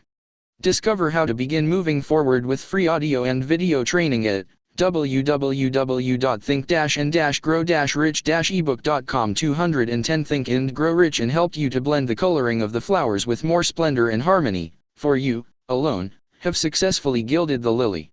Napoleon, I desire to acquire from you, by emulation, the marvelous ability you possessed to inspire men, and to arouse them to greater and more determined spirit of action. Also to acquire the spirit of enduring faith, which enabled you to turn defeat into victory, and to surmount staggering obstacles. Emperor of Fate, King of Chance, Man of Destiny, I salute you.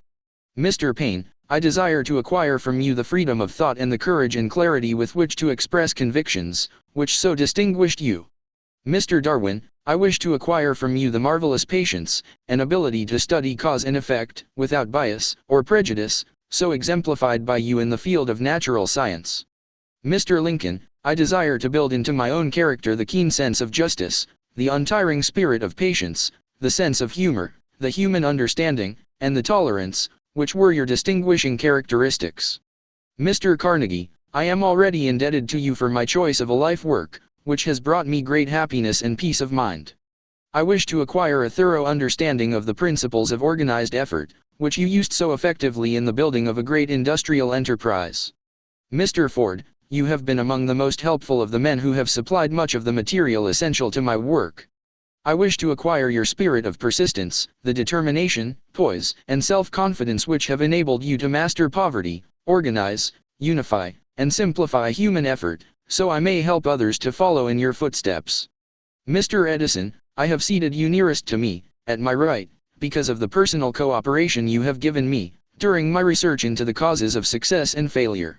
I wish to acquire from you the marvelous spirit of faith, with which you have uncovered so many of nature's secrets, the spirit of unremitting toil with which you have so often wrested victory from defeat. My method of addressing the members of the imaginary cabinet would vary, according to the traits of character in which I was, for the moment, most interested in acquiring. I studied the records of their lives with painstaking care. After some months of this nightly procedure, I was astounded by the discovery that these imaginary figures became, apparently real. Do you feel frustrated, stuck, or overwhelmed by the concepts in this ebook? Discover how to begin moving forward with free audio and video training at www.think-and-grow-rich-ebook.com. 211 Think and Grow Rich. Each of these 9 men developed individual characteristics, which surprised me. For example, Lincoln developed the habit of always being late, then walking around in solemn parade. When he came, he walked very slowly, with his hands clasped behind him, and once in a while, he would stop as he passed, and rest his hand, momentarily, upon my shoulder. He always wore an expression of seriousness upon his face. Rarely did I see him smile. The cares of a sundered nation made him grave. That was not true of the others. Burbank and Payne often indulged in witty repartee which seemed, at times, to shock the other members of the cabinet. One night Payne suggested that I prepare a lecture on the Age of Reason, and deliver it from the pulpit of a church which I formerly attended. Many around the table laughed heartily at the suggestion. Not Napoleon. He drew his mouth down at the corners and groaned so loudly that all turned and looked at him with amazement. To him the church was but a pawn of the state, not to be reformed, but to be used, as a convenient inciter to mass activity by the people. On one occasion Burbank was late. When he came, he was excited with enthusiasm, and explained that he had been late, because of an experiment he was making, through which he hoped to be able to grow apples on any sort of tree. Payne chided him by reminding him that it was an apple which started all the trouble between man and woman. Darwin chuckled heartily as he suggested that Payne should watch out for little serpents, when he went into the forest to gather apples, as they had the habit of growing into big snakes. Emerson observed, "No serpents, no apples," and Napoleon remarked, "No apples, no state." Lincoln developed the habit of always being the last one to leave the table after each meeting. On one occasion, he leaned across the end of the table, his arms folded, and remained in that position for many minutes. I made no attempt to disturb him.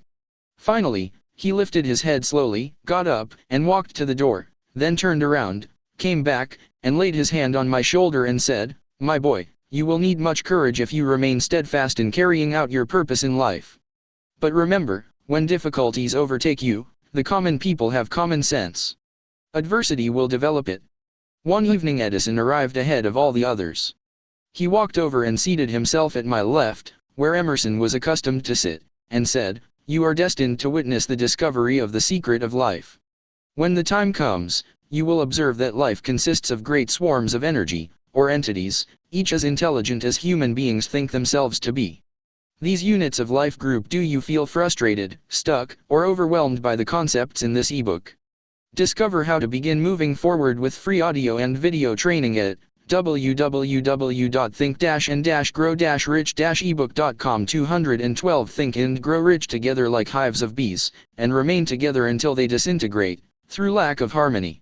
These units have differences of opinion, the same as human beings, and often fight among themselves. These meetings which you are conducting will be very helpful to you. They will bring to your rescue some of the same units of life which served the members of your cabinet, during their lives. These units are eternal. They never die. Your own thoughts and desires serve as the magnet which attracts units of life, from the great ocean of life out there.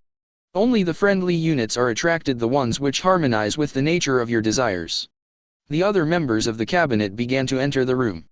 Edison got up, and slowly walked around to his own seat. Edison was still living when this happened. It impressed me so greatly that I went to see him, and told him about the experience. He smiled broadly, and said, "Your dream was more a reality than you may imagine it to have been." He added no further explanation to his statement. These meetings became so realistic that I became fearful of their consequences, and discontinued them for several months.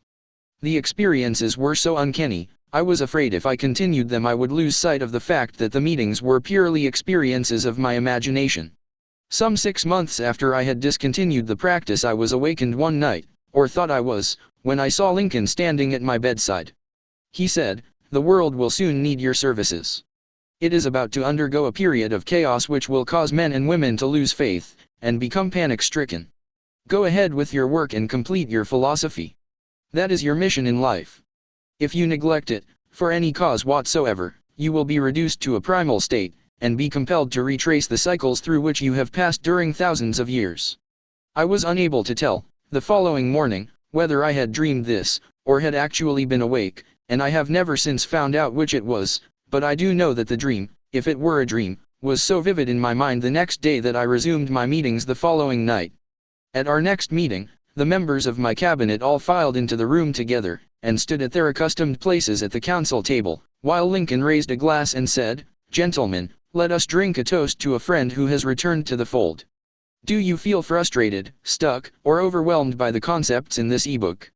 Discover how to begin moving forward with free audio and video training at www.think-and-grow-rich-ebook.com. 213 Think and Grow Rich. After that, I began to add new members to my cabinet, until now it consists of more than 50, among them Christ, St. Paul, Galileo, Copernicus, Aristotle, Plato, Socrates, Homer, Voltaire, Bruno, Spinoza, Drummond, Kant, Schopenhauer, Newton, Confucius, Elbert Hubbard, Brand, Ingersoll, Wilson, and William James. This is the first time that I have had the courage to mention this. Heretofore, I have remained quiet on the subject, because I knew, from my own attitude in connection with such matters, that I would be misunderstood if I described my unusual experience. I have been emboldened now to reduce my experience to the printed page, because I am now less concerned about what they say than I was in the years that have passed. One of the blessings of maturity is that it sometimes brings one greater courage to be truthful, regardless of what those who do not understand may think or say. Lest I be misunderstood, I wish here to state most emphatically that I still regard my cabinet meetings as being purely imaginary, but I feel entitled to suggest that, while the members of my cabinet may be purely fictional, and the meetings existent only in my own imagination, they have led me into glorious paths of adventure, rekindled an appreciation of true greatness, encouraged creative endeavor, and emboldened the expression of honest thought. Somewhere in the cell structure of the brain is located an organ which receives vibrations of thought ordinarily called hunches. So far, science has not discovered where this organ of the sixth sense is located, but this is not important. The fact remains that human beings do receive accurate knowledge through sources other than the physical senses. Such knowledge, generally, is received when the mind is under the influence of extraordinary stimulation. Any emergency which arouses the emotions, and causes the heart to beat more rapidly than normal may, and generally does, bring the sixth sense into action. Anyone who has experienced a near accident while driving, knows that on such occasions, the sixth sense often comes to one's rescue, and aids, by split seconds, in avoiding the accident.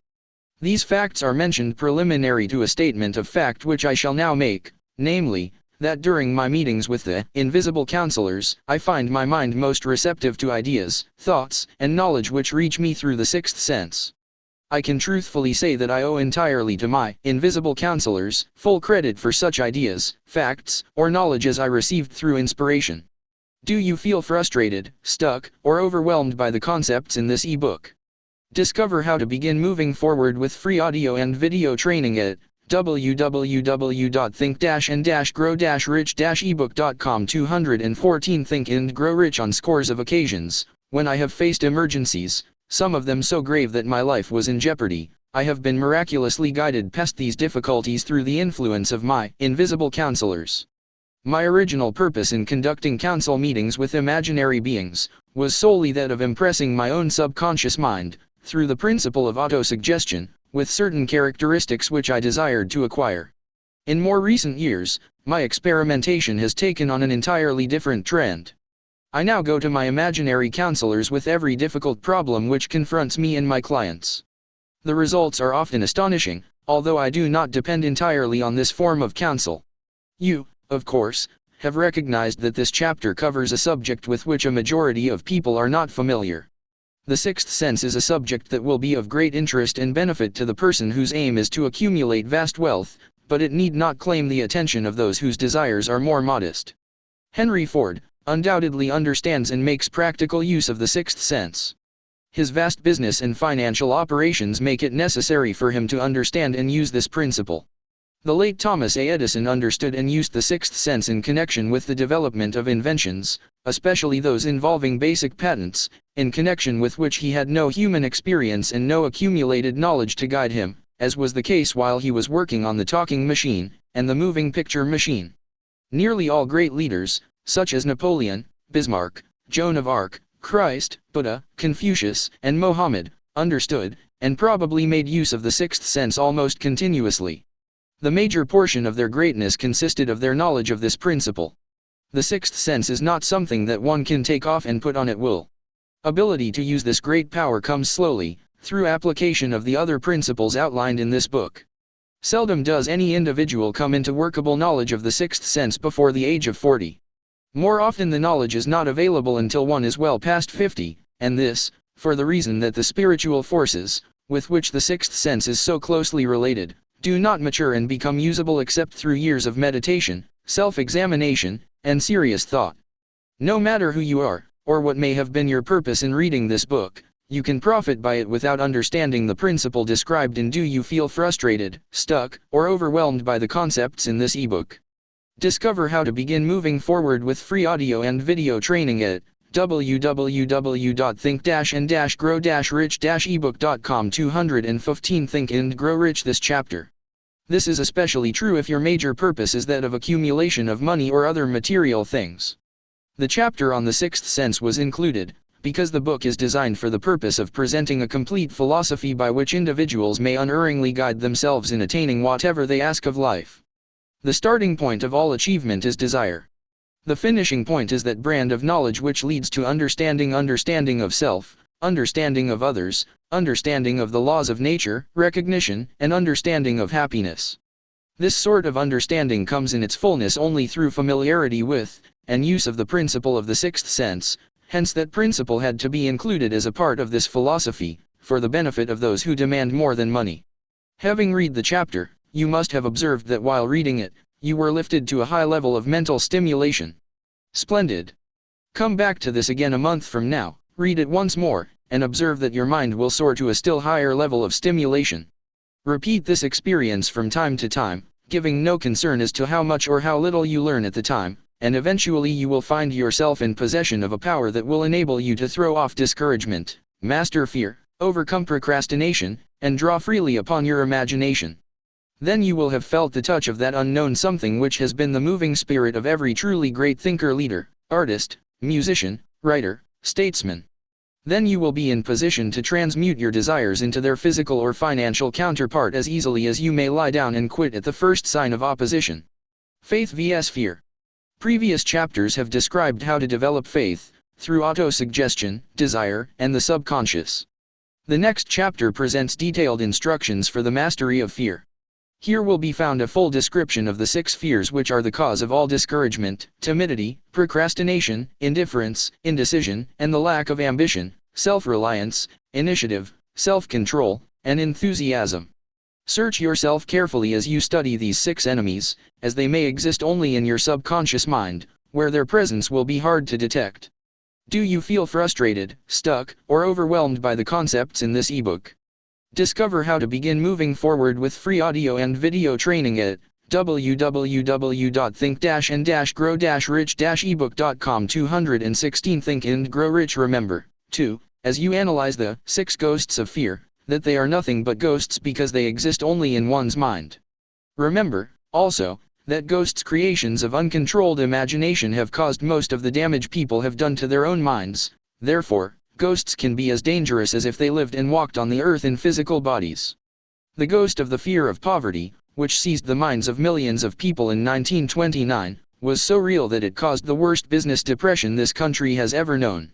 Moreover, this particular ghost still frightens some of us out of our wits. Do you feel frustrated, stuck, or overwhelmed by the concepts in this ebook? Discover how to begin moving forward with free audio and video training at www.think-and-grow-rich-ebook.com. 217 Think and Grow Rich. Chapter 15 How to Outwit the 6 Ghosts of Fear. Take inventory of yourself, as you read this closing chapter, and find out how many of the ghosts are standing in your way before you can put any portion of this philosophy into successful use. Your mind must be prepared to receive it. The preparation is not difficult. It begins with study, analysis, and understanding of 3 enemies which you shall have to clear out. These are indecision, doubt, and fear. The 6th sense will never function while these 3 negatives, or any of them, remain in your mind. The members of this unholy trio are closely related. Where one is found, the other 2 are close at hand. Indecision is the seedling of fear. Remember this, as you read. Indecision crystallizes into doubt, the 2 blend and become fear.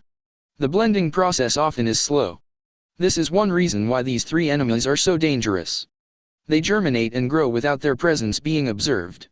The remainder of this chapter describes an end which must be attained before the philosophy, as a whole, can be put into practical use. It also analyzes a condition which has, but lately, reduced huge numbers of people to poverty, and it states a truth which must be understood by all who accumulate riches, whether measured in terms of money or a state of mind of far greater value than money. The purpose of this chapter is to turn the spotlight of attention upon the cause and the cure of the 6 basic fears. Before we can master an enemy, we must know its name, its habits, and its place of abode. As you read, analyze yourself carefully, and determine which, if any, of the 6 common fears have attached themselves to you. Do not be deceived by the habits of these subtle enemies. Sometimes they remain hidden in the subconscious mind, where they are difficult to locate, and still more difficult to eliminate.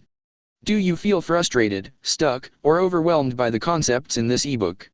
Discover how to begin moving forward with free audio and video training at www.think-and-grow-rich-ebook.com. 218 Think and Grow Rich. The 6 basic fears. There are 6 basic fears, with some combination of which every human suffers at one tune or another.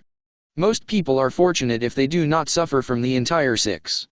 Named in the order of their most common appearance, they are: the fear of poverty at the bottom, of the fear of criticism most of ones, the fear of ill health worries, the fear of loss of love of someone, the fear of old age, the fear of death. All other fears are of minor importance. They can be grouped under these 6 headings.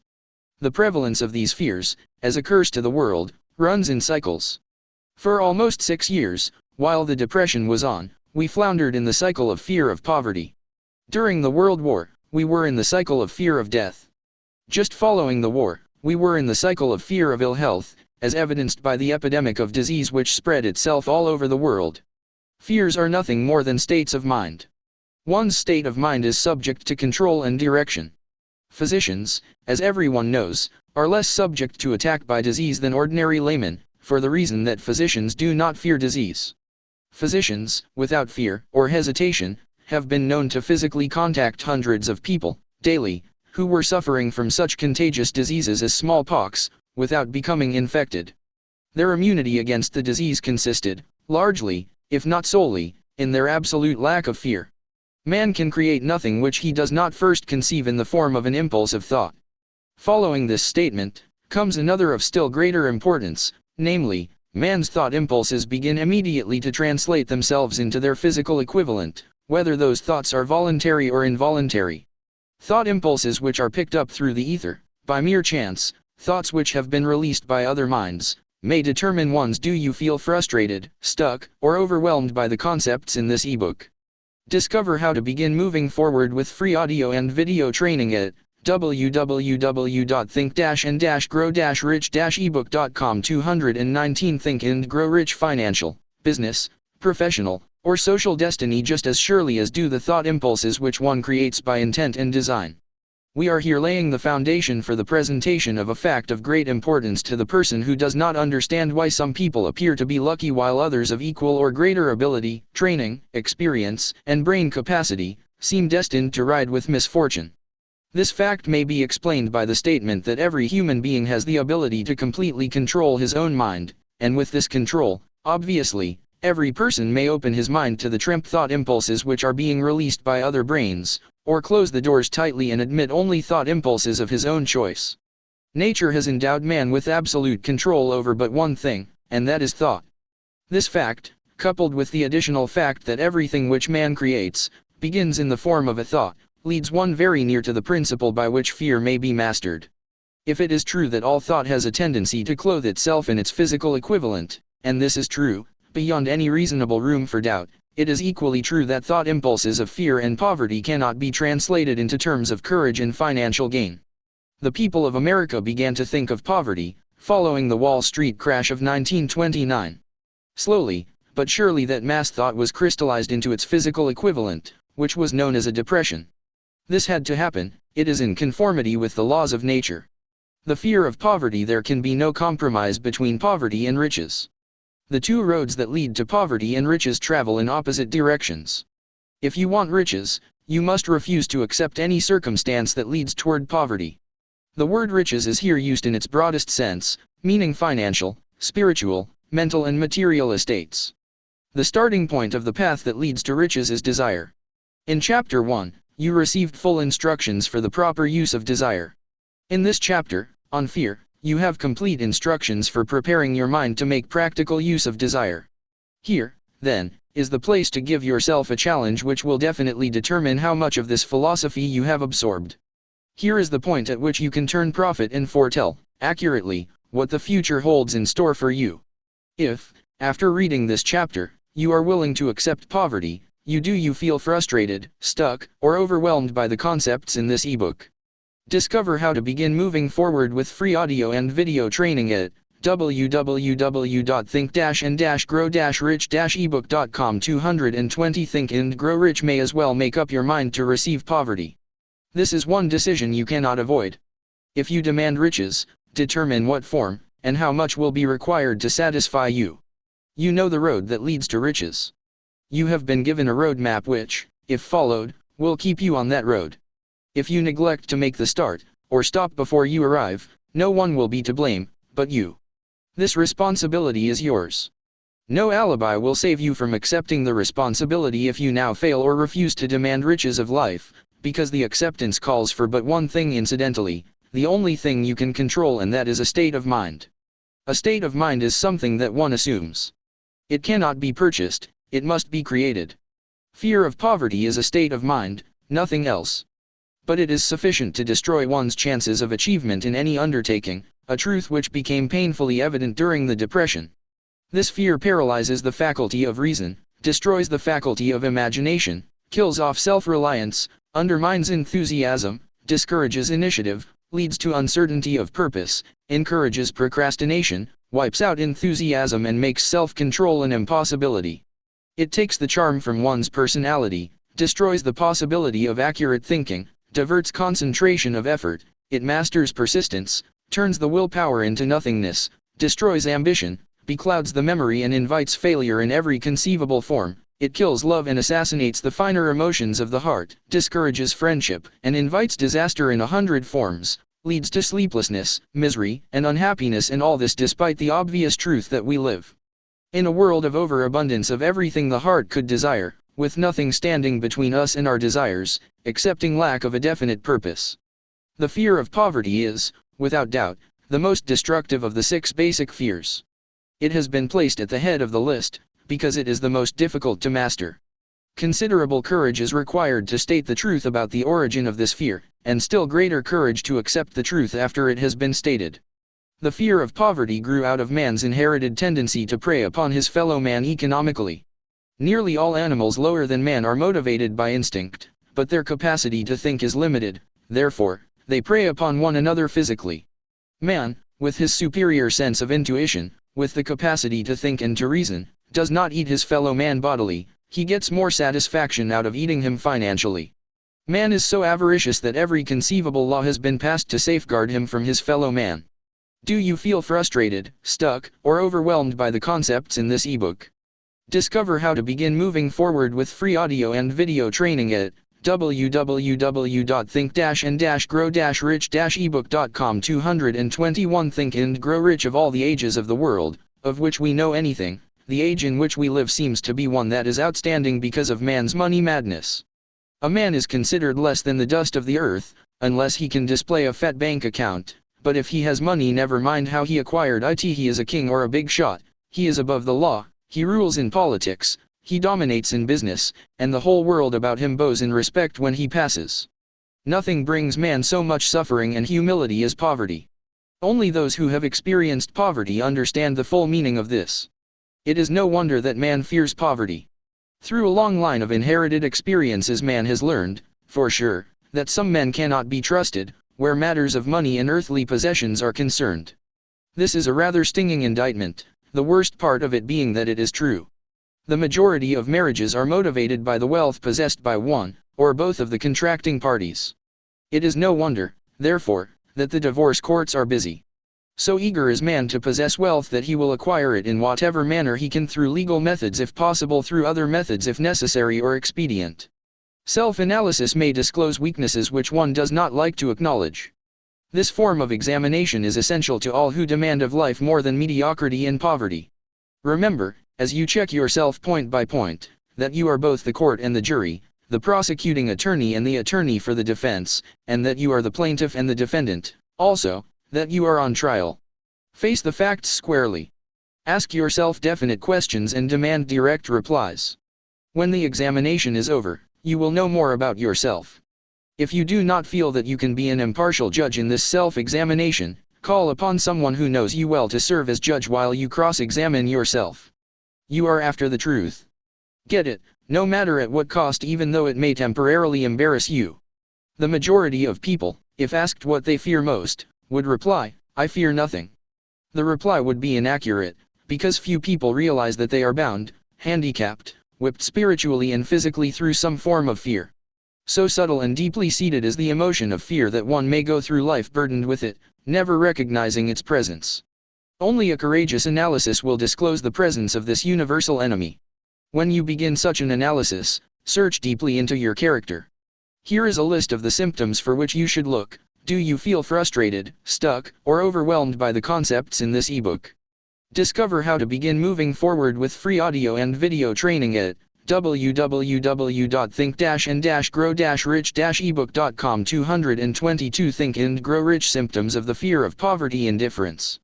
Commonly expressed through lack of ambition, willingness to tolerate poverty, acceptance of whatever compensation life may offer without protest, mental and physical laziness, lack of initiative, imagination, enthusiasm, and self-control. Indecision. The habit of permitting others to do one's thinking. Staying on the fence. Doubt. Generally expressed through alibis and excuses designed to cover up, explain away, or apologize for one's failures, sometimes expressed in the form of envy of those who are successful, or by criticizing them. Worry.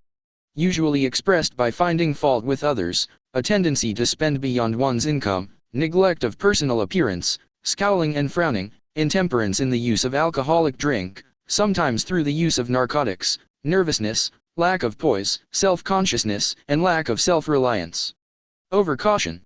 The habit of looking for the negative side of every circumstance, thinking and talking of possible failure instead of concentrating upon the means of succeeding. Knowing all the roads to disaster, but never searching for the plans to avoid failure. Waiting for the right time to begin putting ideas and plans into action, until the waiting becomes a permanent habit. Remembering those who have failed, and forgetting those who have succeeded. Seeing the hole in the donut, but overlooking the donut. Pessimism, leading to indigestion, poor elimination, auto-intoxication, bad breath and bad disposition. Procrastination. The habit of putting off until tomorrow that which should have been done last year. Spending enough time in creating alibis and excuses to have done the job. This symptom is closely related to overcaution, doubt and worry. Refusal to accept responsibility when it can be avoided. Willingness to compromise rather than put up a stiff fight. Compromising with difficulties instead of harnessing and using them as stepping stones to advancement. Bargaining with life for a penny, instead of demanding prosperity, opulence, riches, contentment, and happiness.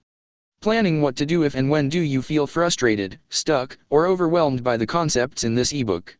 Discover how to begin moving forward with free audio and video training at www.think-and-grow-rich-ebook.com. 223 Think and Grow Rich Overtaken by Failure, instead of burning all bridges and making retreat impossible. Weakness of, and often total lack of self-confidence, definiteness of purpose, self-control, initiative, enthusiasm, ambition, thrift and sound reasoning ability.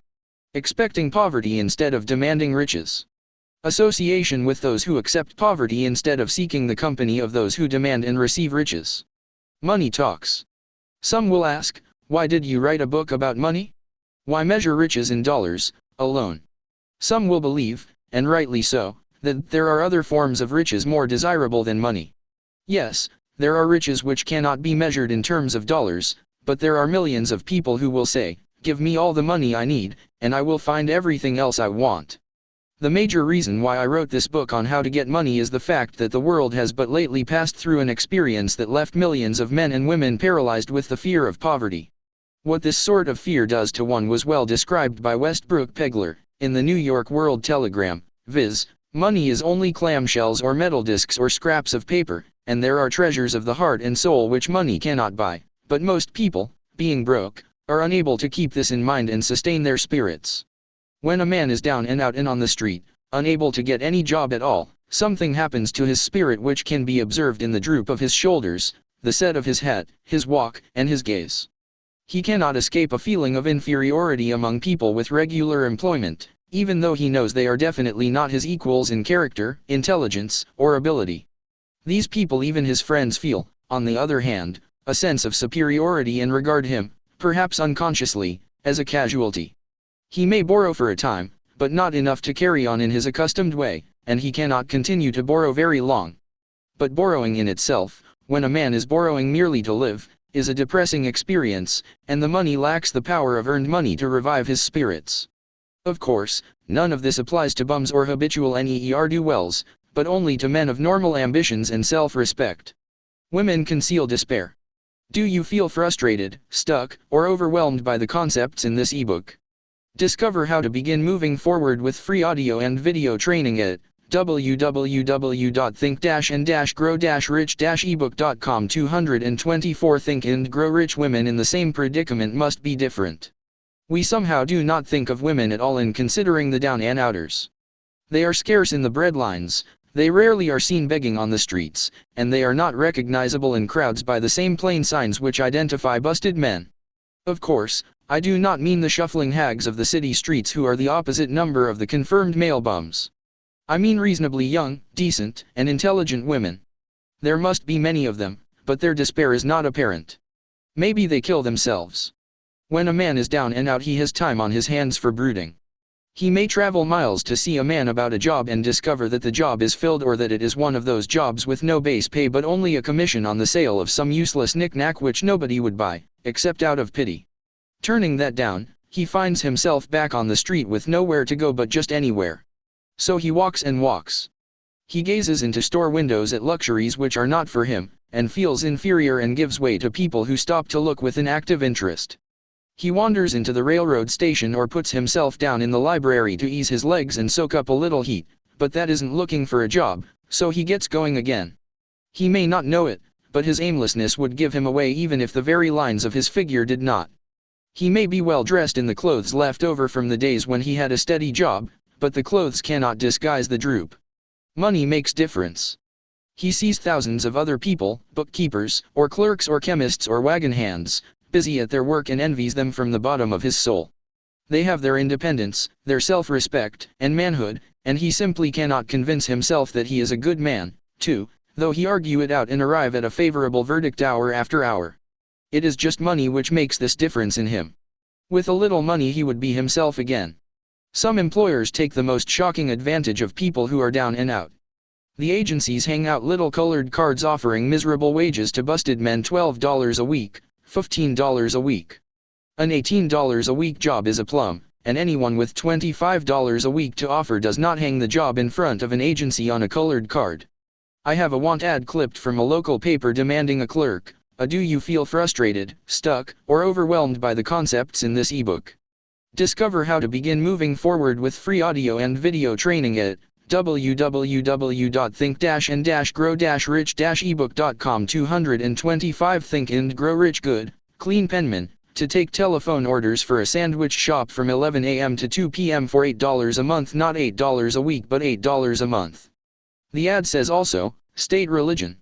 Can you imagine the brutal effrontery of anyone who demands a good, clean penman for 11 cents an hour, inquiring into the victim's religion? But that is what busted people are offered. The fear of criticism. Just how man originally came by this fear, no one can state definitely, but one thing is certain: he has it in a highly developed form. Some believe that this fear made its appearance about the time that politics became a profession. Others believe it can be traced to the age when women first began to concern themselves with styles in wearing apparel. This author, being neither a humorist nor a prophet, is inclined to attribute the basic fear of criticism to that part of man's inherited nature which prompts him not only to take away his fellow man's goods and wares, but to justify his action by criticism of his fellow man's character. It is a well-known fact that a thief will criticize the man from whom he steals, that politicians seek office, not by displaying their own virtues and qualifications, but by attempting to besmirch their opponents. The fear of criticism takes on many forms, the majority of which are petty and trivial.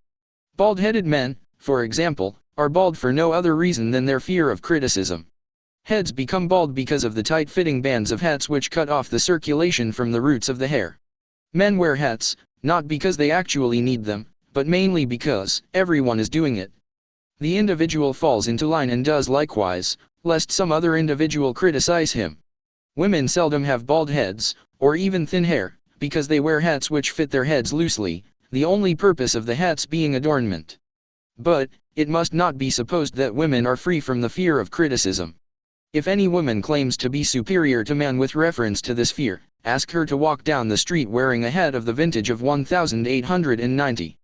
The astute manufacturers of clothing have not been slow to capitalize this basic fear of criticism, with which all mankind has been cursed. Every season the styles in many articles of wearing apparel change. Who establishes the styles? Certainly not the purchaser of clothing, but the manufacturer. Why does he change the styles so often? The answer is obvious. He changes the styles so he can sell more clothes. Do you feel frustrated, stuck, or overwhelmed by the concepts in this ebook? Discover how to begin moving forward with free audio and video training at www.think-and-grow-rich-ebook.com. 226 Think and Grow Rich. For the same reason the manufacturers of automobiles, with a few rare and very sensible exceptions, change styles of models every season. No man wants to drive an automobile which is not of the latest style, although the older model may actually be the better car. We have been describing the manner in which people behave under the influence of fear of criticism as applied to the small and petty things of life. Let us now examine human behavior when this fear affects people in connection with the more important events of human relationship.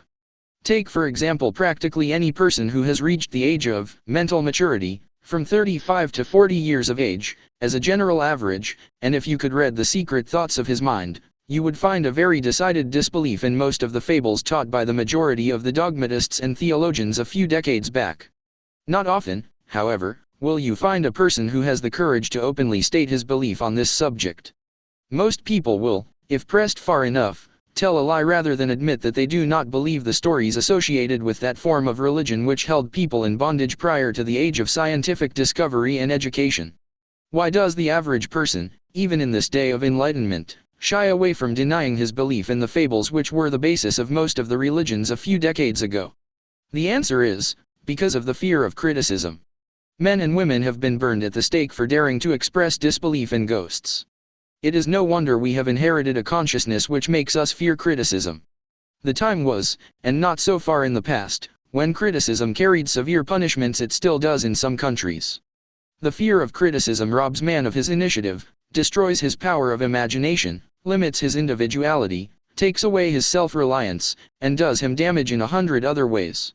Parents often do their children irreparable injury by criticizing them.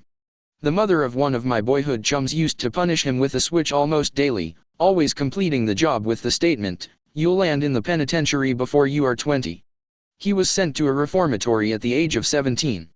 Criticism is the one form of service, of which everyone has too much.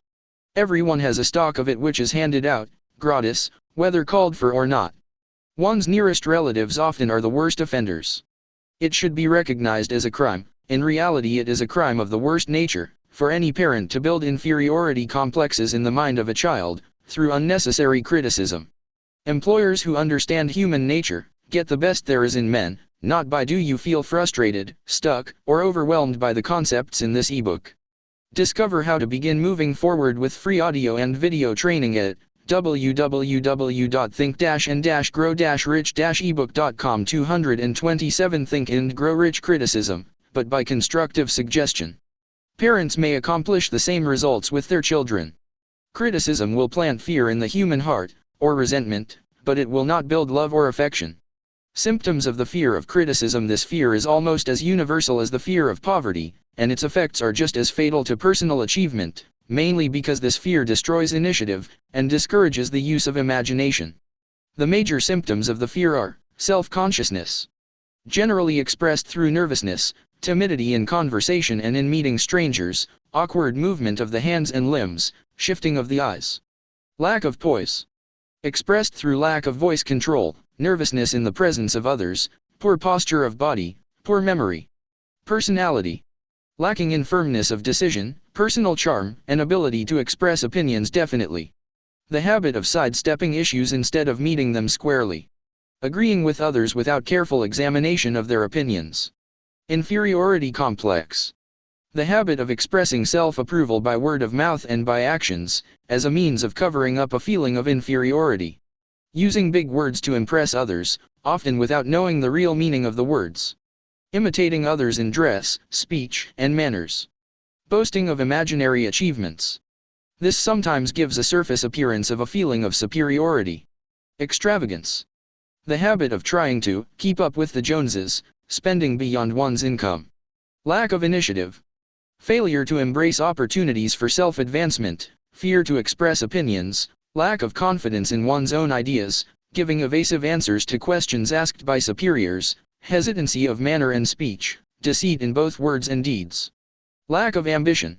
Mental and physical laziness, lack of self-assertion, slowness in reaching decisions, easily influenced by others, the habit of criticizing others behind their backs. And do you feel frustrated, stuck, or overwhelmed by the concepts in this ebook?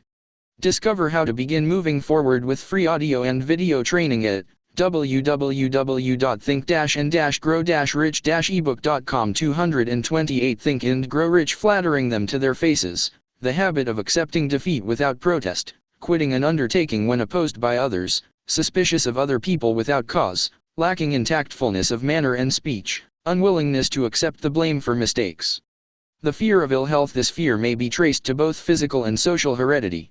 It is closely associated, as to its origin, with the causes of fear of old age and the fear of death, because it leads one closely to the border of terrible worlds, of which man knows not, but concerning which he has been taught some discomforting stories. The opinion is somewhat general, also, that certain unethical people engaged in the business of selling health have had not a little to do with keeping alive the fear of ill health. In the main, man fears ill health because of the terrible pictures which have been planted in his mind of what may happen if death should overtake him. He also fears it because of the economic toll which it may claim. A reputable physician estimated that 75% of all people who visit physicians for professional service are suffering with hypochondria, imaginary illness. It has been shown most convincingly that the fear of disease, even where there is not the slightest cause for fear, often produces the physical symptoms of the disease feared. Powerful and mighty is the human mind. It builds or it destroys. Playing upon this common weakness of fear of ill health, dispensers of patent medicines have reaped fortunes. This form of imposition upon credulous humanity became so prevalent some 20 years ago that Collier's Weekly magazine conducted a bitter campaign against some of the worst offenders in the patent medicine business. During the flu epidemic which broke out during the World War, the mayor of New York City took drastic steps to check the damage which people were doing themselves through their inherent fear of ill health. He called in the newspaper men and said to them, "Gentlemen, I feel it necessary to ask you not to publish any scare headlines concerning the flu epidemic. Unless you cooperate with me, we will have a situation which we cannot control." The newspapers quit publishing stories about the flu, and within 1 month the epidemic had been successfully checked. Through a series of experiments conducted some years ago, it was proved that people may be made ill by suggestion. We conducted this experiment by Do you feel frustrated, stuck, or overwhelmed by the concepts in this ebook? Discover how to begin moving forward with free audio and video training at www.think-and-grow-rich-ebook.com. 229 Think and Grow Rich. Causing 3 acquaintances to visit the victims, each of whom asked the question, "What ails you? You look terribly ill." The first questioner usually provoked a grin, and a nonchalant, "Oh, nothing, I'm all right," from the victim. The second questioner usually was answered with the statement, "I don't know exactly, but I do feel badly." The third questioner was usually met with the frank admission that the victim was actually feeling ill. Try this on an acquaintance if you doubt that it will make him uncomfortable, but do not carry the experiment too far. There is a certain religious sect whose members take vengeance upon their enemies by the hexing method. They call it placing a spell on the victim. There is overwhelming evidence that disease sometimes begins in the form of negative thought impulse. Such an impulse may be passed from one mind to another, by suggestion, or created by an individual in his own mind. A man who was blessed with more wisdom than this incident might indicate, once said, "When anyone asks me how I feel, I always want to answer by knocking him down." Doctors send patients into new climates for their health, because a change of mental attitude is necessary. The seed of fear of ill health lives in every human mind. Worry, fear, discouragement, disappointment in love and business affairs, cause this seed to germinate and grow. The recent business depression kept the doctors on the run, because every form of negative thinking may cause ill health. Disappointments in business and in love stand at the head of the list of causes of fear of ill health. A young man suffered a disappointment in love which sent him to a hospital. For months he hovered between life and death. A specialist in suggestive therapeutics was called in. The specialist changed nurses, placing him in charge of a very charming young woman who began, by pre-arrangement with the doctor, to make love to him the first day of her arrival on the job. Within 3 weeks the patient was discharged from the hospital, still suffering, but with an entirely different malady. He was in love again. The remedy was a hoax, but the patient and the nurse were later married. Both are in good health at the time of this writing. Symptoms of the fear of ill health. The symptoms of this almost universal fear are: do you feel frustrated, stuck, or overwhelmed by the concepts in this ebook? Discover how to begin moving forward with free audio and video training at www.think-and-grow-rich-ebook.com. 230 Think and Grow Rich Auto-Suggestion. The habit of negative use of self-suggestion by looking for, and expecting to find the symptoms of all kinds of disease. Enjoying imaginary illness and speaking of it as being real. The habit of trying all fads and isms recommended by others as having therapeutic value. Talking to others of operations, accidents, and other forms of illness. Experimenting with diets, physical exercises, reducing systems, without professional guidance. Trying home remedies, patent medicines, and quack remedies. Hypochondria. The habit of talking of illness, concentrating the mind upon disease, and expecting its appearance until a nervous break occurs. Nothing that comes in bottles can cure this condition. It is brought on by negative thinking, and nothing but positive thought can effect a cure. Hypochondria, a medical term for imaginary disease, is said to do as much damage on occasion as the disease one fears might do. Most so-called cases of nerves come from imaginary illness. Exercise. Fear of ill health often interferes with proper physical exercise, and results in overweight, by causing one to avoid outdoor life. Susceptibility. Fear of ill health breaks down nature's body resistance, and creates a favorable condition for any form of disease one may contact. The fear of ill health often is related to the fear of poverty, especially in the case of the hypochondriac, who constantly worries about the possibility of having to pay doctor's bills, hospital bills, etc. This type of person spends much time preparing for sickness, talking about death, saving money for cemetery lots, and burial expenses, etc. Self-coddling. The habit of making a bid for sympathy, using imaginary illness as the lure. People often resort to this trick to avoid work. The habit of feigning illness to cover plain laziness, or to serve as an alibi for lack of ambition. Intemperance. The habit of using alcohol or narcotics to destroy pains such as headaches, neuralgia, etc., instead of eliminating the cause. Do you feel frustrated, stuck, or overwhelmed by the concepts in this ebook? Discover how to begin moving forward with free audio and video training at www.think-and-grow-rich-ebook.com. 231 Think and Grow Rich. The habit of reading about illness and worrying over the possibility of being stricken by it. The habit of reading patent medicine advertisements. The fear of loss of love. The original source of this inherent fear needs but little description, because it obviously grew out of man's polygamous habit of stealing his fellow man's mate, and his habit of taking liberties with her whenever he could. Jealousy, and other similar forms of dementia precox grow out of man's inherited fear of the loss of love of someone. This fear is the most painful of all the 6 basic fears. It probably plays more havoc with the body and mind than any of the other basic fears, as it often leads to permanent insanity. The fear of the loss of love probably dates back to the Stone Age, when men stole women by brute force. They continue to steal females, but their technique has changed. Instead of force, they now use persuasion, the promise of pretty clothes, motor cars, and other bait much more effective than physical force. Man's habits are the same as they were at the dawn of civilization, but he expresses them differently. Careful analysis has shown that women are more susceptible to this fear than men. This fact is easily explained. Women have learned, from experience, that men are polygamous by nature, that they are not to be trusted in the hands of rivals. Symptoms of the fear of loss of love. The distinguishing symptoms of this fear are: jealousy. The habit of being suspicious of friends and loved ones without any reasonable evidence of sufficient grounds. Jealousy is a form of dementia precox which sometimes becomes violent without the slightest cause. The habit of accusing wife or husband of infidelity without grounds. General suspicion of everyone, absolute faith in no one. Fault finding. The habit of finding fault with friends, relatives, business associates, and loved ones upon the slightest provocation, or without any cause whatsoever. Do you feel frustrated, stuck, or overwhelmed by the concepts in this ebook? Discover how to begin moving forward with free audio and video training at www.think-and-grow-rich-ebook.com. 232 Think and Grow Rich Gambling. The habit of gambling, stealing, cheating, and otherwise taking hazardous chances to provide money for loved ones, with the belief that love can be bought. The habit of spending beyond one's means, or incurring debts, to provide gifts for loved ones, with the object of making a favorable showing. Insomnia, nervousness, lack of persistence, weakness of will, lack of self-control, lack of self-reliance, bad temper. The fear of old age. In the main, this fear grows out of two sources. First, the thought that old age may bring with it poverty.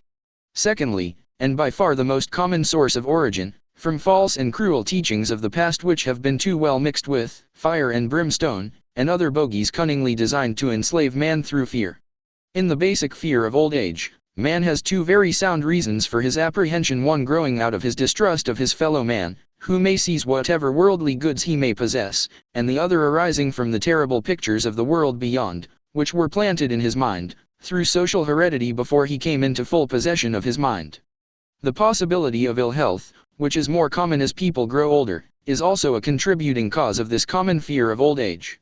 Eroticism also enters into the cause of the fear of old age, as no man cherishes the thought of diminishing sex attraction. The most common cause of fear of old age is associated with the possibility of poverty. Poorhouse is not a pretty word. It throws a chill into the mind of every person who faces the possibility of having to spend his declining years on a poor farm. Another contributing cause of the fear of old age is the possibility of loss of freedom and independence, as old age may bring with it the loss of both physical and economic freedom. Symptoms of the fear of old age. The commonest symptoms of this fear are the tendency to slow down and develop an inferiority complex at the age of mental maturity, around the age of 40. Do you feel frustrated, stuck, or overwhelmed by the concepts in this ebook? Discover how to begin moving forward with free audio and video training at www.think-and-grow-rich-ebook.com. 233 Think and Grow Rich. Falsely believing oneself to be slipping because of age. The truth is that man's most useful years, mentally and spiritually, are those between 40 and 60. The habit of speaking apologetically of oneself as being old merely because one has reached the age of 40, or 50, instead of reversing the rule and expressing gratitude for having reached the age of wisdom and understanding. The habit of killing off initiative, imagination, and self-reliance by falsely believing oneself too old to exercise these qualities. The habit of the man or woman of 40 dressing with the aim of trying to appear much younger, and affecting mannerisms of youth, thereby inspiring ridicule by both friends and strangers. The fear of death. To some, this is the cruelest of all the basic fears. The reason is obvious. The terrible pangs of fear associated with the thought of death, in the majority of cases, may be charged directly to religious fanaticism. So-called heathen are less afraid of death than the more civilized.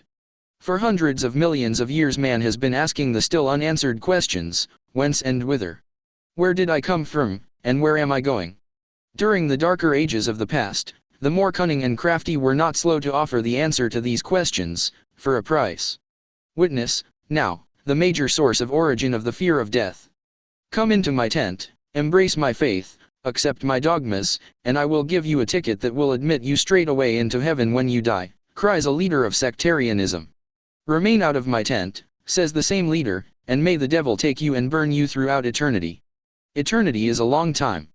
Fire is a terrible thing. The thought of eternal punishment, with fire, not only causes man to fear death, it often causes him to lose his reason. It destroys interest in life and makes happiness impossible. During my research, I reviewed a book entitled A Catalogue of the Gods, in which were listed the 30,000 gods which man has worshipped. Think of it. 30,000 of them, represented by everything from a crawfish to a man. It is little wonder that men have become frightened at the approach of death. While the religious leader may not be able to provide safe conduct into heaven, nor, by lack of such provision, allow the unfortunate to descend into hell, the possibility of the latter seems so terrible that the very thought of it lays. Do you feel frustrated, stuck, or overwhelmed by the concepts in this ebook? Discover how to begin moving forward with free audio and video training at www.think-and-grow-rich-ebook.com. 234 Think and Grow Rich. Hold of the imagination in such a realistic way that it paralyzes reason, and sets up the fear of death. In truth, no man knows, and no man has ever known, what heaven or hell is like, nor does any man know if either place actually exists. This very lack of positive knowledge opens the door of the human mind to the charlatan, so he may enter and control that mind with his stock of legerdemain and various brands of pious fraud and trickery. The fear of death is not as common now as it was during the age when there were no great colleges and universities. Men of science have turned the spotlight of truth upon the world, and this truth is rapidly freeing men and women from this terrible fear of death. The young men and young women who attend the colleges and universities are not easily impressed by fire and brimstone. Through the aid of biology, astronomy, geology, and other related sciences, the fears of the Dark Ages which gripped the minds of men and destroyed their reason have been dispelled. Insane asylums are filled with men and women who have gone mad, because of the fear of death.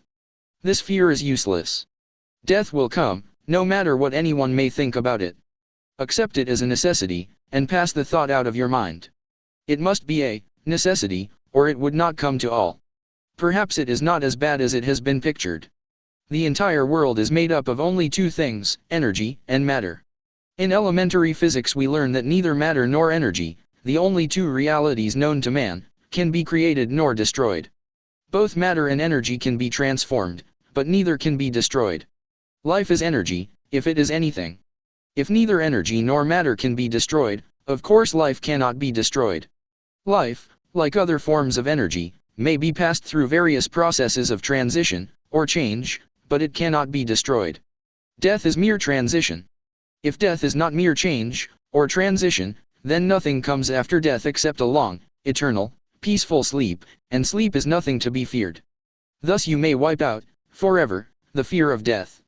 Symptoms of the fear of death. The general symptoms of this fear are the habit of thinking about dying instead of making the most of life, due, generally, to lack of purpose, or lack of a suitable. Do you feel frustrated, stuck, or overwhelmed by the concepts in this ebook? Discover how to begin moving forward with free audio and video training at www.think-and-grow-rich-ebook.com. 235 Think and Grow Rich. Occupation. This fear is more prevalent among the aged, but sometimes the more youthful are victims of it. The greatest of all remedies for the fear of death is a burning desire for achievement, backed by useful service to others. A busy person seldom has time to think about dying. He finds life too thrilling to worry about death. Sometimes the fear of death is closely associated with the fear of poverty, where one's death would leave loved ones poverty-stricken. In other cases, the fear of death is caused by illness and the consequent breaking down of physical body resistance. The commonest causes of the fear of death are ill health, poverty, lack of appropriate occupation, disappointment over love, insanity, religious fanaticism. Old man worry. Worry is a state of mind based upon fear. It works slowly, but persistently. It is insidious and subtle. Step by step it digs itself in, until it paralyzes one's reasoning faculty, destroys self-confidence and initiative. Worry is a form of sustained fear caused by indecision, therefore it is a state of mind which can be controlled. An unsettled mind is helpless. Indecision makes an unsettled mind. Most individuals lack the willpower to reach decisions promptly, and to stand by them after they have been made, even during normal business conditions. During periods of economic unrest, such as the world recently experienced, the individual is handicapped, not alone by his inherent nature to be slow at reaching decisions, but he is influenced by the indecision of others around him who have created a state of mass indecision. During the Depression, the whole atmosphere, all over the world, was filled with fearenza and worryitis, the two mental disease germs which began to spread themselves after the Wall Street frenzy in 1929. There is only one known antidote for these germs. It is the habit of prompt and firm decision. Moreover, it is an antidote which every individual must apply for himself.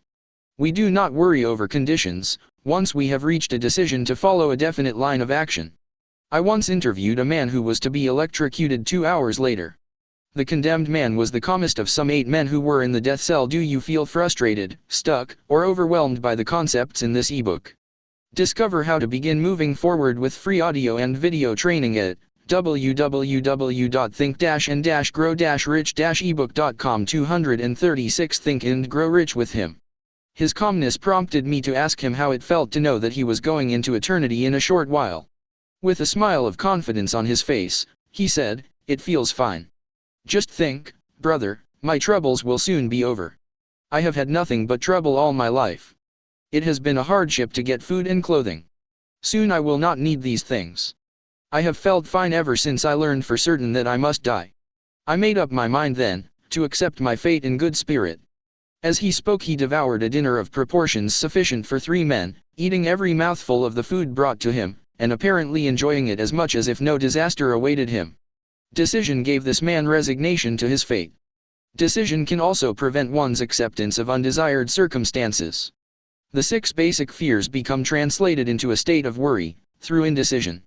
Relieve yourself, forever, of the fear of death, by reaching a decision to accept death as an inescapable event. Whip the fear of poverty by reaching a decision to get along with whatever wealth you can accumulate without worry. Put your foot upon the neck of the fear of criticism by reaching a decision not to worry about what other people think, do, or say. Eliminate the fear of old age by reaching a decision to accept it, not as a handicap, but as a great blessing which carries with it wisdom, self-control, and understanding not known to youth. Acquit yourself of the fear of ill health by the decision to forget symptoms. Master the fear of loss of love by reaching a decision to get along without love, if that is necessary. Kill the habit of worry, in all its forms, by reaching a general, blanket decision that nothing which life has to offer is worth the price of worry. With this decision will come poise, peace of mind, and calmness of thought which will bring happiness. A man whose mind is filled with fear not only destroys his own chances of intelligent action, but he transmits these destructive vibrations to the minds of all who come into contact with him, and destroys, also, their chances. Even a dog or a horse knows when its master lacks courage. Moreover, a dog or a horse will pick up the vibrations of fear thrown off by its master, and behave accordingly. Lower down the line of intelligence in the animal kingdom, one finds this same capacity to pick up the vibrations of fear. A honeybee immediately senses fear in the mind of a person for reasons unknown. A bee will sting the person whose mind is releasing vibrations of fear, much more readily than it will molest the person whose mind registers no fear. Do you feel frustrated, stuck, or overwhelmed by the concepts in this ebook? Discover how to begin moving forward with free audio and video training at www.think-and-grow-rich-ebook.com. 237 Think and Grow Rich. The vibrations of fear pass from one mind to another just as quickly and as surely as the sound of the human voice passes from the broadcasting station to the receiving set of a radio, and by the self-same medium. Mental telepathy is a reality. Thoughts pass from one mind to another, voluntarily, whether or not this fact is recognized by either the person releasing the thoughts, or the persons who pick up those thoughts. The person who gives expression, by word of mouth, to negative or destructive thoughts is practically certain to experience the results of those words in the form of a destructive kickback. The release of destructive thought impulses, alone, without the aid of words, produces also a kickback in more ways than one. First of all, and perhaps most important to be remembered, the person who releases thoughts of a destructive nature must suffer damage through the breaking down of the faculty of creative imagination. Secondly, the presence in the mind of any destructive emotion develops a negative personality which repels people, and often converts them into antagonists. The third source of damage to the person who entertains or releases negative thoughts lies in this significant fact: these thought impulses are not only damaging to others, but they embed themselves in the subconscious mind of the person releasing them, and there become a part of his character. One is never through with a thought, merely by releasing it. When a thought is released, it spreads in every direction, through the medium of the ether, but it also plants itself permanently in the subconscious mind of the person releasing it. Your business in life is, presumably, to achieve success. To be successful, you must find peace of mind, acquire the material needs of life, and above all, attain happiness. All of these evidences of success begin in the form of thought impulses. You may control your own mind, you have the power to feed it whatever thought impulses you choose. With this privilege goes also the responsibility of using it constructively. You are the master of your own earthly destiny just as surely as you have the power to control your own thoughts. You may influence, direct, and eventually control your own environment, making your life what you want it to be, or you may neglect to exercise the privilege which is yours, to make your life to order, thus casting yourself upon the broad sea of circumstance where you will be tossed hither and yon, like a chip on the waves of the ocean. Do you feel frustrated, stuck, or overwhelmed by the concepts in this ebook? Discover how to begin moving forward with free audio and video training at www.think-and-grow-rich-ebook.com. 238 Think and Grow Rich, the Devil's Workshop. The seventh basic evil. In addition to the 6 basic fears, there is another evil by which people suffer. It constitutes a rich soil in which the seeds of failure grow abundantly. It is so subtle that its presence often is not detected. This affliction cannot properly be classed as a fear. It is more deeply seated and more often fatal than all of the 6 fears. For want of a better name, let us call this evil susceptibility to negative influences. Men who accumulate great riches always protect themselves against this evil. The poverty-stricken never do. Those who succeed in any calling must prepare their minds to resist the evil. If you are reading this philosophy for the purpose of accumulating riches, you should examine yourself very carefully, to determine whether you are susceptible to negative influences. If you neglect this self-analysis, you will forfeit your right to attain the object of your desires. Make the analysis searching. After you read the questions prepared for this self-analysis, hold yourself to a strict accounting in your answers. Go at the task as carefully as you would search for any other enemy you knew to be awaiting you in ambush, and deal with your own faults as you would with a more tangible enemy. You can easily protect yourself against highway robbers, because the law provides organized cooperation for your benefit. But the 7th basic evil is more difficult to master, because it strikes when you are not aware of its presence, when you are asleep, and while you are awake. Moreover, its weapon is intangible, because it consists of merely a state of mind. This evil is also dangerous because it strikes in as many different forms as there are human experiences. Sometimes it enters the mind through the well-meant words of one's own relatives. At other times, it bores from within, through one's own mental attitude. Always it is as deadly as poison, even though it may not kill as quickly. How to protect yourself against negative influences? To protect yourself against negative influences, whether of your own making, or the result of the activities of negative people around you, recognize: do you feel frustrated, stuck, or overwhelmed by the concepts in this ebook? Discover how to begin moving forward with free audio and video training at www.think-and-grow-rich-ebook.com. 239 Think and Grow Rich, that you have a willpower, and put it into constant use, until it builds a wall of immunity against negative influences in your own mind. Recognize the fact that you, and every other human being, are, by nature, lazy, indifferent, and susceptible to all suggestions which harmonize with your weaknesses. Recognize that you are, by nature, susceptible to all the 6 basic fears, and set up habits for the purpose of counteracting all these fears. Recognize that negative influences often work on you through your subconscious mind, therefore they are difficult to detect, and keep your mind closed against all people who depress or discourage you in any way. Clean out your medicine chest, throw away all pill bottles, and stop pandering to colds, aches, pains, and imaginary illness. Deliberately seek the company of people who influence you to think and act for yourself. Do not expect troubles, as they have a tendency not to disappoint. Without doubt, the most common weakness of all human beings is the habit of leaving their minds open to the negative influence of other people. This weakness is all the more damaging, because most people do not recognize that they are cursed by it, and many who acknowledge it, neglect or refuse to correct the evil until it becomes an uncontrollable part of their daily habits. To aid those who wish to see themselves as they really are, the following list of questions has been prepared. Read the questions and state your answers aloud, so you can hear your own voice. This will make it easier for you to be truthful with yourself.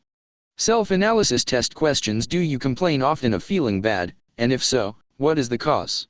Do you find fault with other people at the slightest provocation? Do you frequently make mistakes in your work, and if so, why? Are you sarcastic and offensive in your conversation? Do you deliberately avoid the association of anyone, and if so, why? Do you feel frustrated, stuck, or overwhelmed by the concepts in this ebook? Discover how to begin moving forward with free audio and video training at www.think-and-grow-rich-ebook.com 240 Think and Grow Rich. Do you suffer frequently with indigestion? If so, what is the cause? Does life seem futile and the future hopeless to you? If so, why? Do you like your occupation? If not, why?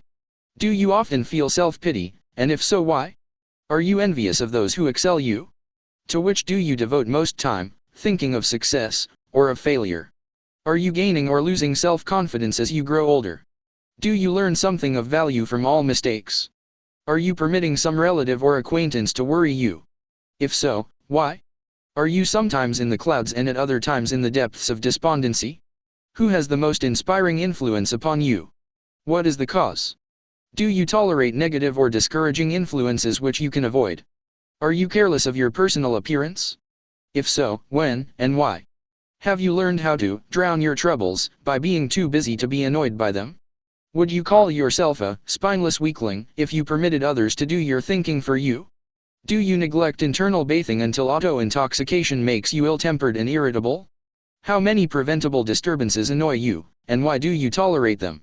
Do you resort to liquor, narcotics, or cigarettes to quiet your nerves? If so, why do you not try willpower instead?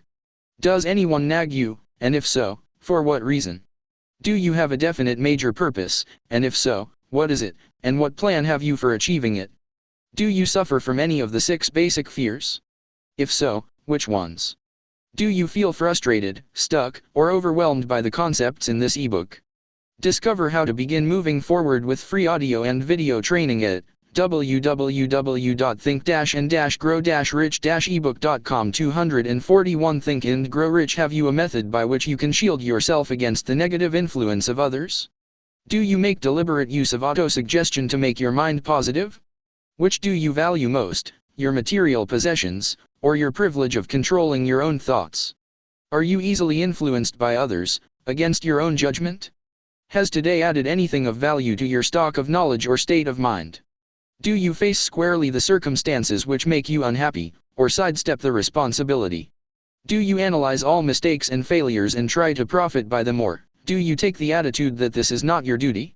Can you name 3 of your most damaging weaknesses? What are you doing to correct them?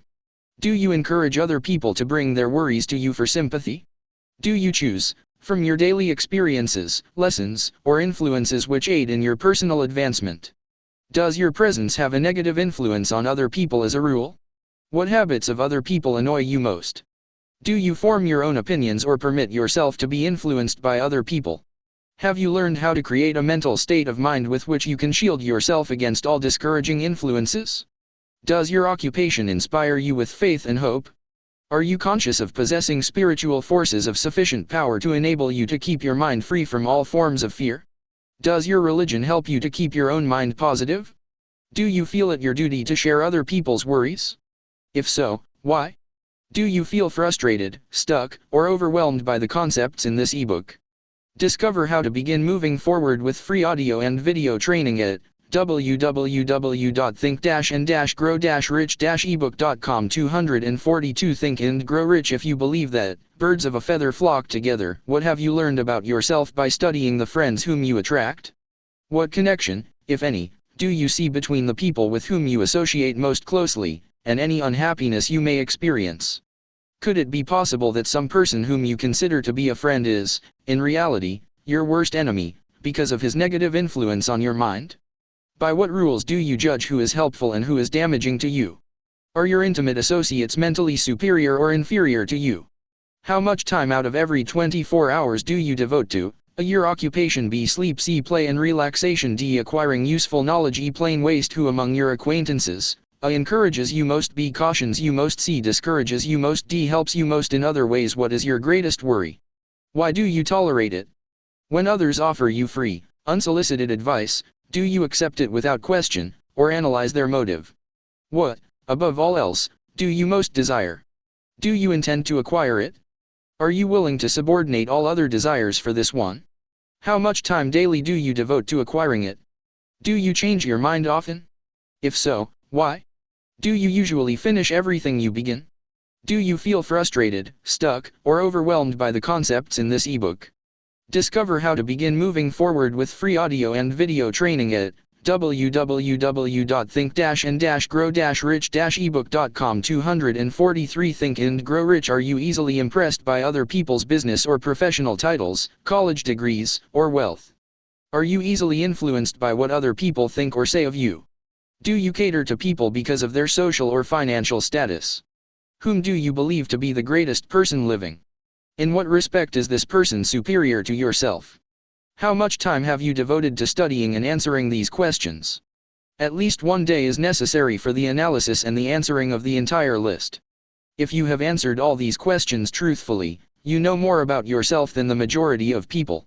Study the questions carefully, come back to them once each week for several months, and be astounded at the amount of additional knowledge of great value to yourself you will have gained by the simple method of answering the questions truthfully. If you are not certain concerning the answers to some of the questions, seek the counsel of those who know you well, especially those who have no motive in flattering you, and see yourself through their eyes. The experience will be astonishing. You have absolute control over but one thing, and that is your thoughts. This is the most significant and inspiring of all facts known to man. It reflects man's divine nature. This divine prerogative is the sole means by which you may control your own destiny. If you fail to control your own mind, you may be sure you will control nothing else. If you must be careless with your possessions, let it be in connection with material things. Your mind is your spiritual estate. Protect and use it with the care to which divine royalty is entitled. You were given a willpower for this purpose. Unfortunately, there is no legal protection against those who, either by design or ignorance, poison the minds of others by negative suggestion. This form of destruction should be punishable by heavy legal penalties, because it may and often does destroy one's chances of acquiring material things which are protected by law. Men with negative minds tried to convince Thomas A. Edison that he could not build a machine that would record and reproduce the human voice, because they said, no one else had ever produced such a machine. Edison, do you feel frustrated, stuck, or overwhelmed by the concepts in this ebook? Discover how to begin moving forward with free audio and video training at www.think-and-grow-rich-ebook.com. 244 Think and Grow Rich. Not believe them. He knew that the mind could produce anything the mind could conceive and believe, and that knowledge was the thing that lifted the great Edison above the common herd.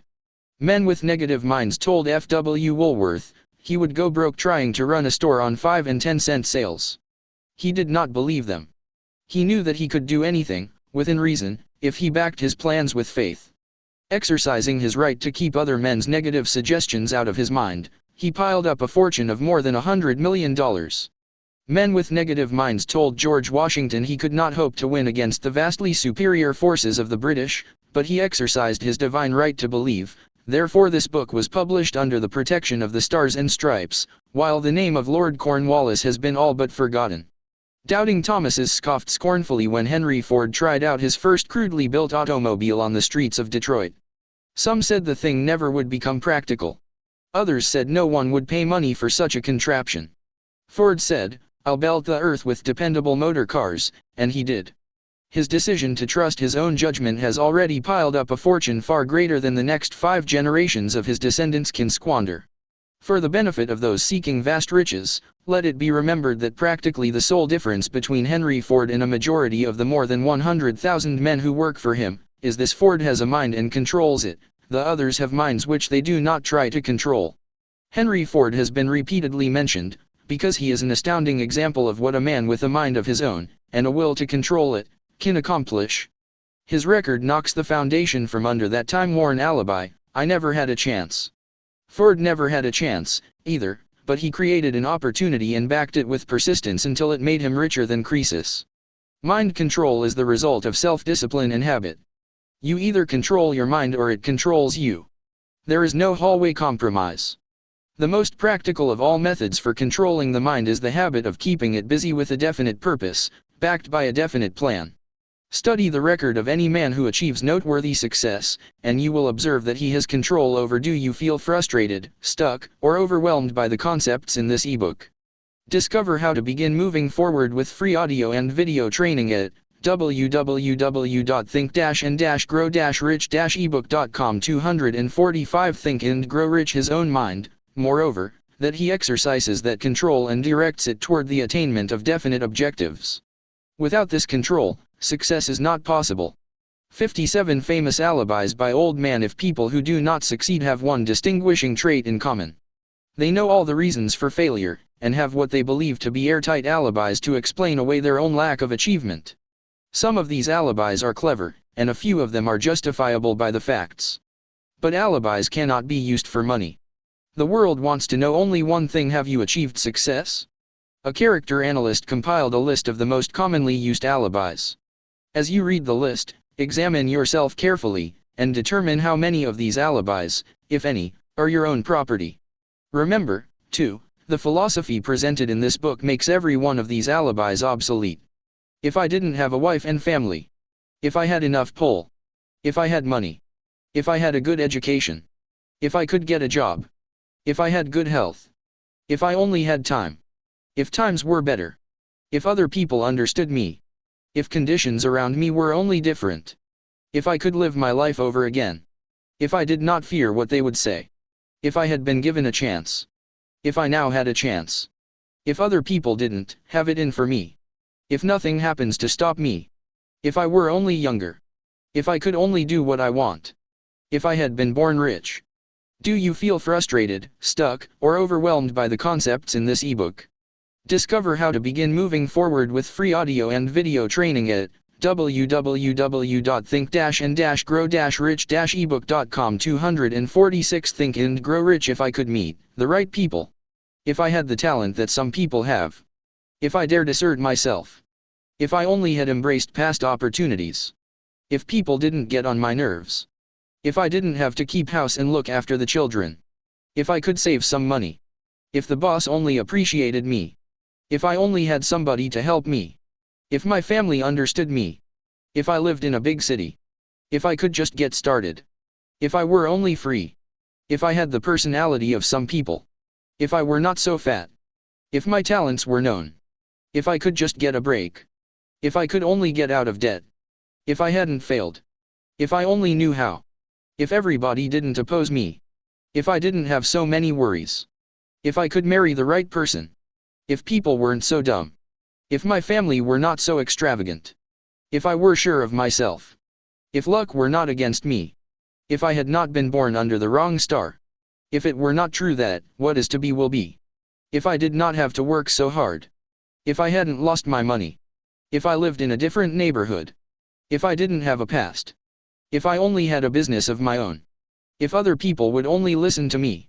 If and this is the greatest of them all I had the courage to see myself as I really am, I would find out what is wrong with me, and correct it, then I might have. Do you feel frustrated, stuck, or overwhelmed by the concepts in this ebook? Discover how to begin moving forward with free audio and video training at www.think-and-grow-rich-ebook.com. 247 Think and Grow Rich. A chance to profit by my mistakes and learn something from the experience of others, for I know that there is something wrong with me, or I would now be where I would have been if I had spent more time analyzing my weaknesses, and less time building alibis to cover them. Building alibis with which to explain away failure is a national pastime.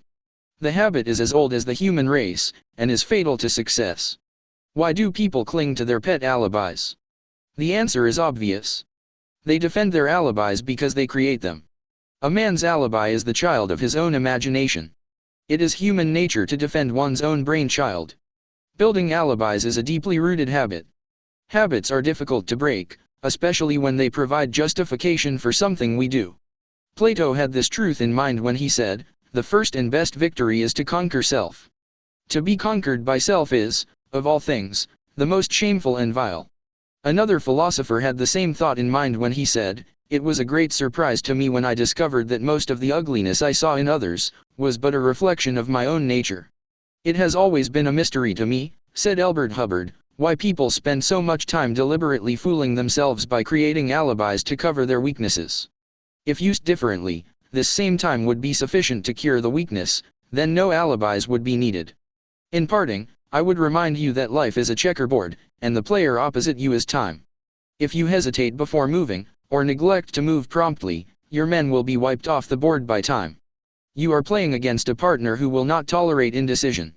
Previously you may have had a logical excuse for not having forced life to come through with whatever you asked, but that alibi is now obsolete, because you are in possession of the master key that unlocks the door to life's bountiful riches. The master key is intangible, but it is powerful. It is the privilege of creating, in your own mind, a burning desire for a definite form of riches. There is no penalty for the use of the key, but there is a price you must pay if you do not use it. The price is failure. There is a reward of stupendous proportions if you put the key to use. It is the satisfaction that comes to all who conquer self and force life to pay whatever is asked. The reward is worthy of your effort. Will you make the start and be convinced? Do you feel frustrated, stuck, or overwhelmed by the concepts in this ebook? Discover how to begin moving forward with free audio and video training at www.think-and-grow-rich-ebook.com. 248 Think and Grow Rich. If we are related, said the immortal Emerson, we shall meet. In closing, may I borrow his thought, and say, if we are related, we have, through these pages, met. The end. Do you feel frustrated, stuck, or overwhelmed by the concepts in this ebook? Discover how to begin moving forward with free audio and video training at www.think-and-grow-rich-ebook.com. 249 Think and Grow Rich. Going beyond. Think and Grow Rich. Discover how to begin putting your thoughts into action. Watch Napoleon Hill videos and listen to Think and Grow Rich online. Find out more at think-and-grow-rich-ebook.com. Do you feel frustrated, stuck, or overwhelmed by the concepts in this ebook? Discover how to begin moving forward with free audio and video training at www.think-and-grow-rich-ebook.com. 250